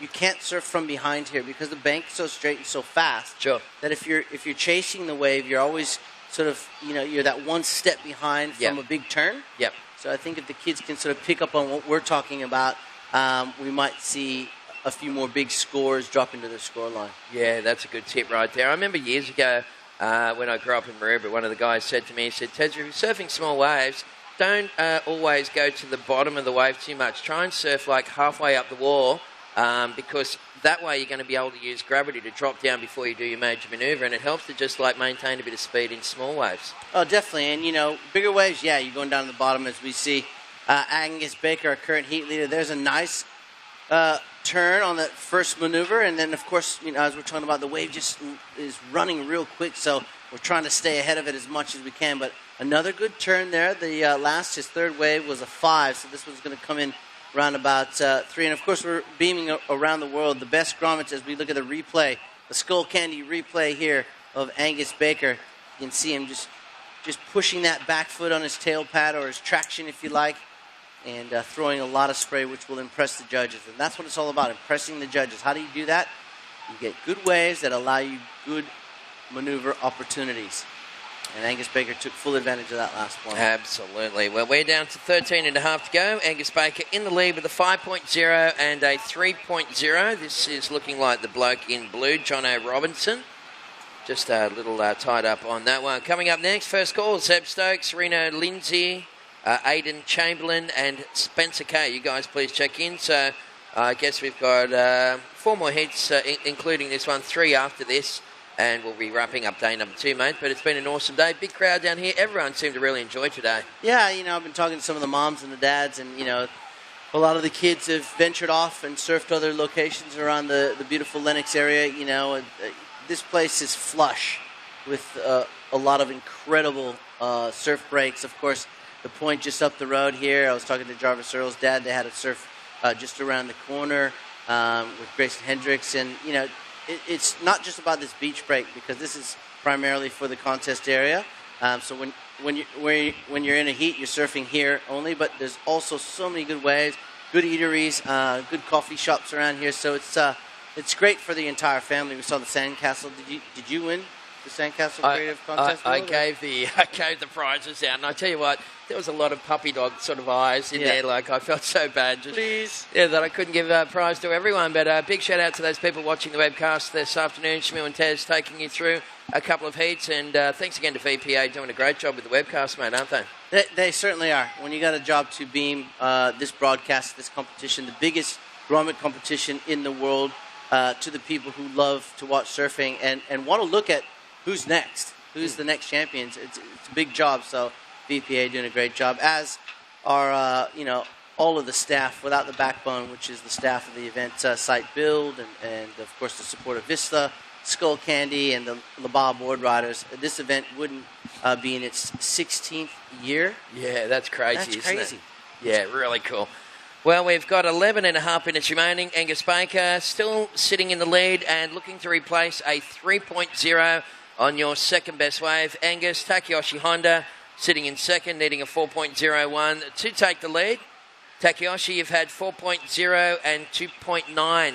I know that a lot of these young Japanese kids, not a lot of them speak too much English, but I know that they've been practicing their 1 to 10 in numbers so they understand the situations, which is very cool. Yeah, definitely. Nowadays in surfing, there's so many different countries participating in our sport. I mean, I know that the Vista New South Wales Pro Surf Series had 27 countries in those QS 1000s that we did being represented. And a lot of those were non-English speaking countries. So yes, they are very well versed in the 1 to 10, and now they have to implement the priority system. Sure. So that's their next biggest hurdle, those non-speaking countries. But they're catching on very quickly. Absolutely. Well, we have around about 10 minutes remaining. We can see Pink up and riding, John. Yeah, Takayoshi. And there I talked about staying ahead of the wave. He did a great job. First turn, nice and quick and sharp, and straight into that next turn. So carried that flow. And here we start to see that little inside part of the bank we were talking about with that incoming tide. All right, well, Takayoshi Honda pushing that one right the way through. He didn't really get a reform. He just wanted to try and get the maximum extraction out of that thing. And I think that he's done that as he takes it all the way through as far as humanly possible.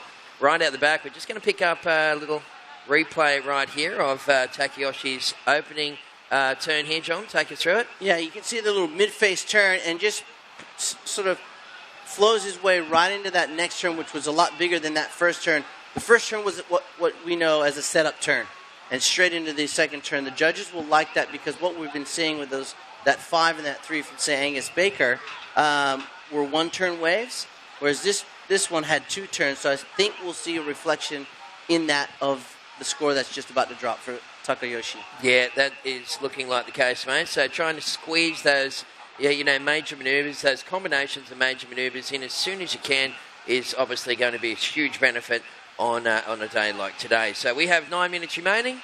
Coming up in the next heat in the water, we'll see Zeb Stokes, Reno Lindsay, Aidan Chamberlain, and Spencer Kay. Got a couple more heats after that one, and we're really looking forward to seeing all of these guys trying to get back into the competition proper. Of course, this repechage round with the 3rd and 4th place getters from the first day. Yeah. It's do or die, isn't it? As we see the Japanese server take the lead with that 6-point ride over Angus Baker, now back down into second place. So Angus in the green looking for a 5 to regain that lead. Jetson Kutch looking for a 4.71. Jonathan Robinson sitting down there in 4th place, needing a 7.01. And as I said, so much going on around before the event happens, during the event with the sandcastle building and competitions, the Flight Center crew here. But tonight, I understand we have the Lennox Head Beach Sounds, which is going to go crazy. Yeah, that's right. And Lunatics on pogo sticks. Normally, I wouldn't remember a name like a band, but with a name like that, I remember on Triple J about a month ago they played a couple of tracks, and these guys rock. Yeah. It's nice to see some bands that are jamming it out with some good hard guitar because, these days it's all gone electronic and stuff. So the kids are going to be cutting it up on the dance floor down there tonight, Yeah, Johnny. it's nobody on the decks for the 1s and 2s. It's all about the electric guitar tonight. It's great to see all those different types of genre of music. Kids are, you know what? The 80s are making a comeback with the kids these days. I think so. And vinyl's coming back. I noticed that, Vinyl's coming back. So it's good to see that cycle coming full circle. But then tomorrow, of course, Pedro's Bay. I heard you talking about that earlier. Yeah, that's going to be cool. I'm on the popcorn machine, so come and see me. Absolutely. I was going to ask you about have you seen any of the movie, or can you tell us some stuff? It's pretty crazy. Who's in it? There is a lot of guys that, that aren't household names. Sure. But perhaps Cam Richards might be in it. Okay. So Cam Richards, of course, won here in Australia in the Carve Pro down there in Maroubra. Oh, yeah. Right, yes. Okay. Bryce Young perhaps might be in it. Eric Geiselman, he might be in it. Wow. Oh, well, there's some mad talent there. I just really like the actual storyline here. It says, join one brave traveller as he sets out on an extraordinary journey to discover the holy grail of paradise. That sounds like everyone's dream. Well, yeah, those guys that I just mentioned definitely living the dream thanks to Vizsla. There's a bunch of new exciting clips that will be dropping throughout the year from Vizsla that I've been privy to see, obviously working with the brand now. And phenomenal. Let me just say this, phenomenal. And they're kind of clips where you just sort of sit there and daydream along with watching the clip and you just go, I want to be there. Awesome. I cannot wait. That's 5:30 tomorrow here in the park, folks, on the big screen. So come and join us for the screening of Pedro's Bay, all thanks to Vizsla tomorrow, 5:30. Well, it's been a big day. We're getting down towards the tail end of this one. At the moment, it's Takayoshi Honda in the lead, and looking now at Blue, John, up and riding. Yeah, Blue up and riding. This is Jonathan Robinson. Just like I said, you've got to be in front of this wave the whole time. The moment you get caught behind and chase here with the bank being so straight, you're going to lose momentum. But right now, this is our leader up and riding. He's found himself one of those nice corners, Des, and he's going to score a few points on that one. Thought that might have had a little bit more push to it to bring him onto that inside bank, but nonetheless, a good-looking ride. So Takayoshi's now working off that 4-point second highest scoring ride to try and increase his lead. Just coming up to 5 minutes to go here in the under 14s. Well, we've got a great heat coming up next year, folks. This is Heat 16 on the program. Of course, it's going to be Heat 4 of the Repechage round. Zeb Stokes will be in the pink singlet, Reno Lindsay yellow, Aidan Chamberlain green, and Spencer Kay in the blue. So 4 great young surfers, and there it is. That signifies 5 minutes to go. So competitors in that next heat, there's 5 minutes remaining. You can paddle out now. Thank you. So Jetson Kutch just looking for that 4.71. It's out there for him. He's got first priority. So yellow does have the first priority. Green, who's currently in second, Angus Baker, has second priority. And our leader has third priority. So Jonathan Robson, who will have fourth priority, needs at 6.88. So a little bit higher score there for the man in blue, but not out of reach.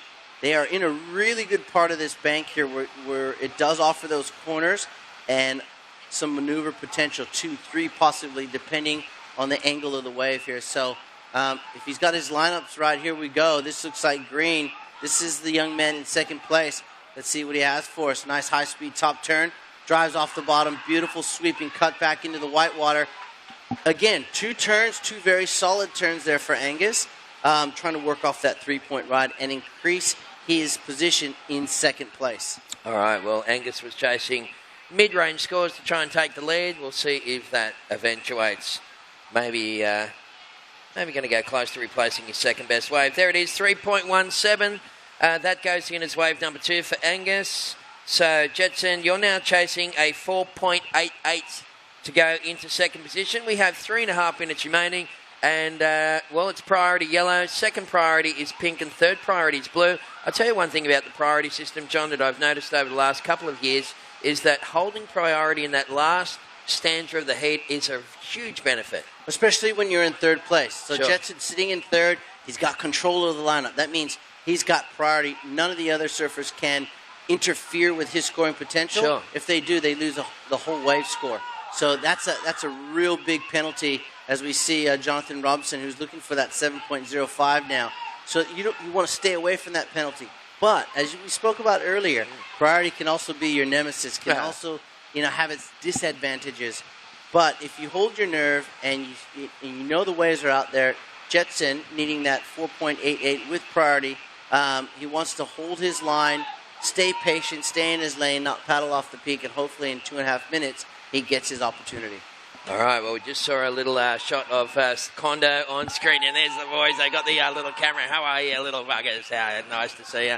And, so Shmuel and Tez taking you through the afternoon, and, boys from VPA. Gee, they got some toys, those guys. I love it. I know. It's the boys and their toys, right? Here we go. This is Angus Baker currently in second place, and in front of him was Takayoshi Honda. So both guys riding, and that makes the judges' job a little bit more difficult, but they are very well versed. The 5 wise men, as we call them. Here goes Jonathan Robson now on the left, searching for scores or a score.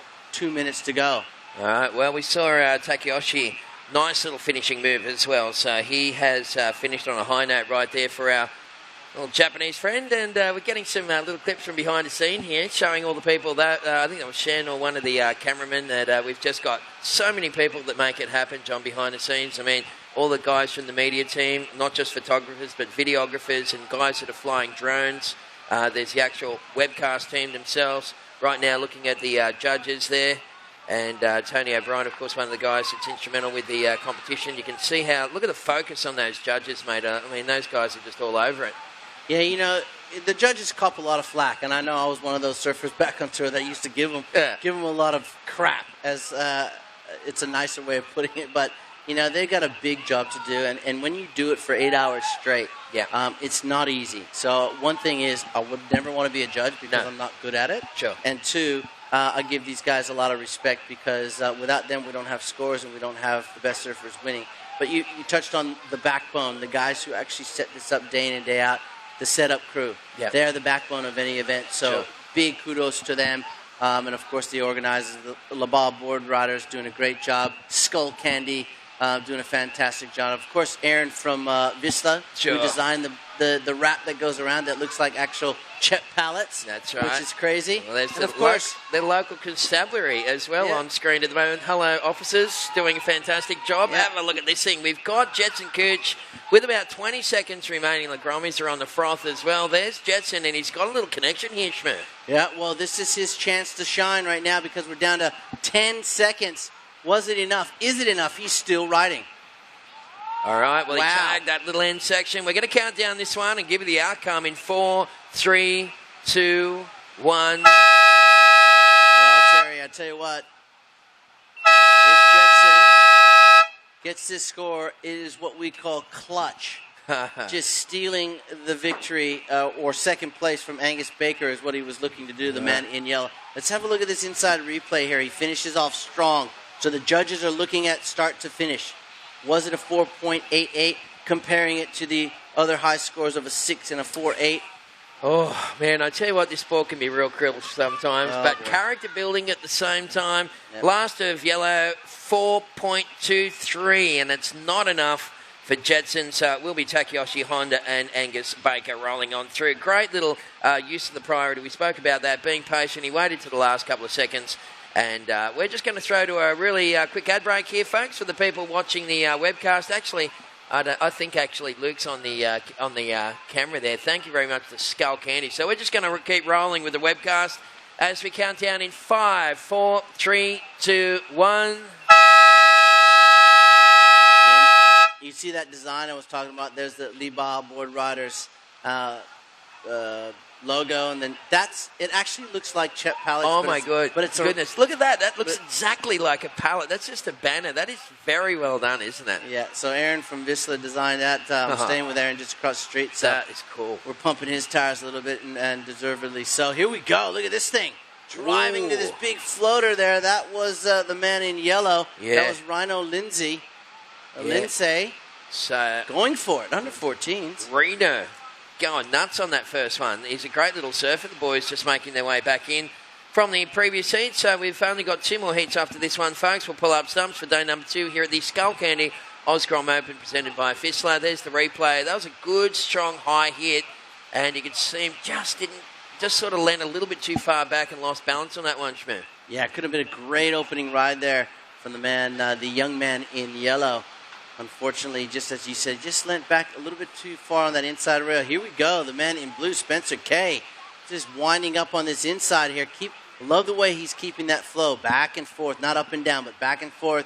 And he'll make the inside, little Larry lay back there, cuts back into the white water, and, well, he kicks out. So good opening ride from the man in blue. Yeah, very good use of the waves energy there from Spencer Kay. And I tell you one thing about that ride from Spence is that, like we were talking about before, he was riding nice and high on the sort of top half of the wave, and it gave him a lot of energy and a lot more speed in the small stuff. There's Zeb Stokes enjoying his opening wave as well. Yep, Zeb Stokes. Now you can see the difference where he's pumping up and down here, trying to look for some more speed and power. A lot more difficult. And here's a little bit of advice for you kids out there. When you finish your outside turn or turns, as we watch Aiden Chamberlain getting some nice turns on his opening ride there, the regular footer, is if you feel that wave has enough push, you need to be looking for the wave in front's path. Sure. And follow that white water, and 9 out of 10 times it will take you all the way in that inside part of the bank. That is and here we go. There's our beach marshal crew. Yeah, they have been doing such a fantastic job. Let's take a little walk now for the people watching the webcast.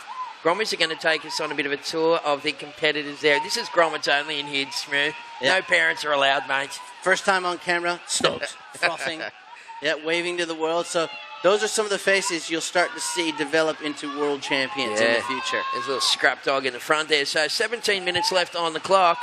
And, well, it's just such an awesome... And how pumped up the Gromits. It's late in the afternoon and they're still charging. Yeah. Well, I mean, just feed them a little bit of... donuts and a bit of candy. And a bit of candy, and they're good all day. I know I used to survive on one meal a day, but it was just the froth of going out there and surfing and doing turns just like that from Zeb Stokes. Hits that white water, floats up over the next section, and now you can see he's got that flow trying to make it onto that inside bank here. bouncing up and down, looking for more section to work with. These guys weigh about, 35, 40 kilos? Yeah, exactly. Well, we got 16 and a half to go. Official results, previous heat. Jonathan Robinson was in 4th place and Jetson Cooch in 3rd. So a bit of bad luck there, fellas. Angus Baker 2nd and Takeyoshi Honda. Congratulations. There's an absolute legend of the area. That's Donnie Munro. Don, of course, was the owner and operator of Mango Surfwear, of course, way back in the 80s. Also huge. Back in the day. Yeah, it was. Don used to sponsor me, and then, ironically, I started working with the Cooter, and I sponsored Don's son, Sean Munro. Right. So we got him and back. I used to compete against Sean on the tour. Yeah, Sean was amazing. He's amazing. Still is. Yeah, and we see that Pizell board there. Is John in town or something? I'm not sure. What's going on with that? I was supposed to be in J-Bay.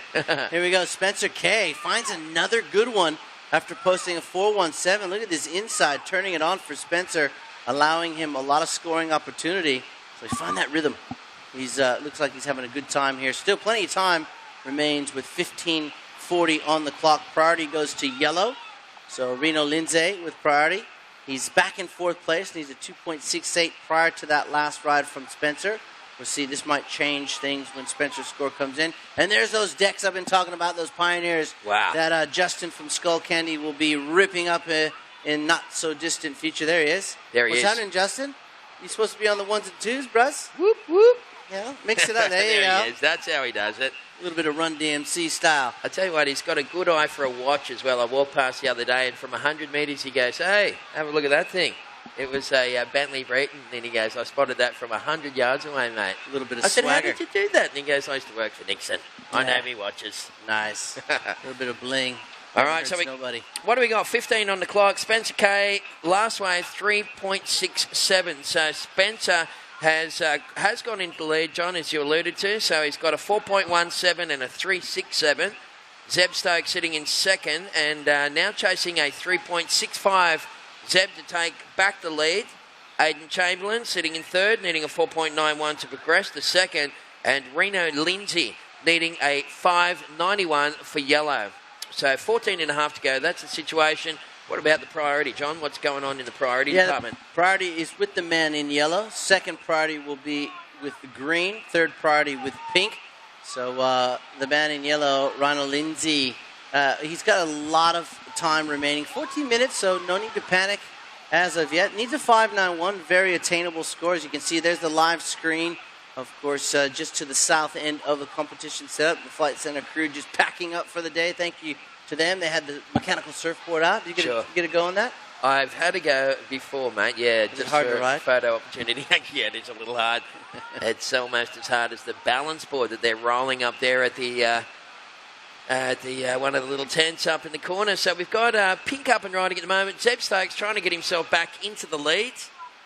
Yeah, so we go to the surf mud tent. They're the guys that got the all-natural zinc. They've got a little balance board challenge happening up there. I love those balance boards. They're cool. Yeah, I might wait till my knee heals up just a little bit, just in case my balance is a bit off. And Zeb Stokes, I tell you, his balance wasn't off one bit on that wave. So he really milked that for every point that he's going to achieve here from our 5 judges upstairs from where we are. And you can see some of the competitors just enjoying the afternoon hours. A little bit sunburnt there. Grommy was just kind of wigging out, wasn't he? That was funny. And there's some of the boys. Well, by 7, 8 o'clock, these kids would be just flat on their back, out cold. Absolutely. Because they've just been going all day. And I remember, I don't know if you were the same way, but as a grommet, you just surf 3-4 times a day, all day, every day, especially during the school holidays. Yep. Then by 7 o'clock, you're almost falling asleep in your spag bowl. Oh, absolutely. I remember I just used to keep the wetsuit on all day. I'd even walk across the road and go to the fish shop with my wetsuit on. Yep, fish and chips, straight back out there. Yep, I used to sit under the coconut tree and eat my little plate lunch in Hawaii and then straight back out in the lineup. So, you know, it's great to see. You know, Grom surfing is so fun to watch. They're such characters, and I love that. And again, I'll talk about it all weekend, but this is the next generation. These are our future champions from all around the world that have converged here at Lennox Head. Here we go. This is the man in green. Oh, this is Reno, yep. Yeah, I think it's Reno Lindsay. Nice little hook in the pocket. He's going to get down nice and low and drive through this one. Great little surfer, Reno, and we'll wait for that score to come through. He did have a bit of a slow start. That's going to definitely be better than his opening wave. And we'll get that one locked in, and that should probably take Reno up into third. I don't think it'll get him into the top 2. So we've got 11.5 minutes remaining. We'll just wait for that score to come through. And, well, there's the beef and... Lennox nice Hotel there. Yeah, Lennox Hotel. I ate upstairs last night, and it is divine. Yeah. Unbelievable food. We dined up there with some of our friends from Western Australia and, of course, the Visla team, and it was just magnificent. I highly recommend the pork cutlet with the crackling. Oh, wow, that Doesn't sounds that good. sound good? Well, I can tell you what, it tasted great. I bet you it did. I was downstairs for the big draw. They had, I bought like $30 worth of tickets. So they were giving away $4,800. They were too? Yeah. So, and one of the guys that won it was actually on Dry July. He'd been to the pub drinking water and he won $5,000. He was loving it. Oh, There's Lennox Gelato and Coffee Co. And isn't that an unreal drone shot of Lennox Point there? Have a look at that. One of the best waves on the planet.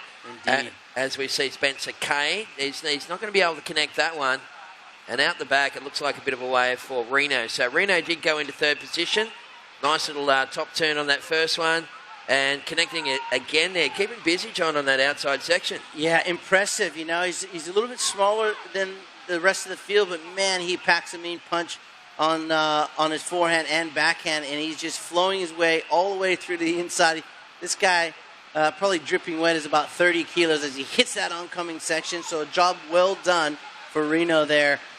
Looking for a 5.25, and I tell you what, his outside turns were pretty solid. Absolutely. Well, that is going to be interesting to see. Zeb Stokes is the current heat leader. Zeb, you've had a 4.2 and a 4.97. There's a little score coming through for that last one of Zeb. This is a sucky little one right there. That's going to shut down. Ooh, that almost probably should have just jumped straight in and pig-dogged that thing, mate. That looked like it opened up a little bit. It certainly did, as we can see the Flight Center crew enjoying the afternoon. I'll tell you what, just when you think the swell's sort of dying off a lot, I just saw a nice set pouring through north and south of where we are. So there's still plenty of action, and there'll be plenty more come tomorrow morning. All right, well, don't forget to book your next adventure with the Flight Centre. They are the travel and airfare experts. All right, so Zeb Stokes is sitting in the lead. We've got a score coming through for Reno Lindsay. 3.57. So, Reno, you're in third place, still yellow. Reno, you need a 4.28, buddy, to go to second. There's Green up and riding out the back and throwing it up there, just taking a nice little risk. Aiden Chamberlain. That's all she wrote on that one. So, 9 minutes to go. We'll get that score through for Ado. It looks like it will replace his second best score. But that's a 2.13. Aiden, you need a 5.35. Reno, you're chasing a 4.28. And there goes that's our roving cameraman. How cool is that set up there? And, of course, all wireless, no cables. Yeah, so it's, I understand that's Luke there on the two-hand cam. Just filming back into what would be called the event structure. And there it is. There we are. We're just to the right of that. And there's the Groms. That's the competitors area. Groms only. They just get so stoked to see themselves on TV, don't they? That's funny. And one of the cameramen cracking up. Like you said, Johnny, with that incoming tide, gee, we're starting to see some nice waves out here. I'll tell you what, it's been fantastic conditions all day long, and not a breath of wind at the moment. And it's really lending itself to some good high-scoring potential from these Groms here at the Skullcandy Oz Grom Open, presented by Visla. Here we go. This is our current heat leader, Zeb Stokes. Big top turn. Look, he's going to get another sweeping cutback into the whitewater there. Now he'll want to try and ride this one, follow that path. You can see him. He's going back into the power pocket of this wave, just trying to get that link up. Cuts back again, doing a very good job finding this inside part of the bank. Wow, he is just really reading the energy on this wave brilliantly, Zeb Stokes, and that is hands down probably one of the best waves of this heat. And you can just tell with the body language, the hands down by the side. He looked pretty happy with that one. Yeah, noodle legs. I'm tired. But extremely stoked with that wave. I thought he did a brilliant job from start to finish. Got some big opening turns on his first two, and then managed to find that inside connection. So the judges have picked up on it, and we'll give him a nice, tidy score. Yeah, there it is. Zeb Stokes, 6.67. So, Zeb, you've extended your lead over the field. You're now looking to improve a 4.97 on your second best wave. There's the replay. Look at the style on this kid. He's surfing with a maturity well beyond his years. Yeah, really close, tight pocket turns. You can see there the fins get let loose for a bit. But then he realizes, whoa, I'm a little bit too out in front of the wave. I've got to stay right near that white water like we talked about before to find that inside and keep within the power source of the wave. And he did a brilliant job, so that was well served and a score well deserved. All right, well, stoked to have John Shamuka here representing Fissler and, of course, a former World Championship Tour competitor. What was the highest ranking you ever got, Johnny? Overall, it was about 17 or 18. That's a great achievement, mate. I mean, you would have loved to have got higher, but, I mean, mate, when you look back on it, that must be something you're really proud of. Oh, I'm proud of a lot of things I did competitively, yeah. You know, I mean, I'm proud to say I have a Bell's Beach Bell. Wow. Well, not a lot of people can say that. No. I mean, it's a second place one because Sonny Garcia stole my first place with a 10 in the final. He stole it. We still have a bit of a laugh about that final because it was in '95 and we'd done all the training pre-season and then came straight out and went number 1 and 2 in the world straight Wow. off. So I think for me, it's you know, hindsight's a wonderful thing, and reflecting back, it's for surfers these days. It's a word I don't really like, but you use a lot in sport, and that's consistency. Sure. You have to have consistency to be successful. And for me, I was one of those guys where I started off really good in the beginning part of the year, didn't have a good middle part of the year, and then had a great back end, or vice versa, where I didn't start and finish strong. So I just lacked, when I look back at my career, I lacked a little bit of consistency in certain parts of the year. Sure. So for the kids at this particular event, to win world titles, when you look at it, we come to 5 minutes remaining in this heat. When you look at guys like John, and Gabriel Medina, Felipe Toledo's, and Kelly Slater's, of course, and the Andy Irons of the sport, they won their world titles off of being the most consistent surfer on tour that year. They didn't win every event, but they were consistently in the conversation. All right, now that is a great tips there from Johnny Shamuka. So, Zeb Stokes, you're still in the lead, buddy. You're looking to improve a 4.97. Spencer Kay sitting in second in the blue. Well, he'd like to upgrade that second best score. Spencer is a 3.67. Reno Lindsay in third. Reno, there's just under 5 to go, buddy. Yellow, you're in third. You need a 4.22 to go to second. And Aidan Chamberlain, you're chasing a 5.35 and just on 4 minutes on the clock. Priority is blue. Second priority, yellow. Third priority is green. And fourth priority is with pink. And the boys, they're right on it, John. They're sitting right on the sitting right in the honey jar in the takeoff zone. Yeah, definitely. You got your choice of lefts and rights. You can see a nice shot of the shoreline. It's pretty far paddle when you ride all the way to the beach too. Some of these young fellas have been doing so. They're getting a big workout today as we see Spencer Kay all the way to the inside, doing a very good job. He's actually reading the wave as he rides. I really like that. These guys learning how to read waves as they ride them. Sure. That's another important element of becoming a successful and a consistently successful surfer. So a good job there by Spencer, finding his way to the inside. Yeah, good thinking. Sometimes people keep their focus so tight that they're not aware of their surrounds. And like you said, looking for the whitewash line from the previous wave in front, all of these sorts of things is pretty important to maintain a good performance. There's so much more than even mom and dad or people who don't compete. As you see a couple of the grommets going. Give us a wave, grommets. Yeah. You're on the webcast. There we go. You little shucker. There's a lot of things that these kids will learn this week, Tez, that they will take into the rest of their career.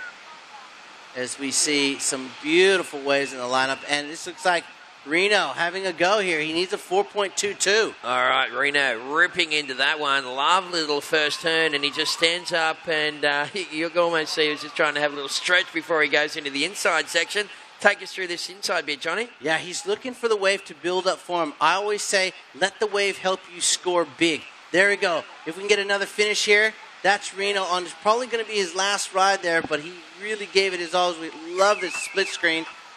Zeb Stokes has just gone from strength to strength, but Reno is the man in the yellow that we're looking on. Zeb's home and hosed. The young man in yellow, as you can see him paddling back out there with just 2:10 on the clock, Tez, looking for a 4.22, did a good job there of reading that wave. Did the judges think that was enough? Well, I'll tell you what, Reno Lindsay on that outside section, he got a nice little snap to frontside wrap, so And then he got a couple of little hits on the inside. This is going to be super close for the local kid. We've got just on 2 minutes remaining. Priority is with green, no second priority. And coming up in the next heat in the water, this will be the second last heat of the day. Harrison Green will take on Kurt Morrow, Max Hutchinson and Tane Dobbin. So we've seen some incredible talent in the repechage round, so I can only imagine the super talent that we got in the qualifying side of the draw. Well, scores dropping in here with 1 minute and 30 seconds to go, and I can tell you what, it's going to be close, ladies and gentlemen. It will be extremely close to see who pushes through in second place, because it's 50-50 at this point. Oh. Here we go. Oh, golly. This is going to be 1 minute, 10 seconds. So close. It's going to come down to this last score for Reno. Lindsay, Drama. This is drama here, Tess. It is, mate. It's a real nail-biter, particularly for the people watching on. 3.93, not enough. Reno, you're still going to be chasing now a 3.92. Yellow needing 3.92 to go to second. Reno, there's 45 seconds remaining, buddy, so you need to scramble onto something. So Zeb Stokes in the lead, Spencer Kay in second, Reno's in third, Aidan Chamberlain is in fourth, and there's 30 seconds to go. Wow, that was just was unfortunate for the young fella. I'm sure he thought he did enough to get that 4.22, a 3.93. But like you said, character building. You know, you can go out there and all you can do is try your best. I saw him when he was heading out, Reno, and he really had his game face on. So, unfortunately, time's going to run out here. It will be Zeb Stokes and Spencer Kay rolling on through. So, a bit of bad luck there for Reno and Aidan. As we count down in 5, 4, 3, 2, 1.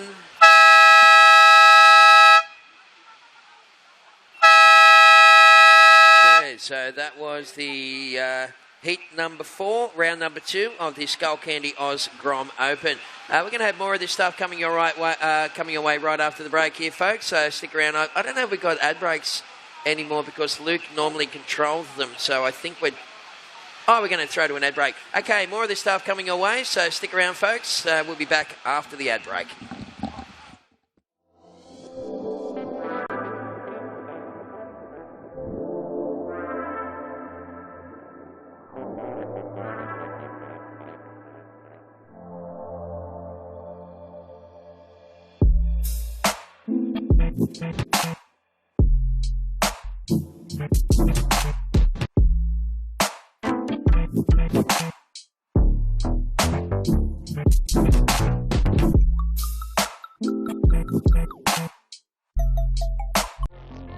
Up until now, there's never been such a significant leap in the quality and performance level of this modern garment.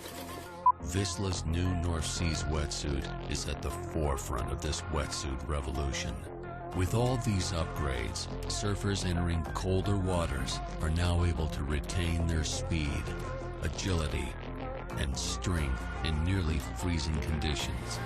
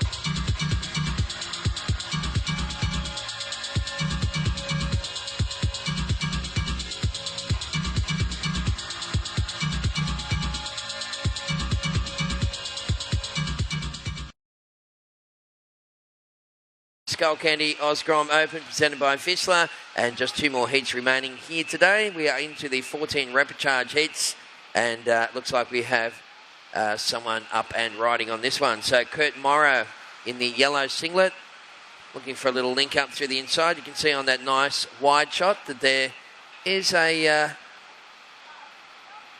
nice big channel that runs out right through the middle there. There's the, hey, hang about. Hello, mate. What's going on? There we go. We got a little picture of the commentary booth here that we're just hanging out in. And just to the right there, you can see that's Colin Gow having a bit of an argument with one of the organisers, as he does. Yeah, so they're probably blowing him up about not printing something properly. So, yeah, everyone's working really good together here, and there's the results from the previous heat. It is official now, and 4th place did go to Aidan Chamberlain. 3rd place went to Reno. Lindsay, bad luck, Reno. I thought he was going to get there with that one. Spencer Kay in 2nd. He'll be feeling pretty good, and Zeb would be stoked for taking out that one. So, well done, Grommies, as we look out the back there, and there's a big line of closeouts. That one's not going to hold up. So Harrison Green wearing pink. We got Kurt Morrow in yellow. Max Hutchinson in green. Tane Dobbin is in the blue. Just one more heat coming your way, folks, for day number 2 here at the Skullcandy Oz Grom Open. And the boys just kind of cancel each other out on that one. First call for Bodie Williams. This is the final heat of the day. Nelson Crether, Cody Major, and Kai Jones coming up in the next heat. So that's Harrison Green pushing that one through, getting a little link up. And Harry putting the finishing touches on that. So 16 to go. Looks like Kurt Morrow's first wave. Kurt was a 4.83. First of yellow, 4.83. And first wave scores coming through for Tane Dobbin in the blue. So priority is with green, second priority blue, 16 minutes to go.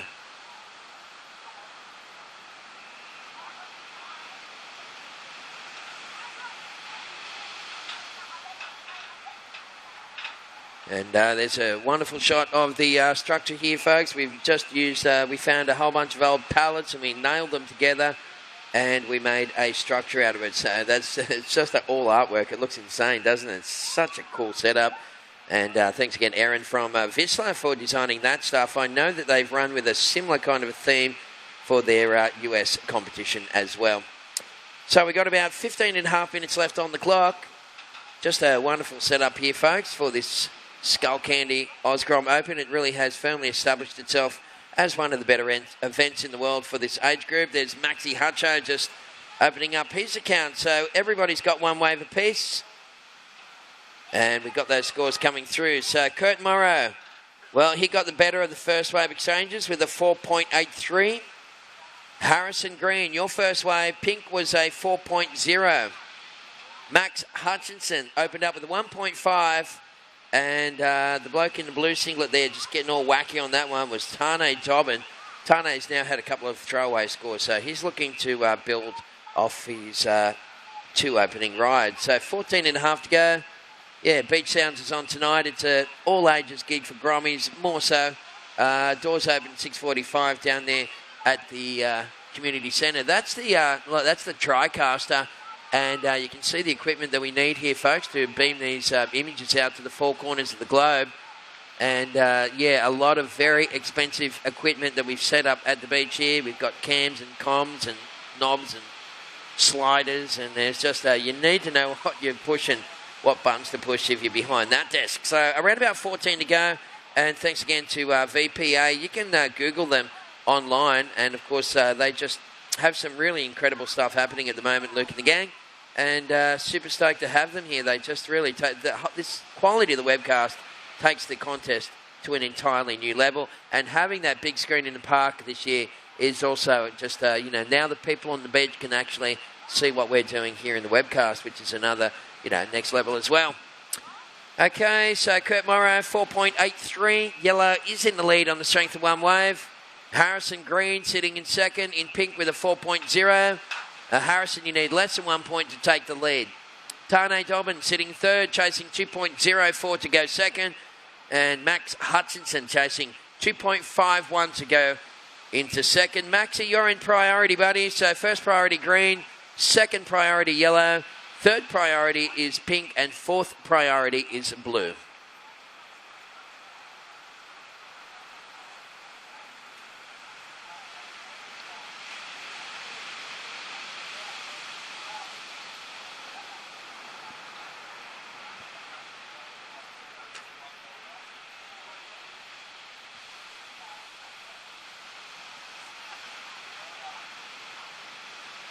Okay, so just on 13 minutes remaining.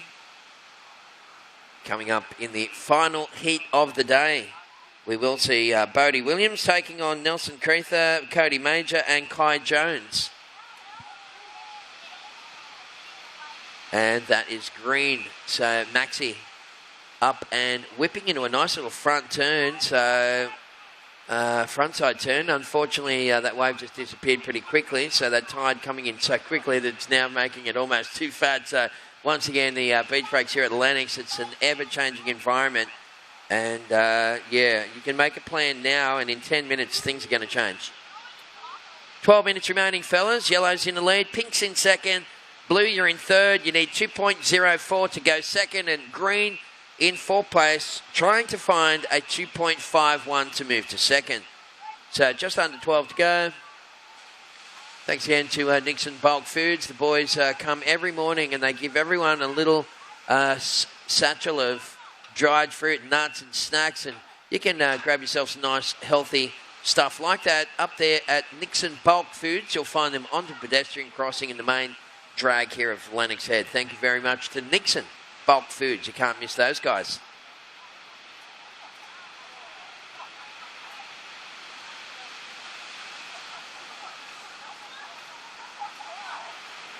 Okay, so the final heat of the day will feature Bodie Williams in the pink singlet. Nelson Creether will be in the yellow. Cody Major in the green. Kai Jones will be in the blue. So, big shout out to all those people that tuned into the webcast throughout the day. We've had some pretty good numbers, actually.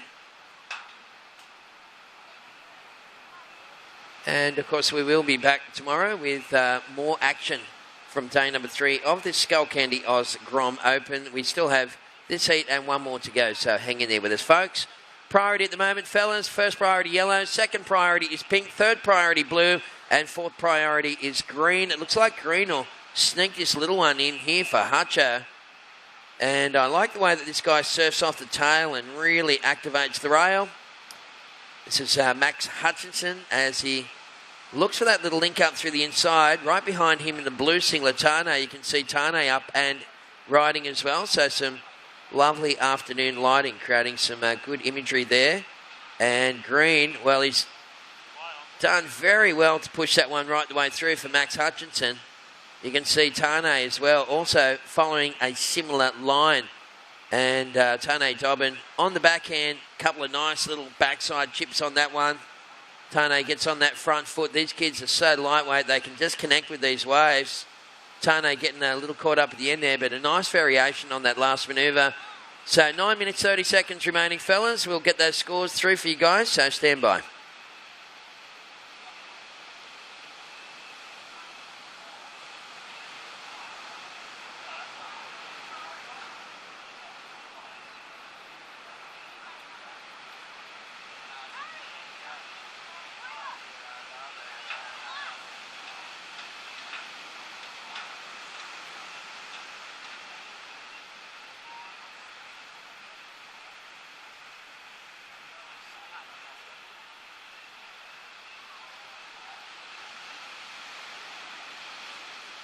Okay, so just watching the replay of Tane on that little inside section. And you can see that nice little snap under the lip, almost the lip kind of cascading over him right at those closing stages. Well, there's the boys for the final heat. Good luck, fellas. Bodie Williams, of course, in the pink singlet. Right in front of him wearing the green jersey is Cody Major. And look at the sponsors on that board. So the boys getting pretty well, looked after even at this young age. So 8 minutes and 20 seconds remaining, fellas. Right now it is yellow in the lead. Kurt Morrow's second wave is just rolling through. We do also have scores for Max Hutchinson. Max looks like getting he's going to get a very good score. This will take him up into second position and it will push Harrison Green back to third. So, Harrison, you got priority, buddy. Priority is pink and second priority is yellow. And let's just focus out the back here as we see Harrison Green up and riding. And Harry looking like he's all full of beans at the moment. Looking for that little link up through the inside.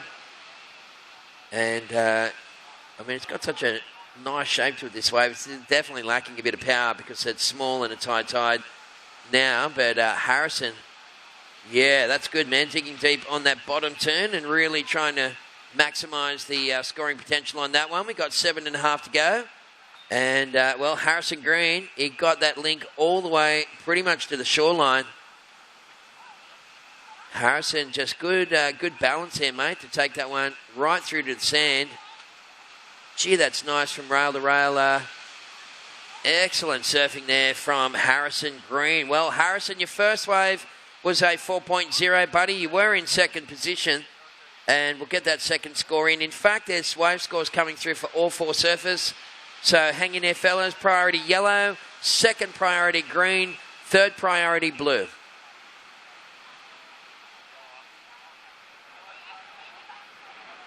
Right now, watching the replay of Harrison Green on that last wave. There we go, back to live action. Actually, we might come back to that. And this is the current heat leader, Kurt Morrow. So Kurt going left out the back and then right through the inside. That seems to be working just with the way the sand is set up here on these sandbanks.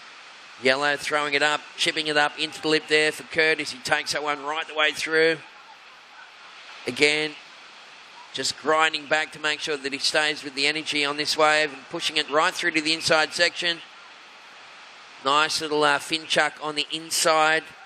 And Kurt faded off that one. So we've got 6 minutes remaining. A whole bunch of scores coming through, fellas. There's the inside for Harrison Green.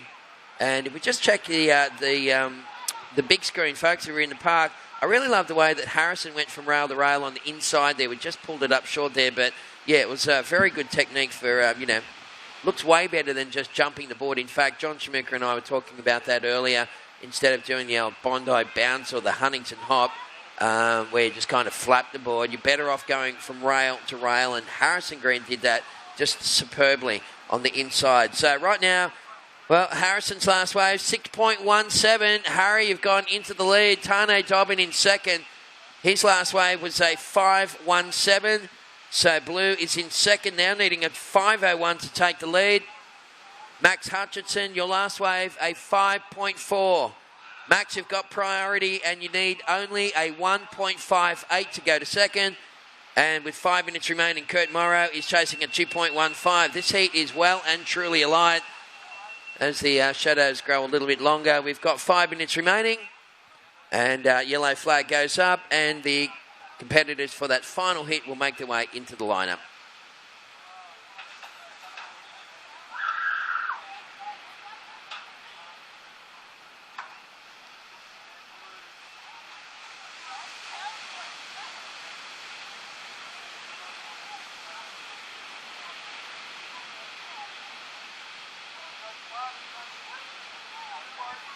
Okay, so a couple more scores coming through. Priority green, second priority is blue. And this is looking like blue. Tane Dobbin just giving that a little nudge on the backhand. Now he's going to get on that front foot and try and connect this one on the way through. This is the 14 and under boys division. So tricky little conditions here at Lennox Beach Break this afternoon, folks. But these guys very well suited for the small stuff.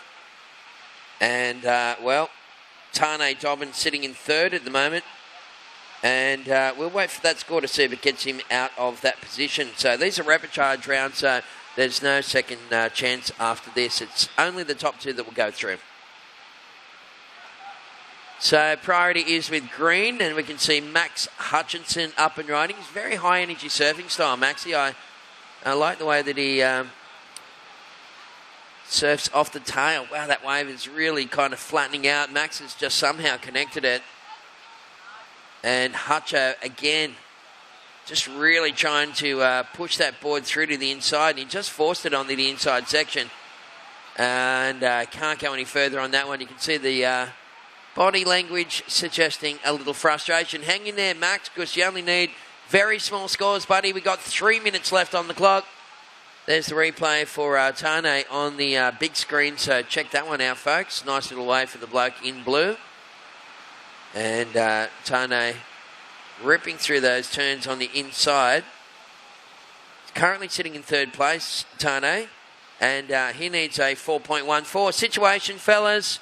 Harrison Green is in the lead. So, Pink, you're in first place. You've had a 4.0 and a 6.17. 2.5 minutes remaining. Kurt Morrow in second, needing a 5.35 to take the lead.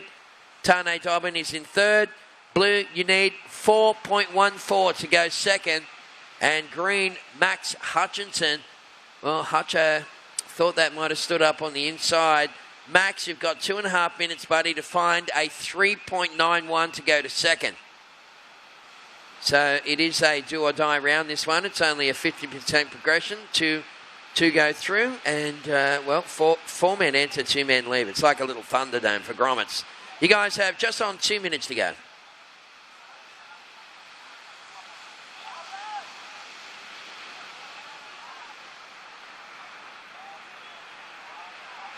All right, look at this thing for Harry out the back. Wow, that's a good-looking left-hander. Harrison Green banks it up. Lovely first turn. Throws it up for a nice gliding little foam climbs on the way through. And now he's got that right-hander to work with on the inside. So Harrison Green really serving a super heat out here this afternoon. And he's looking strong and focused in this second last heat of the day. Harrison punching it up for a little finishing move. And again, just climbing up on the foam to maximise the score. So we have priority with yellow, second priority blue, just over a minute remaining, fellas. So, well, we know that Harrison Green is home and host.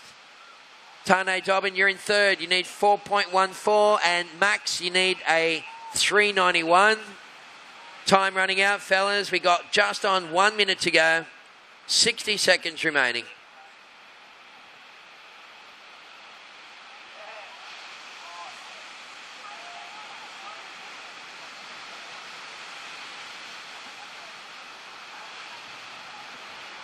Rightio, 30 seconds.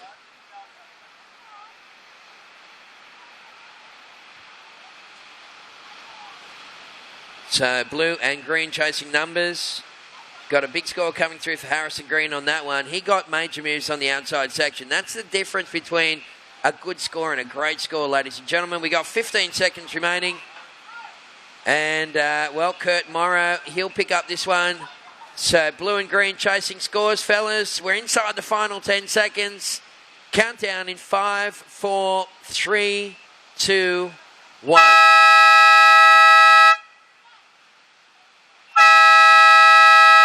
Yeah, well, Tane just getting bumped off on that one. It's not going to matter anyway. It was a little bit too late. So Harrison Green takes that heat with a 6.67 and a 6.17. So excellent surfing from that guy. And second place goes to Kurt Morrow. Third place went to Tane. And fourth place went to Max. We're going to take a quick break here, folks. Let's have a bit of a yak when we come back from the 2017 Skullcandy Oz Grom Open presented by Vissla. Do they do breakfast at that new place? What time do the markets pack up? Can we take Charlie? Know a good Sparky? I want to use a local. Mom, I need to go now. Wherever you are. There's an app for that. Local Search.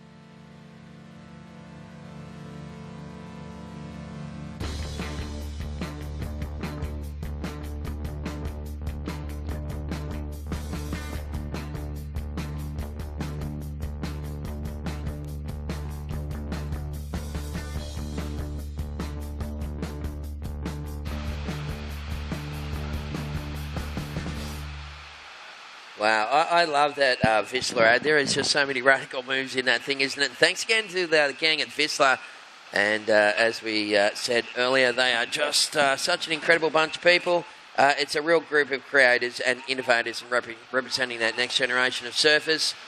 We can see the jet ski has returned to shore, and we've got, we've still got plenty of surveillance out there, folks, for this final heat. Don't worry about that one. But thanks again to Surf Lifesaving Far North Coast for their continued support. These guys are all volunteers, and they're looking after our kids here today, and we really appreciate it, fellas.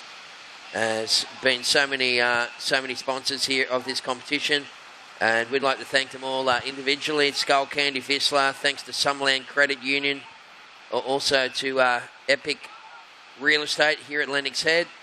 Flight Centre, thanks to Ballina Council. Of course, Shapers Fins, I'll be here tomorrow, devoted to develop surf hardware that suits all surfers, all conditions, and most importantly, to make your surf better. Thanks again to Elders and Wiggins, Triple X Aquatics, that's Donnie Munro and the gang. Thanks to Better Hire, the bakery at Lennox. Thanks to Somerville, of course, Building Constructions. We'd like to thank Beach and Beef, a great little restaurant right behind us. There's Bodie Williams bouncing his way through to the inside and banking off that last one. We've also got Nelson Creether up and riding momentarily in yellow. Thanks again to Surfing New South Wales, of course, Ethan Smith and all the gang here with logistical support. Thanks to Rapid Meter and their team of talented and dedicated creatives.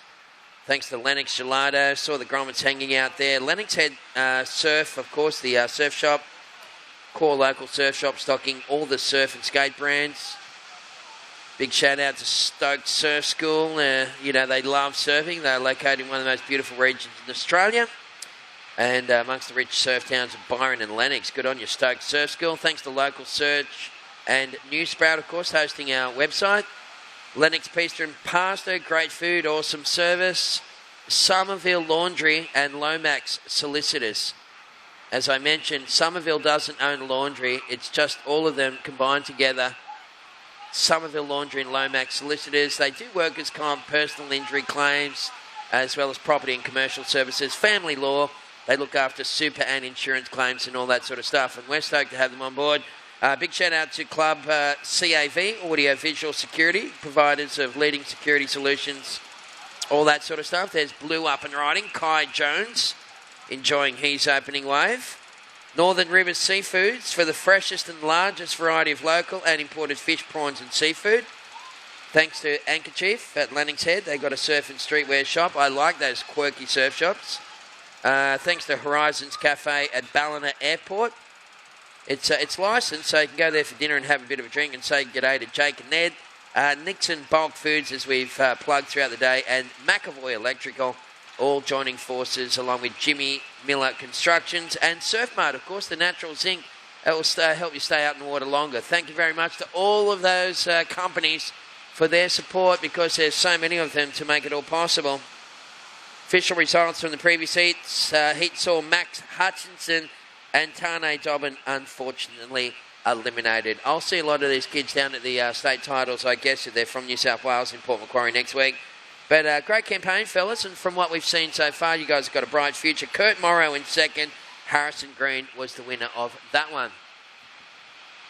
There's Yellow up and riding. Nelson Creether on his second wave, and Nels looks like he's going to have a little connection on this one if he can stay with it. Tomorrow, of course, Sunday the 9th, we're going to kick off with the 12 and under boys repechage heats. That's round 2, 12 and under boys.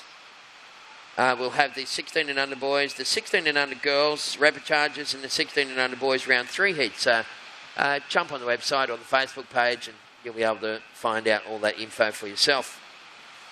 Rightio, first wave, Bodie Williams was a 4.17. Kai Jones, your first wave, a 2.0. First wave scores for Nelson Creether was 1.0. First of yellow, Cody Major. Well, he's got a little number that will roll through shortly in his final heat of the day. We got 14 minutes remaining, fellas, and no priority.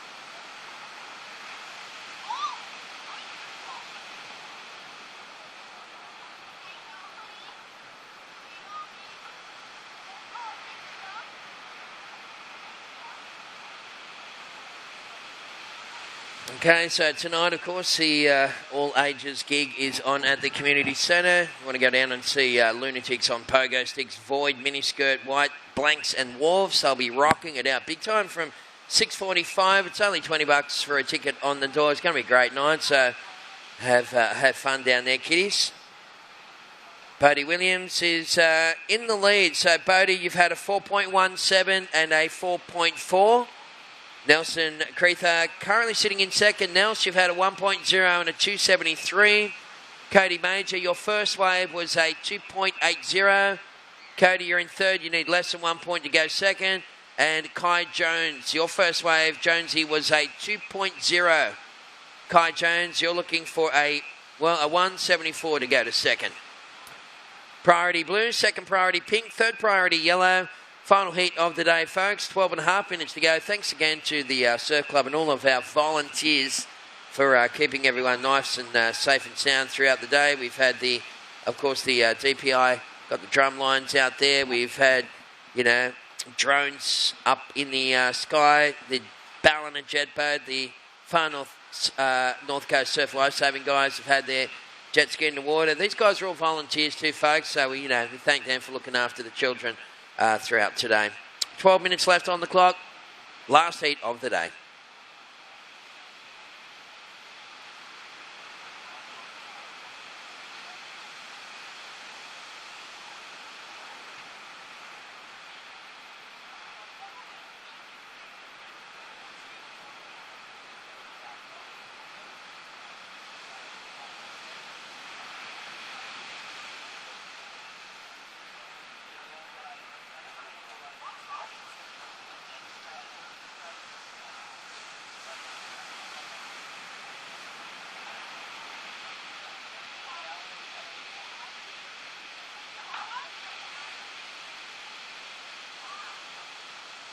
Alrighty, well, this is the final heat of the day. Blue's got priority, pink in second priority, third priority to yellow, and fourth priority is to green.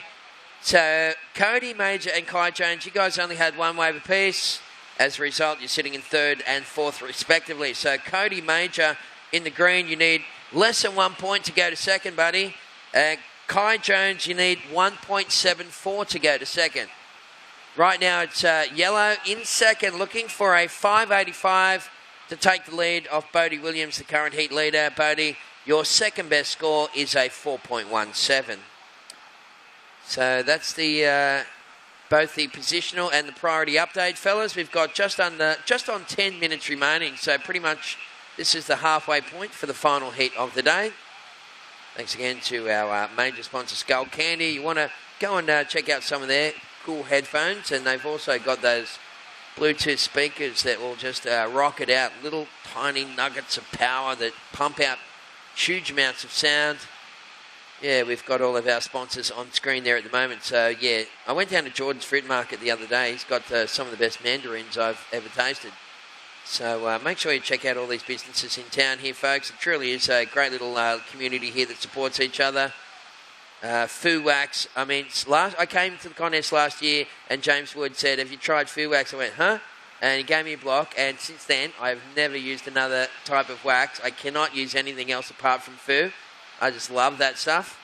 And thanks again to Ballina Shire Council. We had Better Hire, Northern Rivers Seafood, so many companies, throwing their support our way.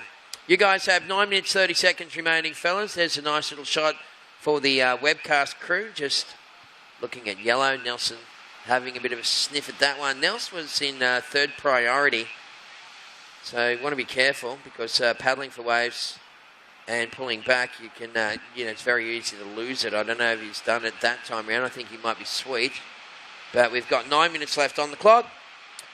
Final heat of the day. Priority blues, second priority pink, third priority yellow, and fourth priority is green. There's the, you can see those long shadows there, folks. Look at that one there. It's the sun setting in the west here on the east coast of Australia. As people tuning into the webcast from, somewhere else in the world. We appreciate it. Thank you very much. Hope you've enjoyed it. We've had, some good people on the call team today, including Johnny Shamuka and Toby Ratcliffe, of course. Toby's a local ripper. And up and riding in the green singlet, Cody Major. Well, he didn't get any major manoeuvres on that one. So he'll slide back into fourth priority eventually. We got just on 8 minutes remaining, fellas. Yellow, again, just having a little sniff, but, you know, playing it pretty cool there so he doesn't lose his spot in the priority lineup. Boys going out in the IRB with the Surf Lifesaving Far New South Wales or Far North Coast doing a top job looking after everyone. And Kai Jones is a good stylish little natural footer, this kid. Unfortunately, that wave just didn't really cooperate with him. So Kai and Nelson, looks like everybody's got 2 waves apiece, fellas.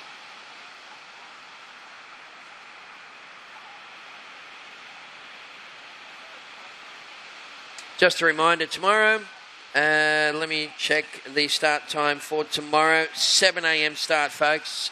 In fact, it's a 7 a.m. start every day. So 7 to 4 tomorrow, starting with the 12 and under boys, round 2 rapid charge heats 1 through to 4. Look at this thing out the back. And up and riding, Cody Major. That's more like it. Cody giving that one a big old thump there, just freeing the fins up on the lip. And let's see if Cody can stay on that front foot and connect this one through to the inside.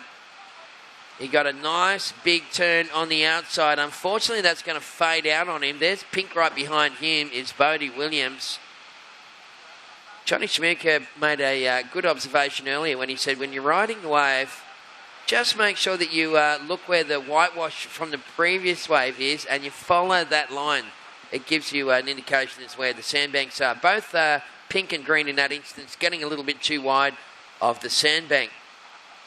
But nice first move for Cody Major. Here's Cody's, the end of his wave, and you can see Bodie out the back, and Bodie, nice little snap on the backhand on that one.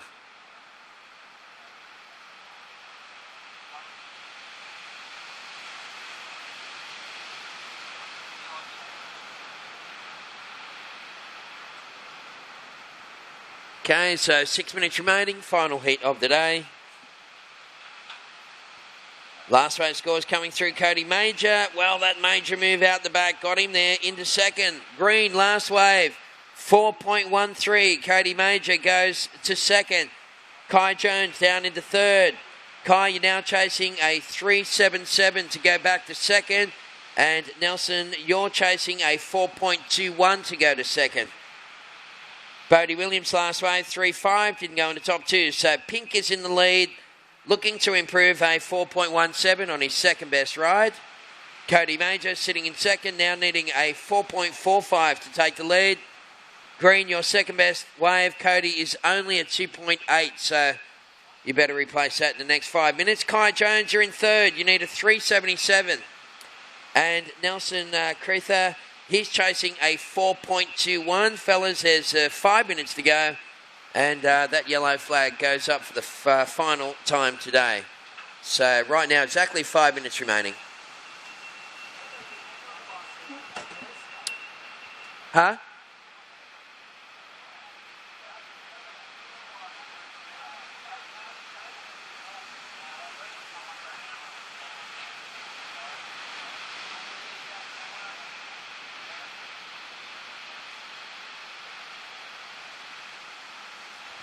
Yeah, that was the replay that we wanted to see. Cody Major just laying into that one on the outside section. That was pretty cool.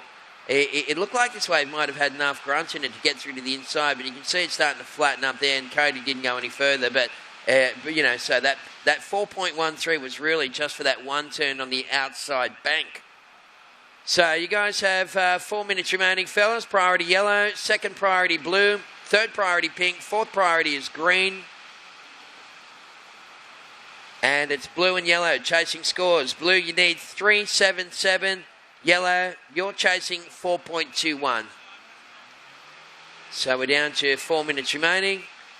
And thanks again to Surf Club boys bringing the buoys in. So we're just about to pull up stumps here, folks, on what's been a great day for the 2017 Skullcandy Oz Grom Open, presented by Fissler. Free surfers, when you paddle out, let's make sure we keep the contest area clear right to the last second. We've got 3 minutes and 30 seconds to go, and it's all yours.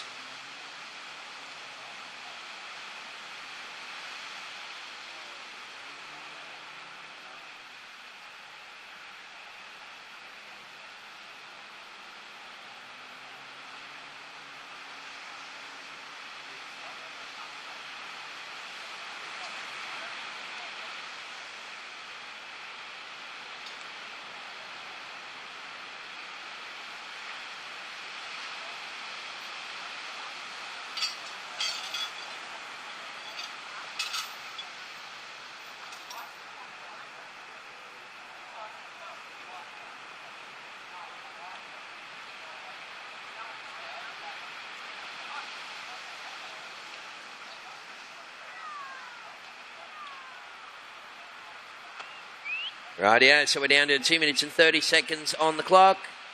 Once again, pressure on blue and yellow. They're actually holding, blue and yellow holding priority, 1 and 2 at the moment. Priority yellow, second priority blue, and third priority is pink. Fourth priority is green. 2 minutes and 20 seconds remaining. So Kai Jones, well, he's wearing the blue singlet, and it looks like he's found a little something out wide. That's Kai there that we're focusing on. And, wow, a couple of quality turns on that outside section. And look at this thing for Jonesy. He may well get a little connection here. He just fades off the back. There was a couple of other guys riding that wave as well. Bodie and Cody, I think it was. So Nelson left out the back there, buddy, on his Pat Malone. You need a 4.21. Nelson, there's just under 2 minutes remaining.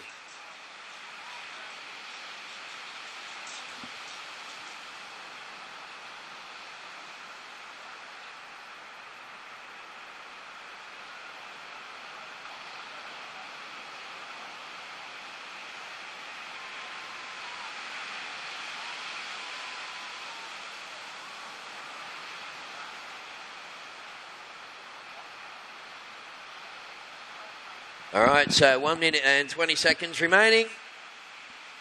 Last wave scores coming through for Jonesy. Oh, my goodness, that is going to be so close. And don't forget to jump on Instagram, of course, Lee Bar Board Riders, and also the Skullcandy Instagram pages have both got today's highlight clip, and that is awesome. I love it when the highlight clip goes up before the contest is finished, because normally they go up at like 10 o'clock at night, and it's just like stale bread. It's just too late to really get into it. So jump on your phones, folks, and check it out. Today's highlight clip is up. It's on Lee Bar Board Riders Instagram page, and also on the Skullcandy page as well. And Surfing New South Wales. There we go. Righto, boys are into it. Cody Major on the inside, smashing away the guy in green. Kai Jones, you need 3.74. Nelson, you need a 4.21. And, well, it looks like somebody's tumbled off out the back there. Kai Jones smashing away for the little guy in the blue singlet. This is going to be super close between green and blue. But Cody Major takes that one to shore. Jonesy's still up and riding. Counting down the last heat in 3, 2, 1.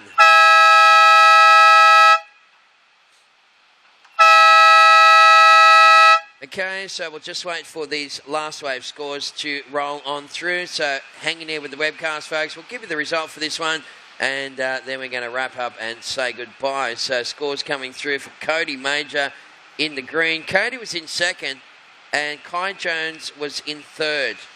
We saw a little one for Nelson. He got up and fell off quickly, so unfortunately for Nelson Creether, it's not going to be enough. There's the replay for the bloke in blue, and nice little connection from one turn to another. He got a little bit of a loss of control there. But when you look at this last wave for blue, he did get a bit of a nice little section on the way through.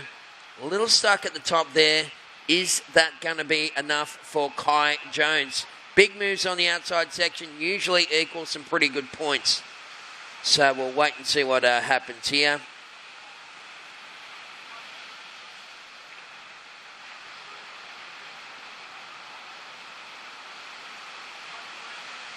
All right, so this is the replay for Cody Major.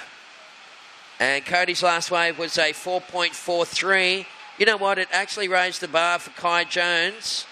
So Kai's equation rose up into the 5-point category. But you know what? Kai Jones has got a score coming through that is going to be so close. One more score from the judge to come through for Kai Jones. A bit of work on that outside section, and it's going to come down to this last final number. So either Cody or Kai. Well, there it is. Last of blue was a 5.60, and that has taken Kai Jones into the lead. Situation change. Kai Jones wins that heat. Bodie Williams in second. Cody Major was in third. So bad luck, Code, and fourth place went to Nelson Creether. And ladies and gentlemen, that is a wrap, and we have been so stoked to be hanging out with you here for day number 2 of the 2017 Skullcandy Oz Grom Open presented by Vissla. And we're just going to wave goodbye. Yeah, my name's Tez McKenna. Been stoked to be hanging out and bringing you all the action here from day number 2 at Lennox Heads. We look forward to seeing you guys tomorrow for a big day number 3, thanks to Skullcandy. Have yourself a wonderful afternoon. We'll talk to you tomorrow.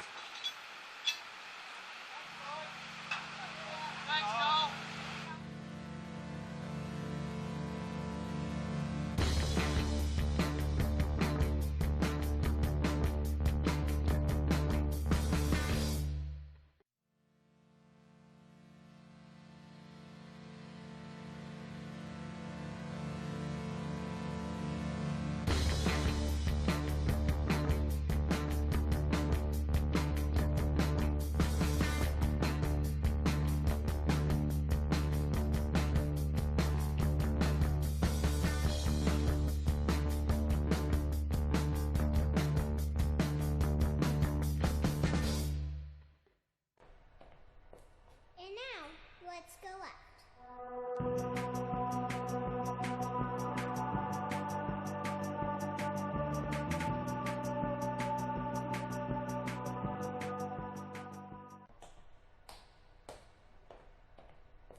And now, let's go left.